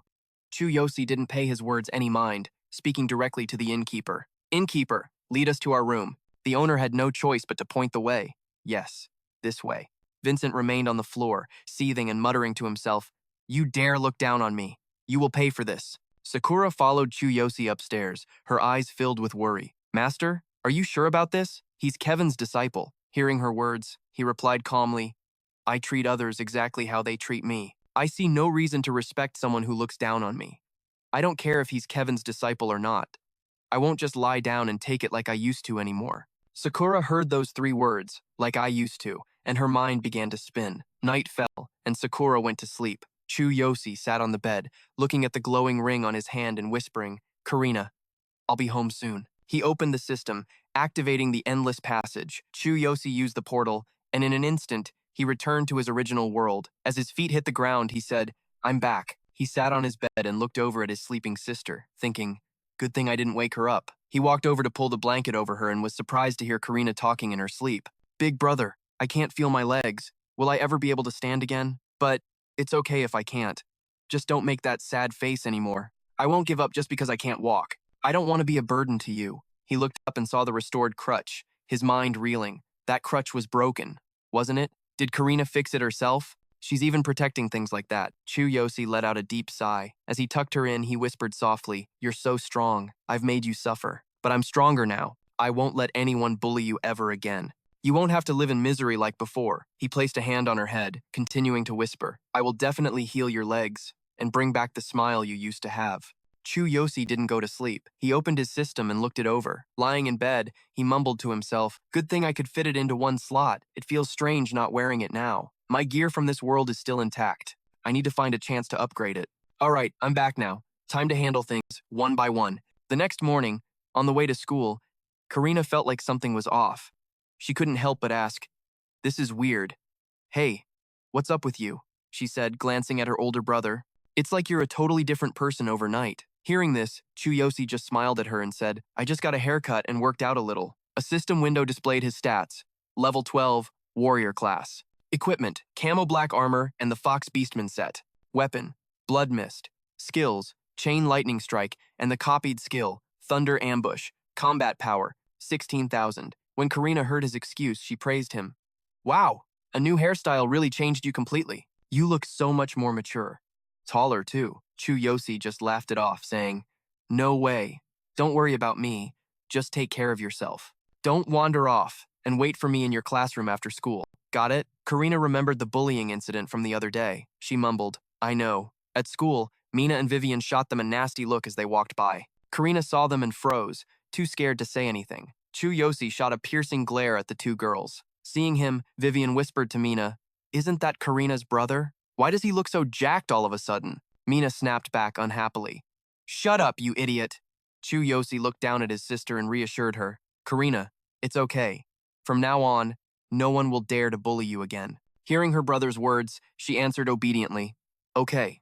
She thought to herself, Is it because you've become a hero? My brother is so different now. As Karina walked past the 2 bullies, she noticed their heads were bowed low, which struck her as odd. This wasn't like them at all, she wondered. What's wrong with them? Mina glared at the siblings, her mind filled with resentment. How dare they humiliate me like that? I'll use the power of the Riley family to teach them a lesson. I'll make them kneel before me. Chu Yosi and his sister continued through the crowd and headed to class. Inside Chu Yosi's classroom, Riley's entire crew was already there. Kazama spoke up first. Riley, they told us not to mess with Chu Yosi anymore. Man, last time, I seriously thought he was going to kill me. Seryu, perched on a desk, said scornfully, So now you're going to make peace with him? The memory of Chu Yosi's beatdown made him roar. Shut up. You're all a bunch of cowards. This only happened because you underestimated him. I'm never going to be afraid of some guy who used to be my errand boy. He was still thinking, I was just careless last time. Next time, I'll show him what's up. Seryu kept running his mouth. Wasn't it because our surprise attack plan went sideways? We were the ones waiting for Chu Yosi. Riley, annoyed, yelled, I said I was careless, so I was careless. Kazama suddenly pointed toward the classroom door. Riley, it's Chu Yosi. They looked out and saw Chu Yosi talking with Miss Lily in the hallway. Seeing him, Saryu broke into a cold sweat. He looked so different. What the heck? Veli just stared at him, speechless. Miss Lily entered the classroom, stood at the podium, and asked, The Future Star Tournament is coming up soon. Is anyone participating? She looked out at the class and continued, This event is a collaboration with many nearby schools. Our school strongly encourages students to compete. This is a chance for you and our school to shine. Riley, slouching in his seat, drawled, Are you kidding us, miss? The Future Star Tournament is only for students in the hero class. What's the point of normal students joining? Every year, regular students participate, but have any of them ever won? The hero class students always take all the top spots. It's just a waste of time and a total embarrassment. Saryu, hearing this, chimed in to agree. She's right. Plus, with other schools competing, we don't stand a chance. Last year, Riley ran the marathon, and before our school was even halfway done, the hero class students from another school had already finished the race. A murmur spread through the classroom. Do we really have to participate? I don't want to go just to lose. We'll just make fools of ourselves. Just let the hero class students represent the school. Hearing this, their teacher pressed on, Well, the prize this time is huge. Even us teachers wish we could participate. This year's tournament is hosted by the Hero School Organization, so famous hero guilds will be paying close attention. Even the leaders of the Hero School Organization will be there. The winner will receive a prize of 10 million yen. Hearing the prize money was 10 million yen, the entire class exploded like a hornet's nest. 10 million yen. And leaders from the Hero School Organization too. Awesome. The Hero School Organization is part of the Hero Association. They focus on recruiting and training young heroes. If you catch their eye, you might even get directly into the Hero Association and have a bright future ahead of you. Chu Yosi sat listening to the prize details, his mind racing. 10 million yen. I owe the Blue Snake Gang 600,000 yen from a high-interest loan. If I win, I can pay off the debt and move Karina to an apartment with an elevator. And then there's the Hero School Organization. I don't know much about the systems related to heroes, but if I get their attention, I might get even more support. Chu Yosi's eyes were firm, a smile playing on his lips as he thought, Money here is worth more than gold coins in that other world. Karina and I need money for a better life. I'm taking that 10 million yen and the attention of the Hero School Organization. Riley leaned back, hands behind his head. He spoke loudly, his voice bored. Hold on. What's the point of getting all hyped up? That prize money isn't for us. Those genius hero class kids are going to win anyway. Saryu immediately backed him up. Yeah, how can a normal student possibly beat them? The class's excitement fizzled out again. Whispers filled the room. What's the point of hoping? We don't have a chance. Their teacher could only offer weak encouragement. It's the participation that counts. Someone else spoke up. If hero class students from other schools are competing, we have absolutely no chance. Suddenly, a hand shot up. It was Chu Yosi. He adjusted his tie and said, I'll participate. Hearing this, Riley slammed his hand on his desk and let out a loud, mocking laugh. Just because you beat us once, you've gotten this arrogant? I thought you'd changed. But you're just as delusional as ever. You really think you can go up against hero class students? The rest of the class erupted in contemptuous laughter. Chu Yosi, are you joking? Fight hero class students? The ones from other schools are coming too.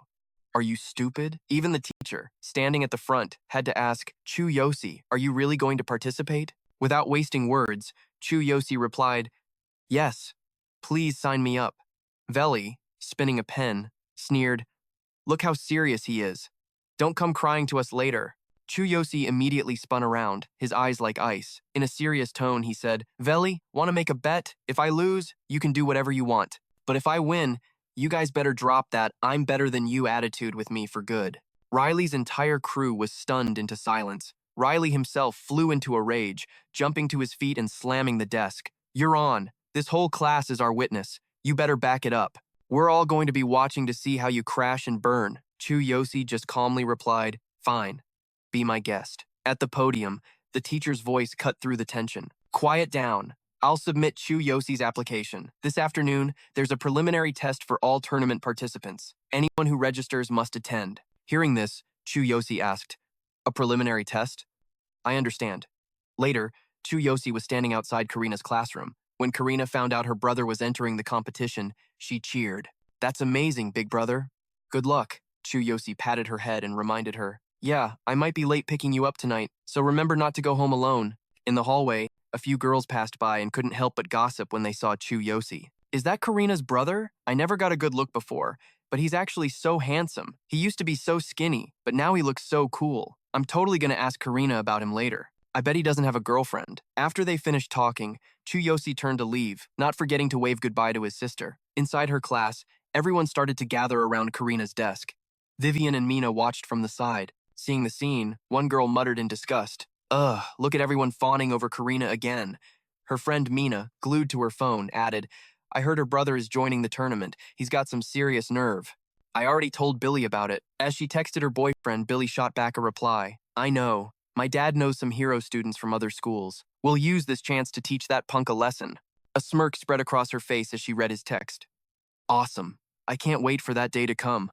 Glaring at the popular Karina, she hissed, "After we're done with her brother, we're going to make Karina's life a living hell. She'd better enjoy these last few moments of peace." Meanwhile, in the principal's office, the man stood grimly by the window, lost in thought. He began his briefing. "This Future Star event is critical. On paper, it's just a friendly event to promote school unity. But in reality, it's a high-stakes power evaluation, set by the Hero Association and the major guilds. To put it bluntly, the performance of our hero class reflects the entire school's prestige. It determines the level of support we receive." Turning from the window, his tone grew more serious. "Our objective is to get at least one student into the top 5. Only then can we secure our funding." The man across from him nodded gravely. "Understood, sir. As per your instructions, all hero class students are mandatory participants. However, for the regular students, participation is optional." The vice principal, sweating bullets, continued. "And just as we predicted, almost none of them have registered."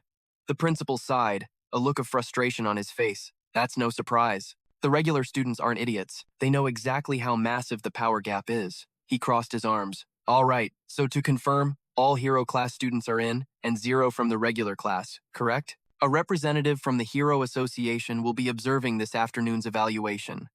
Make sure everything is perfect. No screw-ups." The vice principal paled, wiping sweat from his brow. He stammered, "Sir, the preparations are fine, but there is one thing. A regular student named Sukusiro Chu Yosi has registered." The principal spun around in disbelief. A regular student? Later that afternoon, in the pre-tournament evaluation area, all the participants were gathered and ready. As everyone warmed up, someone started a rumor. "Hey, I heard a regular class nobody is actually competing this time. And get this, he signed up willingly." A pink-haired girl named Keiko overheard and sneered. "What a total moron. Does he really think he stands a chance against us? Is he trying to humiliate the whole school?" Tosio, still stretching, chimed in. "Whatever. There's no way he's even passing this preliminary evaluation. This is just a warm-up for demi-heroes like us." A system window explained. Demi-hero. A young individual with innate, superhuman talent. They are typically placed in a school's hero class, granted special privileges, and fight for the honor of their institution. Just then, Tosio glanced up. "Speak of the devil." "That's him." Keiko looked over, a blush creeping onto her cheeks. "Whoa, he's actually kinda hot." Still stretching, Tosio sized up Chu Yosi and mumbled to himself, "Her seriously? Compared to anyone in the hero class, he's totally average." Mr. Kuo, the test supervisor, scanned the student list. Seeing a regular class entry, he grumbled, "Why is a regular student even in this evaluation? What a complete waste of time." Hearing this, Tosio spoke up with a mocking grin. "See? Even the teacher knows it. A regular class kid has 0 chance here." Elsewhere, a group of observers watched from above. "Thank you for taking the time to visit our school for this inspection." From the second-floor observation room, the principal addressed the visitor, his voice trembling slightly. "Chairman Suzuki, down below are our school's finest hero class students. The evaluation will commence shortly. We are honored by your presence." Suzuki replied calmly, his eyes fixed on the students. "The organization has very high expectations for your academy. I am merely here to observe on their behalf." This was Suzuki, the chairman of the Hero School organization. Trailing behind him, the principal beamed. "We are deeply honored, sir. It would be a dream come true if our students could meet your expectations. The results will be displayed live right here. Please, make yourself comfortable and observe from up here." With that, the principal shot a look at the vice principal. "Get it started, now."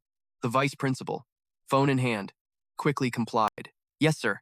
Down on the floor, Mr. Kuo's phone buzzed.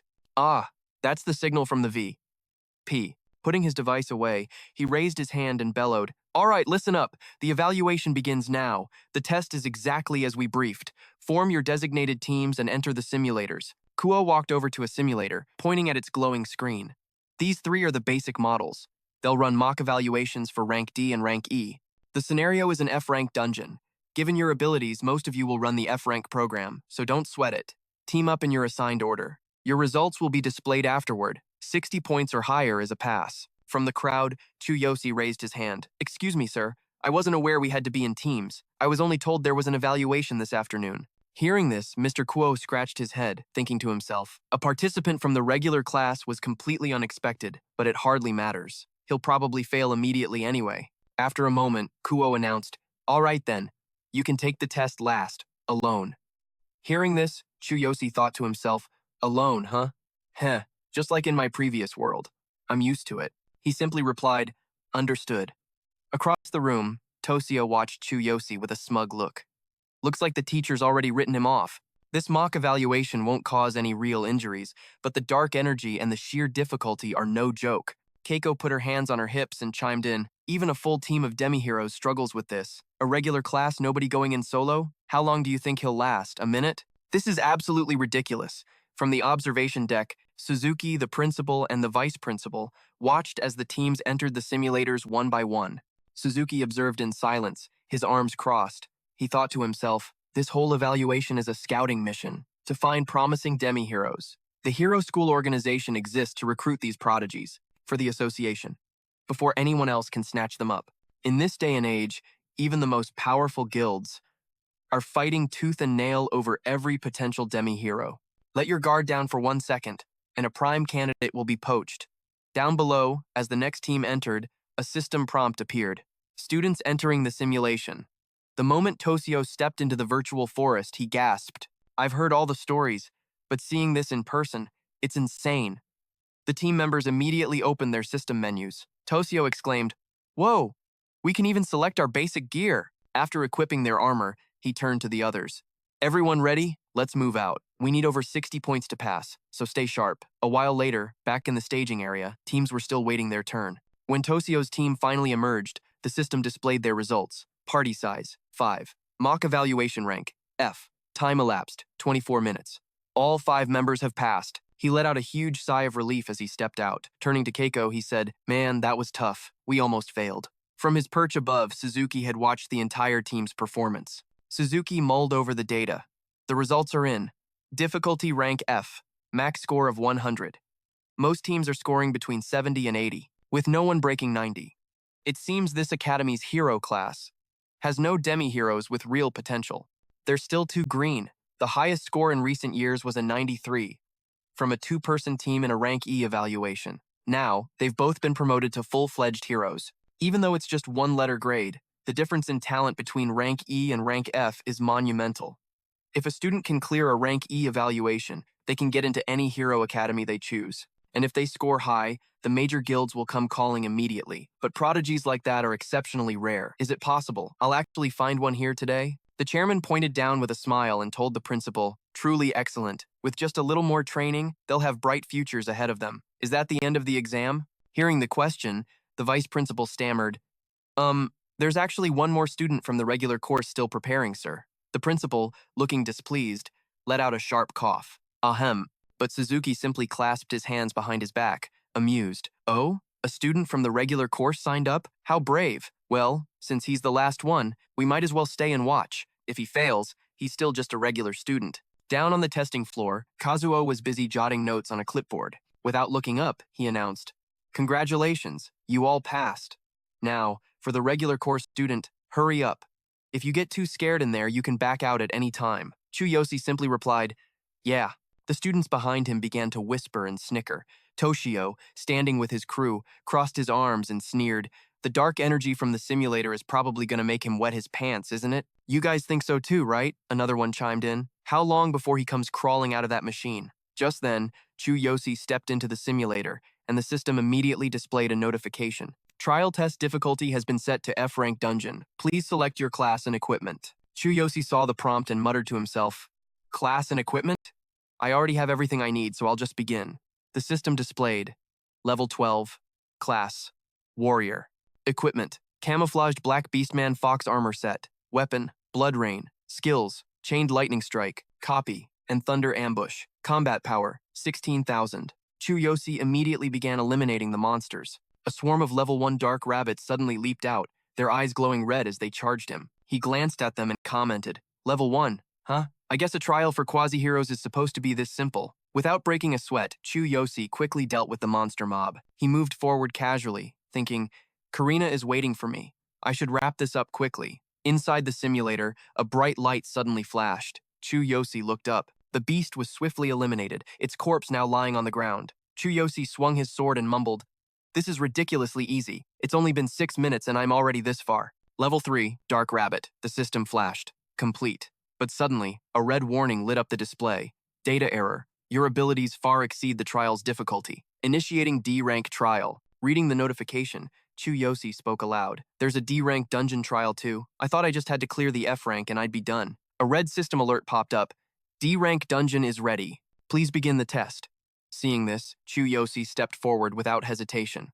As he walked, he thought, "Whatever. At my current level, there's no real difference between D rank and F rank." Outside, the crowd noticed Chu Yosi still hadn't emerged. They began to gossip. "He's still not out? Did he get scared to death in there?" Toshio quickly piped up, "Sir, maybe you should open the machine and check on him. He probably doesn't dare come out because he soiled his pants."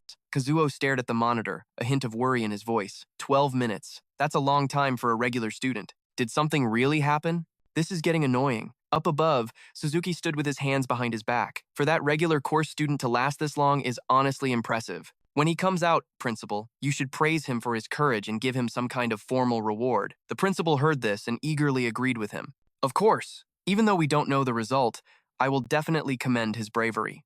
Suddenly, the simulator began to shake. The doors hissed open, smoke billowing out as a voice announced, "Test complete." Chu Yosi stepped out from the smoke. The system display lit up. "Congratulations, you have passed the test with a perfect score. Party size, 1. Trials, F rank and D rank. Total time, 12 minutes. Score, 100. The entire crowd below stared, their eyes wide with disbelief. Chu Yosi stepped out and muttered to himself, "So, I guess that's it." The 3 observers on the second floor were just as stunned. Suzuki finally spoke. "Are you absolutely sure he's a regular course student?" Down below, Kazuo stared at the results, breaking into a cold sweat. "What is this? 100 points? And he even cleared the D-rank trial? How is this possible? There must be some kind of mistake." Toshio couldn't believe it either. His face flushed with anger as he pointed and shouted, "The score has to be wrong. There's no way a regular course student cleared 2 trials in 12 minutes. It even says he passed a D-rank test. That's impossible." Chu Yosi walked over to Kazuo. "I don't really care about the score, as long as it's enough to pass. I have to go pick up my sister, so I'll be leaving now." The teacher, stunned, could only nod. Okay." Just as Chu Yosi was about to leave, someone called out, "Hey student, wait a moment." Suzuki walked over and stood before him. "You just cleared both the F rank and D rank trials, correct?" Chu Yosi calmly replied, "Yeah." The vice principal next to him began to sputter, "Impossible! How could that be? The default setting is a lower-level dungeon. There's no way a D-rank test should have even activated. And you cleared both in just 12 minutes. And you're a regular course student." Suzuki ignored the vice principal's rambling. He continued, "You're Tsukiro Chu Yosi, right? Tell me, what was the final boss of the D-rank trial?" Chu Yosi turned to leave, shrugging his shoulders as he answered nonchalantly, "A level 6 dark wolf. It was fast, but way too weak. I only had to hit it a few times before it died. If that's all, I'm going to get my sister. I'll see you around." Suzuki was speechless. The principal suddenly spoke up, "Suki, he's not lying. Is he?" Suzuki immediately cut him off. "Go on and get your sister." Chu Yosi glanced back at him and said, "Thanks." The principal scrambled to explain, "Chairman, Sukiro's result must be some kind of error." Suzuki cut the principal off again. "Principal, let Sukiro participate in the upcoming tournament, and you will keep his score, and everything that happened here today, a complete secret." The principal, though confused, simply nodded in response. "Ah, very well." Suzuki remained standing there, lost in thought. There's no mistake. The final boss of the D-rank trial is a level 6 dark wolf. From what he said, it was fast but too weak. You could never know that detail unless you fought it, this hidden genius. No, he's a monster. A regular course student clearing both F and D-rank trials in 12 minutes with a perfect score. He shattered the record. I have to keep an eye on him. If my instincts are right, I absolutely must recruit this prodigy for the Hero Association. Chu Yosi strode down the hallway, the afternoon sun casting a golden glow around him. His system status was displayed once more. Level 12. Class. Warrior. Equipment. Camouflaged Black Beastman Fox Armor Set. Weapon. Blood Rain. Skills. Chained Lightning Strike. And Copy Thunder Ambush. Combat Power. 16,000. In the blink of an eye, the day of the Future Star Tournament arrived. A bright red banner was hung above the school gates as students poured into the competition area. One student, carrying a bag, walked coolly through the crowd and entered. Students immediately began to whisper as they saw the newcomers. That's Kurozu and Sawahira Academy, the two top-ranked schools with insane scores. They're participating too? Another student spoke up. I heard they have tons of Hero Corps students who are already strong enough to be pro heroes. We don't stand a chance against them. The top 5 spots will probably go to those 2 schools. There's no way our school can climb to the top. A megaphone suddenly crackled, cutting through the chatter. A voice boomed out. Attention all contestants. Please ensure you have registered here before gathering at the tournament grounds. Chu Yosi slung his bag over his shoulder and walked to the registration desk. The person in charge looked up and asked, "You're from the Hero course, right? What's your name?" Chu Yosi replied calmly, "I'm Sukiro Chu Yosi, from Shin Academy's regular course." His personal system showed his status, Level 12. Class, Warrior. Equipment, Camouflaged Black Beastman Fox Armor Set. Weapon, Blood Rain. Skills, Chained Lightning Strike, and Copy Thunder Ambush. Combat Power, 16,000. Haid, at the registration desk, just watched him walk away. "The regular class, huh?" he called out. "Your will must be made of steel.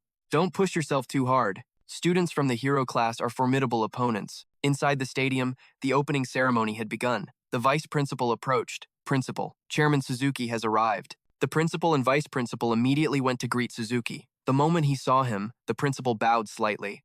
"My apologies for not having anyone here to receive you, sir." Suzuki, with his hands behind his back, simply replied, "There's no need for that. Have all the students from the regular class registered?" The vice principal quickly stepped up. "Yes, sir, they're all registered. They should be in the arena by now." Hearing this, Suzuki nodded in satisfaction. Excellent. Down on the arena floor, students were hastily warming up, but Suzuki's mind was still elsewhere. So Sukio did register, which means he's serious about this tournament. If his power is real, then there's no doubt about it. He is an absolute prodigy. If the major guilds take notice, they might try to snatch him away.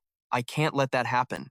In a corner, the vice principal leaned in, covering his mouth to whisper to the principal. The guild representatives have all arrived. It's time to begin the opening ceremony. The principal nodded in agreement. Right. Make sure everyone is well taken care of. We can't afford any slip-ups. The vice principal continued his hushed report. Chairman Suzuki is surely aware of this already. This year, both Kurozu and Sawahira have sent their absolute best. The principal's eyes narrowed. Wait, better than usual? The vice principal's brow furrowed with concern.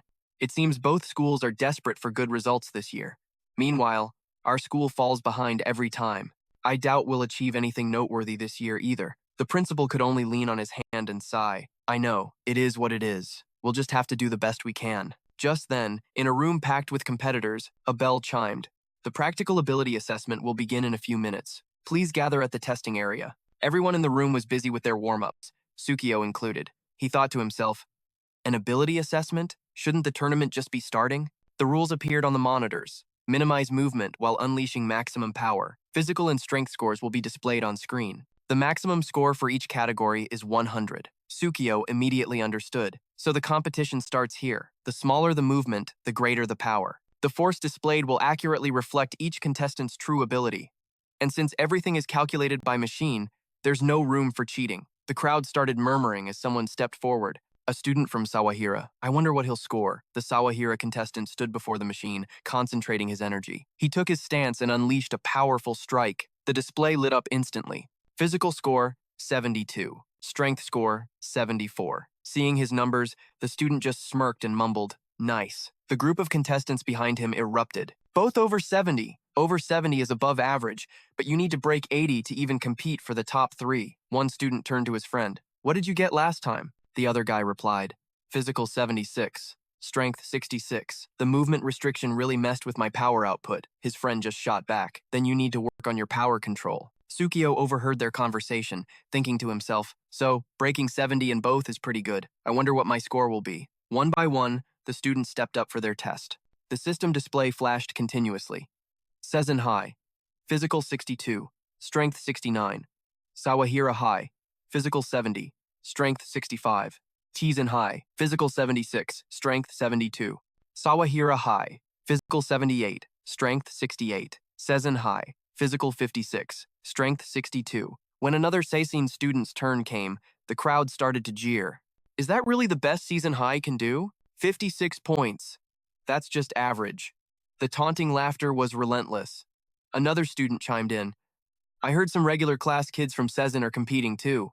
I can't wait to see their pathetic little scores, the whispers spread. Poor Seisen High. Did they have to bring in regular students just to fill the spots? Up in the stands, the guild representatives watched on, each with their own calculations.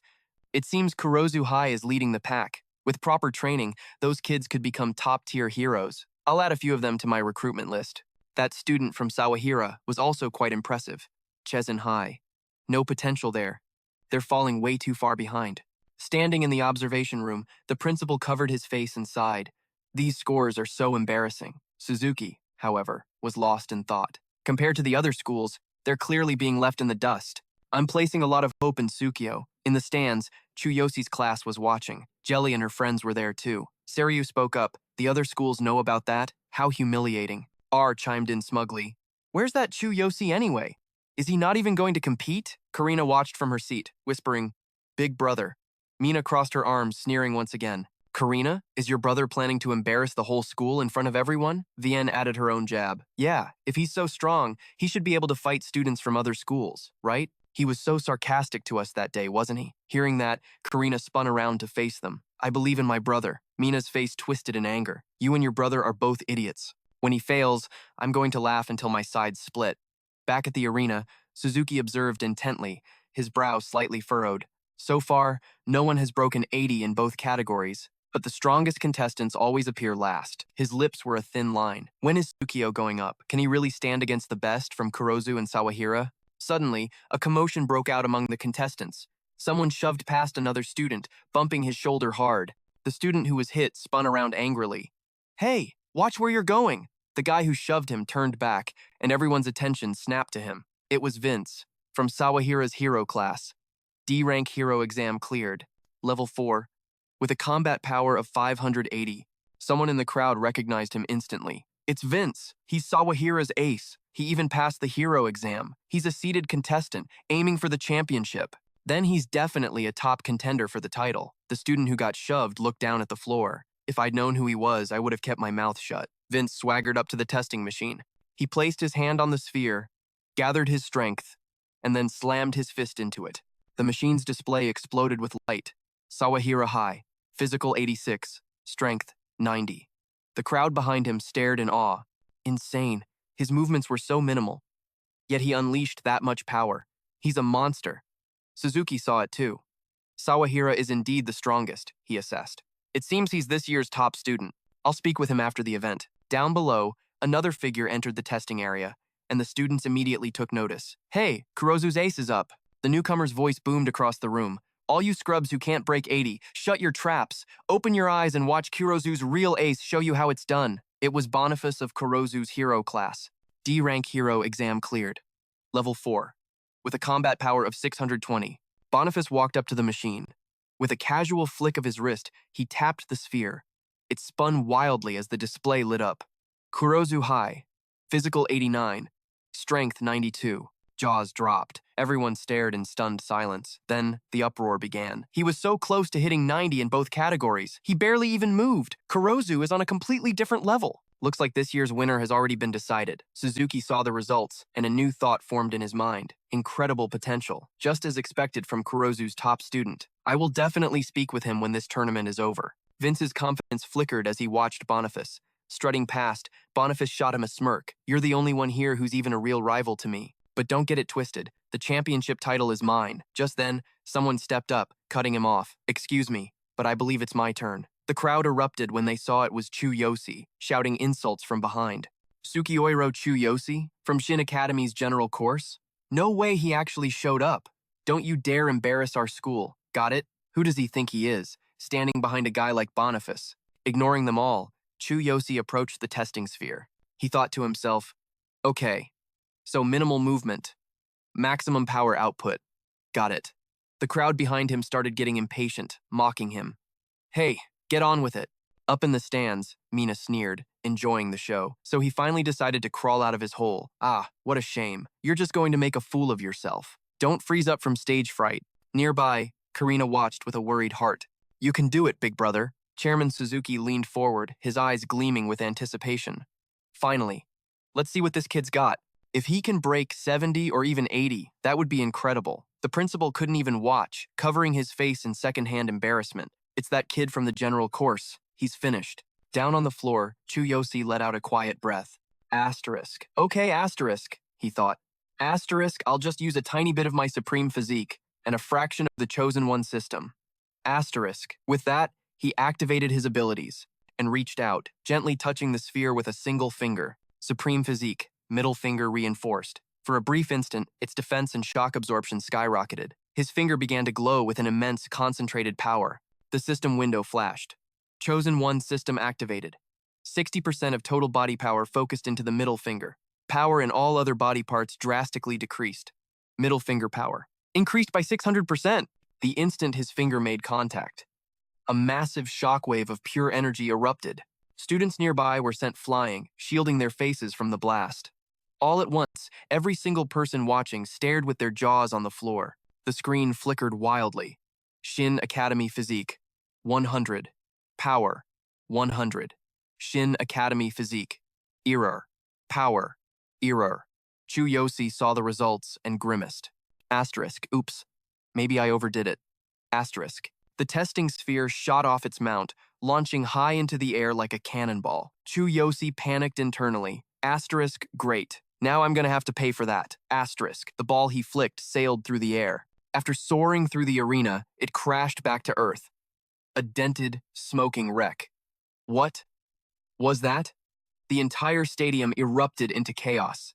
Whispers turned to shouts. He sent the freaking ball flying! Is he really that powerful? No way! The machine has to be busted. Or he cheated. He must have cheated. In the guild section, recruiters were in an uproar. Who is that kid? What was his score?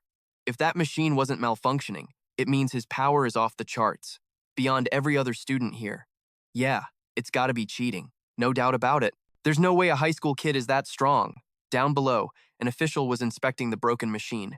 Speaking into his comms, he said, I need to confirm this with the academy officials. Please stand by. Chu Yosi, standing right there, just shrugged. It's fine if I get 0 points. I don't mind. Boniface couldn't accept it. He yelled, no way, that machine is obviously broken. Or he used some kind of illegal equipment to cheat. Vince crossed his arms, adding his 2 cents. I don't know. We'll have to see what the officials rule. Just then, the principal pushed through the crowd. Make way, please. We need to inspect the equipment. Chairman Suzuki was right behind him. He walked straight up to Chu Yosi and said, Sukioiro, show me your hand. Chu Yosi did as he was told, holding out his hand. Suzuki examined it closely, thinking, asterisk, I suspected he used some kind of power-enhancing gear. But there's no trace of any equipment. No sign of cheating at all. Asterisk. Asterisk. Instead, his hands are covered in calluses. On a kid this young. Asterisk. The chairman frowned. How did you get so many calluses and scars on your hands? Chu Yosi answered honestly. I've been working part-time jobs to get by, for almost 10 years now. The chairman was speechless, simply staring at him. Ah. Just then, the inspection team finished their work. The head technician, Naoki, walked over. The machine is fine. After recovering the data, we were able to measure the impact force. The readings for both were a perfect 100. The principal's eyes went wide. He stammered, 100 points? In both categories? Hearing this, the crowd exploded again. Enough power to break the machine? That's clearly cheating. They're lying. Shin Academy must be pulling some dirty tricks to get ahead. Naoki, the technician, trembled at the crowd's outrage. He asked nervously, Principal, sir, is something wrong? The principal turned to Suzuki. Chairman, I don't have the authority to alter Sukioiro's score. Hearing this, Chairman Suzuki stepped forward, his voice booming across the arena. As the representative of the Hero School Association, I officially recognize Sukioiro's results. I have personally inspected him, and there is absolutely no evidence of cheating. I repeat, I hereby rule that Sukioiro of Shin Academy has achieved a score of 100 points in both categories. Both Boniface and Vince stared in disbelief, their voices echoing in unison. What? 100 points in both? A bitter wave of jealousy washed over Boniface. He gritted his teeth. Asterisk, I didn't even give that Tsukioiro loser a second glance. So this is why Billy was begging me to take him out. Was I wrong about him? Asterisk. Asterisk, Billy's old man is the underboss of the Blue Serpent Gang, one of our biggest partners. I have to grant Billy's request, no matter what. In the next round, I'll destroy him. Asterisk. The other students began whispering amongst themselves. One of them spoke up. I can't believe the chairman of the Hero School Association himself would say that. Another added, if he made the call, then the score has to be legit. So that means Tsukioiro, a general course student from Shin Academy, took first place with a perfect 100 in both categories. The official results were in. The announcer's voice boomed as Chu Yosi's face appeared on the Jumbotron. Tsukioiro of Shin Academy, 100 points in both categories. Rank, number 1. A roar went through the crowd. Gel and his buddies were sweating buckets. He screamed, first place? That's insane! Seryu's jaw dropped beside him. A perfect score. In both. The guy next to them chimed in, 100 in both categories? That's a new all-time record. What kind of monster is he? In the stands, Karina jumped for joy. Big brother, you were amazing! Even Vivian was speechless. The buzz around them was electric. See that? What an insane score. Karina turned to them and stuck her tongue out playfully. Told you my brother was the best. Seething with rage, Mina bit her lip so hard it nearly bled. Asterisk, how could they just let him win like that? What the hell is going on? Asterisk. She whipped out her phone and furiously texted her boyfriend. Asterisk, Billy. Asterisk. Meanwhile, Chairman Suzuki stood with his hands clasped behind his back. He announced, Tsukioiro is the sole student from Shin Academy to place in the top 10. The top 3 will be awarded 10, 5, and 3 points respectively. All other top 10 finishers will receive 1 point. He thought to himself, asterisk, if Shin Academy is pinning all their hopes on Tsukioiro to reach the top 3, the next round is going to be tough. Kurozu and Sawahira Academy are not to be underestimated, asterisk. A moment later, the arena buzzer sounded once more. For the next round, academies are free to form their own teams. The second trial will be a team-based evaluation. The announcer's voice echoed through the stadium. Trial number 2 is the Annihilation Race. Teams will enter a simulated dungeon. The objective? Eliminate the most dark creatures within 10 minutes. Hearing this, a few students on the field spoke up. If it's a team battle, then we've still got a shot. Let's do our best and get our team as high up the ranks as we can. Down on the field, an instructor was checking his datapad. He walked over to Tsukioiro. According to the rules, you need a minimum of 3 members to form a team, so for this round, you'll be sitting out. Chu Yosi just nodded. Understood. He glanced at the scoreboard. Shin Academy was in the lead with 10 points. Asterisk. That should be enough for now. Asterisk, he thought. Elsewhere, Boniface was seething. Asterisk. Damn it, there's nothing I can do to him in this round. Asterisk. Asterisk. I was planning on teaching that punk his place. But I'll get another chance. Right now, I need to focus on winning round 2. Asterisk. As he stretched, Boniface addressed his teammates. We've run this simulation a million times back at the academy. We're the elite team from Kurozu, specifically trained for this exact scenario. We'll definitely take first place. His teammates roared in agreement. All right, on the other side, Vince was rallying his squad. He declared that both Kurozu and Sawahira High formed their strongest teams to claim the top spot, but in terms of power, they were just as strong. They could definitely win. The team members roared in agreement. Yeah, we'll give it our all. Meanwhile, over at Sawahira High, Team Shin was having a very different conversation. Dude, Kurozu and Sawahira's teams are stacked. They've basically got first and second place locked down. Let's just try to score as many points as we can and aim for the top 10. But one teammate stepped up and said, so this is what a power gap looks like, huh? Our team is way weaker than theirs. Just then, the speakers blared to life. The match was starting, and each team would enter the simulator one by one. Down on the field, the teams began to file in. Up in the stands, Jelly was kicking back, laughing his head off. Yo, look at Tsukioiro standing all by himself. Seryu, sitting next to him, snickered. Haha, looks like nobody wants to team up with that loser. Chu Yosi stood in a corner with his arms crossed as the other students started jeering again. See? Who would believe a regular class nobody could have such a high power score? In the stands, Mina and Vienne were also teasing Karina. Look, your boy doesn't even have a teammate. How pathetic. So sad. Hearing this, Karina grumbled under her breath, looking annoyed. Everyone's looking down on him. Chu Yosi just kept his arms crossed, waiting in line. He thought to himself, the strongest star will be decided by the final total score. Plus, the student with the most outstanding performance will be crowned MVP, a true honor. I'll take it easy in this second match, he decided.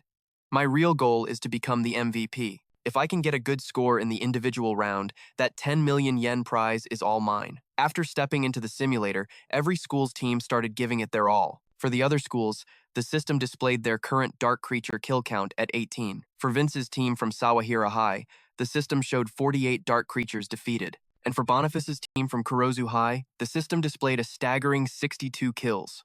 Outside, everyone in the stands watched the action unfold on the massive screens. Someone spoke up. We're halfway through. Just as expected, Kurozu's team is leading with an insane number. Someone else commented, both Kurozu and Sawahira have incredible teamwork. Suzuki was also watching, stroking his chin and thought, I was hoping Tsukioiro would do something interesting, but in a team-based match like this, there's not much he can do alone. Students from the regular class always get isolated by the hero class students. This is just the reality of it. At that moment, a team from Shin Academy stumbled out of the simulator, looking completely exhausted. Their team couldn't go on. Simulation ended. Time, 6 minutes and 39 seconds. Dark creatures defeated, 33.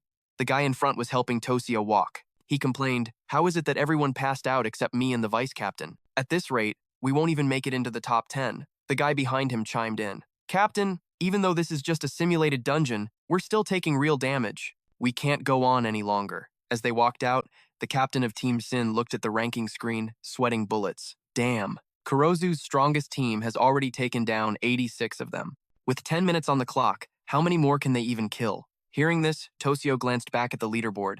Sawahira's already got 63 kills too. The gap between us and 10th place is only 8 kills. Damn it. They went to the support desk and spoke to the teacher. Excuse me, can we continue? The vice captain and I can still fight, but you need at least 3 members to be considered a team. The others are too exhausted. And even if someone joined you now, you wouldn't have enough time. The captain got pissed, shouting, useless! All we need is one more person! Suddenly, Tosio grabbed his arm. We've got someone right here! He pointed at Chu Yosi, who was standing in the corner with his arms crossed. The regular class student, Tsukioiro. The captain immediately marched over, dragged Chu Yosi to the teacher, and said, we need 3 for a team. You're with us. Don't let our points go to waste. Hearing his school's captain, Chu Yosi just shrugged. Yeah, I'm cool with that. As soon as they registered, the 3 of them headed straight for the simulator. The captain slung an arm over Chu Yosi's shoulder. All right, we've got 3. Let's go. The teacher watched them enter the simulator and muttered, I don't think you can change much with only 3 minutes left. They stepped inside. The captain immediately turned to Tosio. 3 minutes left! Vice captain, let's move! Tosio gripped his sword. We've got 33 kills. If we can just take down 10 more, we can break into the top 10. Without looking back, he spoke to Chu Yosi. Hey, Tsukioiro.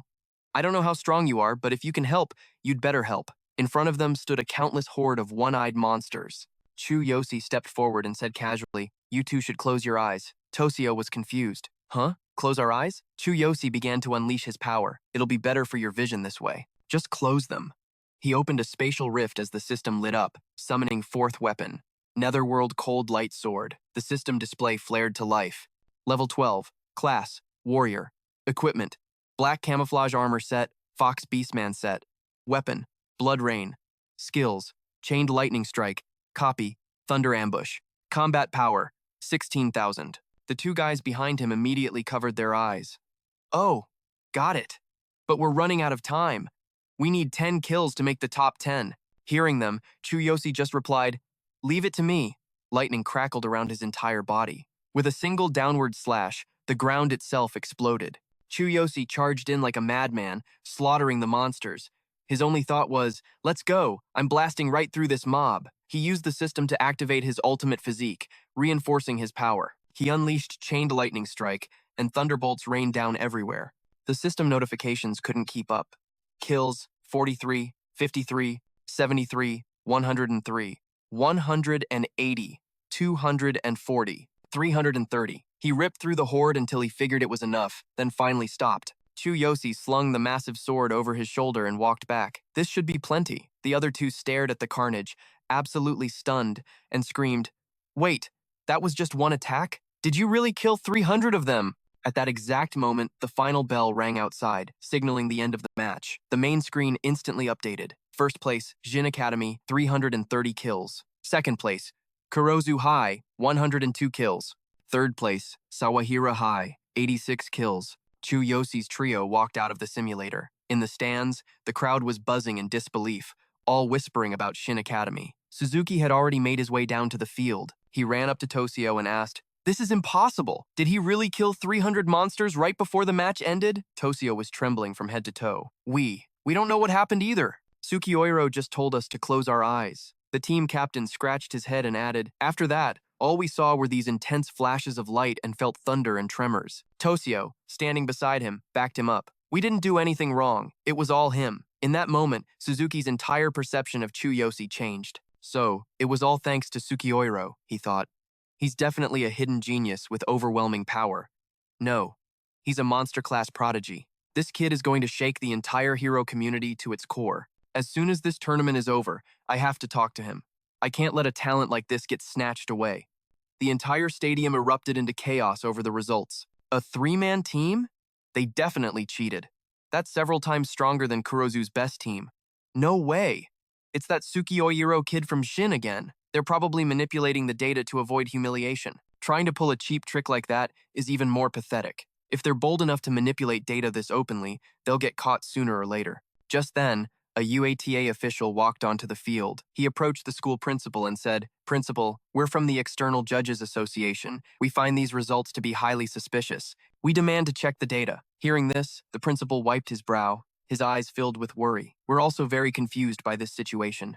But of course, you can check. I assure you, there's nothing to hide." Seeing how things were unfolding, Gel, who was sitting in the stands, crossed his arms and let out a smug laugh. "The External Board of Judges is checking the data now. This is getting interesting," Seiryu added from beside him, not missing a beat. "He definitely cheated. There's no way that loser is actually that strong." A group of students in front of them covered their eyes.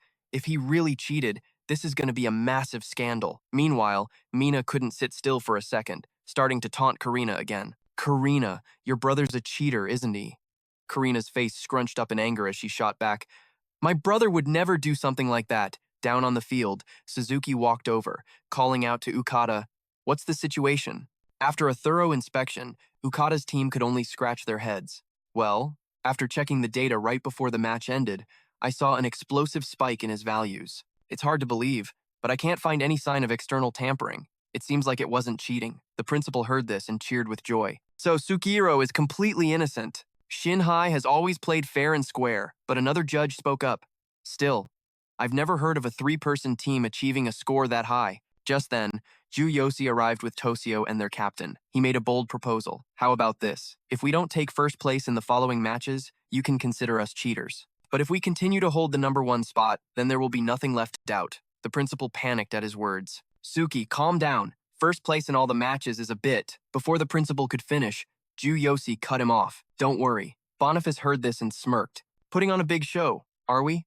The rest of the events are individual matches. Let's see if you can back up those words." Vince, standing next to him, cracked his knuckles. "I thought this was a battle for the championship between me and you. We passed the hero exam, only to get overshadowed here. Well, I quite enjoy fighting guys who are bursting with overconfidence." Ukata, thinking it wasn't a bad idea, announced, "All right, let's do it that way. But don't say we forced you into this. If you don't place first in any of the following events, we will assume you cheated." Chu Yosi immediately gave a thumbs up in agreement. Deal. Without another word, they moved on to the individual tests. The first event, the long jump. Boniface went first. He skillfully executed the jump with ease. The system displayed, "Boniface, hero class of Kurozu High, cleared D-rank hero test. Level 4. Combat power, 620. Next up was Chu Yosi. He instantly activated his system. Ultimate Physique. Both of his legs were enhanced, his jumping power increasing dramatically. With just a light push-off, Chu Yosi had already finished. Even Boniface was stunned. The system immediately displayed, long jump, first place, Shin High, Chu Yosi Sukihiro. The second event, the short dash.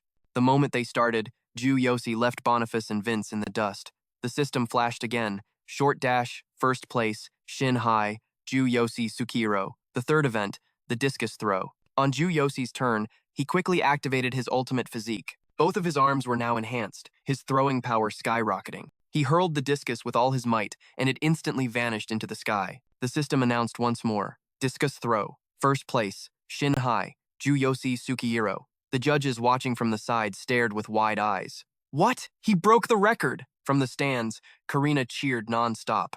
"Go, big brother, go! Mina and Vivian, however, looked absolutely disgusted. Mina grumbled, "Is Karina's brother really times that times strong?" Vivian quickly chimed in. "He took first in every single event. He must have shattered the records, right?"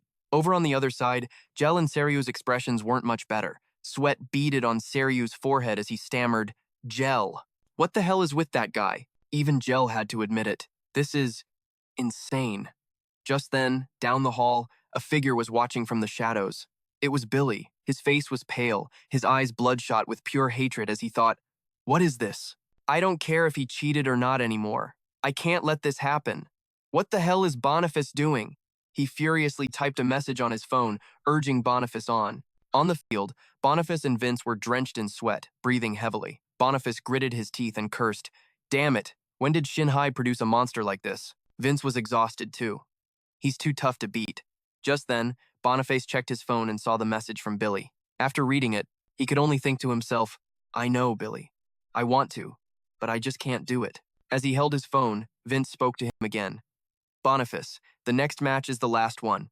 I'm going to do something. You just watch. We've trained for so long for this. I'm confident. I'm going to have a fair fight with Sukihiro." Hearing Vince's words, something clicked in Boniface's mind. That's right, that event. Billy's dad secretly gave me that P2P mind invasion item. It's an expensive item sold on the black market. I was saving it for later, but if I don't use it now, I'll never have another chance to beat Sukihiro. The mind invasion machine has already been tuned down to just 10% of its power, so using it won't cause any real harm. Just then, the arena's speakers crackled to life. Next up is the final event of the day, the rope lift. This is a traditional and much-loved final event. The system provided an explanation, rope lift. The player uses a rope, their physical strength, and their willpower to lift a female student chosen from their school. When the bell at the top of the pulley rings, the lift is complete.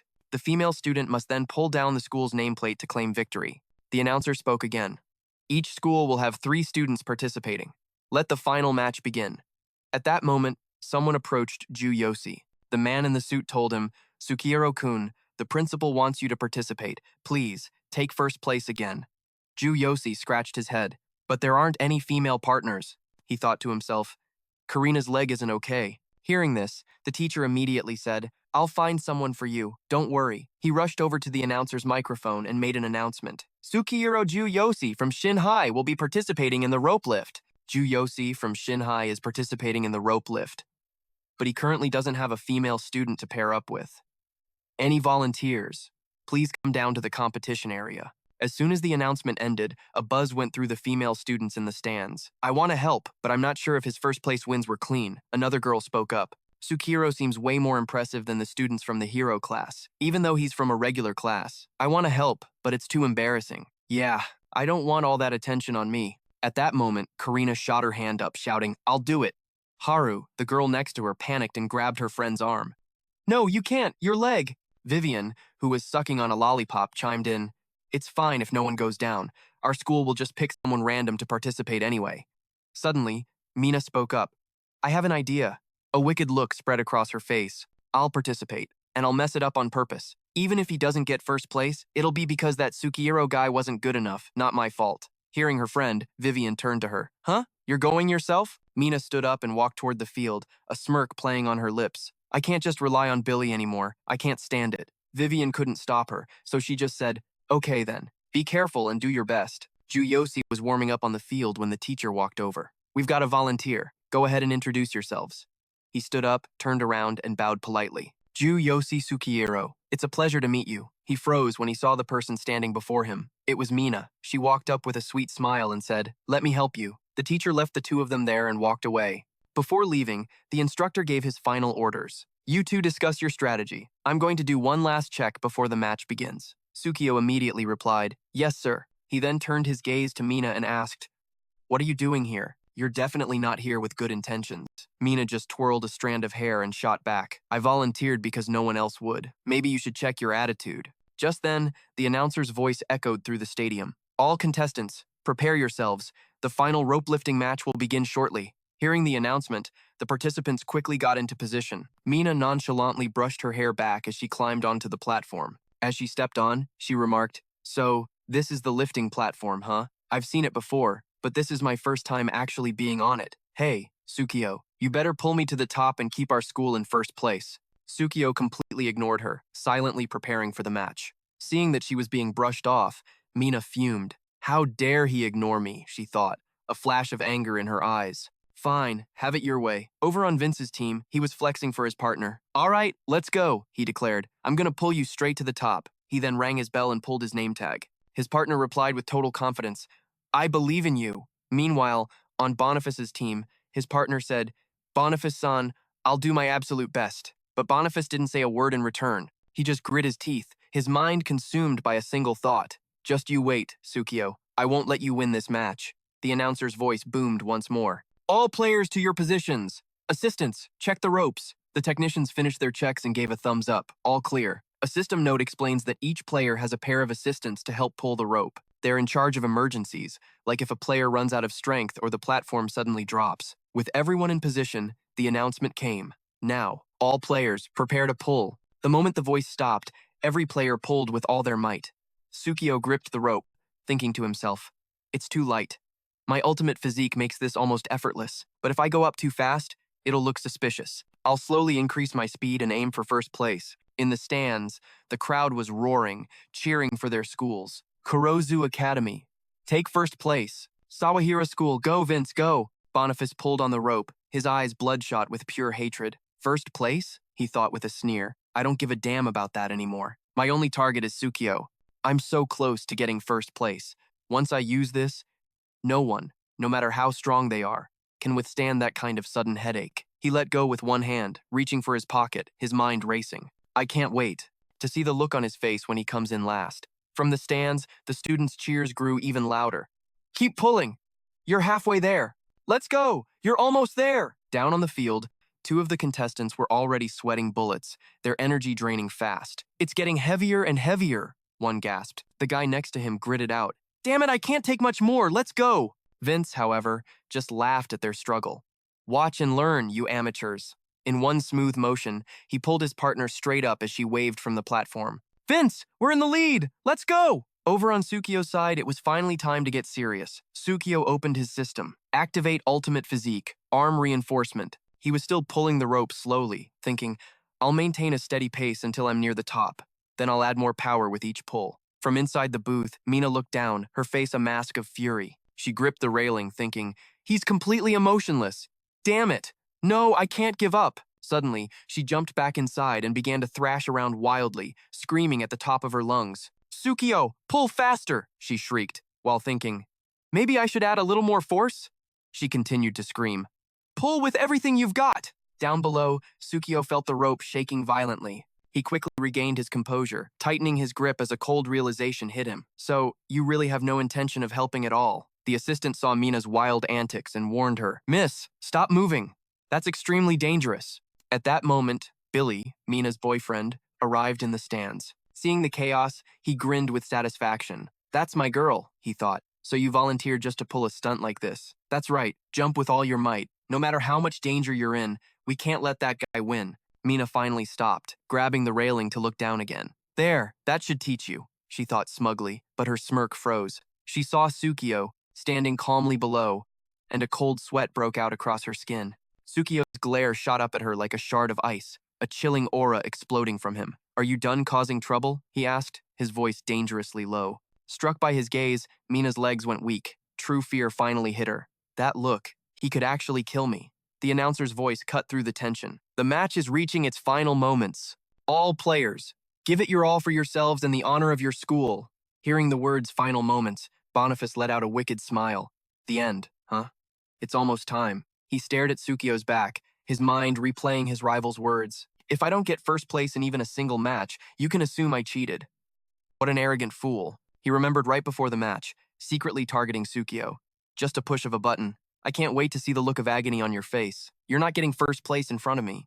Reaching into his pocket, he pulled out a small chip. He pressed the button, activating the device. A system note appeared. B2P, Mind Invasion, a high-level psychic item. When used on a target, it transmits a powerful neural shockwave to the brain, causing a moment of intense, debilitating pain. Extremely dangerous, this item is banned from public sale. The second he pressed the button, a frequency wave washed over the contestants' area. Instantly, students were hit by the effect. They cried out, clutching their heads in agony. Boniface wasn't spared either. He grabbed his head, his eyes turning bloodshot as he snarled, "What?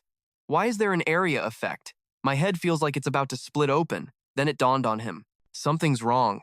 The item Billy's dad gave me, it's defective. Tsukio watched the chaos unfold around him. What's wrong with everyone? He wondered.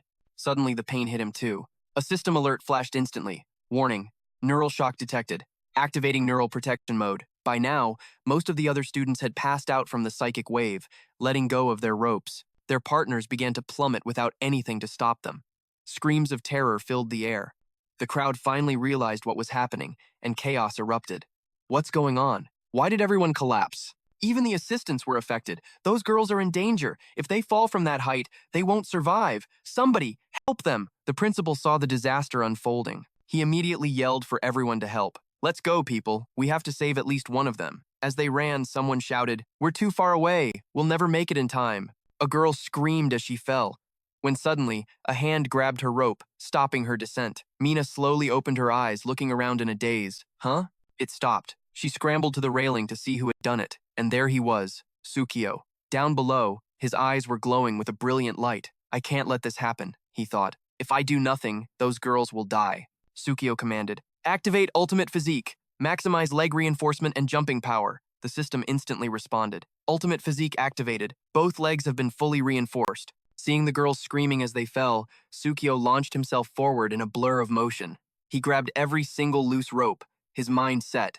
I have to catch all of them at once. I can't let a single one slip through my fingers. From the stands, a voice screamed out in pure shock. Oh my god, it's Tsukio! He's actually stopping all those platforms from crashing down! After one desperate sweep, Tsukio finally got a grip on all the wires. One thought burned in his mind. I won't let anyone fall. But the weight was insane. This combined load was absolutely no joke. Focusing every ounce of his physical power into both arms, the system suddenly announced, Ultimate Physique activated. With all his might concentrated in his upper body, the pressure on his legs was immense. Suddenly, all the girls began to scream, "Go for it! Don't give up! You can do it!" Mina stood up, in absolute disbelief at the sight. Oh my god, he's pulling all of us by himself. Everyone in the stands was completely speechless. The crowd started buzzing. Each of those plates has to be 50 kilograms. There are over 10 plates, plus the weight of all the girls. What kind of insane power is that? Tsukiriro, you can do it! At that moment, Tsukiriro was channeling every bit of power he had. He gritted his teeth, his only thought. So heavy, so heavy. I have to hold on. His gloves ripped apart from the strain. Seeing this, Suzuki shouted his name, Tsukiriro. In his mind, Suzuki thought, he's destined to become a legendary hero. No matter what, I have to recruit him for the elite hero team. Just then, the principal and the others arrived. Help him, quickly! He yelled. Only then did Tsukihiro dare to let go. Two people rushed to support him as others helped out. Someone shouted, We've got it! Tsukihiro, you did great! Everyone grabbed a weight plate. Hurry up! They all quickly secured the rope, but Tsukihiro held onto his own line. I'll hold this one, he said. A staff member saw this and asked, Are you sure you don't need a break after all that? But Tsukihiro just replied, The match isn't over yet. I said I'd take first place in every event, didn't I? Mina watched from above, murmuring to herself, Is he really going to keep going? He must be totally exhausted by now. A blush crept onto her cheeks as she thought, That was actually amazing. Tsukihiro forced himself to stand, his body trembling uncontrollably. My arms feel like they're gonna fall off, he thought. They're about to cramp. I have to hold on tight. I have to get first place. The system flashed a warning. Muscle endurance has reached its limit.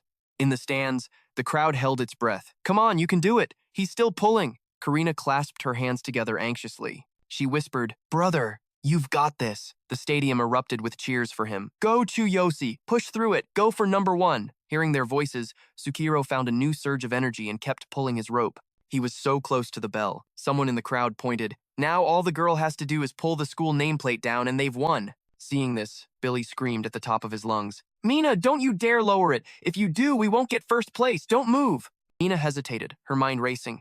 What do I do? From her high vantage point, she saw Tsukihiro giving every last bit of his strength to hold that rope.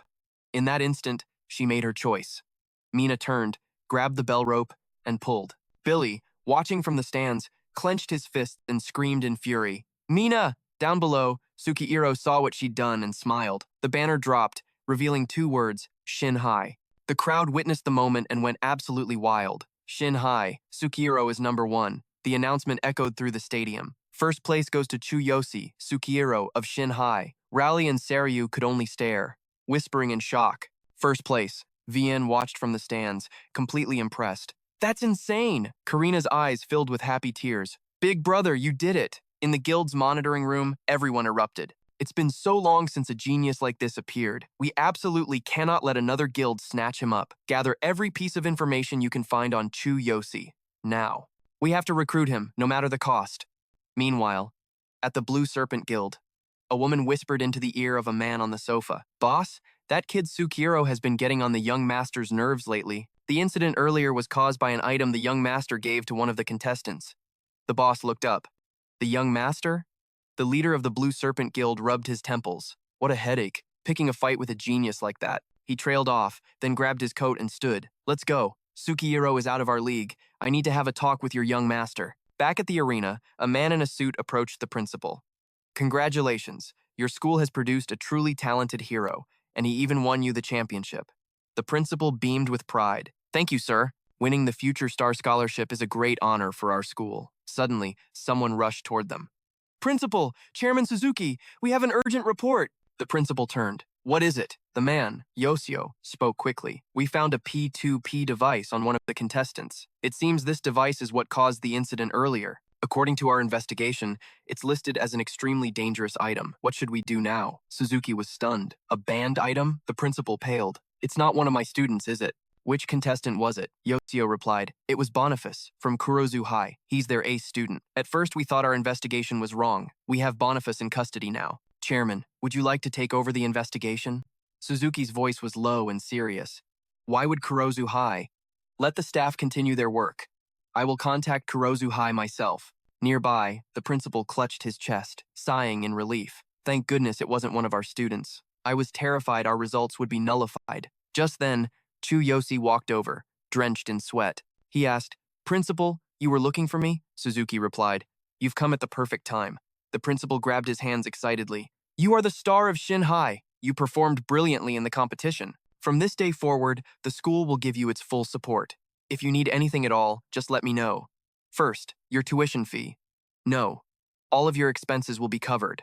Your little sister's too. Chu Yosi quickly pulled his hands back, declining. Thank you for the offer, sir. But I don't need any special treatment. Just then, Suzuki spoke up, Sukihiro, on behalf of the Hero School organization. I am officially inviting you to join the elite hero team. There's no precedent for a high school student joining the team, but you have more than enough skill. Please, think it over carefully. Furthermore, as the Future Star champion, you'll receive a cash prize and an apartment in the #1 hero residential complex.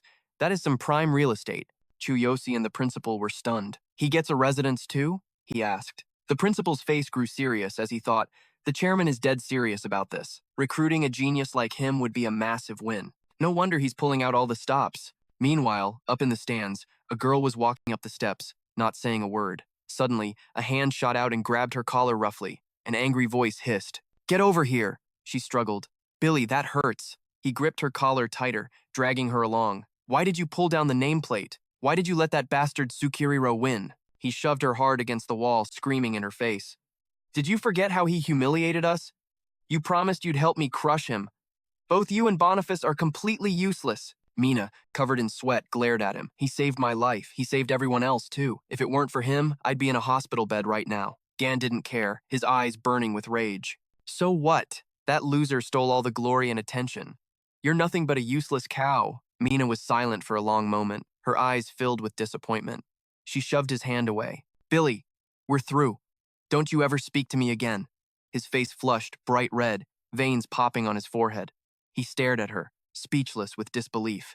Then, like a wild animal, his hand flew up. He screamed, You damn bitch! You've got some nerve! Mina flinched, instinctively raising her arms to block, but her voice was solid steel. Go on, hit me. If you do, you'll never see me again. At the last second, an arm in a black sleeve shot out, clamping down on his wrist. Veins bulged on the hand like a steel vise, stopping his attack mid-air.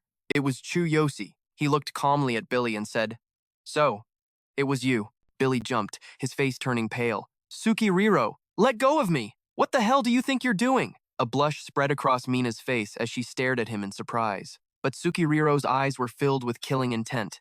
I wasn't going to interfere. But if you're the one who is behind all this, then I can't just stand by and do nothing.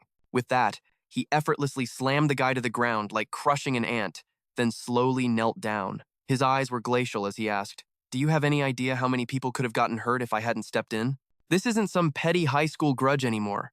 We're talking about people's lives." Cold sweat dripped down Billy's face as he stammered a threat. "I'm the young master of the Blue Snake Gang. If you don't let me go, I'll." Yosi cut him off with a bone-shattering punch. He spoke casually. "So you really are an incurable idiot, huh?" The guy flew back like a stone that had been struck, blood from his nose and mouth splattering across his shirt. Mina stared at the scene, shocked and terrified. Billy scrambled back to his feet, screaming in fear. "My teeth! You dared to hit me? You'll regret this. I'll make you pay double." Yosi just watched as the guy stumbled away in a panic. He couldn't care less, replying, "Bring it on." Just then, Vivian ran up, urgently asking, "Mina, are you okay? That psycho Billy is looking for you." She then noticed the person beside Mina and gasped, "Tsukiro, what are you doing here?" Yosi shot her an ice-cold glare. "Even if you took down my nameplate, don't expect me to thank you. I still haven't forgiven you for bullying my little sister." Vivian's heart pounded in fear. Pretending she heard nothing, she rushed over to Mina. Just as Mina turned to leave, a voice called out from behind her. Yosi turned his head slightly. "What else do you want?" Vivian suddenly cried out in shock. "Mina, what's wrong?" Mina had dropped to her knees. "I'm sorry for how I treated your sister. I deeply regret my actions. I'm so sorry." Vivian couldn't understand what was happening. "Mina, why are you suddenly?" Mina didn't answer, she just kept begging. "I swear I'll never bully Karina again. No, I'll never bully anyone ever again. I'm sorry. Please forgive me." "Vivian, apologize." Vivian bowed her head too. "I get it. I'm sorry. Please forgive me." Yosi spoke slowly. "Apologizing doesn't change the fact that you bullied my sister and hurt her. Just because you say you're sorry doesn't mean Karina and I have to forgive you." His face was void of emotion as he asked, "If I injured you and then said sorry, would the wound just heal itself?" A heavy silence fell between the three of them. Mina and Vivian had no idea how to answer. But then, he suddenly said, "Even so, I've heard your apology. Get up." In the locker room, Yosi took off his shirt, planning to change and then meet up with Karina. He was lost in thought. "Tomorrow I'll get the prize money. I wonder if the villa will have an elevator?" At that moment, the locker room door was slammed open, as if someone was trying to break in. When the door flew open, a whole crowd of people was waiting, surrounding him. It was Jelly's crew. Yosi didn't care, slowly putting on his shirt as he asked, "What, you want to fight?" Before he could finish, the entire group dropped to their knees, bowing their heads. "We're so sorry for treating you like an errand boy all this time." Yosi was starting to get annoyed. A headache was forming as he thought, "Why is everyone kneeling before me today?" Outside the school gates, a crowd followed him, cheering him on. Riley said, "You were incredible today. I'm a huge fan." Someone behind him added, "Especially in that last match. I almost fell for you." Yosi thought to himself, "This is so annoying." Saryu, standing beside him with a huge grin, chimed in, "That jump! It was so insane, even Boniface's face went pale." Karina watched as her brother was swarmed by the crowd and said, "You're so popular now." Karina's friends also greeted Yosi as he approached. Just then, Mina and Vivian came running. Mina screamed, "Yosi, run! Billy's bringing his gang here." Before she could finish, a hand grabbed her by the collar, yanking her aside. "Get out of the way." "You bitch!" Vivian saw it happen and cried out Mina's name in terror.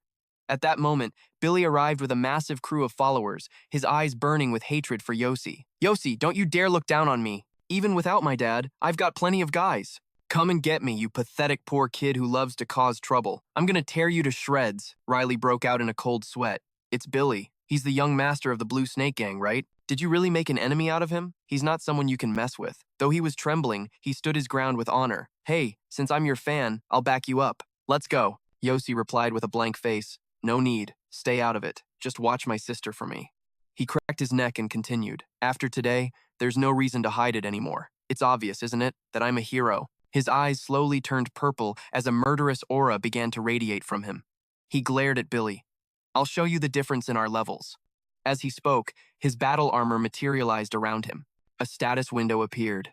Level 12, Warrior Class. Equipment, Disguised Black Armor Set, Fox Beastman Set. Weapon, Blood Mist Edge. Skills, Lightning Chain Strike, and the copied skill Thunder Ambush. Combat power, 16,000. Billy's goons stared in absolute horror. Billy wasn't much better, trembling as he tried to hype himself up. "Don't be scared! I'll pay you all double! We have way more people than him!" One of his lackeys choked out, "He's a hero." Yosi stomped his foot, and the ground beneath him shattered from the immense force. He said, "Let's go." A fat goon didn't even have time to react before he was taken out with a single punch. Yosi moved through them like they were nothing, a demonic blur of speed. No one in his path could even stand against him. Billy, like a cornered lamb, screamed at his crew, "Don't just stand there, swarm him!" One of the thugs summoned all his courage and charged at Yosi. "Don't you underestimate us, you son of a bitch!" Without even turning his head, Yosi glanced back as his armor's function activated. Supreme Physique, activated. At that moment, the goon swung a steel pipe down, his face a mask of fury as he stared at Yosi. Seeing the hit land, the thug roared in triumph, "I did it!" Suddenly, his jaw dropped in utter disbelief. He stared at the steel pipe, now bent and twisted beyond recognition, completely speechless. The steel pipe. Yosi's voice echoed in his ear like the Grim Reaper's whisper. Too weak. He clenched his fist, his eyes filled with killing intent, and unleashed an unstoppable punch. Taking the full force of the blow, the thug shot backward like a rocket, slamming straight into his boss. But Yosi didn't stop. He was like a god of war descending on the battlefield, wiping out all the filth around him. Riley watched in a daze, whispering in admiration. Amazing. Yosi is the absolute boss. Seryu chimed in. At this rate, he could take over all the school gangs, couldn't he? Karina looked at her brother, thinking, big brother. It's like he's become a completely different person. Her friend couldn't help but ask, Karina, your brother is so cool. What's his type? On the other side, the battle raged on. Billy's lackeys were being taken down one after another. Looking around, he saw there were still quite a few left. Still more. Huh? I'll end this in a single blow. With that, he raised a steel pipe to the sky. Streaks of purple lightning began to crackle all around it. The remaining goons saw this, their bodies drenched in sweat. Elsewhere, two figures appeared on a rooftop, seemingly observing the conflict below. One of them commented, "This is intense. His precision and power. Yosi's abilities are on a completely different level." One was the guildmaster of the Final Glory Guild, an old man named Dane. The other was the chairman of the Raging Dragon clan, Sandu the Dragon Keeper. Both were S-rank heroes with unknown levels and combat power. Dane leaned on his cane and said, "Very impressive. He might be the best D-rank hero I've ever seen. We must recruit him for our Final Glory Guild." Sandu, standing nearby, scoffed in response. "Don't even dream of it. The Raging Dragon clan hasn't fought over talent in a long time, but we definitely won't back down this time," he continued. There was anomalous data during his awakening test. The entire district suffered a temporary blackout. I suspect he was the cause, a truly brilliant talent. Dane spoke slowly. For him to make such big waves this year, winning the Future Star Award and preventing a major disaster, that's not something just anyone can do. The Supernova Tournament is coming up soon. He's the talent everyone has their eyes on. This year's Supernova Tournament will be even more intense than previous years. The rankings will directly affect the allocation of resources for the year. Even the Hero Alliance is sending their best rookies. Figures. A bunch of greedy vultures. In other words, every qualified guild is desperately scouting for potential rookies. The old man smirked. Chu Yoshi Tsukukido's power is now on full display. Our objective here is complete. With that, the dark figure vanished, leaving behind a wisp of fading green smoke. Watching the figure disappear, Sandu crossed his arms. What a cunning old fox. I'll definitely be meeting with Chu Yoshi Tsukukiro myself. With that, a pair of massive, dragon-like wings sprouted from his back, and with a powerful flap, he soared into the sky. Down below, enormous pillars of lightning erupted before everyone's eyes. Chain lightning, Chu Yosi roared. Everyone ducked for cover. Billy's entire crew was caught in the devastating attack, screaming in agony with no way to fight back. Nearby, Billy trembled uncontrollably, collapsing to the ground in sheer terror. Is this the difference between a normal person and a hero? Chu Yosi slowly approached him, looking down at the clown who was now nothing more than a whimpering dog with its tail between its legs. He flicked his wrist, and the iron pipe in his hand shot straight for the guy's face. All the color drained from Billy's face, his heart frozen in fear. He watched the pipe slash right past him, its terrifying force burying it deep into the ground. He gasped for air, not daring to imagine what would have happened if it had connected. Chu Yosi's face was a mask of cold indifference. "Get lost," he said, "and don't ever show your face here again." Billy's voice trembled as he replied, "Yes." As Mina watched Billy scramble away, she walked over to Chu Yosi. "Tsukukiro, are you okay?" He looked at her and said, "Thanks for the heads up." Mina blushed and covered her face. It was nothing. Just then, Jelly and Seryu arrived with a whole crowd, shouting, "Tsukukiro, let's start a gang. We'd be invincible." "Yeah! Make me a captain! Chu Yosi, you're a legend!" He sighed, looking exhausted. A gang? Just go home, you guys. As the sun began to set, only he and Karina remained. She spoke softly. You've gotten so much stronger. Even our classmates are jealous of you, he explained. Everything's a double-edged sword. Power attracts attention, and not all of that attention is good. Then he suddenly remembered something. By the way, since I won, the chairman of the Hero School Association gave us a bonus, 10 million yen and a new house. The girl's eyes widened in surprise. 10 million yen and a house? For real, brother? He gave a slight nod. I'm not lying. It's a gift from the chairman. If the apartment has an elevator, you won't have to climb the stairs every day anymore. Karina looked at him, her face beaming with happiness. Big brother, you're always thinking about me. Thank you. Chu Yosi just smiled, a look of pure affection on his face as he gently flicked her forehead. You're my little sister, he said. Taking care of you is my responsibility. You don't have to thank me.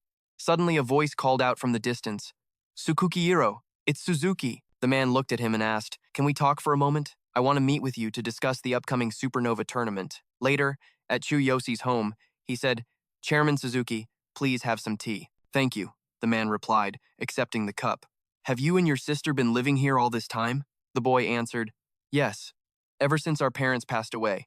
Karina and I have lived here, but the stairs are a huge obstacle for her legs. Does the villa you mentioned before have an elevator? Suzuki replied, Of course it does. I came today to confirm your moving date. If that's the case, why not move in tomorrow? No, you should move in immediately. It's a fully furnished villa. There's nothing you need to worry about. Chu Yosi hesitated. I appreciate your generosity, but we could wait until everything is properly prepared. Suzuki didn't push it, instead glancing over at Karina and asking quietly, What happened to your sister's legs? He replied, She was injured by a shadow creature a long time ago. Our parents also died in that incident. Both of her legs were crushed, and 98% of her nerve cells were damaged. The chance of her walking again is almost zero. That was the diagnosis at the time. But Karina is incredibly resilient and always fights to live each day to the fullest, Suzuki said with a pained expression. I'm so sorry. The shadows have caused so much tragedy for so many families. But I heard the rebirth elixir will be auctioned off next month. If we can get it, her legs will have a chance to recover. Hearing this, Chu Yosi shot up from his seat, his eyes wide with shock. The rebirth elixir? Are you serious? Suzuki answered, That's what I heard, but there are 2 conditions to participate in the auction. The rebirth elixir, a rare, golden liquid capable of restoring lost bodily functions. It only appears on rare occasions, when high-level heroes defeat special shadow creatures in A-rank dungeons.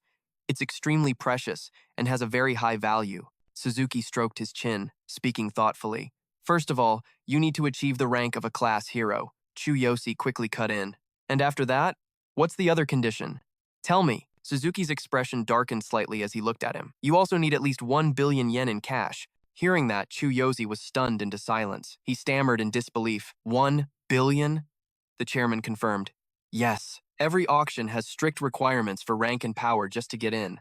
You can achieve the class hero rank by placing in the top 3 of the Supernova tournament. If you make it into the top 3, you can apply for a promotion. But on the financial side, even as the chairman of the Hero School Association, I can't provide that large of a sum. This amount is far beyond the usual 10 million yen prize money. Looking at the briefcase of money, he thought to himself, money isn't everything. But right now, it's something I can't live without. How can I possibly make 1 billion yen in just 1 month? He suddenly remembered a past conversation with Sakura. This potion is amazing, but the taste is awful. If only I could put it in a capsule. She had looked at him, confused. A capsule? A light bulb went off in his head. That's right. This world has convenient capsules, but the potions from the other world are far more effective. If I can recreate those otherworld potions right here, maybe I can make 1 billion yen in just 1 month. Seeing him staring into space, Suzuki asked with concern, Tsukukihiro, are you okay? He replied, I'm fine. So if I get into the top 3 of the Supernova tournament, I can apply for the class hero title, right? The chairman replied, correct. The Supernova tournament is a huge event for new C and D rank heroes, and it attracts a lot of attention. Guilds and factions with eligible members, including our Hero Alliance, all send their most talented rookies to compete. Performing well also helps you gain more influence over the distribution of dungeon resources.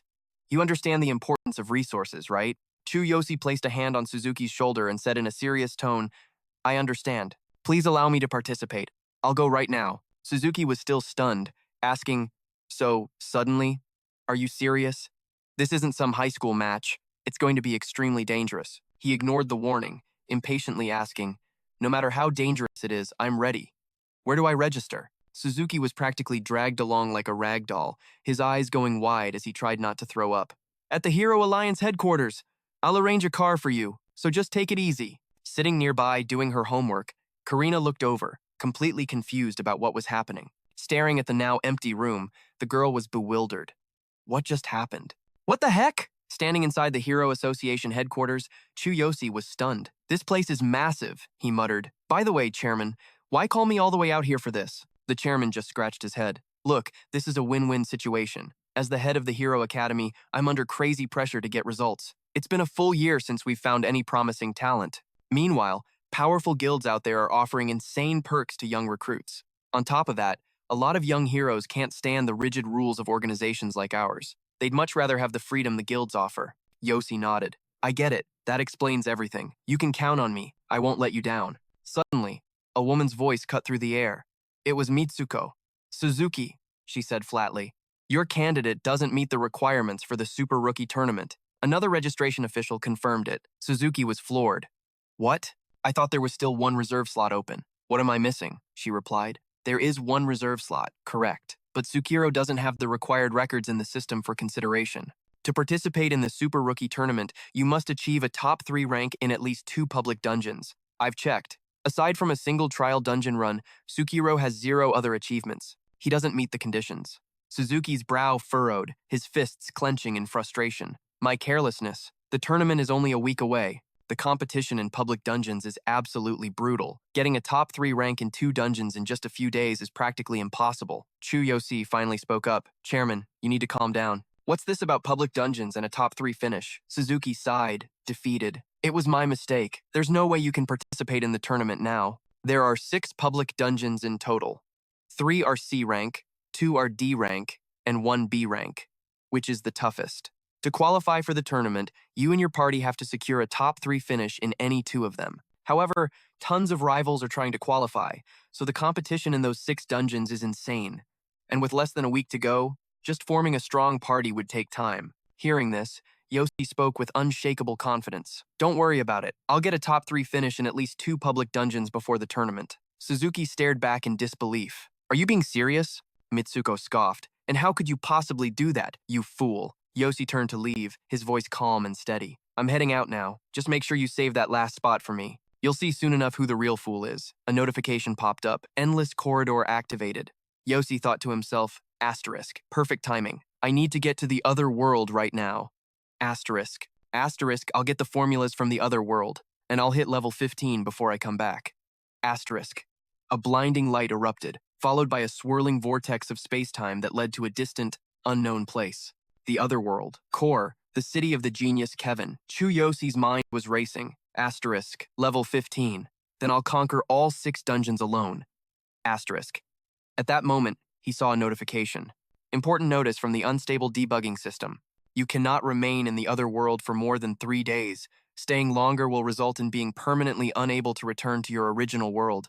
Seeing the message, he cursed. Why now of all times? So I can't stay more than 72 hours. Getting from level 12 to 15 in 3 days will be tough, but I can handle it. Sitting on the bed and staring out the window, he sighed. Looks like things are about to get a whole lot harder. The next day, Sakura appeared with her lovely voice. Good morning, Master. He replied, Good morning, Sakura.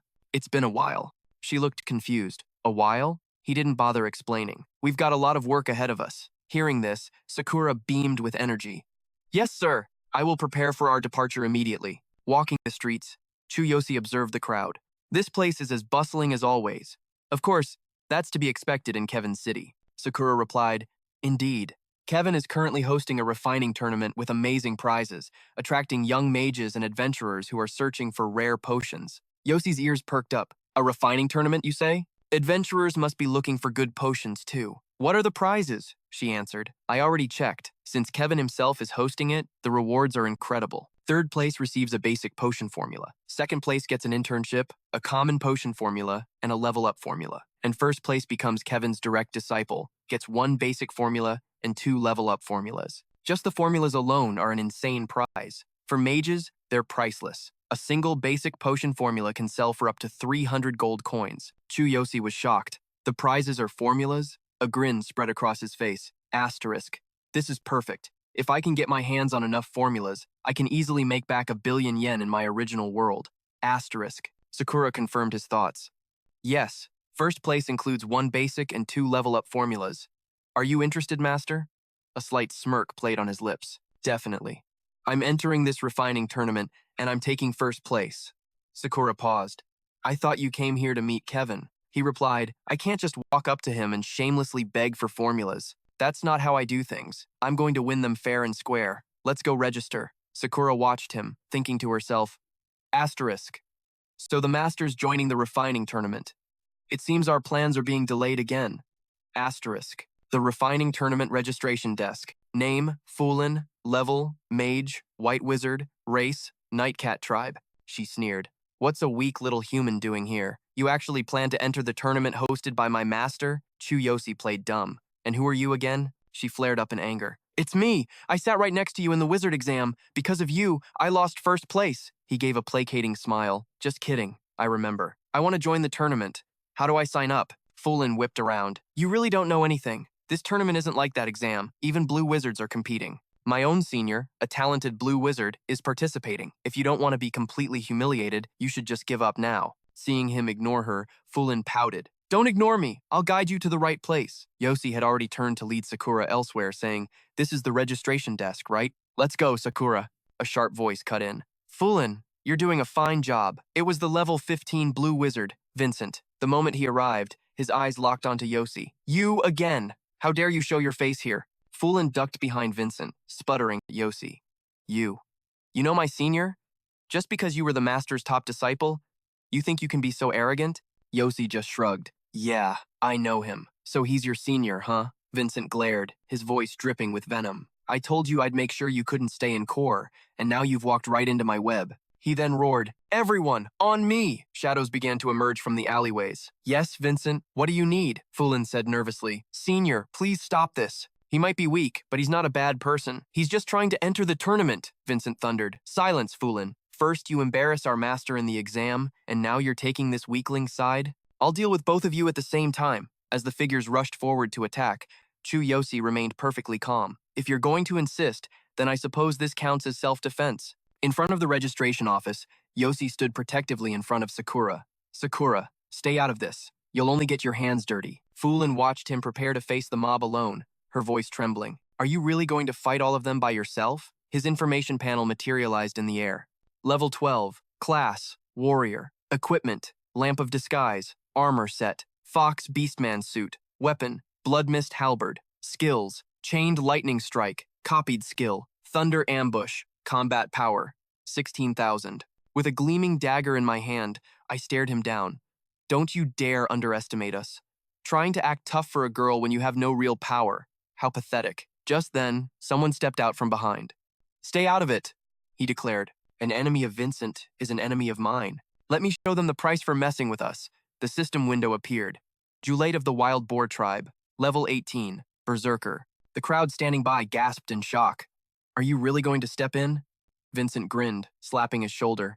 All right, Julate. I'll leave this idiot to you, he sneered. Does this lowly mortal really think he can join the refinement tournament? What a joke. As for that half-beast girl, man, if she cooperates, you can do whatever you want with her. Chu Yosi and Sakura stared silently at the scum before them, but the look on Chu Yosi's face was starting to change. Julate replied with a smirk, A half-beast is too pathetic to even catch my eye, but that other girl, Foolin, she looks like fun to mess with. Hearing this, Foolin shot back angrily. You're disgusting! I'm telling my master about this. Vincent stood in the middle of the group and scoffed. Don't worry, Julate. I'll deal with my master. Foolin yelled in frustration. Senior brother, she thought to herself. Asterisk, he always bullies me just because he's my senior. Asterisk, Julate just laughed, lifting his spiked mace. Is that so? All right, little girl. After I'm done with this mortal trash, I'll make you mine tonight. But Chu Yosi stood before her like an unbreachable wall. Don't worry, he said calmly. Pure killing intent now blazed in his eyes. That pig-headed brute. And your beast of a senior brother. Not a single one of them is getting away. With that, he shot forward like a cannonball. Julate stared in shock, thinking, asterisk, is he charging all of us by himself? Asterisk. Before he could react, there was a massive explosion of energy. A blinding light flashed, radiating outwards. It was the shockwave from the clash between his blade and Julate's mace. Sweat dripped down Juliet's face. Asterisk. This is overwhelming power. Asterisk, he thought. Chu Yosi glared at him. Back. Off. You animal. A system notification appeared. Ultimate Physique activated. His arm was now enhanced. An immense power surged, wrapping around his body and forcing his opponent back step by step. Juliet's cronies screamed in disbelief. What the hell? Fulin, watching from the side, was just as stunned. He's so strong. Sakura simply stated, the master's power is beyond imagination. Vincent was now drenched in cold sweat, stumbling backwards. His eyes widened in terror. Asterisk, even Juliet, with his high level and raw strength, can't even touch that mortal. Asterisk, asterisk, who in the world is this guy? Asterisk. Meanwhile, Juliet was desperately holding on, his pride shattered. Asterisk, I can't let myself be humiliated like this. Asterisk, asterisk, I have to turn this around. Even if it costs me my life. Asterisk, he roared, his eyes turning bloodshot as he glared at Chu Yosi. Suddenly, bolts of lightning began to crackle at the center of the fight. An aura of power erupted, terrifying everyone around him as he prepared to counter with the might of lightning. Vincent saw this and shouted with glee, Now, Juliet, attack! Kill him! I'll make sure you're safe, so don't be afraid. Hearing this, Juliet, who was already attacking like a madman, roared back, All right, if you say so, Vincent. Chu Yosi's face was emotionless. He calmly stepped back, watching him intently. Just then, a dark purple energy emerged from his body. Like a living creature, it shot forward and completely enveloped Juliet. The boar man realized what was happening, his face pale with horror. This is an isolation field. You can only create this with a high-level skill. He was now completely trapped. The grim atmosphere made Juliet freeze, drenched in cold sweat. A single spark of lightning flashed, signaling the beginning of Chu Yosi's real attack. Then, hundreds, thousands of lightning bolts materialized out of thin air. They shot towards Juliet like demonic phantoms, giving him no time to defend. Danger was everywhere. He thought in panic, asterisk, it's hopeless. I can't defend or counter in time. Asterisk, asterisk, am I really going to die here? Asterisk. But at that exact moment, a stream of blue flame energy shot forward at incredible speed, smashing directly into the barrier Chu Yosi had created. Chu Yosi froze, stunned by the sudden interference. The barrier had been pierced, leaving a massive hole. On the ground, the strange flame was still burning. Asterisk blue flames? Asterisk, Chu Yosi thought. Asterisk, and it completely neutralized my skill. What terrifying energy. Asterisk. A voice suddenly echoed through the area. The tournament is about to begin. Stop causing trouble, Vincent. Fulin, don't make a scene at the entrance. Hearing the voice, they both looked over in shock. A beastman appeared, a blue flame flickering on his fingertip. Kevin, the genius sorcerer, master of the laws of earth and wind, a level 36 red mage. You're embarrassing the world of sorcerers, he said flatly. Vincent trembled before him, stammering, Master Kevin, Kevin cut him off. Why are you here instead of preparing for the tournament? Seeing her savior, Fulin burst into tears and ran to him. Master! Senior brother Vincent was bullying me. Sakura's expression tensed. Asterisk Kevin. So, he finally showed up. Asterisk. From a distance, Chu Yosi was also thinking. Asterisk Kevin? Could he be the one who created that blue flame? Asterisk. Vincent was shaking as he tried to explain. I was just teaching this disrespectful mortal and Fulin a lesson on your behalf.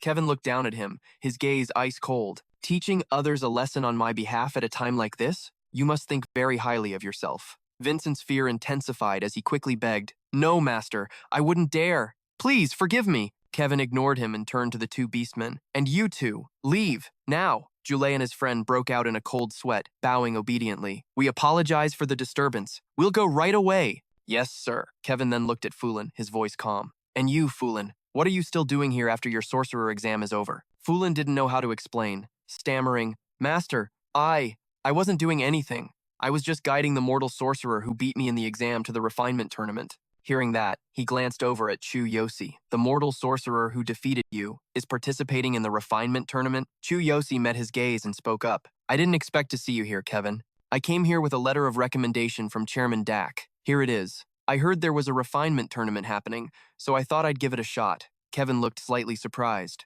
A letter of recommendation from Chairman Dak? I see. So, your body still has unresolved issues. If it's a recommendation from my esteemed senior, Chairman Dak, then I won't treat you carelessly. Follow me. Then, turning to Vincent, he ordered, You. Go prepare the materials for the tournament. Don't embarrass me as my top disciple. Yes, Master. I will do my best. Chu Yosi glanced around, looking for Sakura. Asterisk. Wait, where did Sakura go? Asterisk, he wondered. Kevin looked at him. According to Dak's letter, you've been afflicted by the darkness, and you're using a forbidden golden core to manage the symptoms. Is that correct? To maintain both your mental and physical power under those conditions. Are you perhaps refining some kind of special medicine? Chu Yosi replied, Please, call me Chu Yosi. Perhaps my body is just strong, or maybe I was lucky enough not to be completely consumed before I could fight back. I ventured into the shadow zone alone. It was a reckless act. Kevin stopped in his tracks, shocked. You ventured into the shadow zone, alone? He scratched his head, putting on an innocent face. Yeah, I'm a warrior, you see.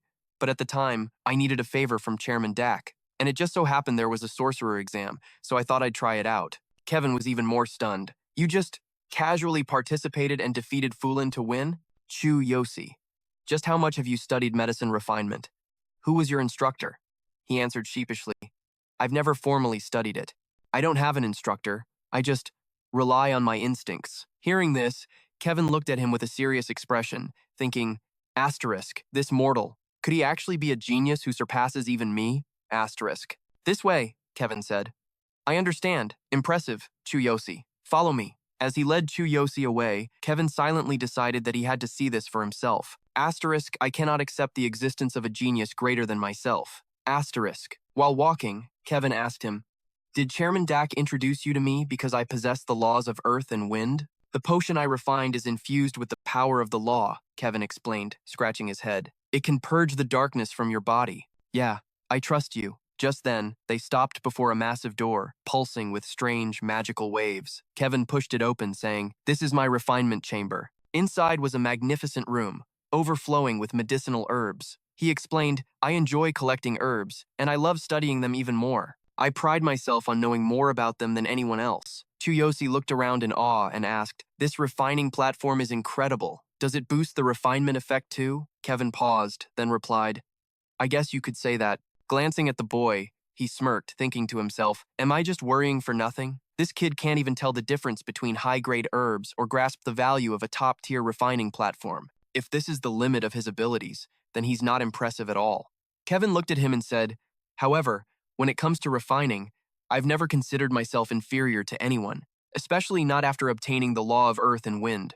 Let me get a drop of your blood. I need to check the condition of your body. Chu Yosi simply replied, Okay. Fresh blood dripped from a cut on his palm into the bowl in Kevin's hands. At that moment, streams of blue wind swirled around him. His eyes blazed, and a scepter materialized, hovering in his palm. Chu Yosi watched the scene unfold, thinking, A blue wind? Before, it was a blue flame. Is this because of the law of earth and wind? A deep blue magic circle appeared behind Kevin, pulling the azure wind into its spinning vortex. As the drop of blood fell, it splattered. Kevin was shocked, realizing, so there really are traces of the darkness's invasion. Looking at the calm young man before him, he couldn't believe it. It's insane that he's acting completely normal, even though the darkness has seeped deep into his body. If this dark aura was inside a regular adventurer, they would have lost their mind long ago. Seeing Kevin's silent stare, Chu Yosi innocently scratched his head. Is my condition really that bad? Kevin shot him a look and answered, I understand your situation now. The potion won't be enough. I'll have to use the power of the law directly to remove the dark aura from your body. Turn around. The boy's face lit up as he said politely, Sorry to be such a bother. Kevin then opened his hand, and a brilliant blue energy flared to life, glowing with a strange, beautiful light. As he pushed his hand forward, the energy shifted, and a runic circle formed around his wrist. He thrust his hand toward Chu Yosi, and the stream of energy flew into him. The main character didn't resist, letting the power enter his body. Man, this actually kinda hurts. My body feels like it's starting to catch fire. Kevin frowned, thinking, This dark aura is harder to remove than I thought. I'll have to put more power into it to destroy it completely. He spoke up to warn Chu Yosi. The dark energy in your body is stubborn. I'm going to push more power in, but it's going to hurt quite a bit. Brace yourself. The boy heard him and replied, Pain? I get it. Kevin's hand pulsed with force as more energy gathered, pressing hard against his back. As the magic circle spun faster, the dark energy was rapidly being ripped out of his body. Chu Yosi gritted his teeth, completely drenched in sweat, whispering, Compared to what I've been through before, this is nothing. Behind him, Kevin thought, even I couldn't endure this pain without taking a potion first. Just think of this pain as a training session, he said aloud. If you can't take it anymore, just let me know. At this point, his body was reaching its limit. This is bad. I'll have to counter it with my Supreme Physique. Supreme Physique activated. Internal defenses engaged. Activating his physique, Chu Yosi let out a sigh of relief. That's much better. Kevin froze, staring at him in utter disbelief. What is this? A strange power inside his body is resisting the power of my law. This is ridiculous. This guy could become a problem later. I need to take precautions. As he thought this, a black and blue flame flickered at his fingertip. A secret art, a form of high-level magic. It uses the caster's immense magical power to brand a mark onto the target's body. When activated, the seal will explode, resulting in the target's death. The flame quickly vanished. He figured the removal of the dark energy was complete. Kevin walked over to Chu Yosi's side and asked, "All done. I've wiped out every last trace of the darkness. How are you feeling?" Feeling the change in his body, the boy thought happily, as expected of Kevin, the genius pharmacist, eradicating such a persistent dark energy so easily. It must be thanks to the incredible power of the law of earth and wind. The 12 laws of earth and wind. What Kevin possesses is the 12th law in the legendary Destruction series. So then, what's law number 1? What kind of power does it hold? I'm really curious. He looked at the man and replied, "Yes, I feel much better. Thank you so much. If you don't mind, I'd like to send you some gold coins as a reward." Kevin immediately refused. "There's no need. Since the guildmaster introduced you, it's the least I could do. I heard from Fulin that you're interested in the refining tournament. Do you still want to participate?" Chu Yosi asked with excitement. "Of course." "Can I?" Kevin replied. "If you placed first in the pharmacist exam, you're obviously qualified.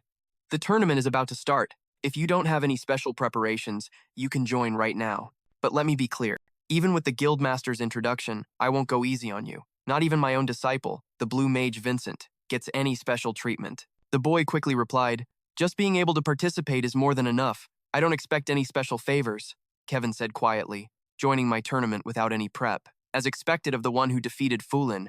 This time, really let yourself shine and show everyone your talent. This way, the tournament is about to begin." Chu Yosi quickly followed, saying, "Yes, sir." The main tournament venue. The competition area was already packed with hundreds of thousands of people. The roar of the crowd was everywhere. In the center stood a figure in a floor-length robe, with flasks and books displayed before him. Fulin led Chu Yosi out, saying, "Master has tasked me with guiding you, so you better follow my instructions perfectly. You hear me? Your registration is complete. So where's that woman who was with you? Did she ditch you?" He looked at her and replied with an innocent tone, "Thanks, Fulin. Sakura probably had something of her own to take care of. She wouldn't abandon me." Fulin's face turned red as she snapped in embarrassment. "Don't just call me by my name. Only Master is allowed to call me that, you pathetic human." He threw his hands up in surrender and said with a friendly smile, "I got it, Fulin." She turned and walked on, saying, "All the mages in this tournament are confident young prodigies. It won't be as simple as those basic assessments from before. Even my senior brothers, blue mages who are far more talented, are competing. You don't stand a chance, but it'll be a good learning experience for you." Chu Yosi asked, "Are you participating?" Fulin, "You're Kevin's disciple too, right? And you're a white mage, aren't you?" Fulin explained, Master said that if I didn't get first place in the exam, my qualification would be revoked. Besides, my senior brother is also participating. It wouldn't look good if outsiders started saying Kevin's disciples were hogging the top spots. But it's fine. I'll have other chances." He scratched his head. "Sorry, I didn't mean to bring it up," Fulin said calmly. "No need to apologize. A loser is a loser. And you were honestly pretty impressive." Chu Yosi didn't say anything else, just watched Fulin quietly as the corner of his mouth curved into a slight smile. The tournament grounds were now fully prepared. 5 giant stone pillars and 5 tables. 3 figures were already standing in position. On another side, Fulin touched the refining platform in front of her. "This is the refining station I've prepared for you. It's mine, so don't you dare break it. And don't waste it. And make sure you clean it properly after the tournament," Chu Yosi replied. "All right, I'll be careful." Fulin then began to explain the competition's format. This tournament is single elimination. Half of all competitors will be wiped out in the very first round. You may be weak, but you're using my refinement platform. Don't you dare embarrass me," he answered seriously. "I will do my best." From the stands, whispers rippled through the crowd. A human? Or is he a mage? Even strange trash like that is joining the Noble Refinement Tournament these days. He's probably just here to watch. What a waste of a spot. He must have bribed the registration official. Down below, Chu Yosi frowned up at the crowd. Fulin stood beside him and said, "Don't pay them any mind. To guys like them, the very presence of a human here is an anomaly." She suddenly pulled down his collar, whispering, Most of the talented contestants in this tournament are blue mages. They're your rivals, but watching them closely could be very useful for someone like you. Chu Yosi smiled warmly at her and said, "Got it, thank you." A booming shout echoed across the stadium. The refinement tournament will now begin. All contestants, please prepare. The first match will be the herbalism test. Two hosts held up test tubes, smiling brightly at each other. For the first match, you will all demonstrate the basic abilities of a mage by selecting herbs for potion ingredients. This is my specialty. Standing nearby was the contestant Drax, a level 17 Beastman blue mage, staring suspiciously at a potion vial. Is there anyone in this tournament who can't even pick potion ingredients? He narrowed his eyes, thinking, no way. This isn't just a simple ingredient selection test. This has to be about appraisal skills. A great mage must possess outstanding judgment. Drax scanned the contestants before him, silently sizing them up. Among all these contestants, only a few blue mages can even stand against me. Vincent's image appeared in his mind's eye. My greatest threat is probably Vincent, Kevin's genius disciple. He specializes in final refinement. He must have learned countless secret techniques from Kevin. Drax shot a contemptuous glare at the rest of the crowd. As for the white mages, they're not even my opponents. Suddenly, a powerful force slammed into his back from behind. The person quickly spoke up. My apologies. Drax barked in annoyance. You bumped into me in a place this wide? Where are you looking? Chu Yosi waved his hands awkwardly. I'm so sorry. I was trying to find my spot and got distracted. The screen displayed his details. Level 12.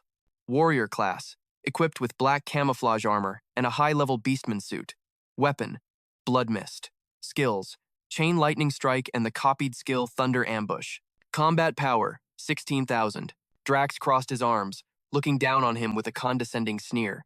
So you're the rumored human contestant? That build. You're a warrior, not a mage. How interesting. Maybe you'll get a consolation prize. Vincent appeared out of nowhere, cutting into the conversation. He's only here because he knows my master. He should have just quietly focused on killing monsters instead of coming here to make a fool of himself. Yosi's eyes widened in surprise at the man. Vincent, Drax glared at Yosi with hostility. So, you got in through connections? How pathetic. Vincent added, potion refinement isn't something you can achieve with brute strength alone. Chu Yosi's face hardened, his voice turning ice cold. If this wasn't an official arena, my fist would be in your face by now. The man trembled with rage, pointing a finger at him. Shut up. Don't you dare cause trouble here. Drax chimed in with a sneer. Hey, watch your attitude, or you'll be disqualified. Chu Yosi walked away coldly, clenching his fist with confidence. Then you two should be grateful for these rules. Just you wait. Don't come crying to me at the end. The announcer's voice boomed. The host, Venti, winked and said with a smile, the first test, the herb challenge, will begin now. Now, allow me to explain the rules. She held up a wooden board with gold plating in the center. We will announce the name of a potion. The contestants must identify the necessary ingredients and gather them within the time limit. Failure to collect all the ingredients in time will result in immediate disqualification. Contestants will be judged on the quality of the ingredients they select. Rows of beautiful assistants walked onto the field, carrying baskets full of ingredients. In the stands, the crowd buzzed with excitement. I heard Kevin himself design the question. This is going to be intense. You have to identify the ingredients quickly and also judge their quality. I wonder who will dominate the first match. Foolin crossed her arms, leaning against a wall and thinking, will that weakling be okay? His performance on the exam was impressive, but competing against these experienced opponents, these blue mages are on another level. Coat looked to his side, striking up a conversation. The young genius, Kevin himself. This refinement tournament is truly special. I'm glad my disciple Drax could participate. This will be a valuable experience for him. Kevin countered his words. No. I just wanted to create an opportunity for talented young mages to showcase their skills. The man's eyes glinted as he stroked his chin and asked, Hey Kevin, who do you have your eye on? Your best disciple, Vincent, is considered quite exceptional. Coat, a level 33 Beastman red mage. He sipped his wine, his eyes glinting as he glanced at the other man. Vincent certainly has talent, but what matters is whether he can prove it during the tournament. Drax, on the other hand, is a promising newcomer among the mages. A stat window appeared. Name, Kevin. Title, Genius Mage, Wielder of Earth and Wind Laws, Level 36 Red Mage. Coat replied, Thank you. By the way, I heard a human contestant is participating this time. I've never seen a human mage before. The moment Kevin heard this, he knew exactly who was being discussed. You must be talking about Chu Yosi, the one recommended by the guildmaster. His eyes lit up, and the corner of his mouth curved into a subtle smirk. He's a warrior who has never once trained as a mage. And yet, not only did he enter the mage exam as a human, He even defeated my own female disciple to take first place. I'm actually quite curious about him myself, the man asked with deep suspicion. Someone who's never been trained as a mage still took first place in the exam? Has the guild master made some kind of mistake? Coat rested his chin on his hand, a look of amusement spreading across his face. If that's true, then even I'll be keeping an eye on him. Down below, Chu Yosi stood tall at his station. He stared thoughtfully into the baskets filled with herbs. So these are the prepared potion ingredients? No wonder half the contestants get eliminated in the first round. These baskets only hold enough ingredients for half of the competitors. In other words, the other half won't be able to get what they need. Chu Yosi stroked his chin, picturing the scramble. Plus, potions require a variety of ingredients. So, contestants have to pick the right ones from all these baskets. If anyone rushes and just grabs random ingredients or wastes time searching, they'll be eliminated instantly. He clenched his fist, his spirit soaring. Interesting. This tournament is much harder than the mage exam. The challenge is to choose the ingredients quickly and accurately. It's time I used God's Eye, Venti announced loudly. I will now reveal the name of the potion. She ripped the gold plating from the wooden board. The first potion is a primary fever-reducing agent. The contestants stampeded forward, scrambling for ingredients. Chu Yosi stared, stunned at the explosive rush of people. They're so fast, as expected of real mages. They've already memorized the ingredients for basic potions. He began to activate his skill, but I'll be counting on you. God's Eye, a system voice rang out. God's Eye is analyzing. Analysis result for primary fever-reducing agent. 3 required ingredients: spirit firegrass, wood heart, and withered vine. Chu Yosi dashed forward to join the competition. All right, just 3 ingredients. Seeing the dense crowd of contestants fighting over the herbs, he broke into a cold sweat. Crap. Am I too late to even get through? Vincent snagged his ingredient with ease, a smug look on his face. I could do this blindfolded. Nearby, Drax was still scrambling. Move it! This is a piece of cake! But then he saw the herb in another contestant's hand. Well now, that's not half bad. Seems these blue mages aren't just for show. Chu Yosi's hands tightened into fists. There is no way I'm losing here. His eyes narrowed, a sharp glint within them. It's time to show them the power of a warrior. Chu Yosi unleashed his skill. Thunder Ambush. The first ingredient is right there. He targeted the mage in the front row. The man was stunned by his sudden move. What a waste of a skill. Hey, is that stupid human causing a scene because he knows he's about to lose? Up in the observation deck, Conte was just as surprised. What is he planning to do? A warrior skill? Kevin's brow furrowed in annoyance. What is the meaning of this? The contestant below broke out in a cold sweat, staring at the sky. Why did it suddenly go dark? Like a shadow, Chu Yosi appeared right behind him. The sudden appearance made the contestant jump and scream. What in the world are you doing? Trembling, the man looked around wildly. What's going on? Chu Yosi gave a mental command. Cancel skill. The system immediately responded. Thunder Ambush has been cancelled. Looking down at the terrified man, Chu Yosi thought to himself, no need to push it. This is more than enough. He simply reached out and took the herb from the man's basket. All right, I've found the spirit firegrass. The system display lit up. Divine Eye analysis complete. Highest quality spirit firegrass. Chu Yosi placed a hand on the man's trembling shoulder. Thank you. Conte never expected such a reckless move. Using a warrior's movement skill to get to the ingredient, then canceling it? What an interesting young man. Kevin didn't reply, his mind reeling in complete shock. Not only that, he managed to get the best quality spirit firegrass. Did he actually identify the right ingredient? Or was that just pure, dumb luck? With the ingredient secured, Chu Yosi walked off, an intimidating aura flaring around him. A system notification appeared. Heartwood has been collected. The pressure radiating from him made the other contestants sweat.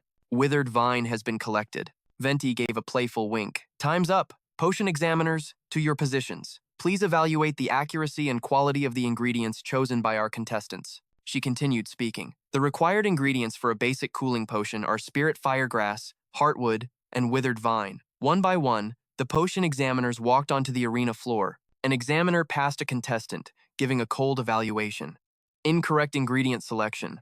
Disqualified. The next few received the exact same judgment. One contestant slammed his fist on the table, defeated. An examiner stood before Drax's table, announcing his evaluation. Ingredient selection, correct. Total quality score is. Venti raised her voice for the announcement. 84 out of 100. Excellent quality. Drax crossed his arms, looking incredibly smug. Of course, Kevin spoke with polite praise. Just as expected of Conte's disciple, his speed and accuracy are both astonishing. Conte replied humbly, he's not too bad, is he? Down below, Venti continued her report. Ingredient selection, correct. Total quality score, 94 out of 100. Supreme quality. Vincent looked up at the sky with an arrogant smirk. In this match, no one stands a chance of taking first place from me. This time, it was Conte's turn to stare in shock, truly worthy of being called a genius disciple. The praise made the other man smile with satisfaction. Thank you. With a score like that, it was obvious Vincent would take the lead in the first round. Fulin clenched her fists in anger. That weak little human. You'd better keep up. The examiner finally arrived at Chu Yosi's station. Venti announced. Ingredient selection. Correct. Total quality score is. Everyone instinctively looked up at him. Is this really a human mage? He got the ingredients right. But what about the quality? The mana stone on the examiner's staff suddenly pulsed violently. The examiner's eyes widened as he stared at the device in his hand. What is this? Is the evaluation tool malfunctioning? Kevin shot up from his seat and commanded, "Stop hesitating and announce the results." The trembling examiner complied. "Yes, sir." Venti immediately relayed the announcement. Ingredient selection correct. Quality. Total quality score is. The examiner held up the staff, displaying the number 100. 100 out of 100 points. Perfect quality. The news left Kevin and Conte completely stunned. What? And naturally, the audience in the stands exploded. No way! That human got a perfect score. He even beat Vincent and Drax. Fulin covered her mouth, her eyes wide with disbelief. That weakling, I can't believe it. Chu Yosi looked at the palm of his hand with satisfaction. The Divine Eye's analysis was flawless. Absolutely perfect. I can't wait for the next round. The other contestants heard the announcement and grabbed their heads, screaming. A perfect score? Unbelievable. To get that score, every single ingredient had to be absolutely perfect. How did he manage to pick out perfect ingredients under that kind of pressure? The examiner held the staff with the number 100 high to prove it. All contestant scores were measured precisely by this analyzer. There are no errors with this number. That is all I can say. Conte slowly began to accept the reality of the situation. It seems he has an exceptional talent for selecting ingredients. I wonder what his skill level is like in other areas. Kevin spoke, his words trailing off. His gaze became incredibly sharp. I'm quite curious myself. Venti once again held up a wooden sign. Round 2 of the refining tournament has now begun. All remaining contestants, please return to your refining stations. You will now be refining a mid-grade invisibility potion. We look forward to seeing your skills. A cheerful voice rang out. Hey, rookie. Fulin crossed her arms, shooting a sideways glance at Chu Yosi.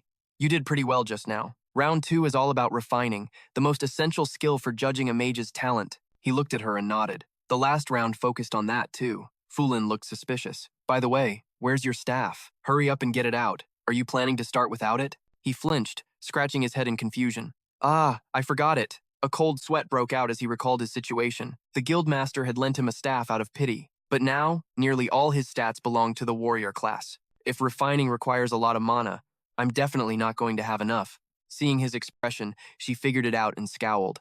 You forgot your staff? What kind of mage are you? He awkwardly scratched his head. It just slipped my mind, but it's okay. Fulin's face turned bright red as she avoided his gaze. Honestly, she reluctantly held out her own staff to him. Here, take mine, you idiot. You're lucky I'm here. He reached out and accepted the staff. Thank you, Fulin. Chu Yosi's voice was full of confidence. With your staff and my refining foundation, I will definitely win. She pretended to be cold, turning her back to walk away. You'd better, Venti announced loudly. Grind your ingredients and begin refining. You only get one attempt. The time limit is 30 minutes. After those words, the stands erupted with noise. Only one try in just 30 minutes? Whoa, that's harsh.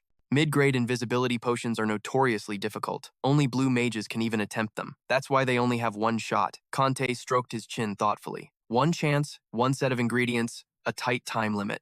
These are some tough conditions. Kevin wasn't very surprised. If you want to win a refining tournament, you should at least be able to handle this. His expression was grim as he calculated in his head. They have to succeed on the first try. Let's see what Chu Yosi can do, whether he truly has a natural gift, or if that was just a fluke. Assistants carrying herbs approached the contestants' stations. All right, contestants. First up is the level 17 Blue Mage Beastman. Next is the level 15 Blue Mage Vincent. Chu Yosi accepted his herbs with a polite nod. Thank you. The girl blushed shyly. Oh, it's nothing. I'm just doing my job. Venti's voice boomed across the arena. 30 minutes on the clock. Begin refining. Now! One impatient contestant yelled.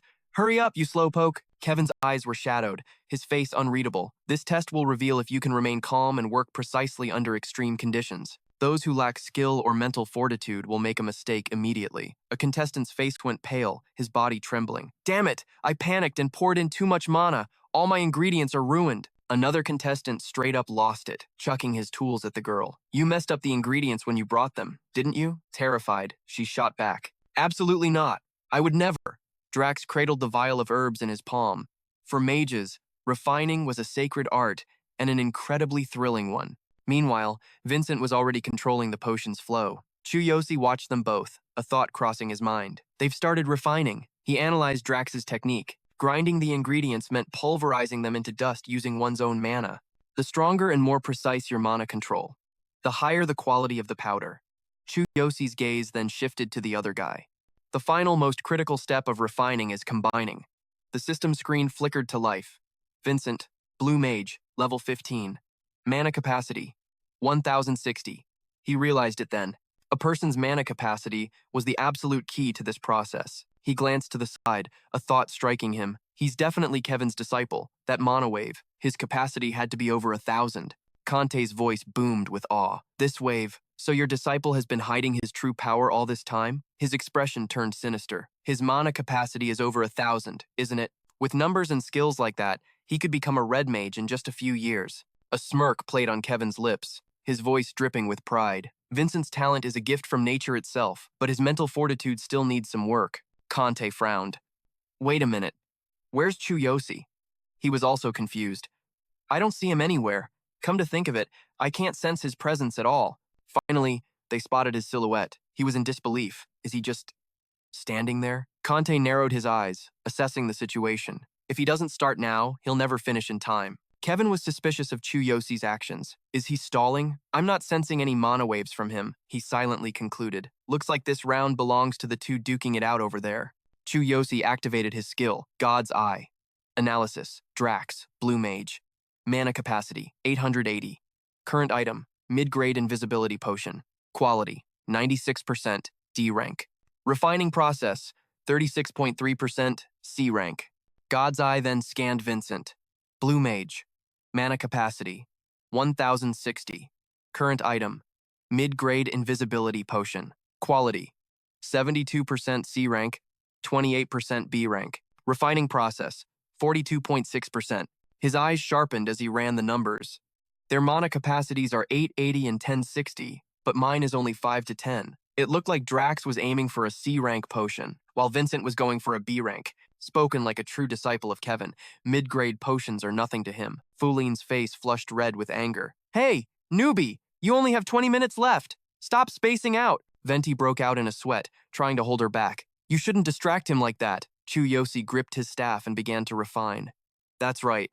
I've already begun. As a warrior, my mana capacity is obviously lacking. Drax and Vincent were stunned that he'd finally moved. One of them sneered. Is that pathetic flicker all the mana he's got? He's no better than a mid-level white mage. The other guy smirked, his voice dripping with sarcasm. He might have been impressive in the first round, but I guess his luck's run out. Up in the stands, Conte frowned, rubbing his chin and thought, huh? Is that really all the mana Chu Yosi has? Then his capacity must be less than 600. What a shame for someone with such a talent for picking ingredients. A dismissive smirk crossed Kevin's face. Did I overestimate him? If this is all he's got, then he's not even worth my attention. He spoke aloud. Still, for him to gather the courage to even compete, that's truly praiseworthy. Fulin stared at Chu Yosi, unconvinced. What? Is that really all the mana he has? No way. He wasn't like this during the mage exam. What in the world are you planning? A vein bulged on Drax's forehead. Right. It's about time I used the skills my master specifically taught me for this tournament. He unleashed a torrent of red energy from his mouth. It was high-grade mana reinforcement. Mana capacity increased by 300. Current mana capacity, 1180. The skill temporarily boosts mana capacity significantly, but at the cost of half the user's HP. HP minus 50%. Mana capacity plus 300. Drax shot a triumphant smirk at his opponent, thinking, my mana capacity now surpasses yours. Vincent, you probably thought I could only make a C-rank potion, but you were dead wrong. He raised his staff high and roared, Combine! A spectator gasped, covering their mouth in shock. No way. Seriously? Could that be? A B-rank mid-grade invisibility potion? A blinding yellow light erupted from the test tube. Drax stared at his creation with glee. A nearly perfect B-rank potion. Come on, everyone, take a look at mine. Conte laughed as if he'd already won. It's almost flawless. Even your disciple can only manage a decent B-rank potion at best. This tournament's champion will be my disciple. As long as he takes first in this match, his overall score will be untouchable. Kevin, I won't let you stay on top forever. Kevin remained expressionless, his thoughts racing. High-grade mana reinforcement is a dangerous skill, trading life force for mana. That's not something a normal mage or warlock can just use. It seems Conte really has high hopes for his disciple. Still, high-grade magic is high-grade magic. In the shadows, the corner of his mouth curved into a wicked smile. But does he really think he can win with a mere B-rank potion? How foolish. Kevin's brow furrowed. Did you think I wouldn't be prepared for this, you old fool? His hopes were now entirely on his disciple, Vincent. Show them what you're made of. The guy held the potion vial in his palm. Suddenly, a glint appeared in Vincent's eyes, a knowing smile on his face. Where did the blue potion in his hand just go? An azure flame, the Earth Phoenix fire, blazed to life in Vincent's hand. Stunned, Conte shot to his feet.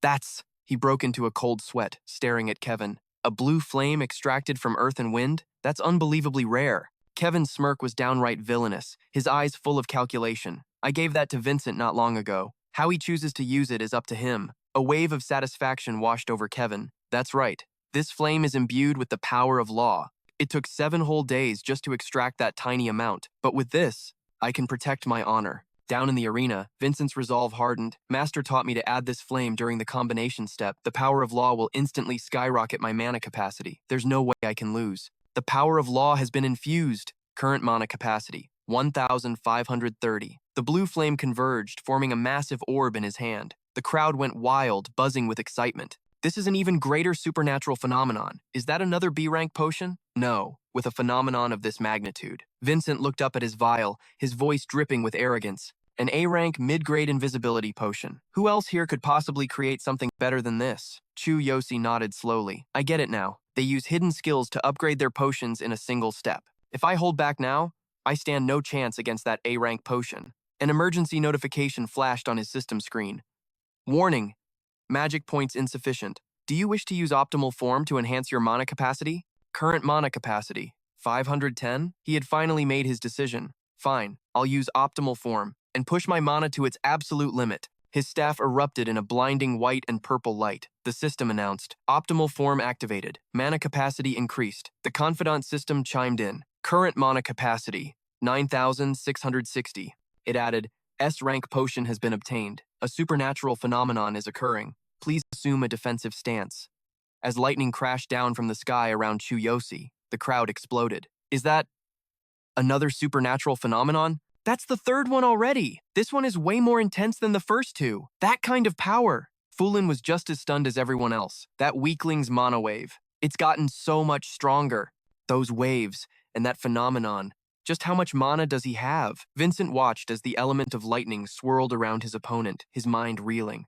Just a moment ago, his mana capacity is only average. How did it suddenly explode like that? Is he using some kind of secret art? A mana-enhancing technique of that level shouldn't even exist. The man broke out in a cold sweat, gritting his teeth. Not even the laws of nature could pull off an effect like this. I've never heard of anything like it before. Beside him, Drax was already trembling. Can a supernatural phenomenon on this scale actually happen? A colossal thunder dragon appeared, letting out a roar of pure dominance. Vincent's eyes shot wide in shock. What is that thing? He staggered backward, completely stunned. This can't be real.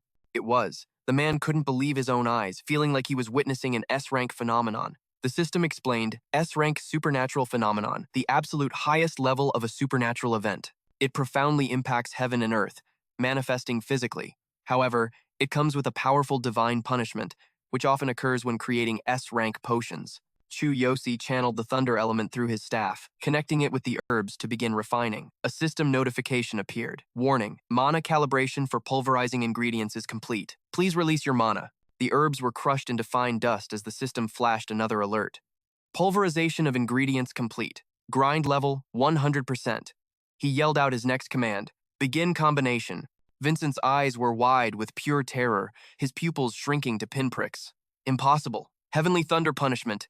If you're not prepared beforehand, you'll take massive damage. Meanwhile, Kevin's pupils contracted, his gaze locked onto the Thunder Dragon. The rarity and difficulty of refining an S-rank potion comes from this very trial. Alchemists need incredible skill and massive mana reserves just to endure the divine punishment. Normally, you'd use a protective potion before taking this hit. Is he trying to self-destruct? A system window appeared before Chu Yosi. Do you want to use the Sky King's hammer to absorb all damage? He paused, calculating his next move. My plan was to take the lightning head-on with my optimal form, but I never imagined the Sky King's hammer could also absorb the damage. This will make refining the potion so much easier. He finally made his decision. The Sky King's hammer emits lightning itself. A little thunder like this is nothing. Come forth. Sky King's hammer. From the sky, a ridiculously huge golden hammer materialized. Before Kevin could process one shock, another one hit him. What is that? Coat was equally stunned. What is this overwhelming aura? The colossal thunder dragon dove from the heavens, and the Sky King's hammer absorbed every last bit of it. A system notification popped up. The Sky King's hammer has absorbed the heavenly thunder strike. Chu Yosi mentally dismissed the hammer. He commanded the system, begin combination. Instantly, a golden stream of light flowed from his staff into the glass vial. The entire arena was bathed in a brilliant golden glow. Chu Yosi slammed his staff into the ground, standing tall and proud. The process was a perfect success. The result, an S-rank intermediate invisibility potion. The system didn't keep him waiting, displaying the results instantly. Warning, intermediate invisibility potion has been successfully refined. Quality assessment, S-rank. Kevin's face was beaded with sweat, his jaw clenched in disbelief. An S-rank intermediate potion. I can only create one by pushing the laws of nature to their absolute limit. How can a guy like him be more talented than me? This is something I can never accept. Finally, Coat couldn't stand it anymore and roared, Master Kevin, forgive me, but that human definitely cheated. He leaped down from the stands onto the arena floor. Please come with me to verify this. Coat was dead set on his opinion. This is ridiculous. There's no way a white mage can create an S-rank potion. Kevin followed right behind him. The system explained, levitation, a flight skill exclusive to mages that allows them to float and move by enveloping their entire body in mana. Vincent also thought there was no way Chu Yosi could pull this off. You definitely cheated. What kind of trick did you pull? Even my master can't create an S-rank intermediate potion that easily. The audience erupted, pointing and screaming accusations. A human cheating in the refining tournament is just despicable. A human shouldn't have been allowed to participate in the first place. Cut off his limbs. Make sure he can never wander around here again. Fulin crossed her arms, her voice cutting through the noise. No, he did not cheat. During the mage examination, he already proved his abilities. I can vouch for that. Vincent gave a nervous laugh, saying, but if you ask me, I think it's best we let Master Kevin decide. Hearing the curses flying from everywhere, Chu Yosi spoke with calm indifference. You all think I'm cheating. Fine, I'm just using my own strength, same as everyone else here. Go on, question me as much as you want. I'm used to it. Coat marched right up to his face. Mage Chu Yosi, you used some method to cheat, didn't you? Master Kevin and I were watching your mana waves. At best, your mana capacity is only 600. With a mana level like that, you could never create an S-rank intermediate potion. He raised his staff. Will you consent to a mana check? If you claim that's your own power, then prove it. Coat's voice was stern.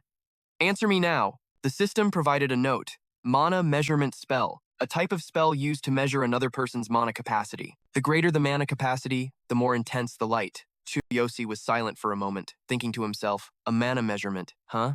If I can't control my enhanced mana capacity, they'll just call me a cheater anyway. My actual capacity really is low. A smirk touched his lips. But I have no reason to hide it anymore. Chu Yosi slammed his staff on the ground, agreeing without a second thought. Check it. If this will finally shut you all up, then I'll allow it. The man looked determined to tear his mask off. Let's see if your power is the real deal. I will measure your ability. Coat held his staff in front of Chu Yosi. He began the incantation. Release your mana. Show us your true level. A system notification flashed. Optimal form has been activated to 100% power. Mana capacity enhancement has reached its maximum level. Chu Yosi smirked. All right, make sure you measure carefully. The mana meter pulsed with an intense blue light, flooding the entire arena. It was so blinding that Coat had to shield his eyes. It didn't rise gradually. It just shot up to this level. Just how massive is his mana capacity? Chu Yosi said with satisfaction. I have released 100% of my mana. The man stared at his trembling staff. The whole thing was shaking violently. The orb couldn't handle the power, and cracks began to web across its surface. The blue light escaped the confines of the arena. Staring at the shattered fragments of the orb, Coat was speechless. My staff. He couldn't believe what he was seeing. Chu Yosi casually rubbed his neck. Are you satisfied now? He looked at Coat with cold eyes. That should be enough to prove my magic level, right? Kevin answered for him. Impressive. He spoke politely. I apologize for ever doubting you. This is the first time I've ever seen someone with such talent. I hope you understand why I couldn't believe it at first. Kevin clapped Chu Yosi on the shoulder. Standing before a young and talented man like this, even I have been outshone. Truly, you are a genius. It's an honor. Kevin swiftly took the S-rank potion from Chu Yosi's hand and turned to the other man. Master Coat, I don't think we need to ask anything more after that display. He gazed at the golden liquid. This S-rank intermediate potion is more than enough to declare him the champion of this tournament. Do you agree? Coat was completely dumbfounded. Indeed. There's nothing left to argue. Kevin scanned the crowd. Does anyone else here object? If you're not satisfied, then step forward and challenge Chu Yosi yourself. Drax gave a slight bow. No.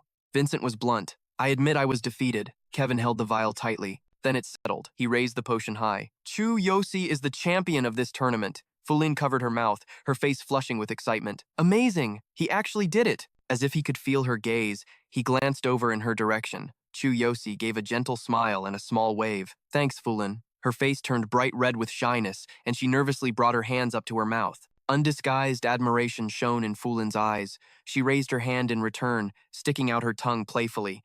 That's because I helped you, you know. Kevin just watched in silence, observing Chu Yoshi's every move. His sharp eyes narrowed.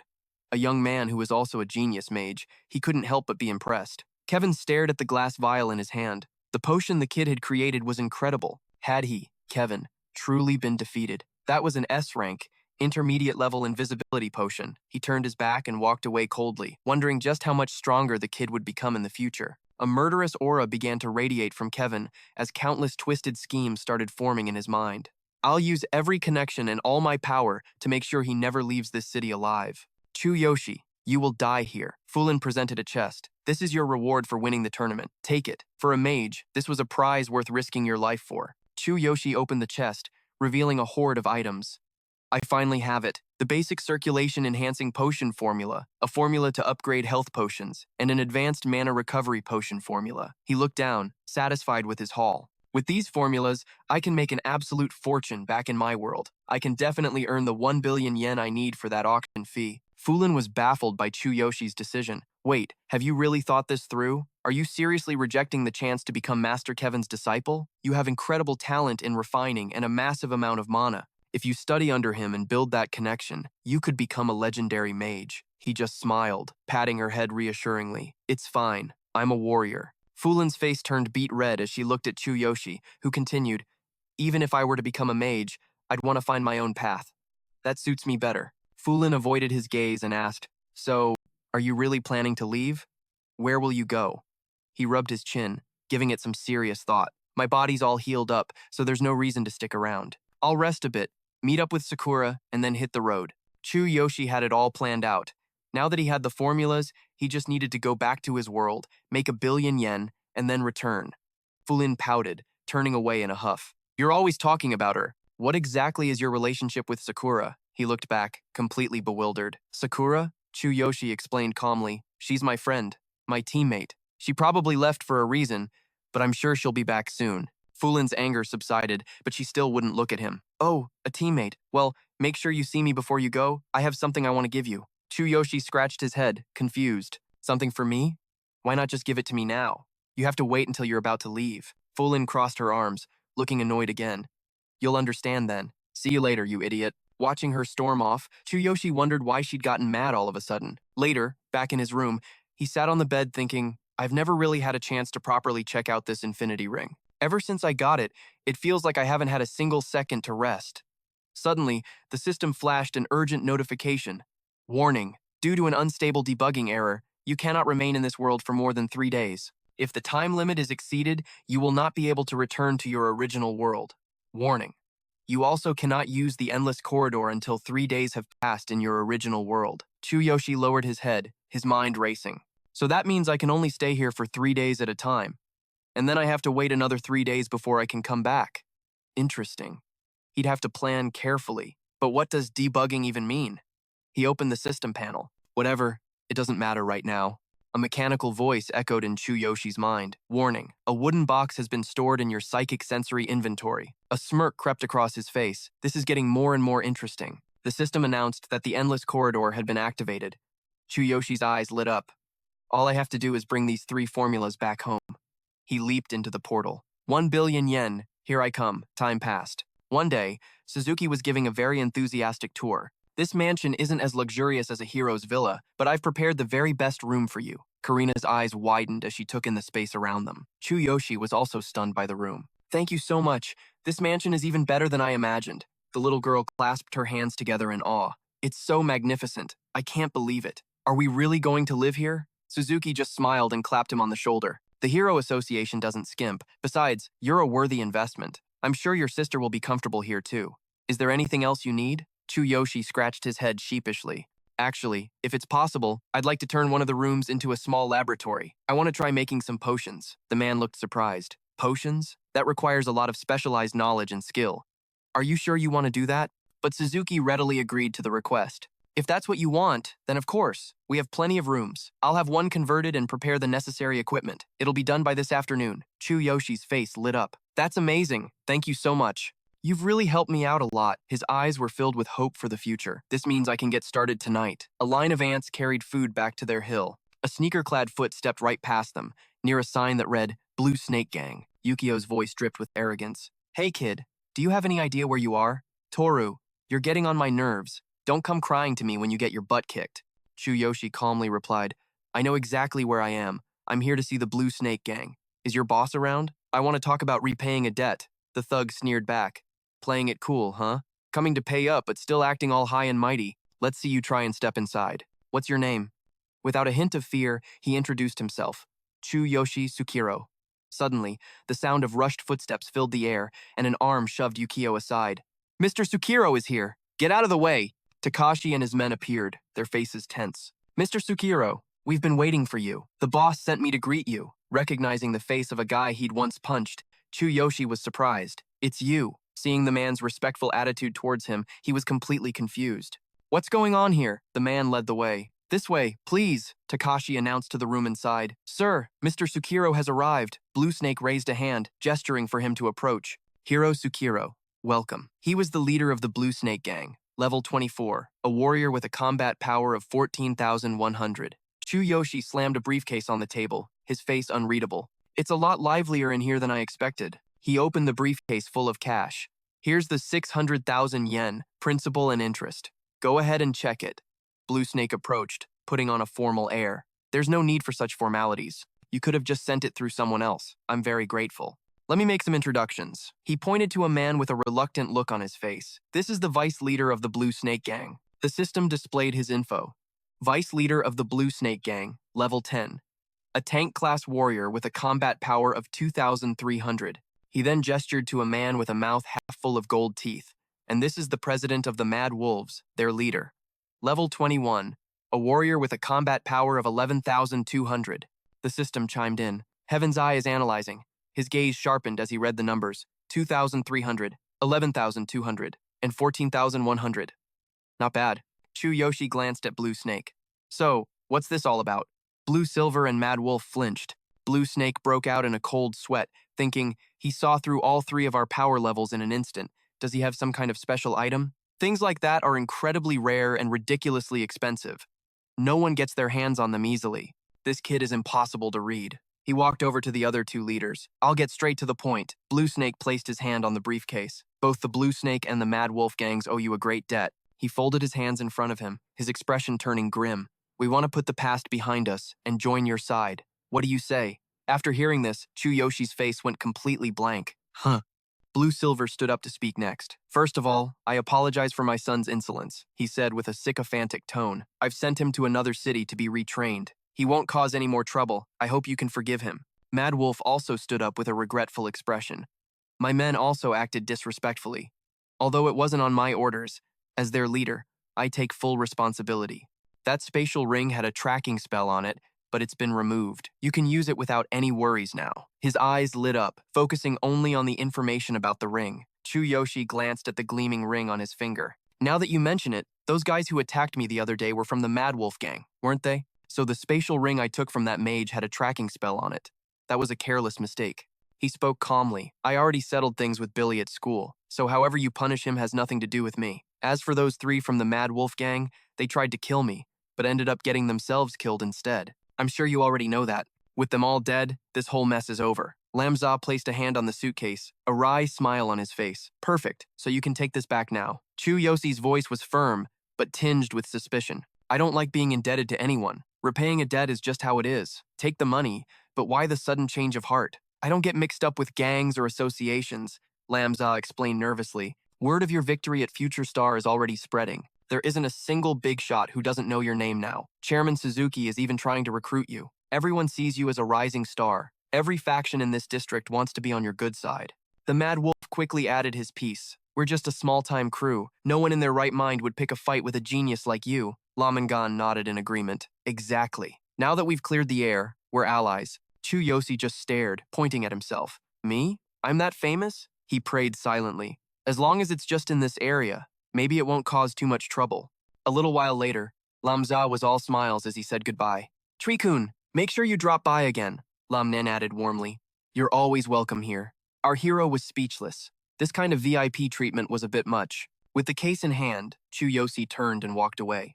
All right, business is done. Time to get back to the real work. I'll grab some ingredients and start brewing. A system notification chimed. You have retrieved a box from your spatial ring. At a small, unmarked shop, Sadao was busy checking his ledgers. Man, these herbs are getting harder to find. Better stock up on what we can get our hands on. Chu Yosi walked up to the counter. Hello, I'd like to buy some potion ingredients. The old man waved him off.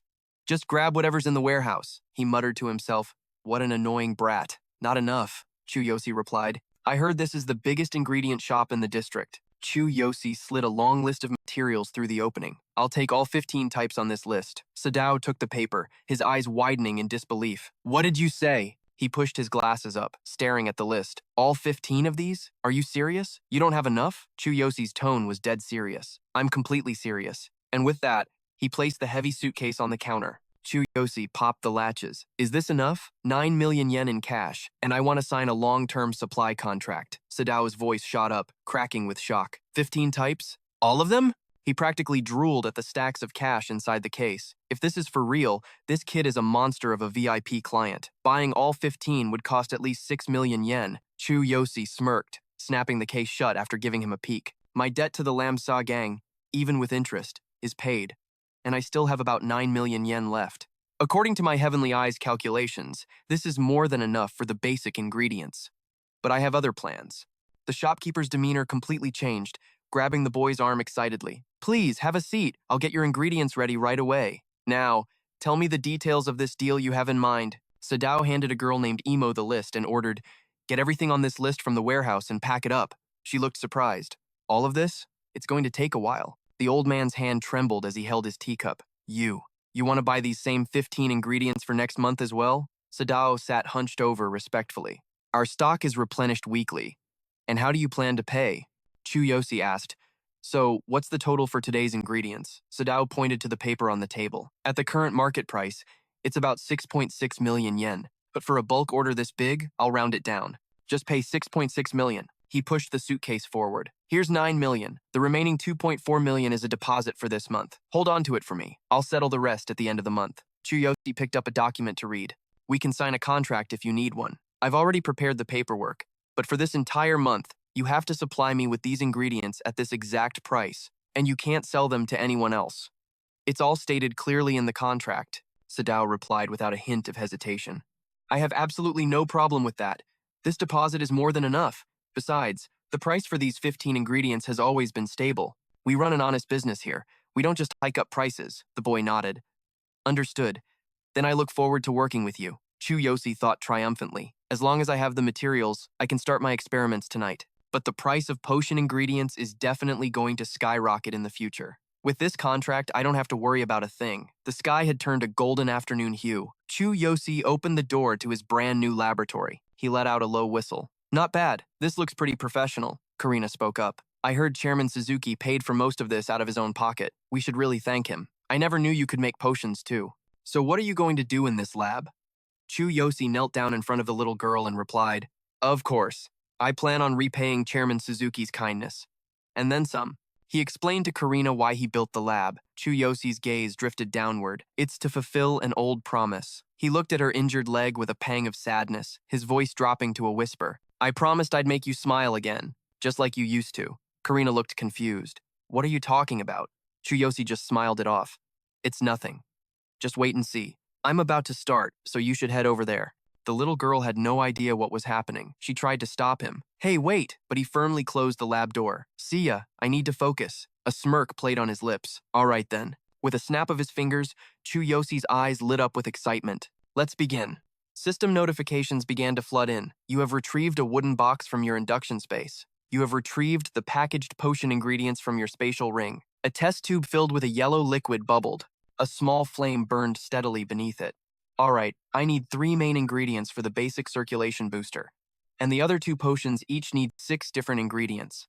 Chu Yosi's focus became razor sharp. Heavenly Eye is seriously overpowered. It automatically analyzed and found the optimal ingredients in this world, and even laid out the entire refinement process.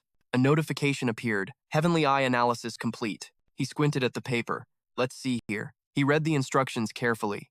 Final step. Mix the antgrass extract and the green vine essence at a 1:3 ratio. He licked his lips in anticipation, pouring the greenish-yellow liquids together. Chu Yosi placed the beaker into a heating port. This equipment is pretty basic, but it'll have to do for now. A hint of disappointment was in his eyes.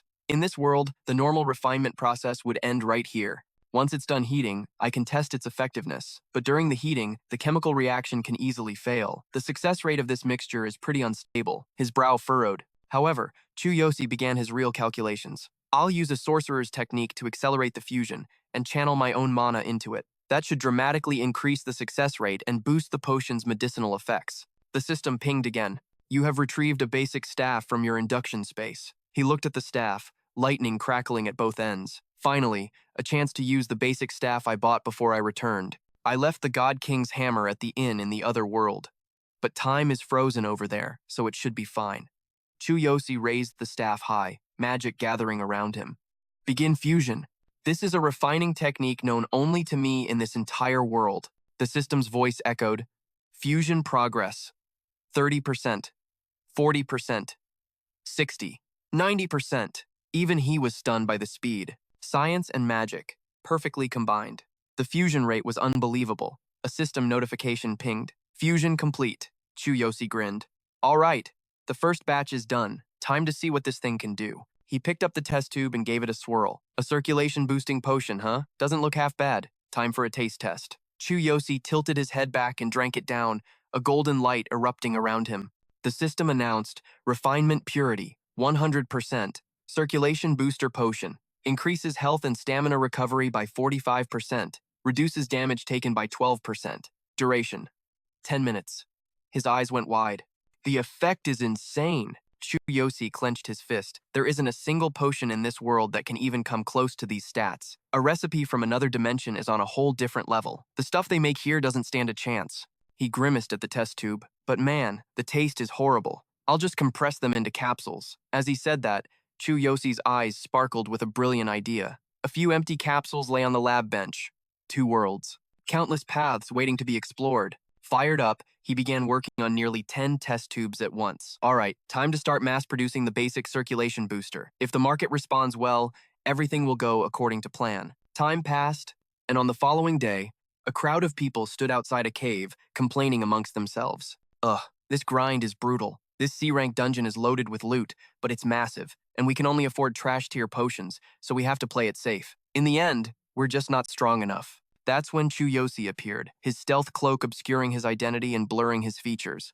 A common item for staying anonymous, Chu Yosi kept his face hidden. He pushed a rectangular cart into view. This spot is perfect. This dungeon has the highest traffic of adventurers. One of them spotted Chu Yosi. Hey, look. A wandering merchant. Is he really trying to sell potions out here? What a moron. The crowd of adventurers laughed, scorning his efforts. The entire potion market is monopolized by the big 3 corporations. It's always safer to buy from an official store. His stuff has to be fake. The main character held up a single pill. If you're tired of your current potions, then try our new line of power-up elixirs. 1 box, 6 pills. Perfect for any adventurer. Get them while they last. The adventurers fell silent, their eyes locked on the pill in Chu Yosi's hand. A new potion?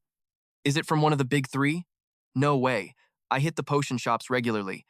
I'd definitely know if they had new stock. Kasumi stepped forward and grabbed a box, a condescending smirk on his face. Hey, potions are an adventurer's lifeline.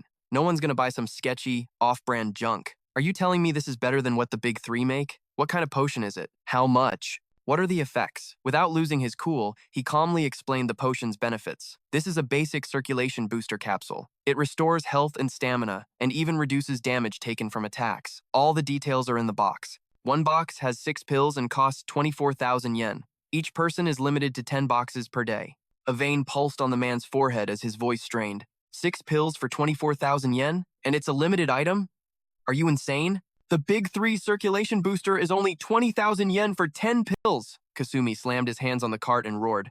This is a joke! Get lost! It's obviously useless. The adventurers started cracking their knuckles, ready to pummel this blatant scammer. This is outrageous. His shady goods are even more expensive than the big threes. What a ripoff. Some hot-headed hero is gonna flip your whole stand. He didn't argue back, just offered a sly smile. Chu Yosi pointed to a few capsules. I have free samples right here. If you're not satisfied with the effects, feel free to destroy my cart. He held up a single capsule, his voice laced with a dangerous edge.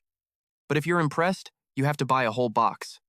Kasumi's face flushed with anger as he yelled, Fine, I'll test it out. If this stuff is garbage, don't even think about running away. Kasumi snatched the pill from Chu Yosi's fingertips. Give it here! The other adventurers just laughed at his outburst. He's really betting on this? How pathetic. Let's watch him make a fool of himself. For a real hero, 24,000 yen is nothing. Kasumi popped the pill into his mouth to test its effects. As the capsule went down, he swallowed. Instantly, the potion's power activated. A system window appeared. HP and stamina recovery speed increased by 45%. Damage received reduced by 12%. Effect duration, 10 minutes. Kasumi was stunned.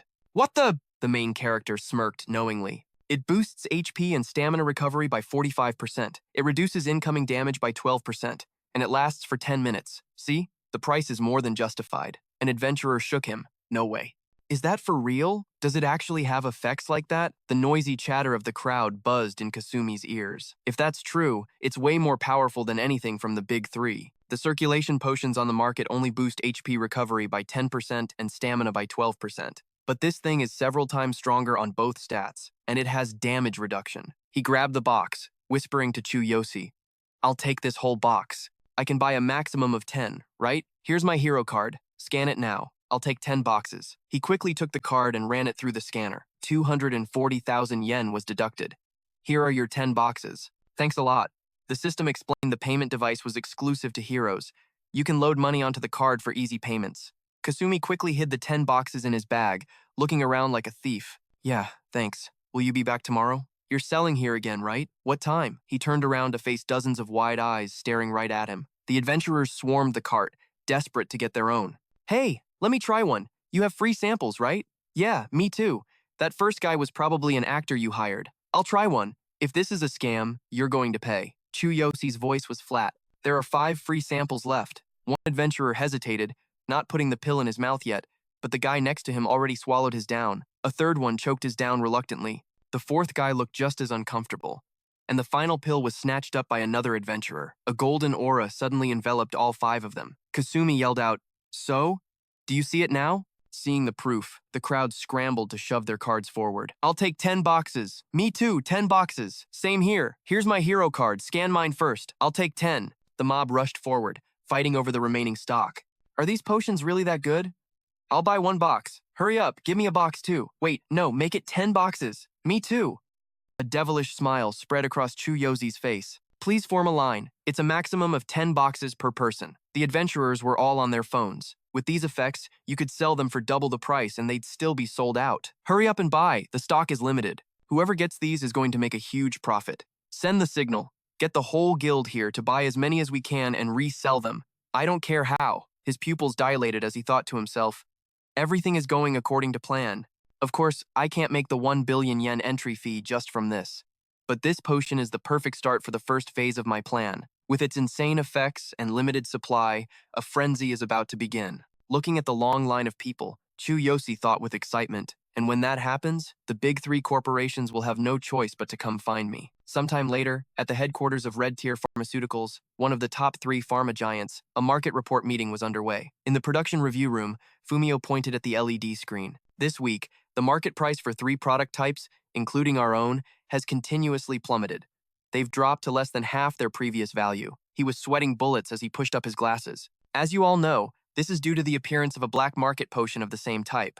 Noboru continued, "It has been confirmed that these products do not belong to the other 2 pharmaceutical companies." He opened a briefcase containing 3 plastic boxes of capsules. The 3 products in question are the Circulation Booster Capsule and the Mana Recovery Capsule. We invested massive resources into developing them. It's hard to believe that these 3 capsules are now the most popular items among heroes. Noboru nervously presented a test report. Furthermore, after conducting rigorous pharmacological tests, we discovered these capsules could only be crafted by a group with incredibly advanced technology. With quality this high, I don't understand why they're being called black market drugs. The system explained, black market drugs are capsules produced by small factories or individuals instead of specialized companies or large corporations. The shareholders began to murmur amongst themselves. That's right.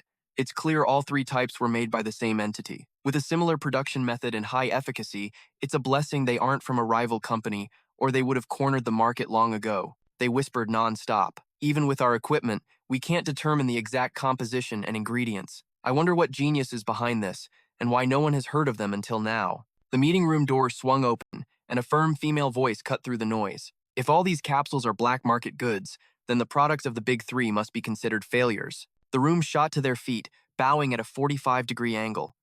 "Madam President," she walked calmly past them. "Have we identified the group producing these capsules? The other 2 companies must have already made their move." That was the president of Red Tier Pharmaceuticals, and beside her was her butler, Tomi. Misa crossed her arms and said, "We cannot afford to fall behind." Fumio let out a long sigh. Nobody knows who is producing these capsules, and they change their sales location every day, which makes tracking them even more difficult. Noboru spoke up, trying to salvage the situation. "However, we have launched a full-scale investigation and will report our detailed findings as soon as possible." Her sharp eyes narrowed. "That's too slow. The company's situation is critical." Misa stood up and walked out of the room. "Get the car ready. Now." At the entrance to a dungeon, the adventurers' voices echoed in a desperate frenzy. "I'll pay 10 times the normal price. Give me the last 3 boxes. Get out of my way. I'll pay 20 times, 30 times, please." The bidding was absolute madness, the desperation escalating with every shout. Now someone was offering 30 times the original price. Who is this mysterious potion maker? Osamu wondered, staring at the capsule. They must have an insane understanding of pharmaceutical formulas. The effectiveness of this stuff is in a whole different league. No wonder everyone's fighting over them. And lucky for me, I got my hands on some today, Chu Yosi thought, watching the chaotic crowd before him. A week had passed, and everything was going exactly according to plan. A smirk crept across his face. The bait was set. Now, he just had to wait for the real target. A firm voice cut through the noise. "I'll pay 100 times the original price. Sell them to me." The adventurer was stunned. 100 times. Misa slid a hand into her pocket. "If you agree, I will pay 100 times your price just to buy 10 precious minutes of your time. What do you say?" A triumphant thought flashed through Chu Yosi's mind. "I've hooked a big one."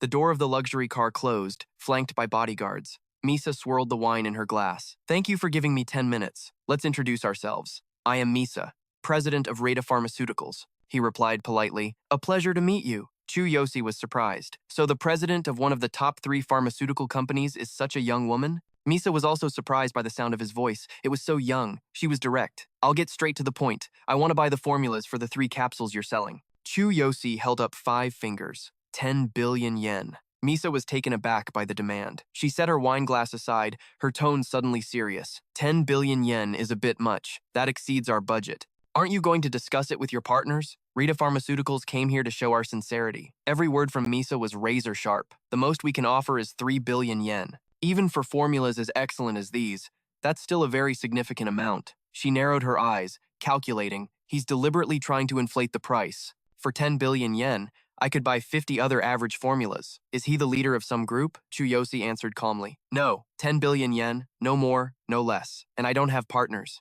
I created all 3 capsules myself. He lifted his head, his bright eyes locking onto Misa's. You understand, don't you? These capsules will help your company reclaim its overwhelming dominance in the market. Isn't Rita currently facing its greatest crisis? She was shocked by his knowledge. No partners? If that's true, then this guy is a terrifying pharmaceutical genius, Misa asked with a hint of doubt. The greatest crisis? What do you mean? Chu Yosi pulled out his phone, showing a chart as he analyzed the data. The three major pharmaceutical companies, Reda and Mui, control nearly the entire capsule market. But according to the data I've gathered, Rita's market share has plummeted from a peak of 26% down to 12% over the last 23 years. The reason is simple. Your products have lost their competitive edge. They're less effective and can't compete with Ozama and Tatsumi, brands that are constantly improving both quality and price. Misa was stunned by the certainty in Chu Yosi's argument. He prepared this thoroughly. Could it be that my appearance here was also part of his calculations? But he was right. Rita was in a critical situation, and its market share was still falling. She pressed further. What else? On the surface, Misa smiled, but her voice dripped with killing intent. Tomi, stop. She strode into the supercar. We have the formula. It's time for a counterattack. Get back to the company immediately and summon the entire executive board. We need to plan our next large-scale marketing strategy. Now. The old man nodded. Yes, Madam President. In a cafe somewhere, a bewildered voice cried out, How did you do it? Suzuki jumped, spilling his coffee. You managed to get the 10 billion yen entry fee? But it's only been a week. Chu Yosi sighed in frustration. President Suzuki, could you lower your voice? Everyone in the cafe was now staring at their table. Did he say 10 billion yen? That kid got 10 billion yen? He pushed a card forward. I just happened to have a valuable formula, so I made a small deal. This card holds 10 billion yen. Can you secure my spot in the auction? Suzuki leaned in conspiratorially. Next time, maybe I can join you on one of these small deals, right? You're becoming more mysterious by the day. Chu Yosi recalled the memory, a dangerous glint in his eyes as he spoke to Misa. You must already know that the superior effects of my capsules have reshaped the market.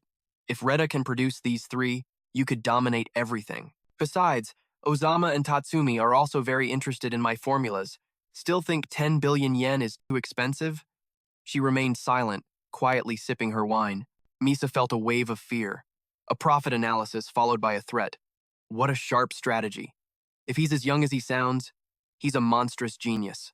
In the end, she gave in to his demand. Fine, 10 billion it is. However, since this is a transparent transaction, I at least want to know your name. He thought to himself, I'm hiding my identity to avoid unnecessary trouble too early on. But if only she knows, it shouldn't be a problem. Chu Yosi told Misa, Of course, but please keep it a secret. He lowered his hood and politely extended his hand. My name is Chu Yosi Sukiro. I look forward to working with you, Miss Misa. She was startled by his appearance. He's really that young. Misa shook his hand in return. A pleasure to meet you. He put his hood back on and stepped out of the car. Tomi held the card with both hands. This is the 10 billion yen card. Your information has been linked to it. Please accept it. Chu Yosi took the bank card. Thank you. Tomi watched his retreating back with suspicion.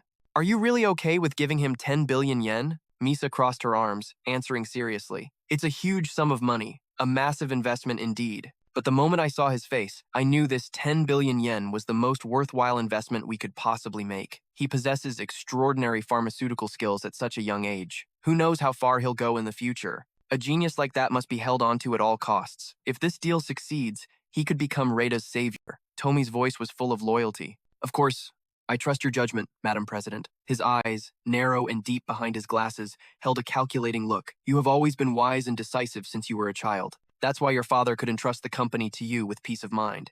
Back in the present, Suzuki tucked the 10 billion yen bank card into his coat. Chu Yosi held up 2 fingers. This satisfies one of the conditions for entering the auction. Now for the second condition.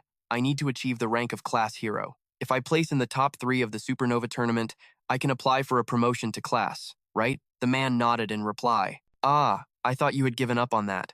To enter the Supernova tournament, you need to place in the top 3 at least twice in public dungeons. But don't bother. The registration deadline for the tournament is tomorrow. To get into the top 3, you'd have to update your rank multiple times over several days. You'll never make it in time.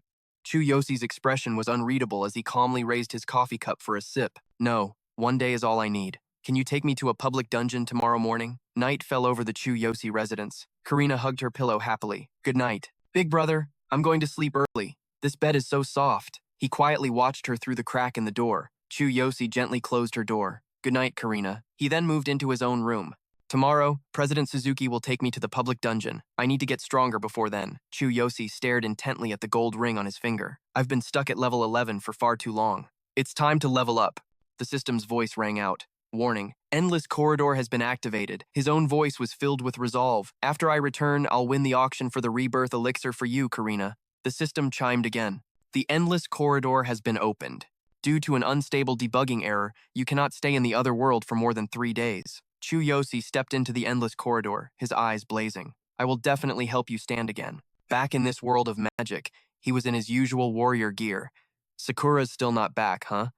Guess I'll grind for the next 3 days until she gets here. Chu Yosi's status window materialized before him. Level 12. Class, Warrior. His gear, Black Camo Armor and the Fox Beastman set. Weapon, Blood Mist Knight. Skills, Lightning Chain Strike and Thunder Ambush Copy. Combat Power, 16,000. A shadow crossed his face. Without her, I'm powerless in this world. Chu Yosi threw open the window. Sakura must have heard about me winning the tournament. She'll definitely be back by morning. But as he gazed outside, a doubt crept into his mind. Where did she even go? Does she have friends nearby? A murder of shadow crows cut through the sky, their cries echoing. Suddenly, the lead crow locked its eyes onto him. It dove straight for him, talons out. Chu Yosi was frozen, caught completely off guard. Then, a massive explosion erupted. The blast radius was devastatingly wide. A magic ambush? Chu Yosi wondered. Who's there? A mysterious voice echoed from the shadows. I really thought one hit would be enough to finish you. Appearing from the smoke was Norio, of the Harpy clan. Combat power, 51,000. To think you could actually dodge that, I clearly underestimated you. This might be more annoying than I thought. He summoned his weapon, his mind racing. What the hell is going on? Chu Yosi eyed her suspiciously, sizing her up. Why are they after me? Is it that Assassin's Guild again? Norio smirked, a predatory glint in her eyes. Now that's the look of a fighter. Too bad. Her words were a warning. He spun around, sensing another attack from behind. The ambusher was Seiji, a human assassin. Level 30. Combat power, 30,500. Chu Yosi's eyes widened in shock. There's another one? He barely blocked the assassin's strike with the hilt of his blade. A system notification flashed. Ultimate Physique activated. Muscle flexibility and reaction speed are temporarily enhanced. A level 30 assassin with over 30,000 combat power.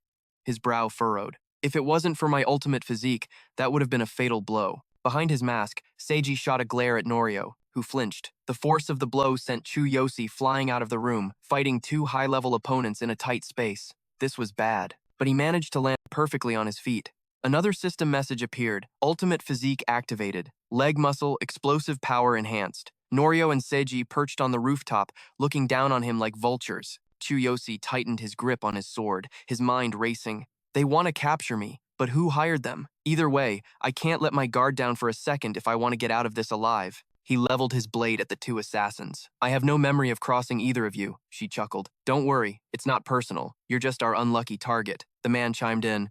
Listen up, kid. So, you're talking to me now? Seiji's eyes narrowed into dangerous slits. How did you dodge my blindside attack? It has a 100% success rate. You're only a level 12 warrior. But your reflexes and stamina are off the charts. Norio shrugged, intrigued. Yeah, and you dodged my magic too. Whatever. We just need to bring you in, and the mission's a success. In a flash, both of them vanished without a trace. The man attacked from the right flank, the woman from the left. But Chu Yosi fluidly dodged both strikes with impossible ease. Norio's eyes widened. He blocked it again? Seiji was stunned. How did he dodge that? A fire ignited in Chu Yosi's eyes as he readied his blade. You think I'm just going to roll over and die? Chu Yosi aimed his sword at the heavens. A bolt of raw lightning answered his call. She regrouped with her partner, both of them shocked by the display. As the lightning crashed down, Norio hastily threw up a protective barrier. Seiji scoffed. Lightning magic. If you were a higher level, that might have actually hurt. He unleashed his aura, lunging forward with his daggers. Too bad you're only level 12. All this struggling will only bring you more pain. Sparks flew from Seiji's daggers, but Chu Yosi parried every blow. Just then, Norio appeared on his other flank. Don't forget about me! This time, her attack landed. His face twisted in agony. He gritted his teeth in fury. Fighting 2 opponents this strong, is it really impossible? Seiji was amazed by his resilience. It's a miracle you've lasted this long as a level 12. Norio's tone softened. Just put your weapon down and surrender quietly. He shot back without a hint of fear. And why would I listen to you? Chu Yosi considered his options. Should I risk it all and summon the Heavenly King's hammer? A system warning chimed. Warning, summoning Heavenly King's hammer. The woman shielded her eyes from a blinding light. What is this energy? The man felt an immense pressure building. Chu Yosi stepped forward, the Heavenly King's aura protecting him, when a familiar voice cut through the air. Chu Yosi, you're hiding something, aren't you? He snapped his head up, shocked. That voice, it was Kevin. He pointed a finger at Chu Yosi. Secret art, explode. A deadly beam of light pierced straight through his chest. Chu Yosi coughed up blood, his face a mask of disbelief and pain. He clenched his fists, screaming with pure rage and betrayal. Master! Kevin! Beneath the high moon, the sounds of battle faded into swirling dust. Kevin landed gracefully on the ground. When I cleansed the darkness from your body, carving that secret into you was the right choice after all. A mysterious energy began to radiate from the wound. Chu Yosi, is that the source of your incredible talent? Chu Yosi clutched his wound, his body trembling. Why? Was everything you did for me just a lie? Kevin looked down on him with contempt. Everything for you? You foolish humans are so naive in this cruel world. I thought you were just pretending to be harmless. But you're actually just a complete idiot. Norio looked at Kevin with reverence. Master Kevin, I didn't expect you to appear in person. Seiji sneered at Chu Yosi. With an injury like that, there's no escape for you now. Kevin gave a slight nod to the assassins. Thank you for your assistance. I will prepare the boundary-breaking potion you requested by tomorrow. Normally, you would be responsible for providing the materials. Hearing this, their entire demeanor changed. They bowed subserviently. Of course, Master. The materials are prepared. We will send them right away. System information. Boundary-breaking potion. An extremely rare elixir with ingredients that are nearly impossible to find. A priceless item for adventurers, it allows one to easily break through their level cap. Kevin smirked to himself. Just the promise of a rare potion, and these fools become my willing puppets. He looked down at the wounded boy with absolute confidence. Chu Yosi, don't struggle. The secret is already carved into your chest. I was the one who let you live when you were helpless. Chu Yosi's voice trembled with barely contained rage. Why would you do this to me? I have never done anything to wrong you. Kevin knelt, meeting his gaze. It's not about you, Chu Yosi. His face contorted into a vicious sneer. Your talent, your gift for refinement, is a threat to me. And for that reason, you must die. If you must blame someone, blame yourself for being too weak to survive. A broken smile, more painful than tears, spread across Chu Yosi's face. I see. So that was the reason. How pathetic, he taunted, his voice dripping with scorn. The great master Kevin, the so-called genius, is afraid of me? What a coward. Those words struck a nerve. Kevin's blood boiled with fury. Rage contorted his features, the veins in his eyes popping. He summoned a beam of destructive light. Die! I'll smash your skull to pieces. Chu Yosi gritted his teeth, clutching the gaping wound.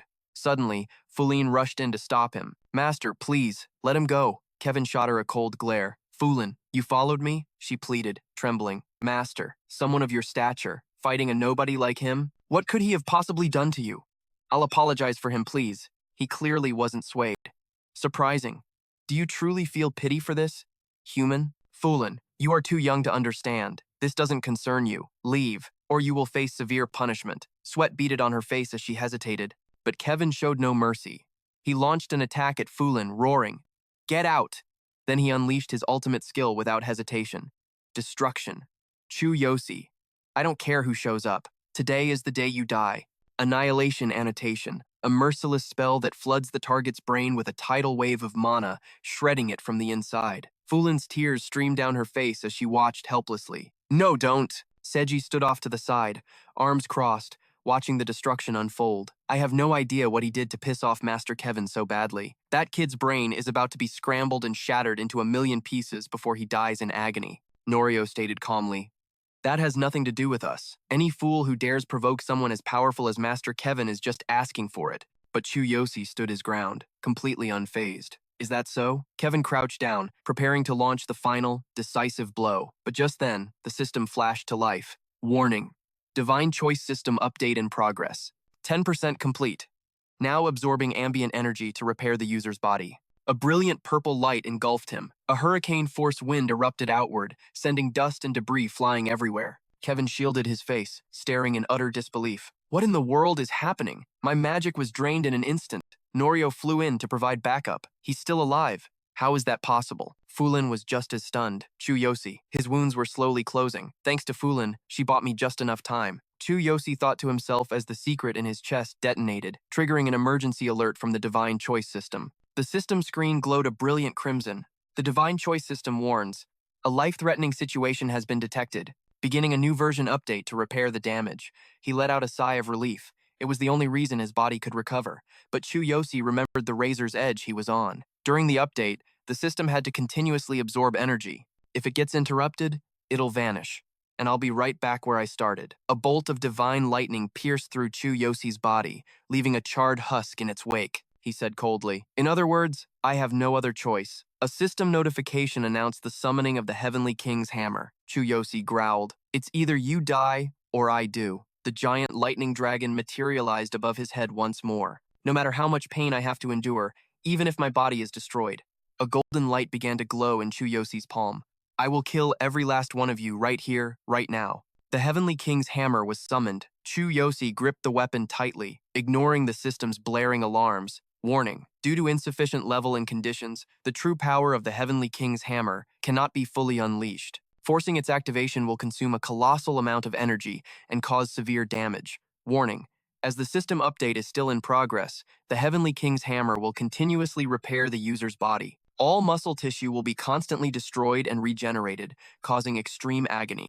Kevin glared at him, bewildered. His mind and body are being torn apart by that immense power, and yet he keeps regenerating? This aura is unstable, but it's terrifyingly strong. How is he doing this? And that hammer? It's impossible. Seiji rushed to his side. Master Kevin, that kid isn't normal.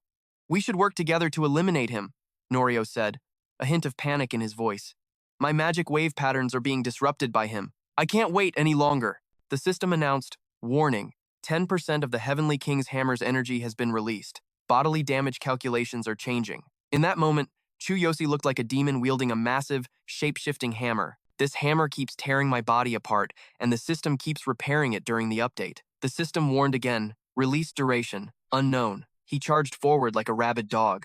Then let's just break everything. Sensing the danger, Kevin quickly activated a magic shield. Luckily, he managed to create the energy barrier, blocking Chu Yosi's initial attack. Seiji scoffed from inside the shield. You idiot. It doesn't matter how strong you are. There's no way you can break through a double-layered energy shield. The moment he finished speaking, the shield shattered. The three of them stared in absolute shock as their impenetrable defense was broken with ease. Chu Yosi looked down on them like they were ants. I told you, I would tear you to pieces. Elsewhere, Beastmen, covered in wounds, stumbled desperately through the forest. The night wind rustled the dry leaves in the dead silence. Sakura followed him at a leisurely pace, full of confidence. Beastmen begged for his life. Please, spare me. I'm so sorry. Please, just let me go. Sakura pulled down her hood and said coldly, Let you go?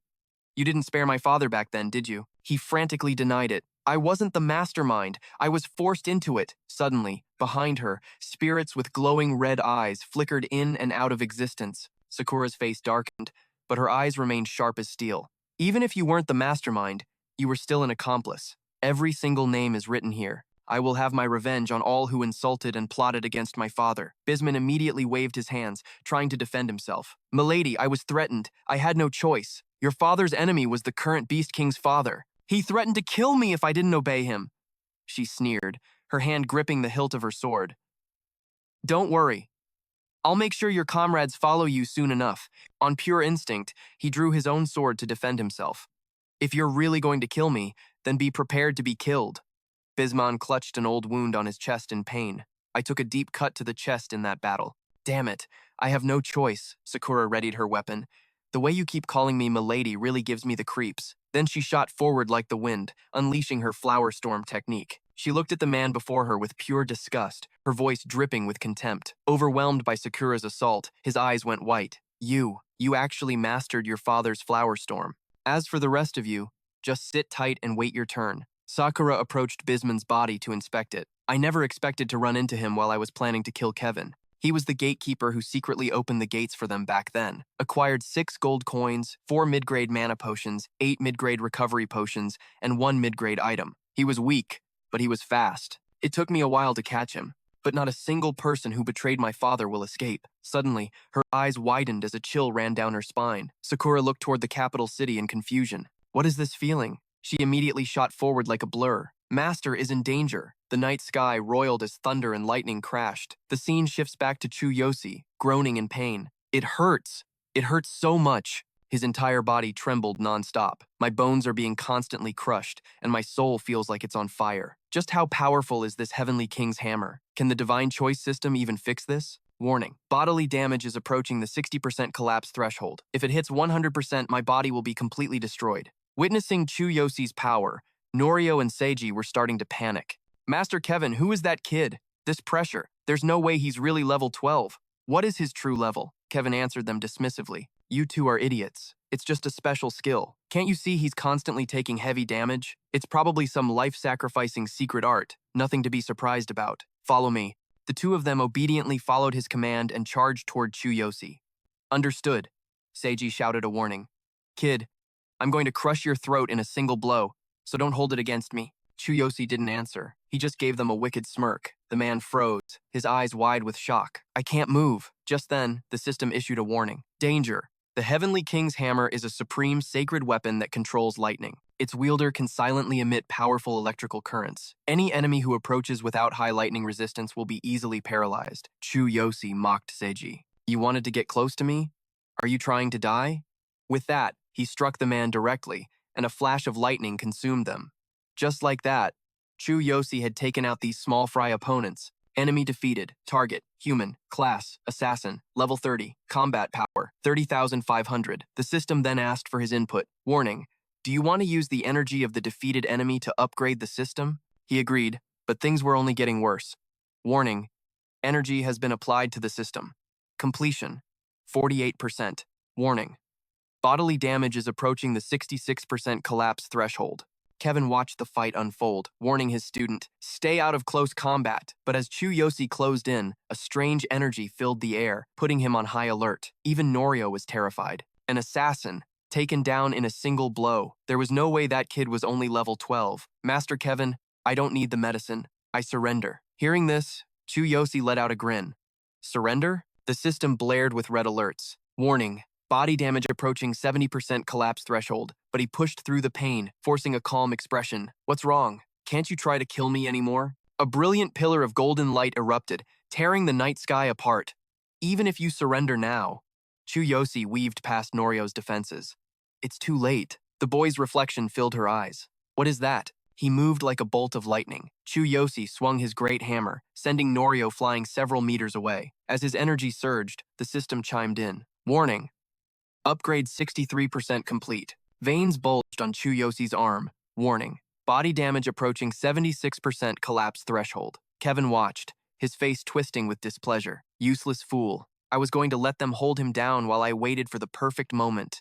That bastard is trying to drag me down with him using that bizarre power. Suddenly, a twisted smile spread across his face. Kevin soared into the air, a massive magic circle materializing behind him. You think a nobody like you can drag down a genius like me? He sneered. Impossible. You know the power of the laws. Chu Yosi looked up, calmly observing his opponent. The laws of earth, wind, and thunder. A legend of destruction. His words held a hidden meaning as he drew his staff. It carries the destructive power of the ancients. I have to admit, I'm impressed you forced me to use the power of the laws. With that, Kevin unleashed his technique. Rage of earth and wind. The entire area was engulfed in a blinding green light. Undaunted, Chu Yosi prepared to fight on. Should I use it? Show me what you've got. But his body was screaming, nearing its absolute limit as it tried to unleash the higher power of the Sky King's hammer. Body damage approaching 86%. So this, Chu Yosi thought, is the power of a law. He poured all his strength into lifting the massive hammer, staggering in midair. I will offer my very life to empower the Sky King's hammer. His system was about to overload. Warning. 30% of the Sky King's hammer's energy has been forcibly released. Warning. Body damage approaching 93% collapse threshold. 100% in 30 seconds. Warning. System upgrade is now 63% complete. Suddenly, a massive tornado formed in the middle of the village, tearing everything apart. Faced with this danger, Gasino cried out in fear, Grandpa, get inside! But Onigobu remained strangely calm. I've heard my great-grandfather speak of this lightning, he said. It is the sign that appears when the heavenly king of our Beastmen tribe descends. Kevin used his scepter to conjure a violent storm of magic in the sky. It was as if he could see right through his opponent's thoughts. That fighting spirit, challenging me at level 12.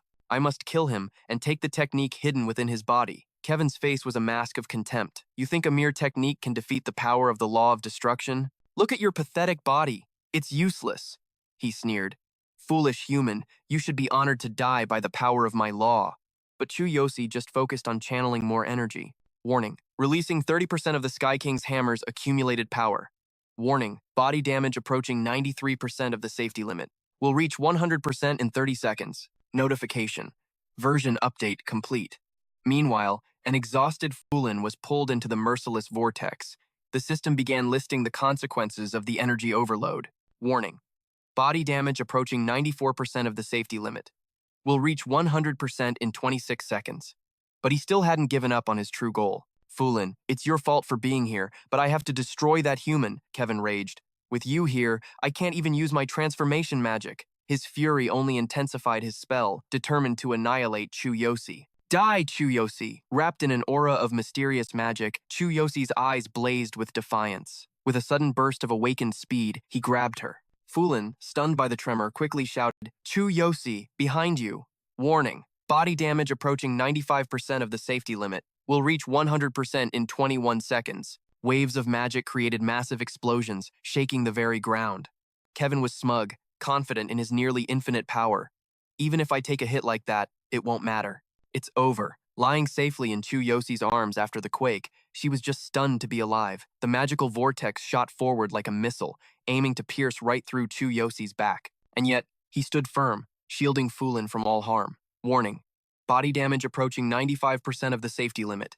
Will reach 100% in 18 seconds. Kevin was astonished by his resilience. His resistance to the law's power was getting stronger. Without stopping, the two clashed again, unleashing colossal energy. Chu Yosi raised his hand, standing strong in the eye of the raging storm. This supernatural power terrified Kevin. Impossible. You surpass the power of a law? How can a level 12 do that? And this strange power, why does it make me tremble? Chu Yosi's magic began to overwhelm his, slowly spreading outwards. Just like that, his magical vortex was completely devoured. His law had been broken. Seeing his exhausted state, she asked with concern, Chu Yosi, are you okay? But Kevin refused to give up, stubbornly preparing another attack as the system alarms continued. Warning. Body damage approaching 96% of the safety limit. Will reach 100% in 16 seconds. As Chu Yosi's strength faded, Kevin began gathering a new source of energy. This battle was full of surprises for Kevin. He took that hit. Why is he still moving? His body should have reached its limit by now. Though utterly spent, Chu Yosi was determined to fight back. Skill activated. Weapon nullification. The enemy's weapon will be disabled or destroyed.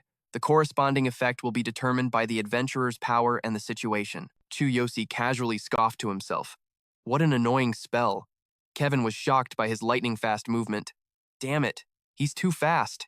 Now it was time for a counterattack. Chu Yosi unleashed a flurry of punches, hitting Kevin with so much force it was as if he were fused to the ground. Kevin coughed up blood, his mind reeling with doubt. He made me slip up and disabled my staff, Kevin thought. How can he stay so calm under this pressure? Who in the world is he? Chu Yosi stood over him, offering some sincere advice. Whether you're a sorcerer or a warlock, you can't hope to beat a fighter in close quarters. His voice was deadly serious. If you want me dead, I'll gladly trade my life to rip the flesh from your bones. Warning. Releasing 30% of the Sky King's hammer's accumulated power. Warning.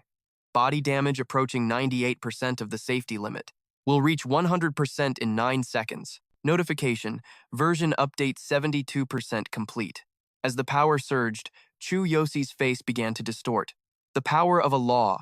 How can this be? Kevin refused to believe what was happening. You think you can drag the great genius Kevin down with you? Fool, even if you disable my staff, the power of my law will continue. Enraged beyond limits, Kevin prepared to use his trump card. Law of the twin ice dragons of earth and wind, die! A majestic magic dragon roared, facing off against a venomous serpent. Warning, body damage approaching 99%. Will reach 100% in 6 seconds. Notification, update 75% complete. The confrontation escalated as a giant serpent clashed with a mighty thunder dragon. Chu Yosi swung his hammer down with devastating force. Don't think for a second that's enough to fight my thunder dragon. Instantly, the massive serpent was sliced in two. Completely overwhelmed, Kevin froze in stunned silence. Did I lose? He collapsed, his body completely paralyzed as the damage reached its absolute limit. A system warning flashed. Physical trauma had exceeded safety thresholds by 100%. Notification. Version update 80% complete. The enemy has been neutralized. A new message appeared, absorbing the power of the defeated enemy to upgrade the system. Lying on the ground, Chu Yoshi's eyes fluttered open. He could feel it. He wasn't dead yet. The mission was a success, but the cost to Chu Yoshi's body was catastrophic. He was teleported to another dimension. The system announced the player was on the brink of death. Notification. Divine Selection System update complete. Rebooting system to provide enhanced functions. Notification. An unexpected power has been detected, absorbing the power of the law of frozen earth.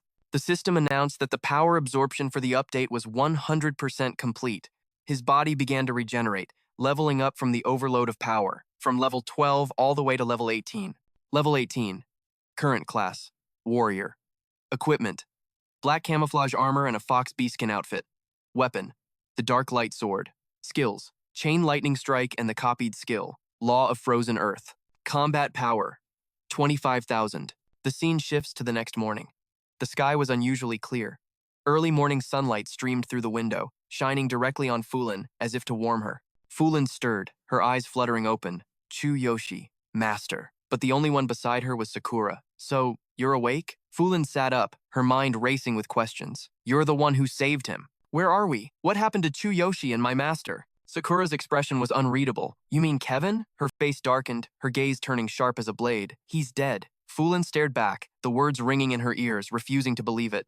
Master? Sakura slowly began to explain. When I arrived, his body had already been crushed by the young master's own hands. She continued. Kevin was clearly jealous of his potential. He must have attacked to seize the strange power inside the master's body. Either way, it proves what a vile and despicable person he was. Fulin's head dropped, her entire body trembling. Master is dead. You're really dead. Suddenly, her eyes shot open, wide with alarm. Then where's Chu Yoshi? His body vanished back then. Sakura stood up, her voice cold. You don't need to worry about him. If you hadn't helped my master, I would have sent you to follow yours. You can't be trusted. Now that you're awake, get out. Just then, the door creaked open, and a voice called out, Sakura, she's not at fault. Fulin looked towards the doorway, a flicker of hope in her eyes. Chu Yoshi. He leaned against the doorframe, speaking in a weak whisper. I'm all right. But the sight before her left, Fulin utterly stunned. The Chu Yoshi standing in front of her looked like a completely different person. Level 18. Class, Warrior. He was equipped with black camouflage armor and a fox beastkin outfit. His weapon was the dark light sword, and his skills included chain lightning strike and the copied law of frozen earth. His combat power was a staggering 25,000. Fulin vaguely recognized it. That was her master's law of frozen earth. Why, Chu Yoshi? He gave her a casual reply. I was like this when I woke up. A disaster turned into a blessing. Thanks to the law of frozen earth, my energy system upgraded, and I managed to escape death. Chu Yoshi stared down at his hands, feeling the residual power. I jumped 6 whole levels. So this was Kevin's power. My own skills have changed to the law of frozen earth, too. An abundant energy now flowed through his entire body. He looked up at her curiously. Fulin, where were you last night? She clutched her chest, her expression wounded.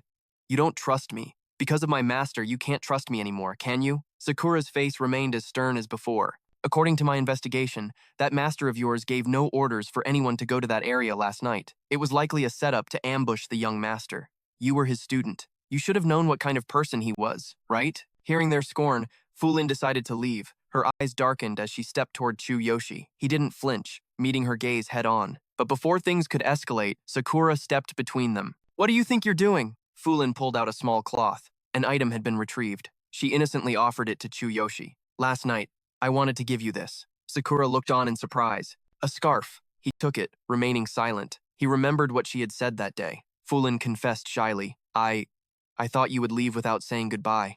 So, I came to see you last night. I'm not good at embroidery, so I used a little magic on it. If you don't like it, you can just throw it away. Chu Yoshi softly said her name, cutting her off. Fulin, stop. But she was already sobbing, tears streaming down her face. I don't know if Master understood you or not, but for as long as I can remember, he raised me, trained me to be a mage. I can't just forget that kindness. Even if you killed him, I don't want to be someone who can do nothing about it. Let's just say, we were strangers from the start. Faced with her vulnerability, Sakura glanced worriedly at him. Chu Yoshi looked up at the sky and took a deep breath. He watched Fulin's small figure disappear into the forest. Thank you. Meanwhile, Sakura was lost in her own thoughts. That monster Kevin dared to touch the young master. She had underestimated the power he possessed. When she found him, his body was already healing at an incredible rate. How could the young master defeat Kevin when he was only at level 12? Suddenly, Chu Yosi called her name. Sakura. It snapped her out of her thoughts and back to reality. Yes, he began to speak. Last night, Kevin attacked me with a baseless hatred and almost killed me. But you healed me. I thought we were all friends.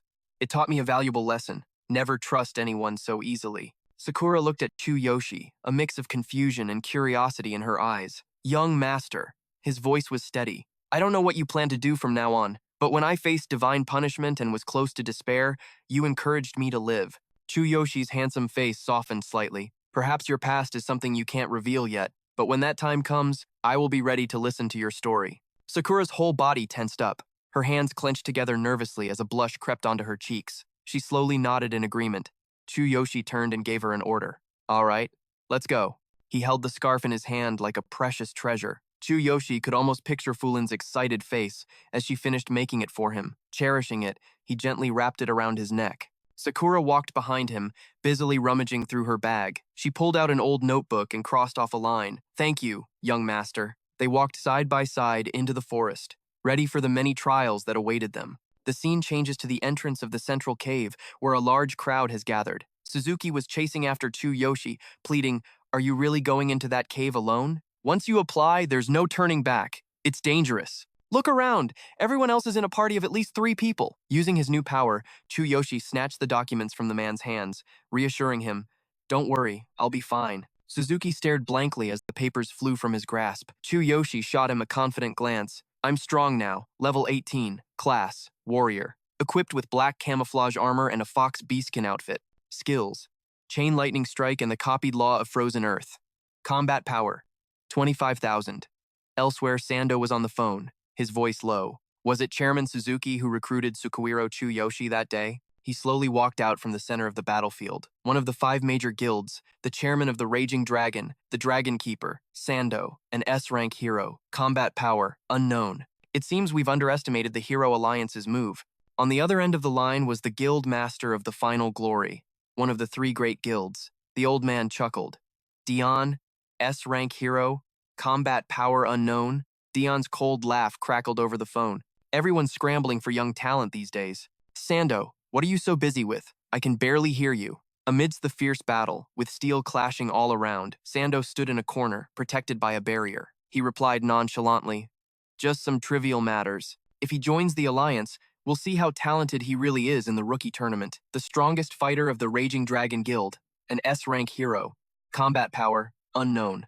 Luca approached Sando, excitedly showing off his results. "Captain, we're done." But Sando was still focused on the call. "We need to investigate more thoroughly." Sando turned his head and gave the man a cold look. "For the rest, we'll wait until the tournament begins. I'm hanging up." On the other end, Dion took a puff of his cigar, clearly displeased. "You call that a trivial matter? Working hard to expand your influence, are we?"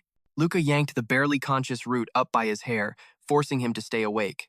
Sando strolled over with a smirk. "Root, long time no see. You know, if you'd just taken our deal back then, it never would have come to this." Root's entire body trembled, but his voice was firm. "Sando, no matter how much you try to break us, you won't get a thing. I've been in this game for years. I'm already prepared to die."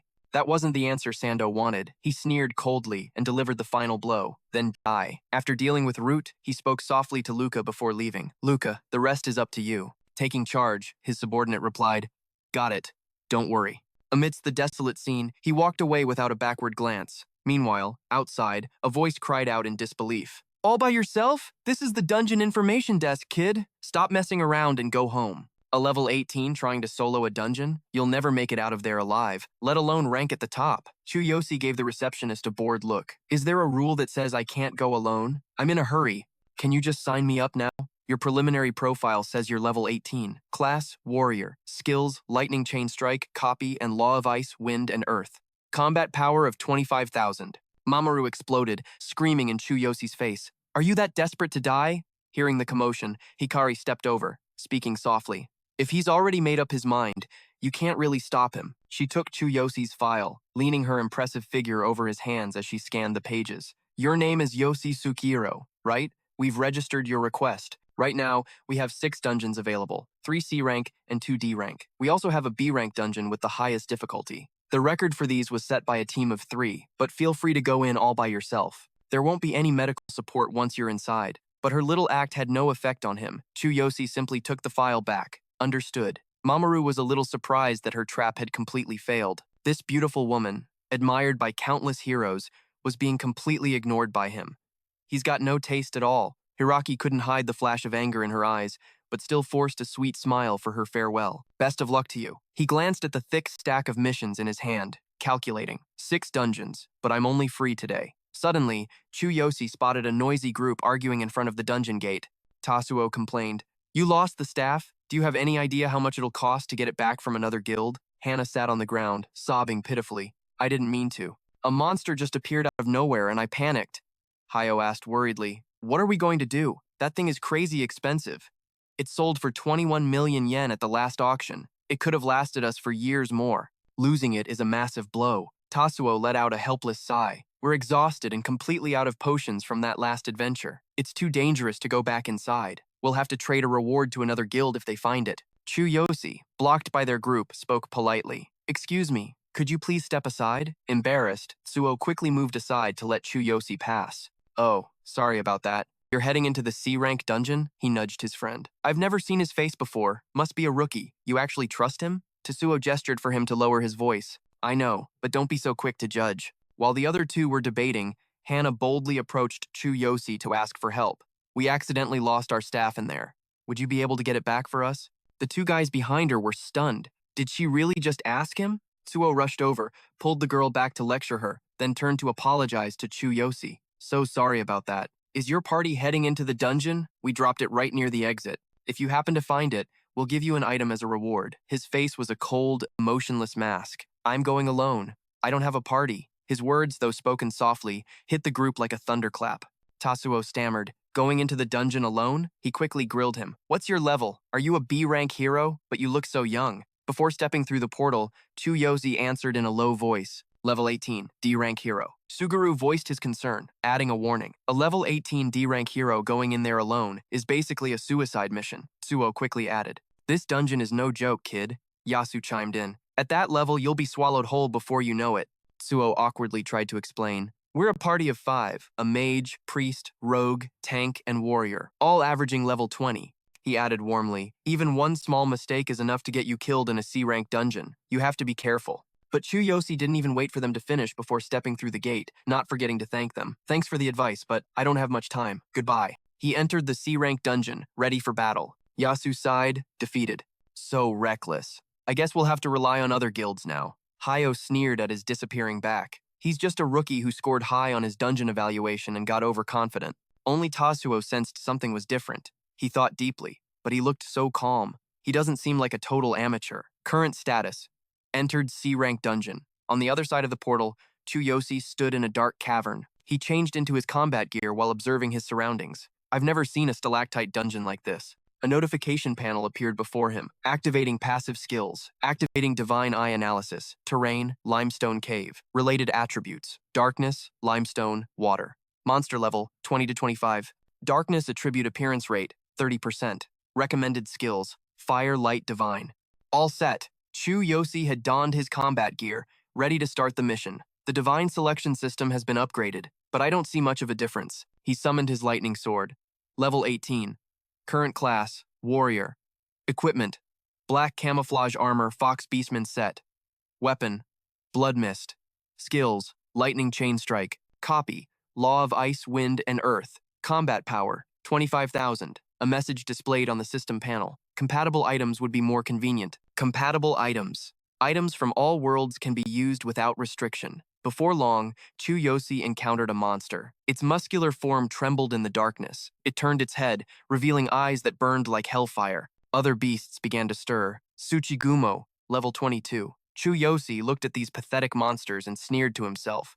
This dungeon seems much more peaceful than the ones in other worlds. Perfect. Let's see just how powerful the law of ice, wind, and earth really is. He swung his sword. The law of ice, wind, and earth has been channeled into the weapon, blood mist. An abnormal wind attribute has been granted. Law derivation. The power of an abnormal law can be released through a weapon. A Tsuchigumo charged madly toward Chu Yosi. Law derivation. Tempest! He swung his sword in a single slash. The slash transformed into a ferocious storm. Its body was instantly vaporized. Chu Yosi's face turned cold as he witnessed the sword's power. Is this the power of a law? It's incredible. At this rate, I might just take the top 3 spots in all 6 dungeons at once. In the end, I was only able to get the legendary Law of Destruction. If I can get more laws, I can challenge even higher levels. 15 minutes later, outside the dungeon, Hio complained. This is bad. I doubt any other parties are coming to this dungeon today. Tasuo clicked his tongue. If someone else finds it, then we're really done for. Hearing this, Hana could only apologize, feeling guilty. I'm sorry. Suguru glanced toward the dungeon gate, mentioning Chu Yosi. Well, it's been 15 minutes. That kid is probably long gone by now. Yasu agreed. Probably. I've been an adventurer for a while, so I'm used to this. As he finished speaking, the gate suddenly flared to life. The entire group was stunned, unable to believe it. A loud announcement echoed. A new record has been set. Mamoru looked at the report in disbelief. It's a C-rank dungeon. It only took 3 months for a new record to be set? Hiraki quickly asked, which party was it? He handed her the file. It wasn't a party. It was the first solo clearer. That kid from before. The system kept flashing notifications. Sukiro Yosi has cleared the dungeon, finishing in 15 minutes and 33 seconds. The previous record of 19 minutes and 54 seconds has been updated. This is the first solo clear by a single person. The new record for completion is 15 minutes and 33 seconds. To the utter astonishment of the crowd, Chu Yosi stepped out without a single scratch. Tasuo couldn't help but gasp. Hana's attention was on the staff he was holding. The staff! He swept his cold gaze across the group, his quiet yet powerful voice asking, I believe this belongs to you all, right? Does breaking the record not come with an extra reward? As Chu Yosi emerged, Mamoru and Hiraki rushed over to meet him. Is that really him? The level 18 Tsukioiro Chu Yosi? We need to confirm. Please, make way. Tasuo was in awe. He actually got the staff back. Hadio couldn't believe it, and he cleared the dungeon in record time? How is that possible? Hana, holding the staff, innocently made an offer. Do you want to join our party? We could go on adventures together. His face was a blank slate as he replied, Is this yours? I found it while fighting the Tier 3 Gumo boss, so I just took it. Hearing Chu Yosi's casual explanation left Tasuo stunned. You found it fighting the boss and just picked it up? Asterisk. Just who is this guy? Asterisk, he wondered. Asterisk. If he's really only level 18, he's the strongest D-rank hero I've ever seen. Asterisk. Asterisk. Is he even a D-rank for real? Asterisk. Tasuo was still trying to process what he'd seen. How did a rookie clear that so fast? Now's our chance. Mamoru finally spoke up, a bit hesitantly. Excuse me, who here is Tsukioiro Chu Yosi, the one who just broke the record? Hiraki continued. Please allow me to confirm your identity. Chu Yosi, annoyed by the hassle, just urged them on. Do you really need to see my ID? I've got things to do, so let's make this quick. Hiraki still couldn't accept it. It's really you? I assumed it was just someone with the same name. Mamoru, however, cut straight to the point, immediately verifying the information. Hiro Tsukioiro Chu Yosi has updated the guild record for the Tier 3 dungeon, setting a new solo record of 15 minutes and 33 seconds. After the update was complete, Mamoru extended an invitation. Would you be willing to accompany us to the Hero League's main headquarters? It's not just the guild record. You'll receive a special reward for setting a new solo record, but Chu Yosi paid his offer no mind, simply waving them off as he walked toward the next dungeon. Not right now. I have to enter another dungeon. Maybe later. Once again, he left the entire crowd speechless. Tasuo called after him. Another dungeon? Don't you need to rest? Hana chimed in with concern. That's right. You don't even have a healer priest with you. If you push yourself too hard, you'll get yourself killed. Chu Yosi just scratched a wound on his face and replied nonchalantly, I don't need to recover. This was all just a warm-up. Every word he spoke sent shockwaves through the crowd. Tasuo's jaw dropped. A warm-up? That record-breaking run was just a warm-up? 20 minutes later, inside a C-rank dungeon, a ruined structure with spiritual earth attributes. Monster levels ranged from 22 to 28, with a 36% chance of a shadow monster appearing. Recommended skills included water, ice, and earth attributes. Asterisk. 20 minutes. Asterisk. Chu Yosi pushed himself. Asterisk. I have to be faster. Asterisk. Asterisk. I want to clear every dungeon here today, but after the system update, I'll have to figure out its new functions myself. I won't discover them right away. I need to test and research carefully. Asterisk. After walking for a while, he reached the entrance to the boss area. Opening the gate, Chu Yosi sighed wearily. Asterisk. Ever since I got the divine selection system, I haven't rested, not even once. Asterisk. The gate swung open, and the real battlefield began. He hyped himself up. Asterisk, let's go. Asterisk. Suddenly, Chu Yosi froze. An elegant female figure stood there, wearing a dress seemingly made of earth and stone. The Dark Lady boss. It was as if she had been waiting for him. He tilted his head in disappointment. It's not a shadow type? What a letdown. So, they have humanoid monsters here too, huh? Asterisk, I read that there are 30 types of cavern monsters and 60 types of shadow monsters, with new ones appearing every year. Asterisk, the lady gracefully raised her arm, and magical energy surged forth. Her voice was full of empathy. Brave hero, you have worked hard. Chu Yosi was momentarily stunned as her magic shot toward him, but he instantly activated his analysis skill with Divine Eye, a spirit-based attack skill that causes the enemy to see a short-term illusion. The intensity and duration of the illusion depend on the level difference between the two parties. He calmly analyzed her technique. Asterisk. I definitely felt a wave of mental attack. Asterisk. Asterisk. It's similar to the magic waves from the other world. She must be a monster that excels at mental attacks. She tricks heroes with illusions and then kills them. Asterisk. Chu Yosi surveyed the terrain and looked back at the lady gathering magic. Asterisk. The skeletons scattered around must belong to the heroes she deceived. Asterisk. Without giving him time to prepare, she unleashed her next attack. Divine Eye activated a small automatic defense against low-level non-physical attacks. Duration: 3 hours. Cooldown: 24 hours. The lady was shocked to see he was completely unfazed. It had no effect? She questioned. Perhaps I should increase the frequency? Chu Yosi gave a cold smile, silently thanking the system. Asterisk. Is this one of the new features? I can now use a passive skill this powerful? Asterisk. In that case, you're no longer a threat. With those words, he swung his massive greatsword. The blue magic reflected in the lady's dark eyes as her form dissolved with the attack. She couldn't accept it. Why didn't it work? Outside, Mamoru received the report, completely astonished. Are you serious? He cleared 2 C-rank dungeons, and as soon as he came out, he went straight into the 3rd one, and not as a party, but as a solo player. He's setting new solo records.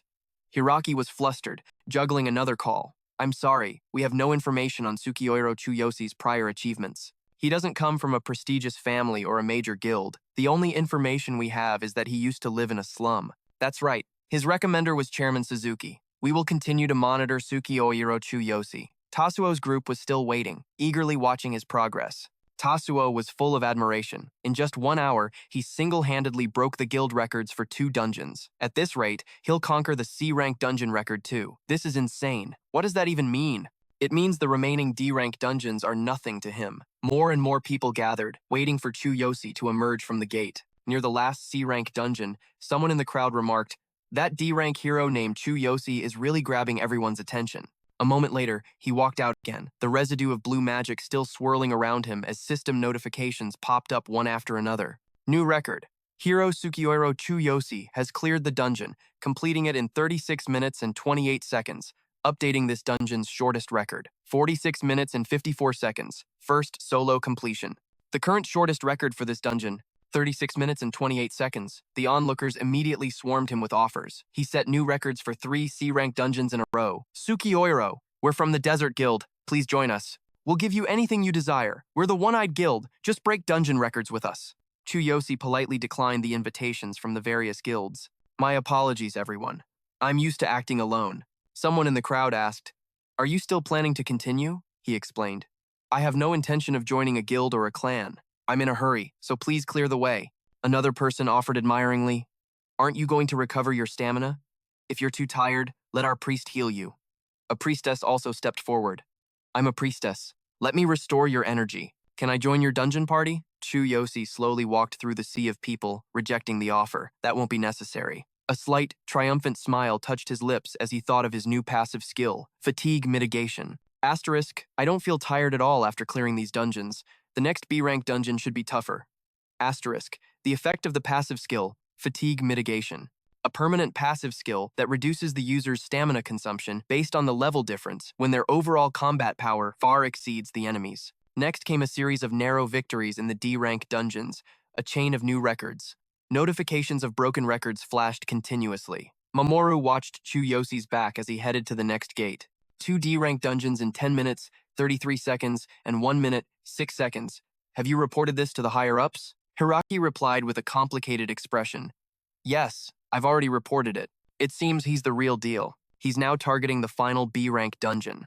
Outside the dungeon agency, Suzuki was anxiously calling, getting no response. Tsukioiro, he muttered, staring at his phone screen. You could at least tell me what's going on. If I were a hero, I'd have gone in there myself. This is so frustrating. The dungeon agency would be closing in 3 hours. Suddenly, Suzuki turned to see two people dragging each other, running inside. Hurry up! He's in there! For real! I only just heard about this whole thing. He tapped one of them on the shoulder to ask what was going on. Excuse me, I'm Suzuki, president of the Hero Association. What's happening inside? The man eagerly recounted the events to Suzuki. You don't know? A D-rank hero just shattered the records for 5 dungeons. He's a solo player, went in all by himself.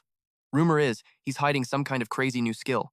We came to see this guy, Sukiro Chu Yosi, with our own eyes. Suzuki stroked his chin, lost in thought. That makes sense. He might have been sent by some powerful faction. Then it finally clicked, and Suzuki's eyes widened as he yelled out in shock.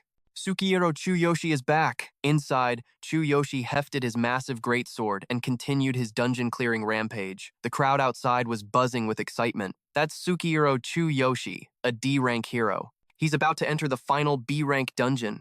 Outside the B-rank dungeon gate, Chu Yosi stepped through the portal, leaving the onlookers completely stunned. The air fell deathly silent, every eye glued to his back. Then, a voice dripping with arrogance and contempt broke the silence. Isn't that D-rank adventurer, Sukiro Chu Yosi, just stringing everyone along? A solo player who broke the records for 3 C-rank and 2 D-rank dungeons? And now he's walking into a B-rank dungeon? Does he have a death wish or something?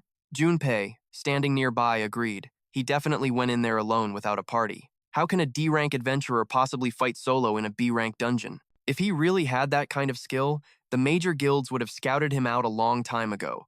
He wouldn't just be popping up in a place like this now. Takeshi offered another theory. Maybe some guild or a rich fan sent him here to break records. I bet he used illegal items or some kind of banned substance to temporarily boost his stats. How else could he pull it off? Hearing this, Taki chimed in, Exactly. D-rank adventurers like us know just how insane B-rank dungeons are. He's definitely hiding something. Sundi, looking smug, spat out a venomous prediction. If you ask me, he's not coming out of there alive. Kiyoshi awkwardly tried to defend Chu Yosi.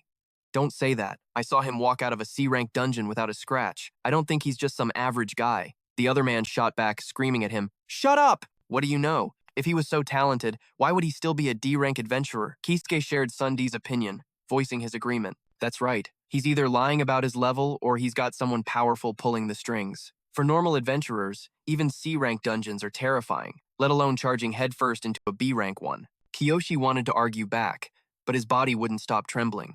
But the results were processed and verified by the system. How could he do it if he didn't have the skill? Suddenly, the sound of synchronized footsteps approached, drawing the attention of the chattering group. Someone recognized them and yelled, It's the Wild Rose Guild! That's Edric, the level 35 C-rank adventurer and vice captain of Wild Rose. And that's Lauren, the level 38 C-rank adventurer and captain of the Wild Rose Guild. They looked like they had just cleared a dungeon, slowly making their way through the sea of people. The simple but powerful rose emblem was printed on their gear. Seeing them for the first time, Hajime was completely starstruck. Hey, isn't that the Wild Rose? The strongest C-rank guild in this whole region? Their captain is a seriously powerful level 38 female warrior.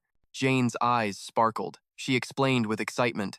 You got it. They're the ones who set the 47-minute and 15-second record in the last B-rank dungeon. They don't just break dungeon records for fun.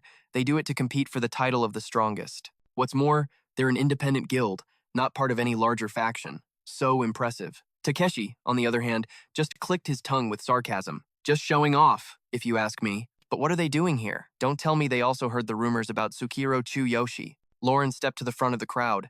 She waved her hand to quiet everyone down, then turned with a cold expression. I heard a D-rank adventurer named Sukiro Chu Yosi is fighting solo in this B-rank dungeon. Tasso stepped forward from the crowd to confirm. Yes, that's right. He broke the records in 3 C-rank dungeons in a row.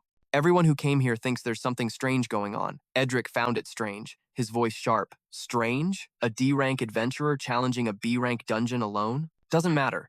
The real issue is that he's probably using banned substances or has some faction backing him up to boost his power. Lauren couldn't help but wonder, a solo player breaking records? If that's true, he's not someone to be taken lightly. Still, it's incredibly strange for a D-rank adventurer to be able to do something like that. Seeing her lost in thought, the man said with a shrug, Why think so hard about it? He's obviously cheating. Whether he dies in there or survives, his lifespan will be cut short from using banned substances anyway. The record for this B-rank dungeon belongs to us. The Wild Rose Guild set that record. How could some insignificant D-rank adventurer possibly break it? The crowd, swayed by his words, erupted. If he used enhancers, he should have his adventurer license revoked. Yeah, test him as soon as he comes out. Amidst the outraged sea of people, one person turned to whisper to his teammate, a D-rank adventurer. I don't know. When I saw him come out of the C-rank dungeons, he looked perfectly calm, with no signs of using any substances. Edric overheard this and bristled, annoyed that someone like that would dare challenge him. A bunch of weak D-rankers trying to compete with us C-rankers? Whatever, I've got some free time, so I might as well humor you all. Lauren spoke up again, defending Chu Yosi. Cheating or not, entering a B-rank dungeon alone is impressive in itself. If he comes out of there alive, we'll have to seriously re-evaluate him. Her subordinate immediately shot back, Captain, there's no way he will. Lauren cut Edric off, not wanting to hear it. I'm just talking about the evaluation. In the off chance that he actually has the skill, I'd like to meet him and show him what the Wild Rose Guild can offer. The debate ended, leaving only the sound of excited chatter in front of the dungeon gate. Inside the B-rank dungeon, the landscape was a gloomy canvas of smoke, fire, and ash. The system displayed Chu Yoshi's current information. Level 18, current class, warrior. Equipment, black camouflage armor set, fox beastman set. Weapon, blood mist sword. Skills, chain lightning strike, copy, law of ice, and earth. Combat power, 25,000. He scanned the surrounding scenery and clicked his tongue. Bigger than I thought.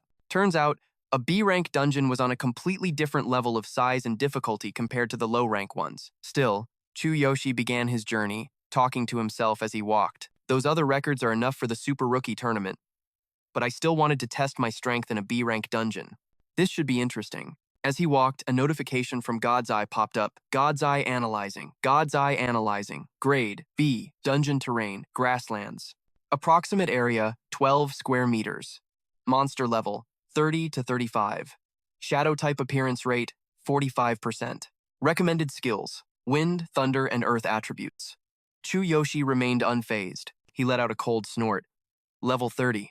All the weak monsters are at this level. Still, it's pretty impressive. If the boss is a shadow type, this will be even more fun. Chu Yoshi then stopped, carefully observing his surroundings. Let's see, which world's shadows are tougher? My original world, or this one? I'm actually looking forward to this. Driven by his thirst for battle, he charged forward to attack. Come and get me, you monsters! His greatsword swept down, tearing a rift in space itself, sending everything flying in a wave of pure destruction. Everything shattered as if the fabric of reality had been ripped apart. The domain trembled as the beasts sensed the intruder. Stepping out from the shadows, a monster's info appeared. Vicious Wolf, level 30. Attribute, Shadow Wind. Traits, super agile, can slash through armor with sharp claws. Weakness, abdomen. Recommended attacks, thunder and earth. Having achieved his goal, Chu Yoshi spoke with satisfaction. Perfect. He brought his sword down again, and the wolves were struck by his lightning, convulsing violently. Frozen midair, one tried to struggle, lashing its sharp claws toward Chu Yoshi. The other bared its fangs and charged forward in a frenzy. He praised their attack power while delivering the final blow. You're definitely agile. With a final slash, one of the beasts was instantly crushed, its body disintegrating into ash. The last beast roared in defiance. It lunged forward, only to be stopped dead by a magic shield. But that wasn't enough. It refused to give up, clawing madly, desperate to rip Chu Yoi to shreds. Earthwinder. With a single counterattack, Chu Yoi sent the beast flying. Its body slammed into the rocks, motionless. He dealt with them all, but he still wasn't satisfied. He clicked his tongue, letting out a quiet, thoughtful sigh. I'll probably need to upgrade my gear and weapons in the other world. They were stronger than the low-level mobs, sure, but that just makes it more interesting. Is that all you've got? Come on, give me a few more of those weak B-rank dungeon monsters. As if on cue, the moment the words left his lips, the ground split open. A tidal wave of monsters erupted from the smoke and fire, swarming him. His blade was already drenched in monster blood. Chu Yoi glanced down at the piles of monster corpses. Finally, a satisfying fight. It had been a while since he could go all out. Suddenly, a thunderous roar echoed, instantly snapping his attention forward. Stone Rhino, level 32. Elite monster with earth and dark attributes. Characteristic, overwhelming defense. A layer of rock covers its entire body, giving it incredibly high defensive capabilities. This powerful defense can't be breached without a critical wound, and it's skilled at changing attack patterns. Weakness, eyes. Recommended attacks, lightning, elemental magic, or poison. The enraged rhino stomped forward, making the ground tremble with each step. Chu Yosi was skeptical, but he didn't hesitate to attack. An elite monster. He swung his sword down on its head, but a golden aura deflected the blow, rendering it useless. Now this was a real challenge, he muttered.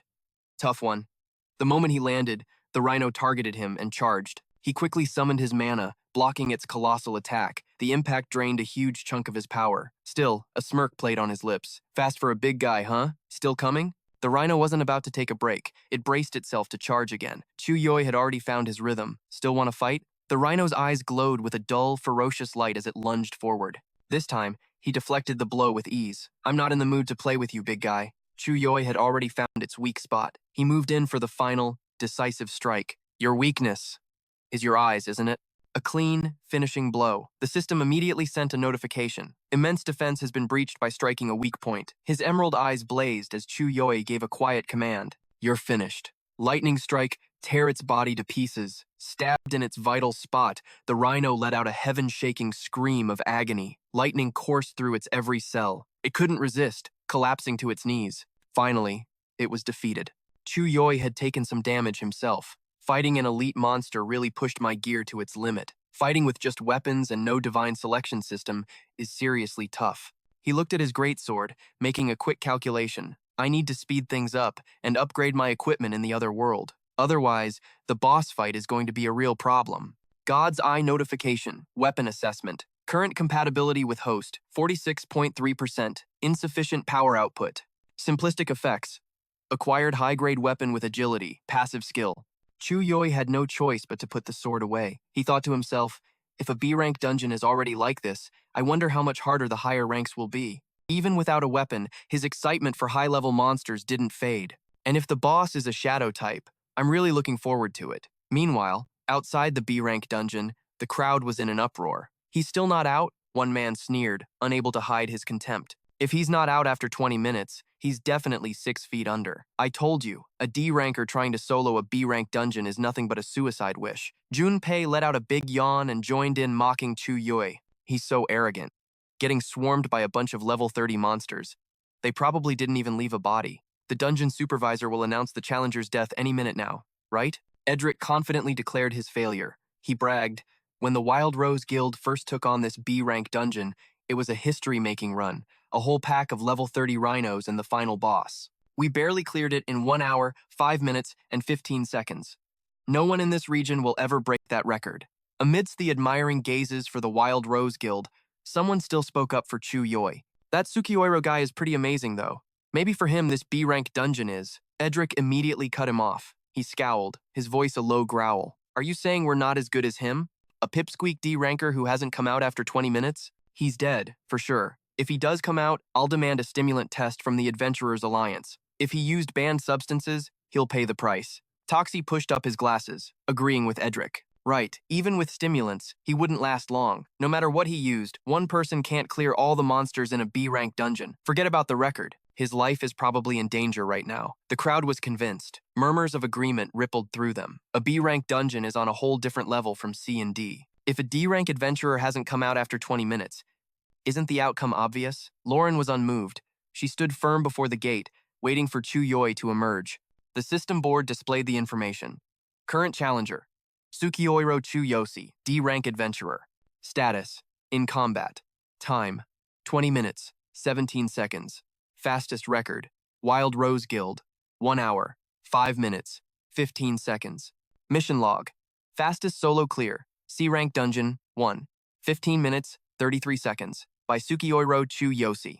Fastest solo clear, C-rank dungeon 2, 26 minutes, 12 seconds. Sukiyoiro Chu Yosi. Fastest solo clear C-rank dungeon 3, 36 minutes, 28 seconds, by Sukiyoiro Chu Yosi. Fastest solo clear, D-rank dungeon 1, 10 minutes, 33 seconds, by Sukiyoiro Chu Yosi. Fastest solo clear, D-rank dungeon 2, 11 minutes, 6 seconds, by Sukiyoiro Chu Yosi. Lauren finished reading the board and was lost in thought again. D-rank adventurer Tsukioiro Chu Yosi. Even if it was just C or D-rank dungeons, clearing them solo in such a short time. A possibility she didn't want to believe crossed her mind. It's been 20 minutes. A normal D-rank adventurer would be dead. But Edric, as if reading her mind, called out, "Captain, what are you looking at?"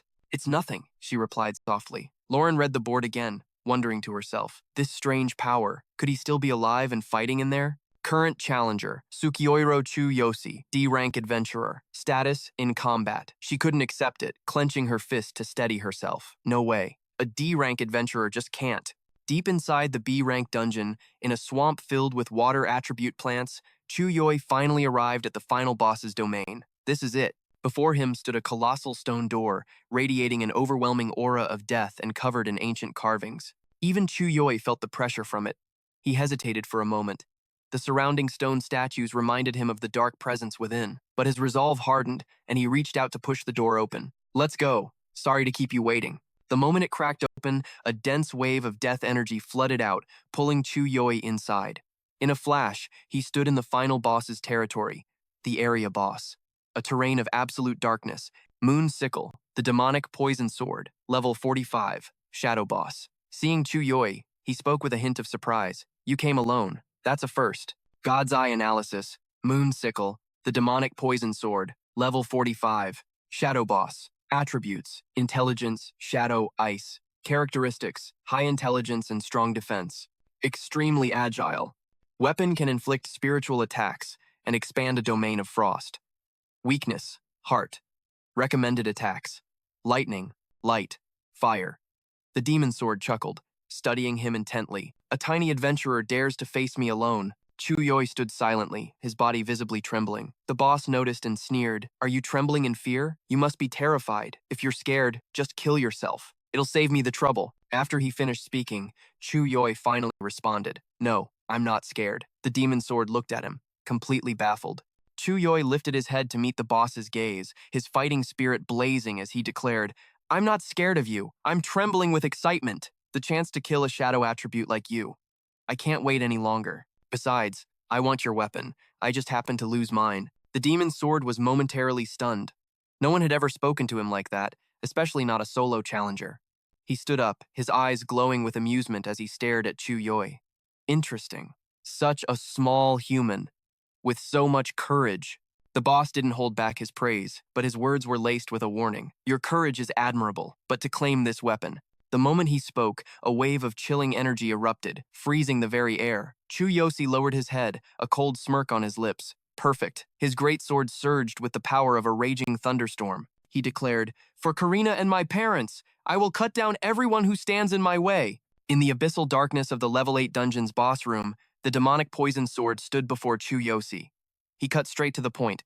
"You're here for my weapon, aren't you?" Without a moment's hesitation, the main character shot back. "I'll take it right after I tear you to 100 pieces." The demonic poison sword raised an eyebrow in contempt. "You dare challenge me alone?" Annoyed, he swung his blade without warning, sneering, "You foolish mortal." With just a single downward slash from the demonic poison sword, the impact sent tremors through the entire chamber. Chu Yosi instantly activated his God's Eye to analyze the attack. Psychic Shockwave. Area of effect. Effective radius of 15 meters.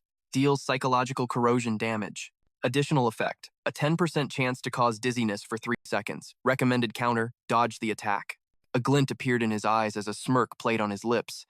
An area of effect attack, huh? He pushed off the ground, leaping backward to evade the shockwave, thinking to himself, "I'll use the wind attribute from my Law of Ice, Wind, and Earth skill to quickly create some distance." In the blink of an eye, Chu Yosi had already repositioned himself to safety. Seeing his attack completely nullified, the demonic poison sword was slightly taken aback. His gaze sharpened with a hint of caution. "You managed to dodge that? How interesting. But that was merely a warm-up." He plunged his massive blade into the ground, instantly activating his skill, Glacial Domain Expansion. The very floor beneath Chu Yosi's feet began to crack and freeze over as he calmly activated his God's Eye.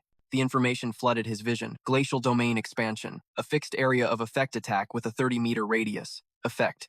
Target's movement speed is reduced by 30%, with a 5% chance to be frozen solid for 5 seconds. Recommended counter. Use a lightning strike to shatter the ice, or evacuate the domain immediately. Chu Yosi mused. "So, a movement speed debuff, is it?" His expression darkened instantly as he shot back. Don't think you can pin me down that easily. Chu Yosi's grip on his sword tightened, veins bulging on his knuckles. In an instant, countless bolts of lightning rained down around him, summoned by his will. A notification appeared.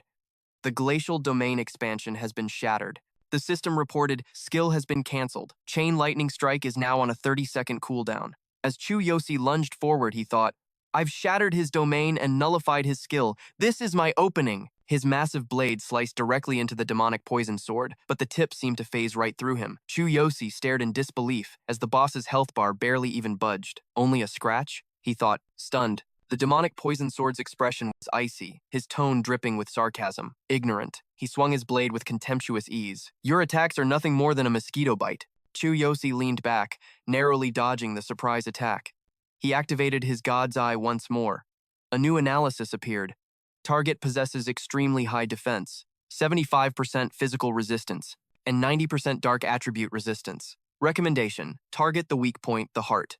Use lightning or light-based attributes. Chu Yosi sidestepped again, murmuring to himself. His physical resistance is really that high? Fine. I'll just have to aim for his weak point. He channeled power into the balls of his feet, launching himself off the now thawed ground. Seeing Chu Yosi recklessly charge in again, the demonic poison sword scoffed, You arrogant fool. He brought his sword crashing down, but Chu Yosi dodged to the side once more, the blade grazing his cheek. The boss was shocked. How could he predict my attacks so precisely? Before he could even process it, Chu Yosi had already teleported behind him, poised to unleash his ultimate skill, Chain Lightning Strike. Chu Yosi's hand gripped the hilt of his sword, veins popping on his skin. He unleashed the law of ice, wind, and earth with a challenging smirk. Let's see how this one feels. The attack slammed directly into the demonic poison sword's chest. His health bar plummeted as a cry of agony echoed through the chamber. Chu Yosi sneered. So, you're not so invincible after all. The look in the demonic poison sword's eyes shifted completely, now filled with wariness. You're tougher than I expected, for a mere human warrior. He raised his sword high, roaring in anger. Don't get overconfident! His God's Eye activated, displaying a new analysis. Ice Sword Aura, a single target lock-on attack, dealing both ice and physical damage. Additional effect, a 20% chance to slow the target for 5 seconds. Recommended counter, dodge. Chu Yosi tried to evade, but a sense of dread washed over him. A target lock attack. There's no dodging this one. In the end, he decided to brace himself, planning to use his own momentum to absorb the impact. But the attack still tore through his defenses, making his health bar drop. He frowned, watching the panting boss and analyzing the situation. His defensive power is insane, and his attacks hit like a truck. This guy's agility is off the charts too, he thought. Chu Yosi rushed forward again, his sword flashing as he yelled, Don't just stand there and take it. His blade pierced straight through the demonic poison sword's chest, striking the very same wound as before. Purple blood sprayed from the injury. The boss furiously swung his sword to push him back, his mind reeling with rage. How could a lowly human push him this far? Once again, the God's Eye came to his aid. Psychic Shockwave plus Physical Sweep, a combination attack, targeting a 120-degree cone in front of him. Damage type, Psychic and Physical. Additional effect, a 30% chance to cause knockback. Recommended counter, retreat behind the boss. He followed the recommendation instantly, his blade once again piercing the very same weak spot. The boss's health bar took another massive hit. The boss's eyes widened in sheer disbelief. Again? How is this possible? How can you predict my every move? Chu Yosi stood calmly and replied, Maybe it's because your attack patterns are just way too predictable. The taunt seemed to push the demonic poison sword over the edge as he began to laugh maniacally. Getting cocky now, are we? Human warrior? His power suddenly exploded outwards as he roared, I have truly underestimated you. You are clearly no ordinary opponent. Chu Yosi watched in alarm as the demonic poison sword began to transform. 2 pairs of massive wings erupted from his back. A new analysis window popped up. Moonlight Demonic Poison Sword, Final Form. His God's Eye scanned the boss. The detailed explanation appeared, has transformed into the final form of the Moonlight Demonic Poison Sword. Combat power increased by 50%. Speed increased by 30%. Defense increased by 20%. New skill acquired. Prison of the Black Ice Moon. An area of effect attack. Ice and psychological debuff. Weakness remains unchanged. Chu Yosi let out a cold laugh. Already pushed to your final form, are you? He pointed his sword at the transformed boss. Come on then, let me show you one last surprise before you die by my hand. A system notification appeared. Heavenly King's hammer is now available. Meanwhile, outside the B-rank dungeon, a massive crowd had gathered. Lauren lifted a cup of hot tea, lost in thought. If this Tsukioiro Chu Yosi really breaks our record, she began to worry that their guild's achievement would be erased. That could impact both our reputation and our resource allocation from the higher-ups. It would trigger a major shift for the future of our guild. Just then, I walked over and poured more tea for Lauren. "Captain, what's on your mind?" he asked. Startled, she replied, "Oh, thank you." With a troubled look, Lauren asked, "What's your take on this hero, Tsukioiro Chu Yosi?" I voiced the very thought she was having. "He's incredibly strong. There's a real possibility our record will be broken." Lauren looked at him, surprised. "What makes you so sure?" I answered honestly.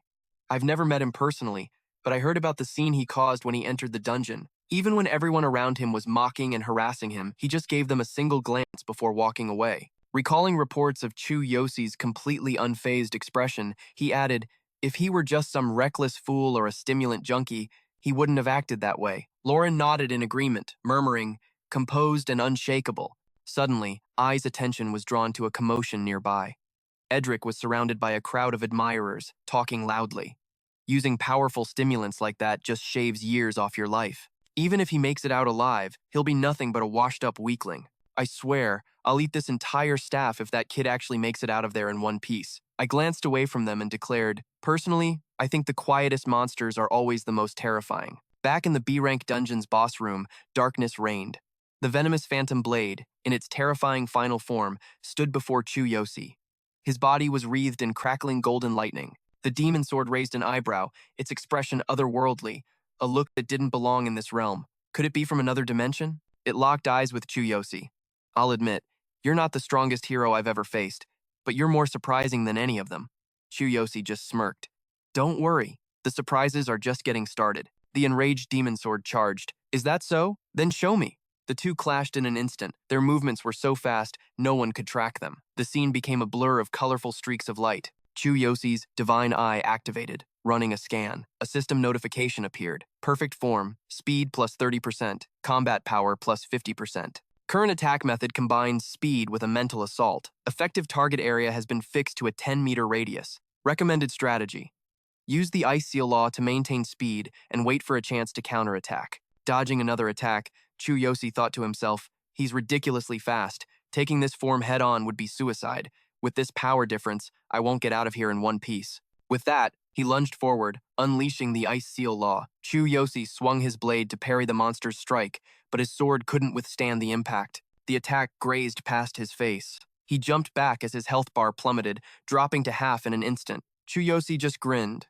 "Nice one." He immediately teleported behind the demon sword. Chu Yosi unleashed another strike, but his slash did absolutely nothing. The demon sword laughed triumphantly. "Your weapon feels like an ant bite." It swiped its massive claws at him. "Let's see how long that bravado lasts." But even as it taunted him, the demon sword was shocked. Even while completely suppressed and constantly losing HP, he shows no fear. His calm is unsettling. Unaware of its thoughts, Chu Yosi calmly dodged every attack. The demon sword grew furious, relentlessly attacking. How much more can you take? A barrage of ice shards surrounded Chu Yosi as the Divine Eye's analysis flashed.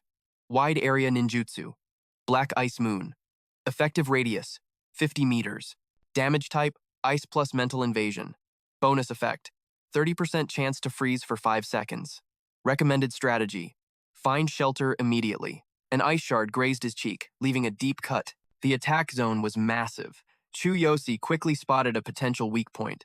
He focused all his power into his core, pushing his defense to its limit. A huge pillar of ice slammed into him, sending him flying. His health bar tanked as a system notification popped up. Strongest body performance has been reduced by 60%. The demon sword's eyes narrowed slightly. "You're still alive after that? But with that little HP left, how can you possibly win?" With those words, it charged forward, sword raised for the final blow. "I'll cut you in two. Blame your own recklessness." But suddenly, Chu Yosi threw his own sword away, whispering, "It's time." A brilliant golden light flared from his hand, blinding everything. He thought to himself, using Divine Eye analysis, "I'll use the momentum from the boss's attack to launch myself." As his hand gripped the hilt of a new weapon, he thought, "And when its guard is down, I'll summon the Heavenly King's hammer." A murderous glint flashed in his eyes, cold and determined. Seeing him charge, the demon sword sneered. "You still have strength left? You can't kill me! But the shadow of a beastly creature erupted from Chu Yosi's weapon. He calculated quickly. Since the divine selection system upgraded, the power I can draw from the hammer has increased from 3% to 10%. And now I can infuse it with the Ice Seal Law to add wind and lightning attributes. He silently commanded, "Infuse the power of the law." A system window appeared. Ice Seal Law has been infused into the weapon. Temporarily possesses the wind attribute. Warning: unable to withstand the Heavenly King Hammer's energy. Both hands are nearly destroyed. Chu Yosi grimly tightened his grip, focusing the strongest body skill into his arms. System report: strongest body applied to both arms. Current damage neutralization, 68%. He poured all his strength into one final lunge, roaring, "Watch closely. This is my finisher." The demon sword was sent flying. It shrieked in disbelief.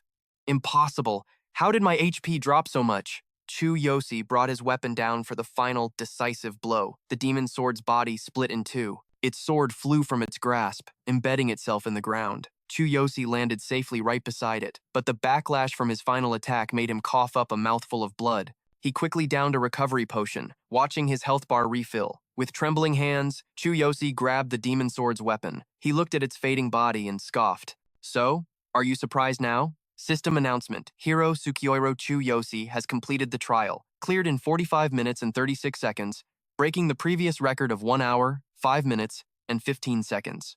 A pillar of golden light appeared as a mechanical voice spoke. First solo clear has been registered. Shortest clear time is now 45 minutes and 36 seconds. Rewards have been received. Moon Spirit Blade, a shadow-type weapon. Attributes: Spirit, Shadow, and Ice. You have leveled up. Bonus experience gained from solo play and level difference. You have leveled up from level 18 to level 20. Current class: Warrior. Equipped: Black Camouflage Armor Set. Fox Beastman Suit. Weapon: Moon Spirit Blade. Skills: Lightning Chain Strike. Ice Seal Law. Copy. Combat Power, 27,600. Outside the B-rank dungeon, a crowd waited anxiously, staring at the gate. Just then, an announcement echoed through the area. Hero Tsukioiro Chu Yosi has cleared the B-rank dungeon, completing it in 45 minutes and 36 seconds, breaking the previous record of 1 hour, 5 minutes, and 15 seconds. First solo clear. The new dungeon record is now 45 minutes and 36 seconds. The name Tsukioiro Chu Yosi now sat right above the old record time. At the Wild Rose Guild's camp, Edric's jaw dropped. No way. The people around him were equally stunned. 45 minutes and 36 seconds. Solo? Impossible. He shot up from his seat in shock. She stared at the gate in disbelief. He actually did it. The surrounding staff were buzzing with shock. Where is Tsukioiro? Hasn't he come out yet? 45 minutes and 36 seconds for a solo clear. That data. Suddenly, the gate flashed with light. A powerful gust of wind burst from within. The crowd scrambled to shield themselves. What's happening?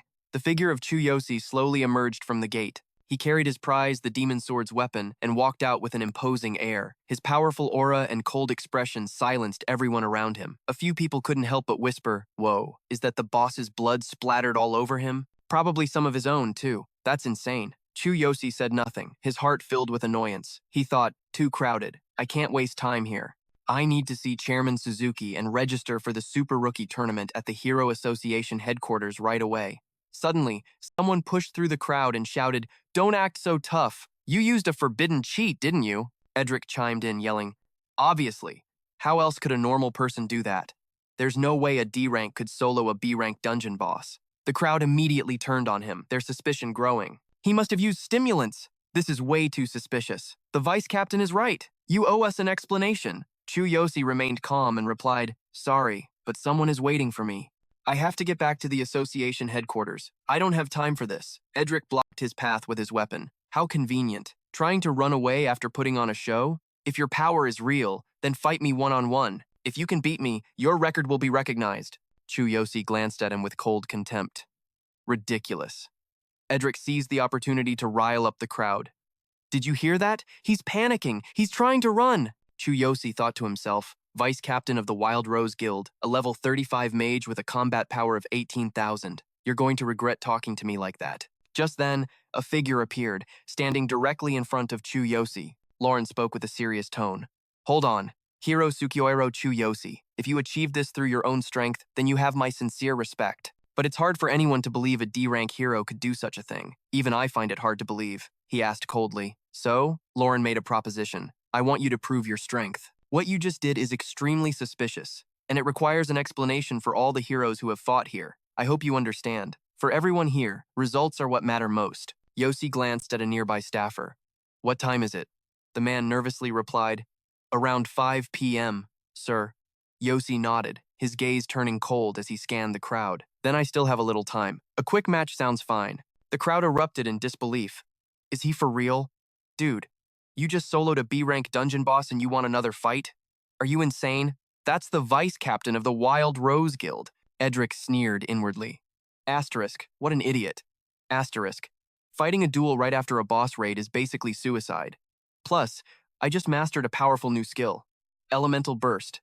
He gloated to himself. It's a top-tier spell our guild paid a fortune for at auction. It completely immobilizes the target, then channels raw elemental power into a massive, high-damage explosion. Even if he's lying about his rank, even if he's a class just like me, I'm positive I can finish him in a single blow. At the same level, a mage's burst skill is unbeatable. A clear voice suddenly cut through the tension. The rule is no killing. Both sides, prepare yourselves. The two warriors faced off, waiting for the signal. This no-kill rule was an official staple of hero duels, designed to determine a victor without causing permanent harm or death. Edric brandished his weapon, formally introducing himself. Wild Rose Guild, Vice Captain Edric. Class Mage, level 35. Combat power, 18,000. Yosi simply stated, Sukiro Yosi, warrior, level 20. Internally, he added, asterisk. And my combat power is 27,600. Asterisk. But revealing that now would just complicate things. Edric scoffed. Not gonna state your combat power? Is it so low you're afraid we'll find out you've been juicing? What kind of drugs have such few side effects? Impressive. Yosi replied in a low voice. You'll be speechless when I reveal my true strength. Edric swung his weapon contemptuously. Tough talk. Let's see if you can still run your mouth after I crush you. Watching from the side, Lauren's eyes suddenly widened in shock. Yosi was calmly resting a massive sword on his shoulder. Lauren remembered what I had said. Asterisk, no fool or addict could ever be that composed. Asterisk. The staffer nervously raised his hand. Begin. Edric raised his axe, declaring arrogantly, I'll end this in a flash. Light flared from the axe head as he roared, Witness the difference in our class. Asterisk, I'll obliterate that fool with this one move. Asterisk, Edric thought excitedly. Asterisk, the blast damage alone will make him combat ineffective. Asterisk, Lauren frowned. Asterisk, elemental burst? Using that right off the bat seems a bit unfair. Asterisk. But Yosi remained perfectly still, the aura around his sword glowing faintly. Then, in a flash, his entire body flickered as if he'd vanished on the spot. The onlookers, still marveling at Edric's technique, hadn't even noticed. Elemental burst. He's using his ultimate already. Where does he get the stamina? He fought all day and he's not even tired? Edric was pouring all his focus into summoning the raging tempest. Suddenly, Yosi appeared right in front of him, leaving the mage stunned. A system notification flashed. Strongest body, 36% of energy concentrated in right hand. Yosi swung his fist, his voice dripping with contempt. The only reason I'm a D-class hero is because I haven't had a chance to rank up yet. Edric's eyes widened in terror. You! But his words were cut short by a fist smashing directly into his face. Edric was sent flying in front of the entire crowd. His body slammed into the ground, knocking him out cold. The system immediately announced, Wild Rose Guild Vice Captain Edric, Class Mage, level 35, combat power, 18,000. Defeated instantly, with a single blow. Lauren was horrified. Asterisk, one hit. It's over? Asterisk, asterisk. What would have happened if that was me? Could I have dodged that attack? The veins on Yosi's arm were still bulging, his eyes blazing with killing intent. He glared around at the onlookers. Anyone else want to turn? Everyone was terrified, quickly looking away. That was Edric, with a combat power of 18,000, sent flying by a single, unarmed punch. Lauren was also shaken, a sense of dread creeping into her heart. Asterisk, that's not normal strength. If he's really level 20 now, what will he become in the future? Asterisk. Just then, I walked over calmly. See, I told you he was strong. I just didn't realize he was this times strong. Someone get Edric to the infirmary. A few people rushed to carry Edric away. Lauren, having composed herself, stood before Yosi and made a declaration. Hero Sukiro Yosi, your power is the real deal. On behalf of the Wild Rose Guild, I officially acknowledge you. Yosi gave a curt reply. Thanks. Suddenly, a staff member shouted an announcement. Chu Yosi's comprehensive data has been verified by the system. His results are deemed valid. Combat power, level, records. Everything has been confirmed as normal. Any objections regarding this matter will not be accepted. The crowd began to buzz with conversation. He's a complete monster, soloed a B-rank dungeon, then one-shotted Edric. He has to have at least class power. Man, I was just bad-mouthing him a minute ago. This is so embarrassing. Yosi ignored the noise, turning to leave. Lauren watched him go, a thought of pure admiration crossing her mind. Asterisk maybe. One day he'll become an S-class hero. If only I could form a guild with him. Asterisk.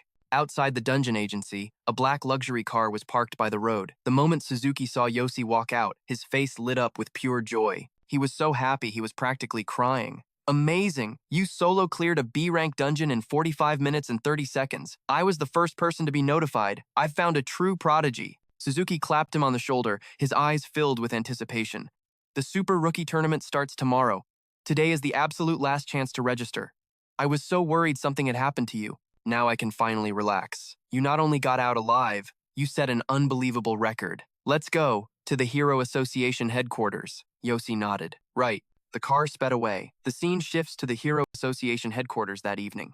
A shocked voice yelled, "He broke every single dungeon agency record in one day?" The staffer couldn't hide his amazement as he processed the data. 45 minutes and 35 seconds to solo clear a B-rank dungeon. That's unbelievable. Suzuki urged him, "Hurry up and register him. He's participating in the Super Rookie Tournament as a substitute." The staffer bowed hastily. "Yes, sir. Please wait just a moment." A moment later, the staffer reported back. The verification and registration are complete. Tsukihiro Yoshi's application to participate in the Super Rookie Tournament as a substitute has been approved. Please be at the venue on time tomorrow. Asterisk. She's speaking to me so respectfully. Asterisk, Yosi thought. Asterisk. In my old world, and in this one, power is everything. Asterisk. Outwardly, he just said, understood. Suzuki's eyes beamed as he patted Yoshi's shoulder. You did it. Even as a substitute, the competition in this tournament is fierce. It's all up to you now. The future of our Hero Association is riding on you. Yosi gave a slight smile. The Super Rookie Tournament. Asterisk. That's right. Asterisk, he told himself. Asterisk, I need to win this and apply for my class hero license. Asterisk. Asterisk. It's the fastest way to become a class hero. And once I do, I'll get access to the high-end auction houses, where I can get the rebirth elixir. Then maybe Karina's legs can finally be healed. Asterisk. Back at Yosi's apartment that night, moonlight streamed through the window. He gently pulled the blanket over the still sleeping Karina. Yosi's gaze softened. Asterisk, Karina. I promise I'll help you walk again soon. Asterisk. He quietly closed her door and returned to his own room. Exhausted, Yosi collapsed onto his bed, not even bothering to change his clothes. He decided to check the system. Asterisk. When I hit level 20, a new reward popped up, but I was too busy with the duel to check it. Asterisk. Sure enough, a message was waiting. Reached level 20. A special reward is available, Yosi grinned. There it is. He immediately tapped into the compatibility system. A notification glowed on the screen. Level 20 reached. You can now claim a reward from the compatibility system. He wondered. Asterisk. Do I get a reward every time I level up? Asterisk. 2 new notifications appeared instantly. Reward 1. Apply a divine selection update to one of your currently owned skills. This will significantly amplify the skill's effects. The second reward, an upgrade to his ultimate body. It automatically boosted his entire body's defense by a staggering 60 times, and since it let him focus that power into his eyes, Chu Yosi's lit up. I can choose which skill to upgrade? Perfect. My current skills have been feeling a bit lackluster lately, especially against high-level opponents. It's been tough. He sat up, recalling his previous battles. The second reward, a 60-fold defense boost for his entire body. This will solve my physical weaknesses in combat. I've been seriously injured way too many times. With this, I'll be able to take a lot more punishment. Chu Yosi quickly hit accept, and a brilliant light erupted. The system announced the second reward had been claimed. His ultimate body was now updated. Chu Yosi quickly lifted his shirt to test his abs and was seriously impressed. Whoa, this is insane. A 60-fold defense boost. I always get hurt whenever I unleash my full power. This should help ease the strain. At the same time, the system displayed the first reward. Please select the skill you wish to upgrade. Chain Lightning Strike. He weighed his options. Let's go with Chain Lightning Strike. It's the only real offensive skill I have right now. I need to find something stronger. A golden light flared again. The chain lightning strike skill has been upgraded from a divine selection to heavenly thunder. The area of effect for heavenly thunder is now 100 times greater. It went from 3 meters to 300 meters. The restrictions on chain lightning strike have been removed. You can now continuously attack a single enemy for 10 seconds within a 5-meter radius. Chu Yosi was stunned. The area of effect increased 100 times, and he could use it freely? Continuous attacks in a 5-meter radius for 10 seconds? This is insane. I'm on a whole new level. He lay back down comfortably. The Super Rookie Tournament is tomorrow, he thought. Better get some sleep. It's been a while since I've had a good night's rest. Suddenly, an image of Sakura flashed in his mind, and a nameless anxiety stirred in Chu Yosi's heart. Sakura seemed to be worried about something. He closed his eyes, reassuring himself. Once things are settled here, I'll return to the other world. With my current strength, I might actually be able to help her. The scene shifts to the outskirts, early the next morning, on a deserted road, where Suzuki was waiting for him with some final advice. In this Super Rookie Tournament, the allocation of resources for the year will be decided. So don't hold anything back. Your ranking is the top priority. There will be plenty of talented people fighting for their lives, so you can't let your guard down. Chu Yosi replied coldly. Got it. Internally, he scoffed, fighting for their lives? Ever since I became a hero, I've gotten used to stuff like that. Seeing his attitude, Suzuki grew worried. The kid seems to have matured, but he's also grown colder. He tried to change the subject. Oh, right. This year's tournament is being held in a dungeon inside a huge mountain. It's massive inside. I heard that a legendary S-class hero carved it out with a single punch a long time ago. That's why they call it One Punch Mountain. He was an incredibly powerful S-class hero. Chu Yosi was slightly intrigued. One Punch Mountain, a legendary S-class hero. Never heard of them. Are they different from regular S-class heroes? Seeing his interest, Suzuki explained, I've only heard rumors, but even among S-class heroes, there are massive differences in power. As the car drove toward the mountain ahead, Suzuki added, whether that warrior still exists in this world is a mystery. I've only ever heard the stories. The car stopped, and he announced, we're here. Chu Yosi stepped out of the car, stunned by the sight before him. This is the tournament venue? One Punch Mountain. A massive cave dominated his vision. Chu Yosi muttered, One Punch Mountain, huh? He couldn't help but think that no matter how many times he heard it, the power of a legendary S-class hero was just overwhelming. Suzuki added, pretty impressive, right? It's even bigger on the inside. The first time I saw it, my jaw hit the floor. I'll take you to the entrance, but after that, you're on your own for the matches. A staff member was waiting outside to check them in. You must be the contestant, Sukihiro. Please follow me this way. Suzuki gave him a final warning. Sukihiro, be careful in there. No matter what happens, you have to come back alive. Chu Yosi walked in with a calm expression. Don't worry, I know. In the event area for the Super Rookie Tournament, countless warriors were standing in the waiting hall. Chu Yosi held a map and looked around at the Hero Association members. He scanned the room with his god's eye. Member number 1, level 36, class hero, warrior class, combat power of 16,500. Member number 3, Siri, level 36, class hero, battle priest, combat power of 15,500. Member number 2, Fabian, level 36, class hero, rogue class, combat power of 16,000. Chu Yosi mused. They're all young class heroes with outstanding combat power, as expected of the elite soldiers from the major factions. Finally, he took the initiative to speak. Hello, I'm Sukihiro, a level 20 warrior participating as a substitute for the Hero Association. Ray scoffed. Level 20? A D rank? Why would the Hero Association send someone so low level? Fabian sneered.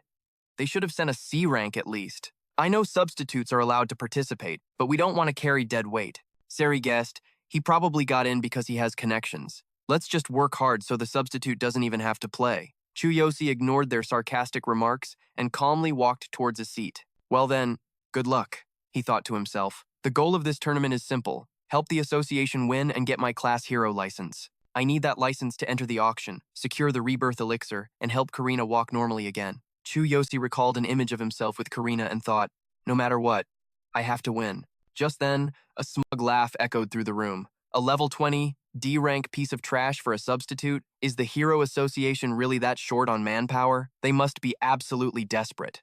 Race's group glared towards the door. The Sea Serpent Guild. One of the 5 major factions that had a long-standing rivalry with the Hero Association. They walked in. A group of 4, from right to left. Venom Fang, level 37, class hero, rogue, combat power of 17,000. Black Sword, level 37, class hero, warrior. Combat power of 17,500. Their substitute, Gantetsu, level 36, class hero, warrior, combat power of 16,000. And Fiery Demon, level 36, class hero, mage, combat power of 16,500. Chu Yosi silently assessed them. Their combat power is higher than ours. No wonder they're so arrogant. Sari whispered a reminder. 5 major factions and the 3 great guilds have been consistently opposing our hero association. The higher-ups usually ignore it, but when profits are involved, conflict is inevitable. Fabian bluntly shouted, "Hey, D-rank sub, they're laughing at you." Black Sword crossed his arms and mocked. Bringing a D-rank as a sub is a total joke. You guys are going to die a pathetic death this time. Fabian gritted his teeth in anger. How arrogant. The Hero Association is the largest organization that evaluates hero levels. The results of today aren't set in stone yet, so watch your mouths and stop acting so high and mighty. Gantetsu cracked his neck and stepped forward. Acting high and mighty? Nowadays, hero evaluations are the same everywhere. He grinned menacingly and proposed, "How about we have a little sparring match before the tournament starts? Don't worry, it's just a friendly competition. These kinds of practice matches are approved by the tournament organizers. The only rules are that both sides must agree. No weapons and no killing." So, Gantetsu glanced at Chu Yosi and taunted, "Of course, if you're scared, you can just run. That way, when you inevitably lose in the real match, you can just blame it on your little D-rank substitute." Fabian immediately agreed. "Deal. C-rank versus C-rank. You guys better not run either." He then stepped out and told Chu Yosi, "A D-rank like you can't handle him." "Let me go," Gantetsu demanded. "So, shall we start now?" In the temporary arena prep area, a crowd was buzzing. Looks like the Hero Association and the Sea Serpent Guild are about to have a warm-up match. Fabian stepped forward with his stats displayed. Hero Association, Fabian, level 36, class hero, rogue, combat power of 16,000. Opposite him, Gantetsu cracked his knuckles as he approached. Sea Serpent Guild, Gantetsu, level 36, class hero, warrior class, combat power of 16,000. The two faced off as the starting signal sounded. Fabian was the first to charge in. He thought to himself, he didn't even need a weapon. His bare hands would be more than enough. But Gantetsu just leaned back, dodging easily. "What a pathetic little move," he sneered. Fabian skidded to a halt, gritting his teeth. "What is this speed?" Gantetsu raised his leg high, a sinister grin on his face. "I'm used to fighting thugs like you. I have no intention of playing nice." "You're too slow." With those words, he stomped down, shattering Fabian's bone. Fabian screamed in agony, clutching his leg. His 2 teammates cried out his name in horror. He cradled his broken limb, groaning, "My leg. The system says my right leg is broken. I can't compete in the tournament anymore." Gantetsu scoffed in disgust. "You Hero Association rejects are all talk, weak as a kitten." He raised his foot again, ready to cripple Fabian's other leg. "I don't care if I get penalized for breaking the rules for substitutes." Race and Siri rushed forward, shouting, "Stop it, you bastard!" However, a shadow moved even faster than them. Chu Yosi instantly appeared at Fabian's side, blocking the devastating blow with his bare hand. Gantetsu's face went pale with terror. That power. "It's immense," he stammered. "Who are you?" Chu Yosi stared him down, his voice ice cold. "Are you trying to kill me?" Just then, the crowd finally reacted, yelling, "What was that speed just now?" Chu Yosi turned to the staff. "Excuse me, please get him to the medical room." The 2 staff members snapped out of their shock. "Yes, sir." Before being helped away, Fabian gave a worried warning. "You have to be careful." Chu Yosi replied calmly, "You're the one who needs to be careful." He turned back to his opponent. "You started this challenge, so I'll finish this fight. If you're scared, then get lost." The massive giant stood tall, facing off against Chu Yosi. "You? A substitute fighting a substitute? Fine." The giant let out a contemptuous laugh. "Even a D-rank brat knows how to act tough. Huh?" His feet began to stomp forward, closing the distance to Chu Yosi. "Let's see you handle this." A fist carrying immense power flew towards him. "Here I come." Race couldn't stand the giant's cowardly tactics anymore. He and Sari charged in. "That coward! He's trying to get us disqualified by taking out our members." Suddenly, a flash of blue light zipped past Gantetsu. A look of pure shock spread across his face as he realized Chu Yosi had dodged the attack. He had expertly read Gantetsu's move and countered with a swift kick to the man's leg. Gantetsu tumbled to the ground, shrieking in pain.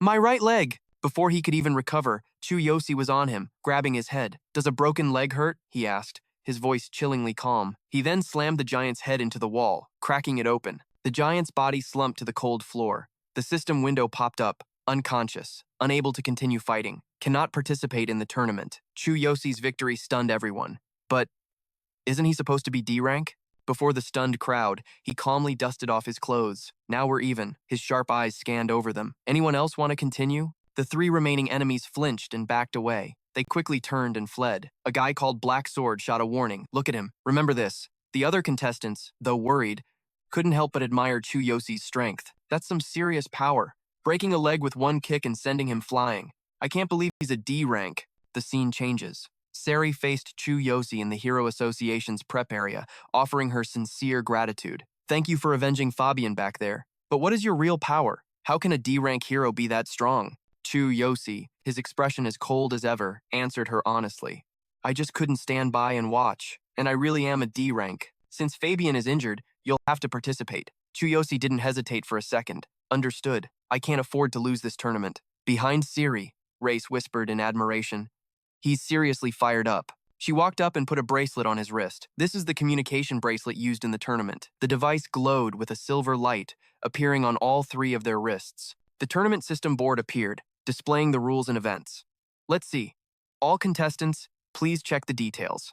Reading it, Chu Yosi asked, the first event is an elimination quest, a simple strategy to cut the number of contestants in half. An elimination quest, Sari explained, picturing contestants swarming a monster. All contestants will have to defeat monsters inside a mock dungeon. If you score 150 points in 1 hour, you pass. If not, you fail. However, there are other rules. Images of high-ranking heroes appeared as she spoke. Right now, there are 120 contestants. If more than half of us pass, only the top 60 based on points will advance. So, even if you pass, if you're not in the top 60, you still fail. This means even 155 points isn't a guaranteed pass. So we have to kill as many monsters as we can to get more points. Race added from the side. You can choose between two difficulty levels, normal and dark mode.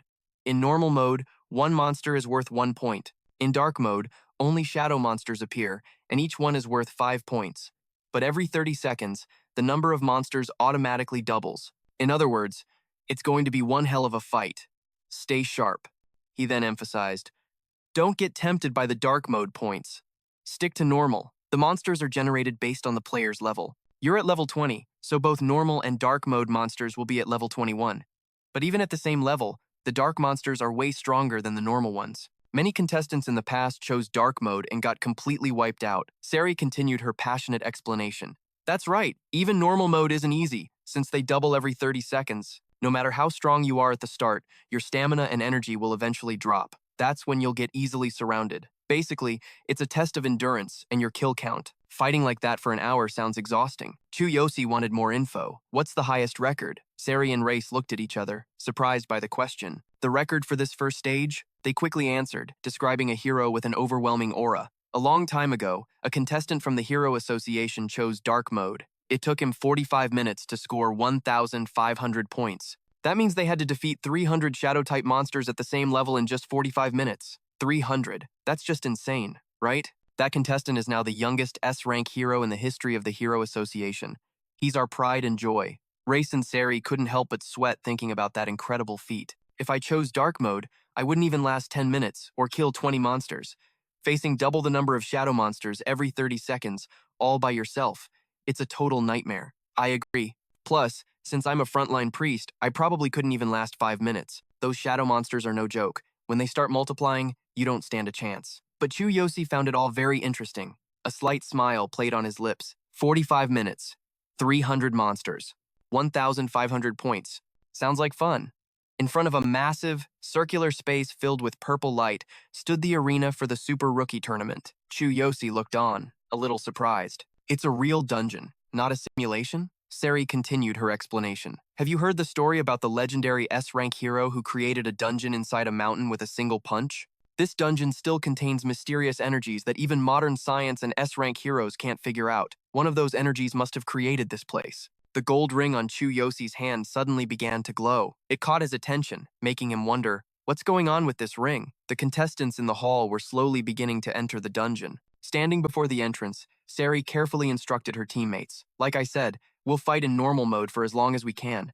When the enemies suddenly increase, don't push yourselves. Keep your distance and take them out one by one. Her voice was firm as she rallied them. We have to fight carefully for 1 whole hour. Even at level 20, The shadow monsters are much stronger. The moment they multiply, we're dead for sure. Our association already lost one member, so the three of us are their only hope now. Let's give it our all. Race clapped Chu Yosi on the shoulder, showing his support. All right, time to work and level up. But the ring on Chu Yosi's finger wouldn't stop vibrating, raising more questions. It's shaking again? What the hell is this thing reacting to? The system interface flared to life, crackling with violet lightning. Choose your difficulty. Normal mode or dark mode. Normal would be a cakewalk. Reese and Saris watched his every move. Normal mode was the safe choice. Chu Yosi made his decision in an instant, tapping the system panel. His face was a mask of cold excitement, ready for whatever came next. Difficulty confirmed. You have chosen dark mode. Huh, too bad for them. My opponents are all dark type anyway. A new, mountainous landscape materialized before him, the trial dungeon for the Super Rookie Tournament event. Dark mode. Chu Yosi was stunned by the sheer scale of the dungeon. I didn't think it would be this huge. Level 20. Current job. Warrior. Equipment. Black camouflage armor set. Fox Beastman suit. Weapon. Crescent moon blade. Skills. Lightning art. Copy. None. Combat power. 27,600. He stared at the system panel, starting to strategize. The trial dungeon has been generated. Difficulty. Dark mode. Contestant's current level. 20. Shadow monster level. 20. The first monster will appear in 10 seconds. Every 30 seconds, the number of living monsters will increase. Please prepare for battle. Every 30 seconds, the survivors double. If I don't wipe them out fast, after 30 seconds there will be 2, then 4, and it'll just keep multiplying. A small smile played on Chu Yosi's lips as he figured it out. So that's why they called dark mode a nightmare. A normal contestant wouldn't last in here. Golden lightning crackled around him as a massive surge of bright blue energy flared in his palm. But I'm no normal contestant, and this is the perfect chance to test my new skill. The system announced the dungeon gate was opening, as the first monsters began to appear. Counting down, 10 seconds, 5, 3, 1. A hideous creature slowly clawed its way out. Shadow Beast. Level 20. Combat power, 8,000. Attribute, Dark. Spirit. Trait, Hard Scales. Defense plus 20%. Inflicts mental fatigue. Attacks include spirit damage. God's Eye analysis complete. Recommended strategy. Maintain distance to avoid spirit damage and prioritize elimination. Chu Yosi eyed it with a cold gaze. A layer of killing intent flashed in his eyes as he acknowledged its strength. Yeah, this thing is on another level from your average mob. Chu Yosi continued scanning the data panel, absorbing the information. Actually, this is pretty convenient. Skill. Thunderclap one-hit strike. Skill details. Range. 300 meters. For 10 seconds, continuously attack one enemy within a 5-meter radius. Unlimited uses. 300 meters and 10 seconds, huh? He carefully planned his next move. Using a new skill from this distance is possible, but if I get any closer, the enemy will just target me and move out of the effective range. Building his grand plan one small step at a time, Chu Yosi began to act. I'll try attacking it from the edge and see how it reacts. His eyes locked onto a target at the peak of a mountain. The system panel updated again. God's Eye analyzed the target on the mountaintop, 283 meters from the ground below. The terrain is flat, suitable for skill activation. Chu Yosi braced himself to jump. 283 meters. He shot upwards like a black lightning bolt. The monsters were already multiplying. 30 seconds have passed. The number of shadow monsters will now double. Even Chu Yosi was shocked at the sight. 2 of them. Fine.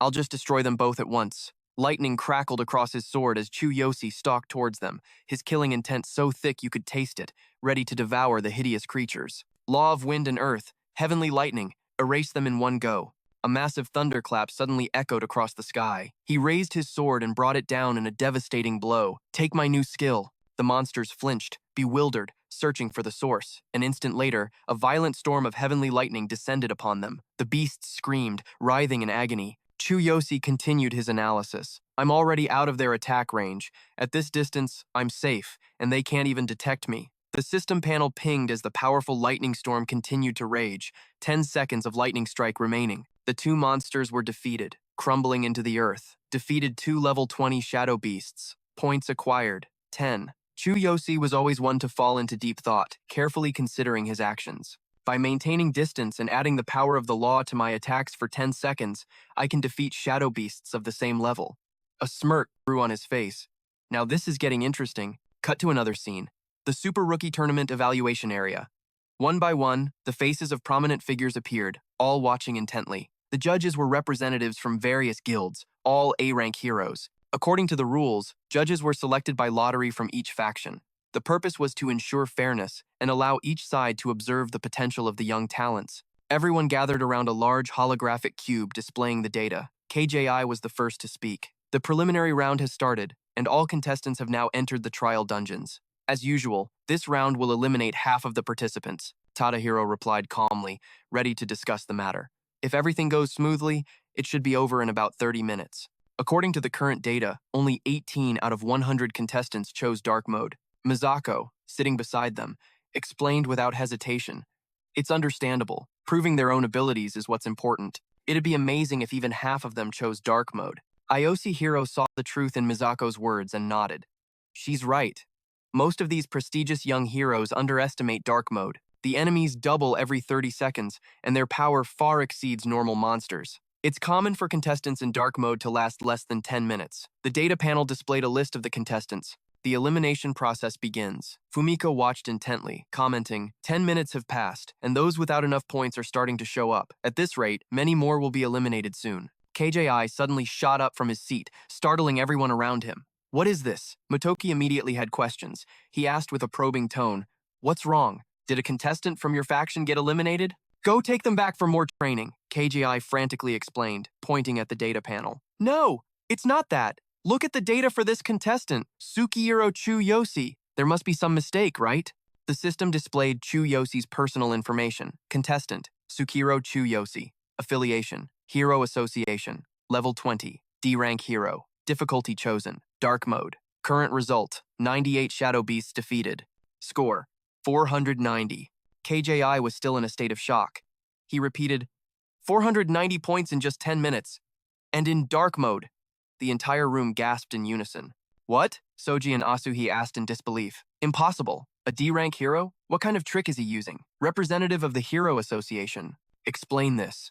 Is that contestant using a secret weapon? Shizuka broke out in a cold sweat, her eyes scanning the data on her own panel. As the judge representing the Hero Association, I've never heard of an official member named Tsukihiro. She stopped at the photo showing his portrait, still trembling at Chu Yosi's extraordinary feat. He registered at the last minute. He's a reserve member of the Hero Association. The room buzzed with discussion over this new information. A reserve? That's ridiculous. A D-rank reserve scoring 490 points in 10 minutes on dark mode? Koichi stated his own theory with conviction. He must have used a high-grade item. The room continued to buzz about Chu Yosi. However, faced with this incredible data, they all agreed on the most plausible theory. This means Tsukihiro Chu Yosi is on track to break the record of the youngest S-rank hero. Chu Yosi gripped his blade tightly, standing silently in the gloomy space. In the sky, thunder roared as lightning flashed without end. The horde of shadow beasts looked up in unison as he raised his blade, small arcs of electricity dancing around it. In the next instant, lightning from the heavens crashed down, striking the shadow beasts on the ground. A massive sphere of energy formed as the lightning bolts converged. Wiping sweat from his chin, Chu Yosi gasped for breath. The system window flashed. 12 level 20 shadow monsters defeated, 60 points acquired. His current total, 98 monsters down, with 2,490 points. 48 minutes left on the clock. Exhaustion was setting in as he recalled clearing the third wave. Taking out 32 monsters with Heavenly Thunder was his absolute limit. But after spamming it 3 times and using the power of the law, he couldn't maintain his energy any longer. Time to recover. Chu Yosi pulled out a recovery potion and downed it. Energy surged back through his veins. Setting his sword aside, he sat down to catch his breath. While he recovered, all he had to do was wait for the next wave of monsters.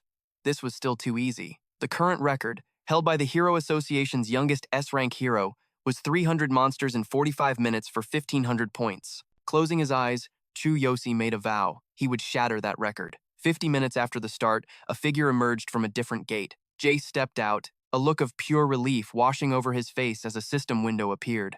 Name, Jace. Affiliation, Hero Association. Level 36, C-rank hero. Class, Warrior. Combat power, 16,500. Difficulty selected, normal mode. Final result, 560 monsters, 560 points. Status, complete. Time, 50 minutes.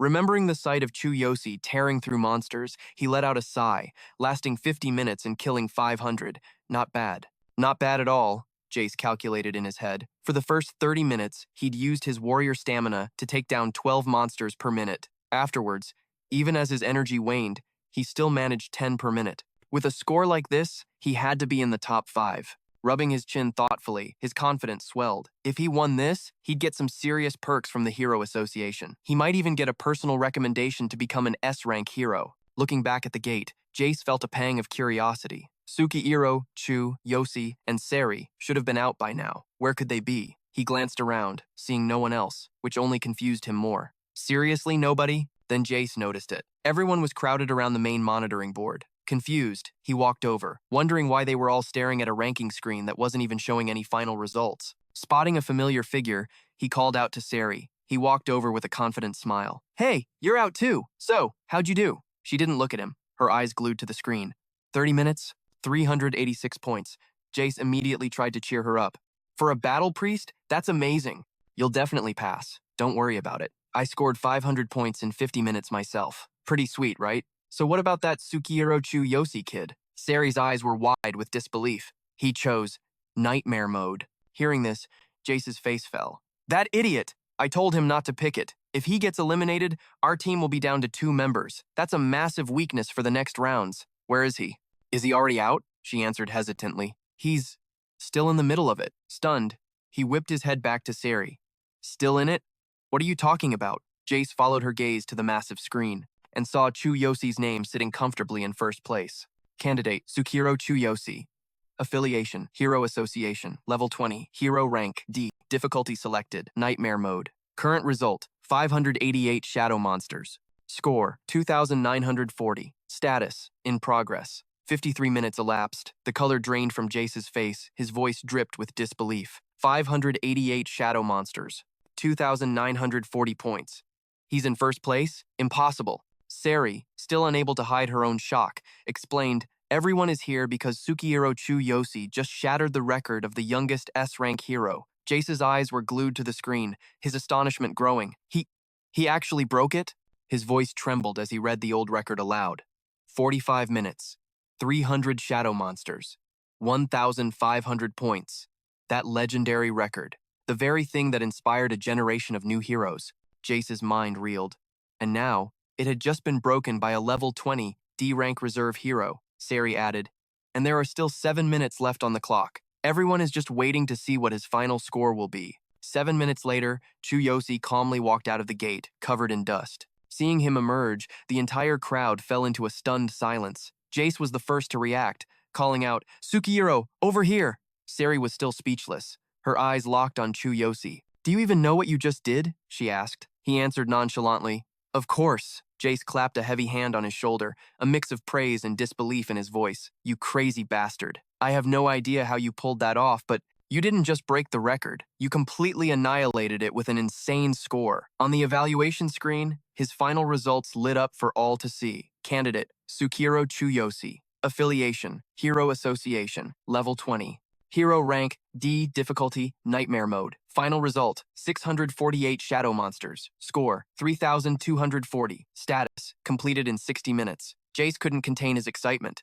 3,240 points? That's just ridiculous, Sari said with a shaky voice. A record like this, it might never be broken again. Looking up at the screen, Chu Yosi just sighed. "If I'd had more time, I would have gotten a lot more." Just then, the examiner's voice echoed through the hall. "The basic stage is now complete. 75 participants have been eliminated. 45 have passed. The highest record for this tournament belongs to Sukihiro Chu Yosi of the Hero Association. In Nightmare Mode, he defeated 648 monsters, achieving 3,240 points. This is an entirely new legend." In an instant, every eye in the room locked onto him, burning with bitter jealousy. Sari leaned in, her voice low with concern.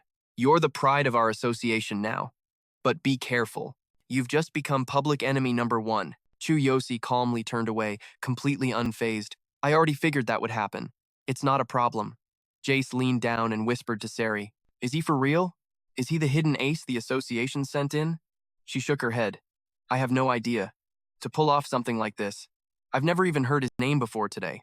Suddenly, the watch on everyone's wrist buzzed in unison. Information for the second event flashed onto the screen. Event 2. All members of the same guild must enter designated dungeons as a team. If only one member remains, they will be considered a full team and can complete the mission. Any team that fails to complete their mission will be eliminated. Meanwhile, At the Hero Association's private training ground stood Hosimiya Kenji, an S-rank hero with an impossibly high level and overwhelming combat power. Kenji let out a long breath as a notification popped up. Trial combat against level 60 Shadow Monster, completed in 12 seconds. Just then, someone entered the training hall. Not even a level 60 Shadow Monster can last 12 seconds against you. That's the power of an S-rank hero. The speaker was Sesko, one of the 4 great elders of the Hero Association. The elder spoke. This year's Super Rookie Tournament has begun. Aren't you going to participate? Kenji wrapped his wrist with bandages, his voice laced with boredom. It's the same old story every year. Showing up for the final award ceremony is enough for me. However, Sesko's next sentence made him pause. Your record for the basic stage has been broken.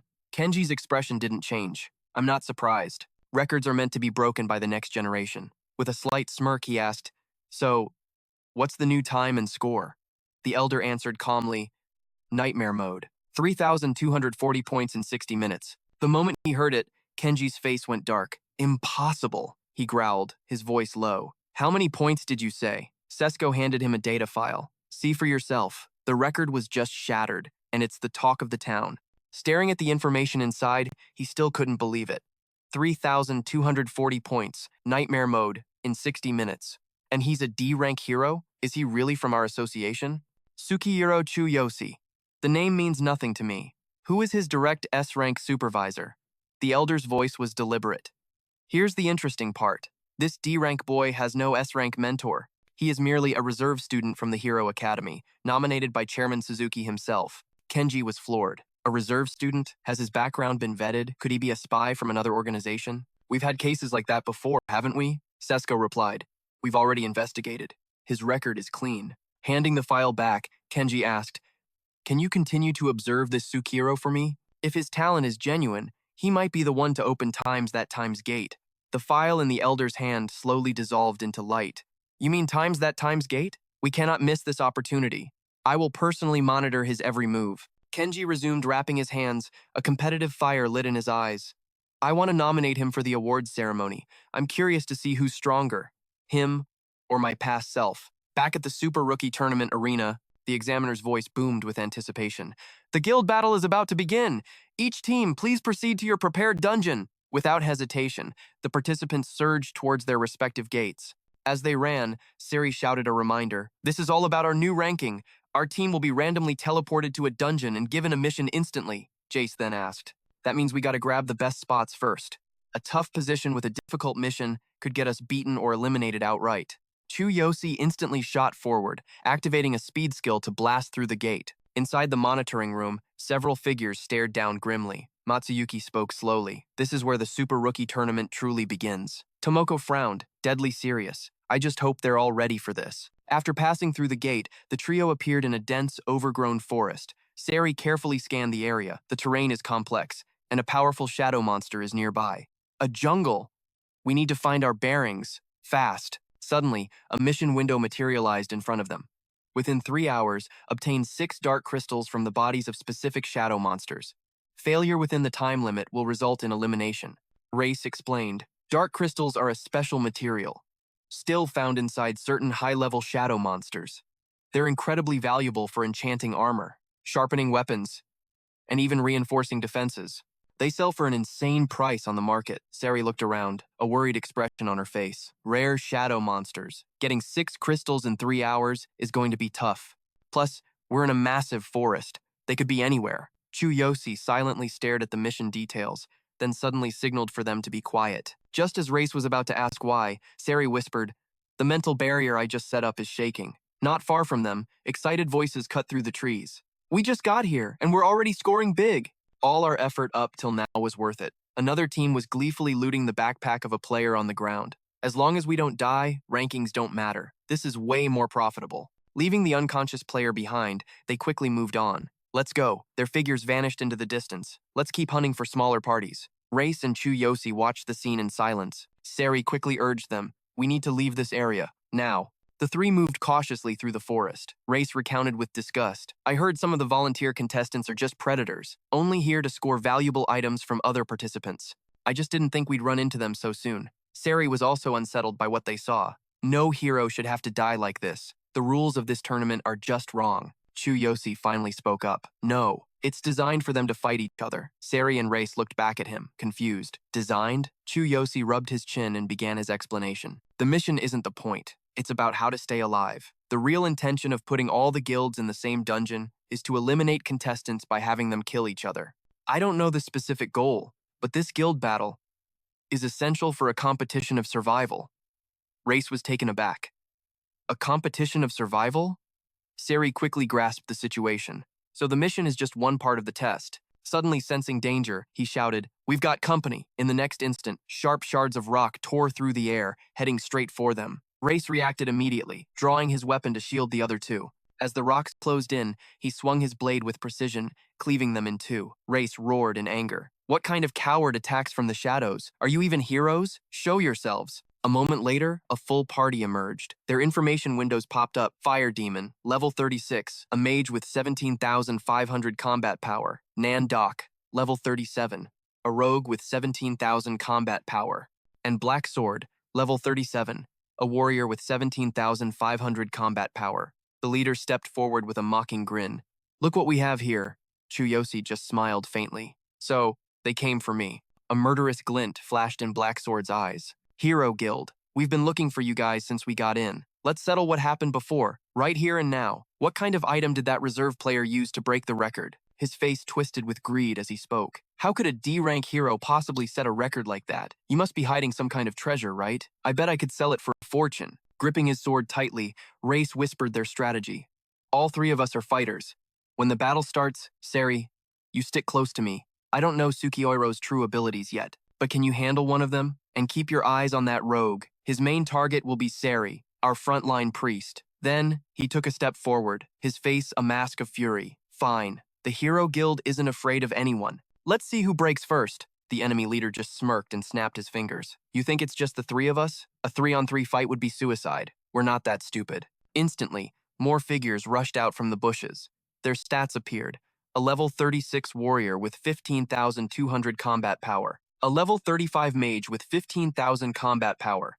Black Sword declared confidently, "These two from our allied guild also wanted to teach you dogs a lesson." The color drained from Race's face. "They had allies," Sari said worriedly. "Another rogue and a mage. We have to fight them head on. We should retreat." Just then, Chu Yosi placed a hand on Race's back. "You two, go ahead and find the dark crystals. I'll handle things here." Race snapped back in disbelief. "What are you talking about? You want us to just leave and do the mission?" Even Sari was terrified. "Don't be ridiculous. There are 5 of them." He casually stepped forward. "Trust me, and go. We can't afford to waste any time. I'll take care of all 5 of them myself." Race grew even more anxious, trying to reason with him. "You're going to fight 5 of them alone? If your level was higher, maybe. But at level 20, a D rank like you? That's suicide." But Black Sword and his crew were already closing in. "Trying to figure out an escape route? I don't think you'll get the chance." Summoning his blade, Chu Yosi said, "There's no time, just trust me. Besides, they're after my treasure, right?" Race still hesitated.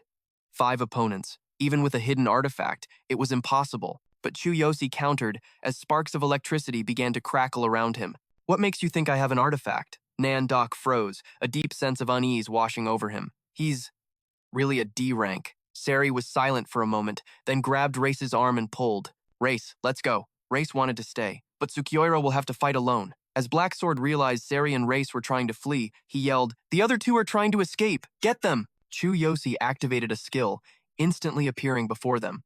Thunderclap Art.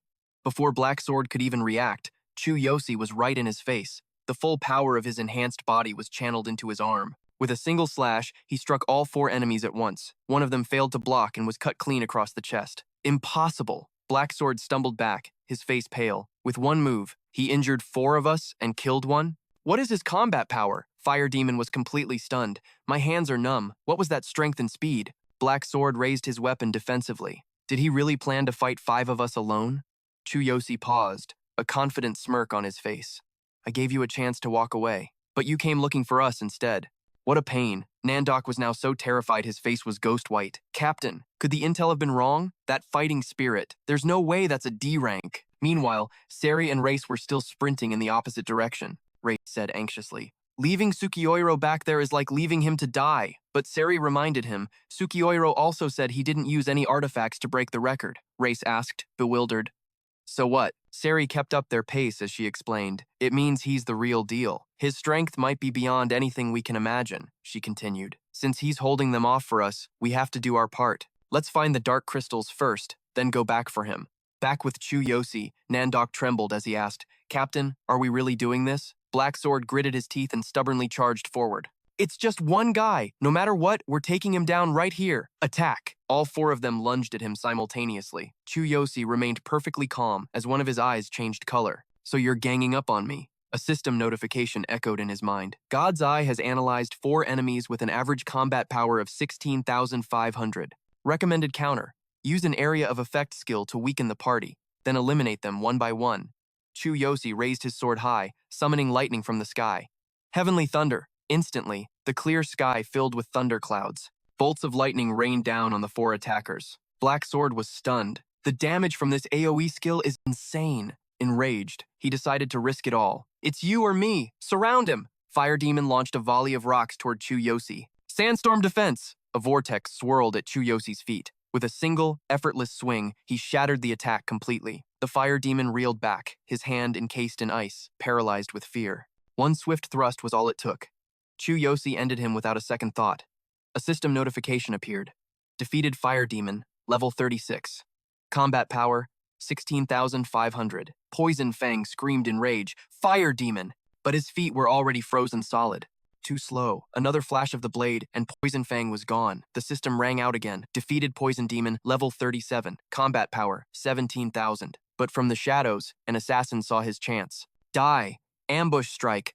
But Chu Yosi simply raised his arm. The blade stopped dead, leaving only a tiny scratch. Strongest body skill activated. Defense increased by 60. The assassin's face went pale. Just a scratch? That's impossible. Another clean strike, another life taken. The system announced, defeated robber, level 36. Combat power, 15,200. Black Sword finally understood the situation. He was trembling too hard to even speak. This guy is in a league of his own. What kind of monster are we dealing with? Slowly, Chu Yosi turned his gaze upon him. You're next. The man dropped to his knees, begging. Please, spare me. We were idiots. Just let us live. What level are you? Chu Yosi answered calmly. D-rank hero. Level 20, he stammered. Then what's your combat power? As Chu Yosi raised his sword, he spoke. 27,600. Black Sword's eyes nearly popped out of his head. A D rank with a combat power of 27,600? One final swing. The system alert sounded. Defeated Black Sword, level 37. Combat power, 17,500. Chu Yosi's strike was so immense, it called down a bolt of lightning from the heavens. The Supernova tournament grounds fell into a terrifying silence. Chu Yosi looked down, letting out a soft breath. All right then. He knelt and picked up a loot pouch. Not a bad haul. Scored a few decent items. The system displayed the loot. 2 instant recovery potion bags, a pouch of gold, a black-bladed sword, and the Fire Demon's staff. Chu Yosi simply opened his palm, and the items vanished into his ring. Man, this spatial ring is a lifesaver. It'd be a crime to leave all this good loot behind. But just as he finished, he froze. Someone's coming. I can't linger here. Without another word, Chu Yosi warped away. Time to get back to Race and the others. The scene shifts deep into the forest. Race and Sari are desperately dodging a beast's frenzied assault. The Cryptodagnus's health bar was nearly halfway down. Sari provided support from the rear. I've cast a defensive buff on you. Give it your all, Sari warned him cautiously. I've only managed to chip away a third of its health. Watch out for its horn. Race didn't answer, charging straight into the fray. He narrowed his eyes, a flicker of triumph in them. The dark crystal, it's right there on its chest. We found one! What a stroke of luck, but its defense is insane. Come on, let's finish this thing. Sure enough, a gem pulsed with light on the beast's chest. Suddenly, Sari cried out in alarm. Race, that's a new attack, watch out. But her warning came too late as the beast struck. Race couldn't react in time and was sent flying. His health bar plummeted by half. He gritted his teeth, a low growl escaping his lips. Damn it, this is no ordinary shadow beast. One hit, and it feels like my insides were put in a blender. Race cursed inwardly, even with Sari's defensive buff. Suddenly, the Cryptodagnus whipped its head around. Sensing the danger, she immediately fell back. Crap! As a battle priest, a direct hit could kill me. Without warning, the beast began channeling magic into its fist. The Cryptodagnus clenched its fist and threw a punch. A powerful vacuum pulled Sari off her feet. This suction is insane. The massive fist was closing in fast. Race roared, Sari, put up a barrier, now! Ignoring the danger to himself, he threw himself in front of her. "Look out!" Race screamed in agony as he intercepted the blow, watching his sword splinter into pieces. "My sword." The Cryptodagnus didn't hesitate, unleashing another devastating strike. This time, the attack slammed into both of them. Race reported helplessly, "My weapon's shattered." "I can't fight like this." Sari made the call. "This thing is too vicious. We have to retreat and regroup." But then she froze. I can't move my body." From the darkness behind them, a figure emerged. A voice echoed, "Once you're caught in my shadow control, there's no escape." A status window appeared. Night Assassin Guild, Shadow Assassin, Level 35, C-Rank Adventurer, Combat Power, 14,500, Special Skill, Shadow Manipulation. The guild exclusively recruits assassins, teaching them their signature art. This skill completely seals an opponent's movements. Once you're caught in their trap, escape is nearly impossible. They may not be masters of direct combat, but they are the most dangerous predators lurking in the dark. They control their targets from the shadows, draining their energy until they collapse. Once they have you in their sights, they are a truly nightmarish opponent. Blood-Eye smirked, his voice dripping with arrogance. Well, I never expected you two to whittle down the health of a beast that my 3 brothers and I couldn't even scratch." Race cursed the moment he saw him. The Night Assassin Guild. Damn it all. Blood-Eye didn't waste any time, calling out to his men. "See? Lying in wait paid off. Let's finish this thing now." His 2 lackeys eagerly obeyed. Shadow Prison, chains of darkness erupted, binding the beast. "Thanks to you two, I had plenty of time to prepare this little trap." Blood Shadow and Bloodblade seized the opening, rushing in. One of them dodged a burst of energy. "This dark aura is nasty stuff. I barely got away." He slammed his hand on the Cryptodagnus, shouting orders. "Quit messing around and finish it. Its health is almost gone." Suddenly, an orb of energy shot out from the beast's head. Bloodblade reacted instantly, leaping out of the way. "That was close." The 2 assassins paled. "The only reason we're safe is because of the Shadow Prison's restraints." "But what kind of attack was that?" Blood-Eye grew impatient. "Quit wasting time and get it done." Race trembled, struggling to his feet. He glared at the assassins and spoke through gritted teeth. "You're after the dark crystal in its chest, aren't you? We're not so different, you and I. My party's mission is to collect those dark crystals. I can only say, you picked the wrong day to be a hero." Seeing the killing intent in Race's eyes, Blood-Eye just laughed. "Don't give me that look. After we deal with this thing, you're next. The big guy can be the first to die." He then turned to Sari with a disgusting leer. "As for this pretty little thing, maybe my brothers and I will have some fun with her before we send her on her way." He added, "You can't move anyway, so don't even think about fighting back." Suddenly, a flash of light split the sky. Bloodblade looked up, confused. "What was that? A thundercloud?" Before he could finish the thought, the lightning bolt struck. He watched as the Cryptodagnus was instantly obliterated. He screamed in a panic, "Captain, we have a problem." Blood-Eye's eyes widened in sheer terror. What in the world is going on? In the distance, Chu Yosi's sword was hurtling toward them. It pierced straight through Bloodblade's chest. Blood Shadow's jaw dropped in disbelief, and before he could even process it, Chu Yosi was right behind him, a finger to his lips. Chu Yosi unleashed a devastating punch. Strongest body, fist hardening. The assassin was instantly vaporized. With the minions gone, Chu Yosi fixed his cold glare on Blood-Eye. The man flinched, his voice trembling with fear. "You're Sukuiro Chu Yosi, the one who shattered the record." A cold sweat dripped down Blood-Eye's face as he tried a desperate threat. "Don't come any closer. Or don't you care what happens to your friends?" Chu Yosi slowly summoned a warhammer. That was the worst possible move you could have made. He looked down on Blood-Eye, his aura radiating pure killing intent. "Now, let's see who's faster." Sparks of lightning still crackled on the ground. A status window for Chu Yosi appeared. Level 20. Class, Warrior. Equipment, Black Armor, Fox Beastkin Disguise Set, and the Moon Sand Blade. Skills, Heavenly Thunder Copy. Combat Power, 27,600. He gripped the warhammer, his aura blazing. Blood-Eye flinched, his mind racing in terror. What kind of skill is that? He couldn't believe his eyes. This power. Even Race froze in his tracks. That fighting spirit. He's on a completely different level than us. The system displayed its analysis. God's Eye analysis. Enemy reaction speed is 0.3 seconds. Current distance is 9 meters. With a normal attack, Sari's throat would be slit in 0.8 seconds. The recommended strategy: use the strongest physique to focus all power into the middle finger and instantly neutralize the target by exploiting an opening. Chu Yosi grimly assessed the situation. A standard attack would be useless. If the God's Eye analysis is right, I have to take him down instantly, or Sari will be in danger. With that thought, he unleashed a wave of energy. If this hammer were smaller, it'd be much easier to throw. Chu Yosi quickly willed the hammer to shrink, stopping when it felt just right. It's smaller now. He lowered his head, deep in thought.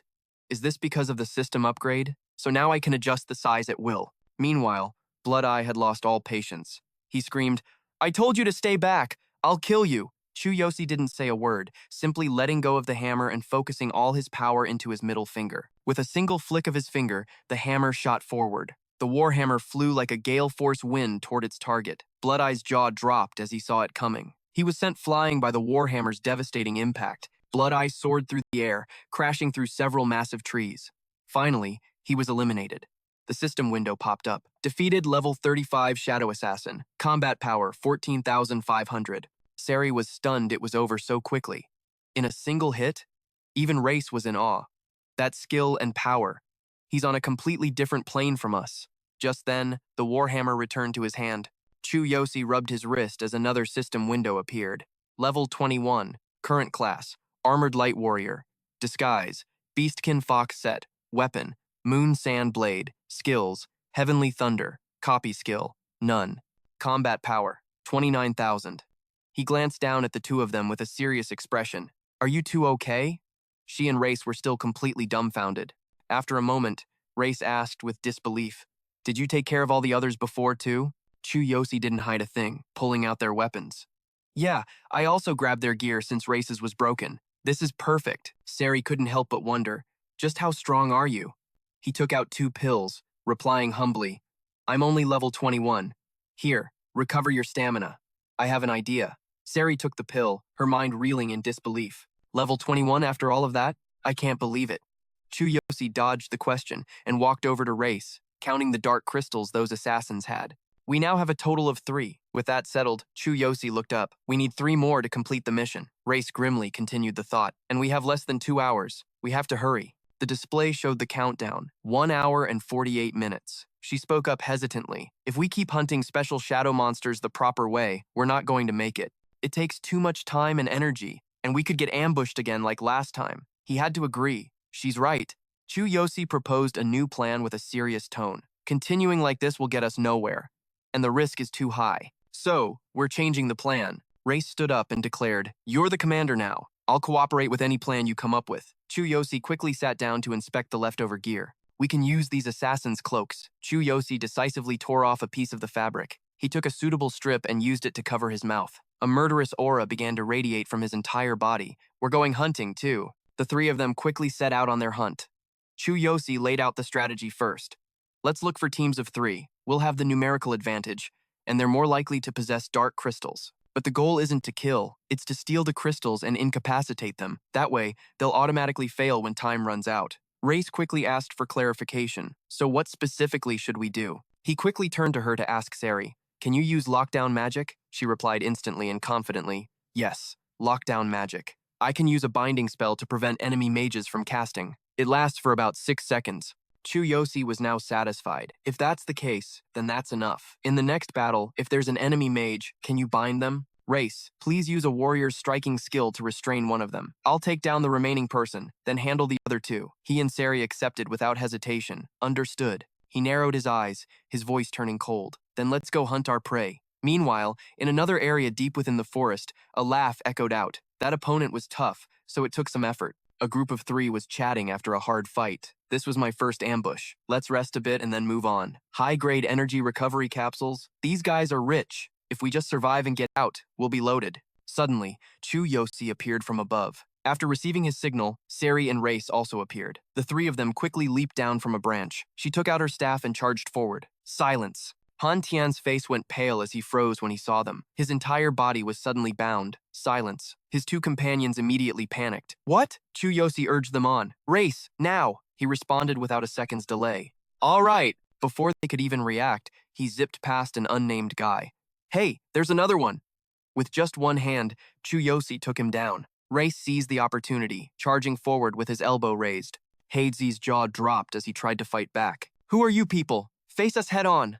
Race lunged forward, swinging hard at the man's sword. Just then, Chu Yosi appeared behind him, making Hadesy break out in a cold sweat. He landed a single blow that instantly eliminated him. Han Tian's eyes widened in shock. Both of them were defeated in less than 10 seconds. I have to run, but he hadn't taken more than a few steps before Seri stopped him. Trying to abandon your comrades? Han Tian struggled with all his might, but it was useless. My legs. What is this effect? He froze when he saw Chu Yosi's silhouette flash by. So fast. Is he an assassin? Chu Yosi showed no mercy, delivering a powerful strike to Han Tian's gut. Finally, he collapsed at Chu Yosi's feet. All right then, should I loot their stuff? The three of them split up to search each person's belongings. He satisfyingly pulled out a stone. Good, found one. 2 more to go. Chu Yosi turned to the others. How much time do we have left? Seri quickly pulled up the display. 82 minutes. Race was a bit concerned. It takes time to find and defeat suitable groups. Just finding these guys took almost 30 minutes. But Chu Yosi just calmly reassured them. Let's keep going. It'll get easier to find good targets as we go on. His words confused Race. Why? Chu Yosi explained as they moved. The weak teams have already been eliminated, so the ones left should have some loot. 20 minutes later, the second group was defeated. Time remaining. 60 minutes. Race looked frustrated. Damn it, they don't have any. 15 minutes later, the third group was defeated. Time remaining. 45 minutes. Seri suddenly cried out in joy. Found one! Just 1 more to go.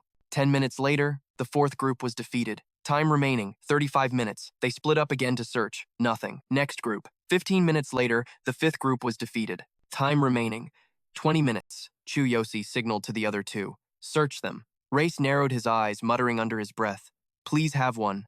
I'm at my limit. Seri also sighed, exhausted. Yeah, even though this was our choice, the constant stress is draining. A few groups managed to break the silence spell and fight us head-on. I think they were from the Green Viper Guild. After finishing his search, Chu Yosi turned to his teammates. No matter how carefully we plan, unexpected things will happen. Luckily, we were able to defeat them. This guy has nothing. What about you two? Race pulled down his face covering to breathe. Same here, less than 20 minutes left. As she was searching, she suddenly paused. There's something hard here. Seri joyfully held up the stone.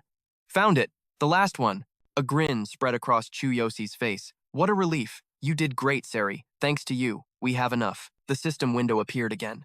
Notification. All 6 dark crystals have been collected. Mission complete. You can now exit through the entrance or wait until the time limit expires. Race was so happy he started jumping for joy. We did it! Let's get out of here and rest. We need sleep for the next match. I'm totally exhausted, but a moment later, something shot past his arm. Seri whipped her head around in alarm. Race! Over on this side, something was silently attacking her too. Chu Yosi reacted instantly, yanking Seri out of harm's way. Danger. He turned to Race, asking, Are you all right? Race's eyes were bloodshot with tension, his arm badly wounded. He roared in fury. You bastard! Show yourself! A new crawler just appeared. You're one of those groups that just hunts other players, aren't you? Seri stared in horror at the dark crystal display. The system showed 1 dark crystal was missing. Dark crystals acquired. 5 out of 6. Mission incomplete. Flanked by 2 teammates, the newcomer spoke with pure arrogance. The Dragon's Fury Guild, playing the hero in a place like this? What a bunch of fools. So you're that famous D-rank adventurer? Sukihiro, the one Chairman Hunter is so interested in. She froze, recognizing him in an instant. That's Sid of Dragon's Fury. He's a dangerous man, not some ordinary adventurer. For a C-rank adventurer, anyway. Chu Yosi frowned. She means he's no ordinary C-rank adventurer, Seri quickly explained. He's a second awakener. A second awakener. Someone who reawakens after their first awakening as an adventurer. Most possess overwhelming abilities, making them special talents that every organization fights to recruit. Sid raised his sword, issuing a challenge. My boss ordered me to test your abilities. Normally, I wouldn't waste my time on a boring tournament like this. I'm just curious what the boss sees in you. As Sid prepared to launch his attack, Chu Yosi's expression turned to ice. He issued a sharp command. Seri, heal J. Now. She nodded, understood. Just then, the system's voice echoed unexpectedly. Unable to gather new information. Anti-scouting item in use. Chu Yosi silently gathered energy in his hand, his eyes deep in thought. An anti-scouting item? I've only ever seen those in item guides. An insanely expensive artifact that protects a user's information. Can it really block my divine eye? This opponent, his presence is on a completely different level from anyone we've faced. He clutched his injured arm, his voice raspy. Sukihiro, find an opening and run. Second Awakeners are so powerful they don't usually participate in tournaments like this.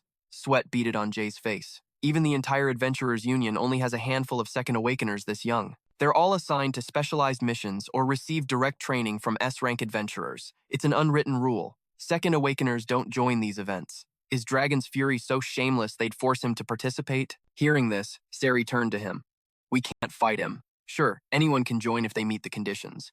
But if the levels are the same, a Second Awakener's abilities are on a whole different dimension. To put it simply, most S-rank adventurers are Second Awakeners. That's precisely why they get such intensive, specialized training from everyone. But Chu Yosi remained perfectly calm, showing no hint of worry. This is news to me. A Second Awakener, and most S-ranks? Is he really that strong?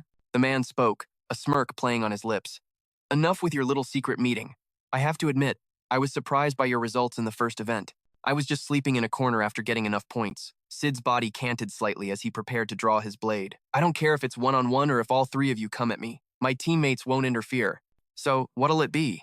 A cold light flashed in Chu Yosi's eyes. When did Dragon's Fury start targeting us? I heard they were one of the 5 great factions, but I didn't realize their boss was so delusional. The man's face instantly darkened with rage. You dare speak of our boss, the Dragon Tamer. Sid's hand tightened on his hilt, slowly drawing the blade from its sheath. He suddenly unleashed a tempest of pure force that shot straight towards him. Seeing Tsukiro parry the blow, Sid smirked. Good reflexes. But watching it, both she and him were left utterly stunned. To have this much power just from drawing his sword.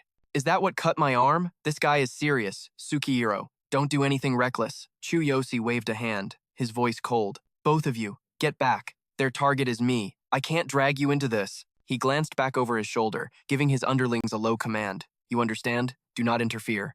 They nodded.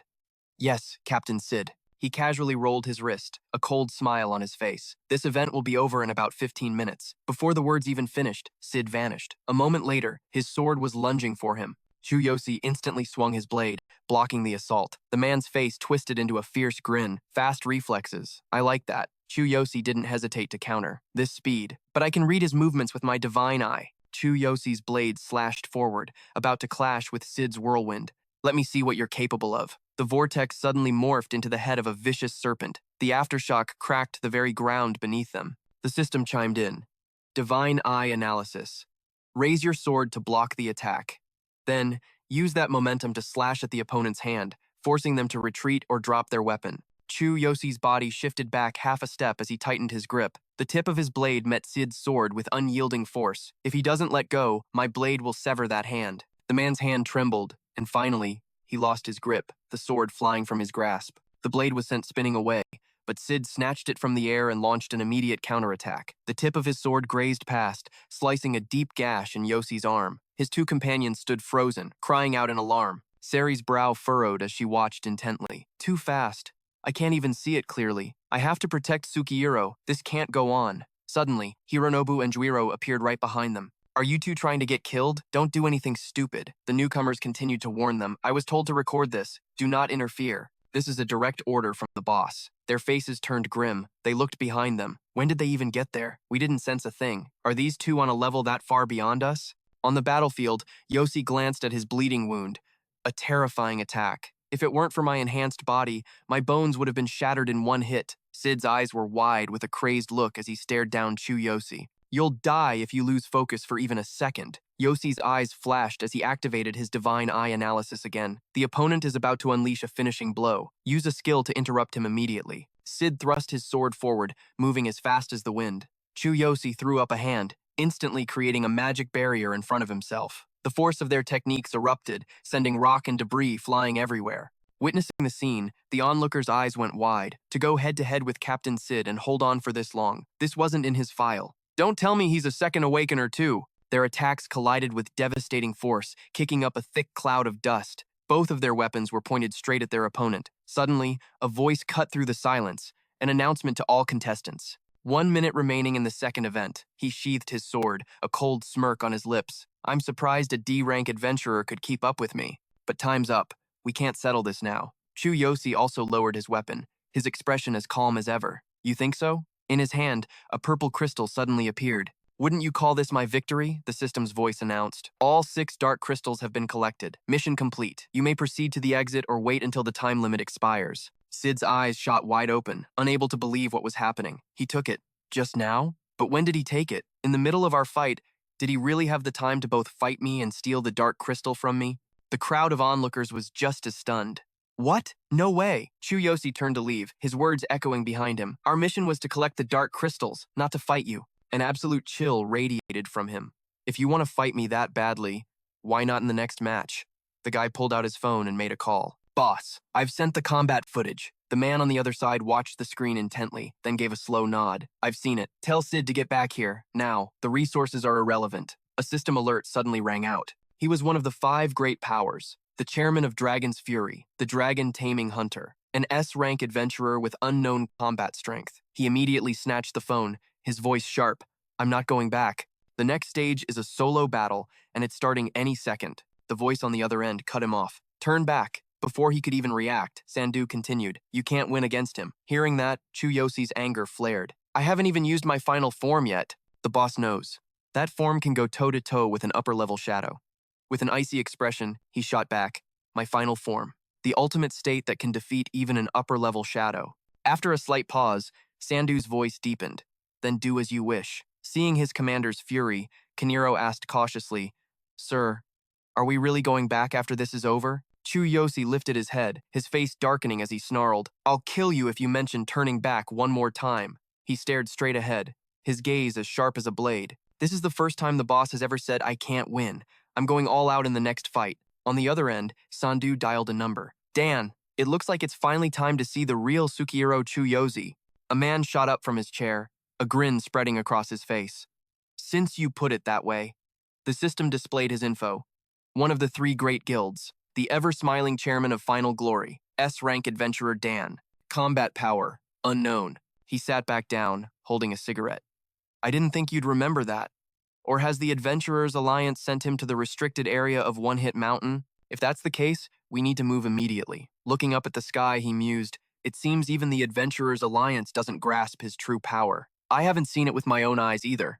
But Sandu's words were cryptic. He can clearly open that gate in the restricted zone. Back on Yosi's side, the 3 of them stepped through the portal. 45 people entered the second stage, but only 12 passed. The rest either died or gave up. We made it through, but I'm not exactly thrilled. Stepping inside, Chu Yosi scanned the area, counting us. Only 3 teams passed with all their members intact. There's also 1 2-man team and a solo player. A solo player? What a monster. He stared intently at the screen, his voice low. We barely scraped by with the required number of dark crystals. The other teams collected more than enough and finished early.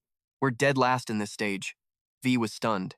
Dead last? So who's the solo player? The screen displayed the info of the top-ranked player, Sinkai, from one of the 3 great guilds, the Skull Knights. Number of dark crystals gathered, 18. His eyes widened in disbelief. 18 crystals for the top spot, so that's the Skull Knights Guild, the most feared of the 3 great guilds. I've never heard that name before. Is he a second awakener too? She was just as impressed. Members of the Skull Knights are always shrouded in mystery. No one even knows the gender of their leader. Chu Yosi stared at the name, muttering, the Skull Knights Guild.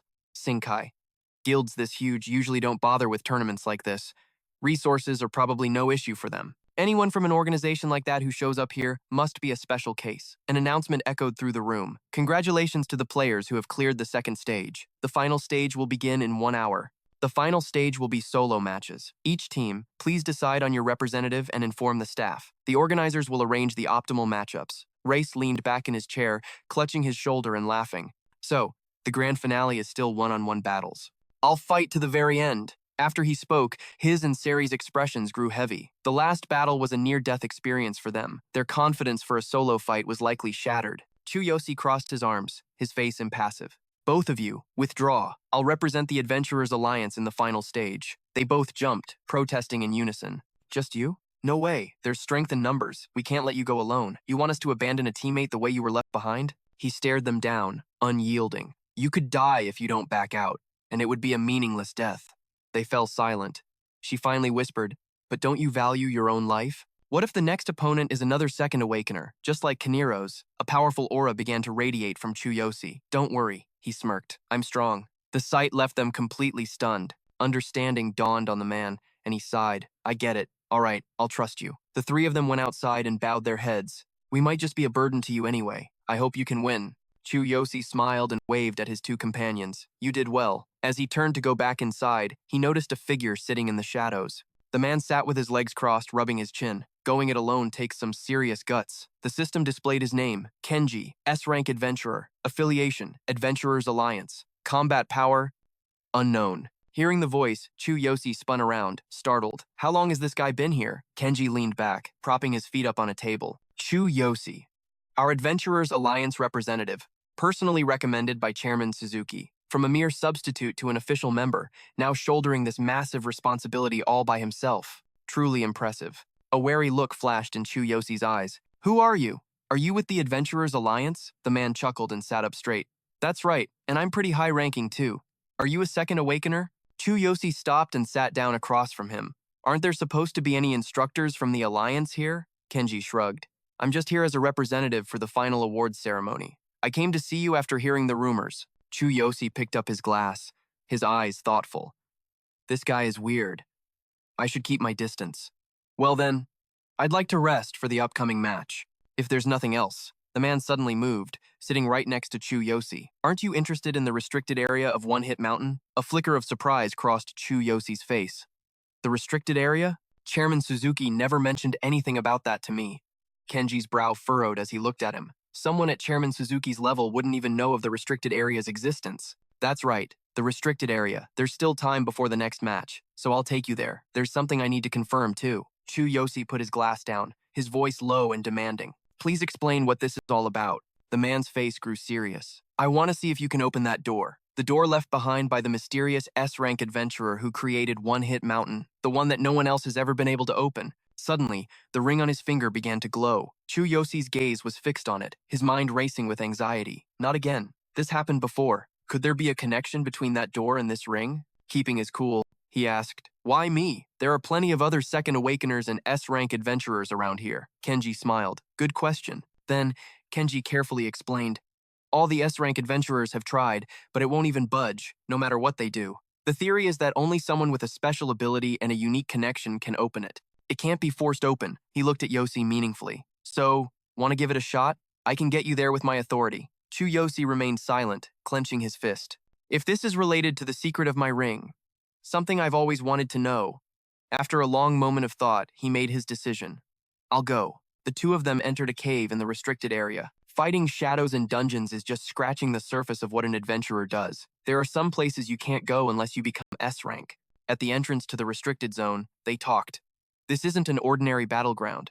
It's a completely different dimension. Without S-rank power, you couldn't even touch it. You're wondering why, aren't you? Kenji glanced over with a knowing smile. Because the price of truth is too high. Ordinary adventurers would die instantly, so you need at least S-rank strength. The reason legendary S-rank adventurers are called legendary isn't just because of their strength.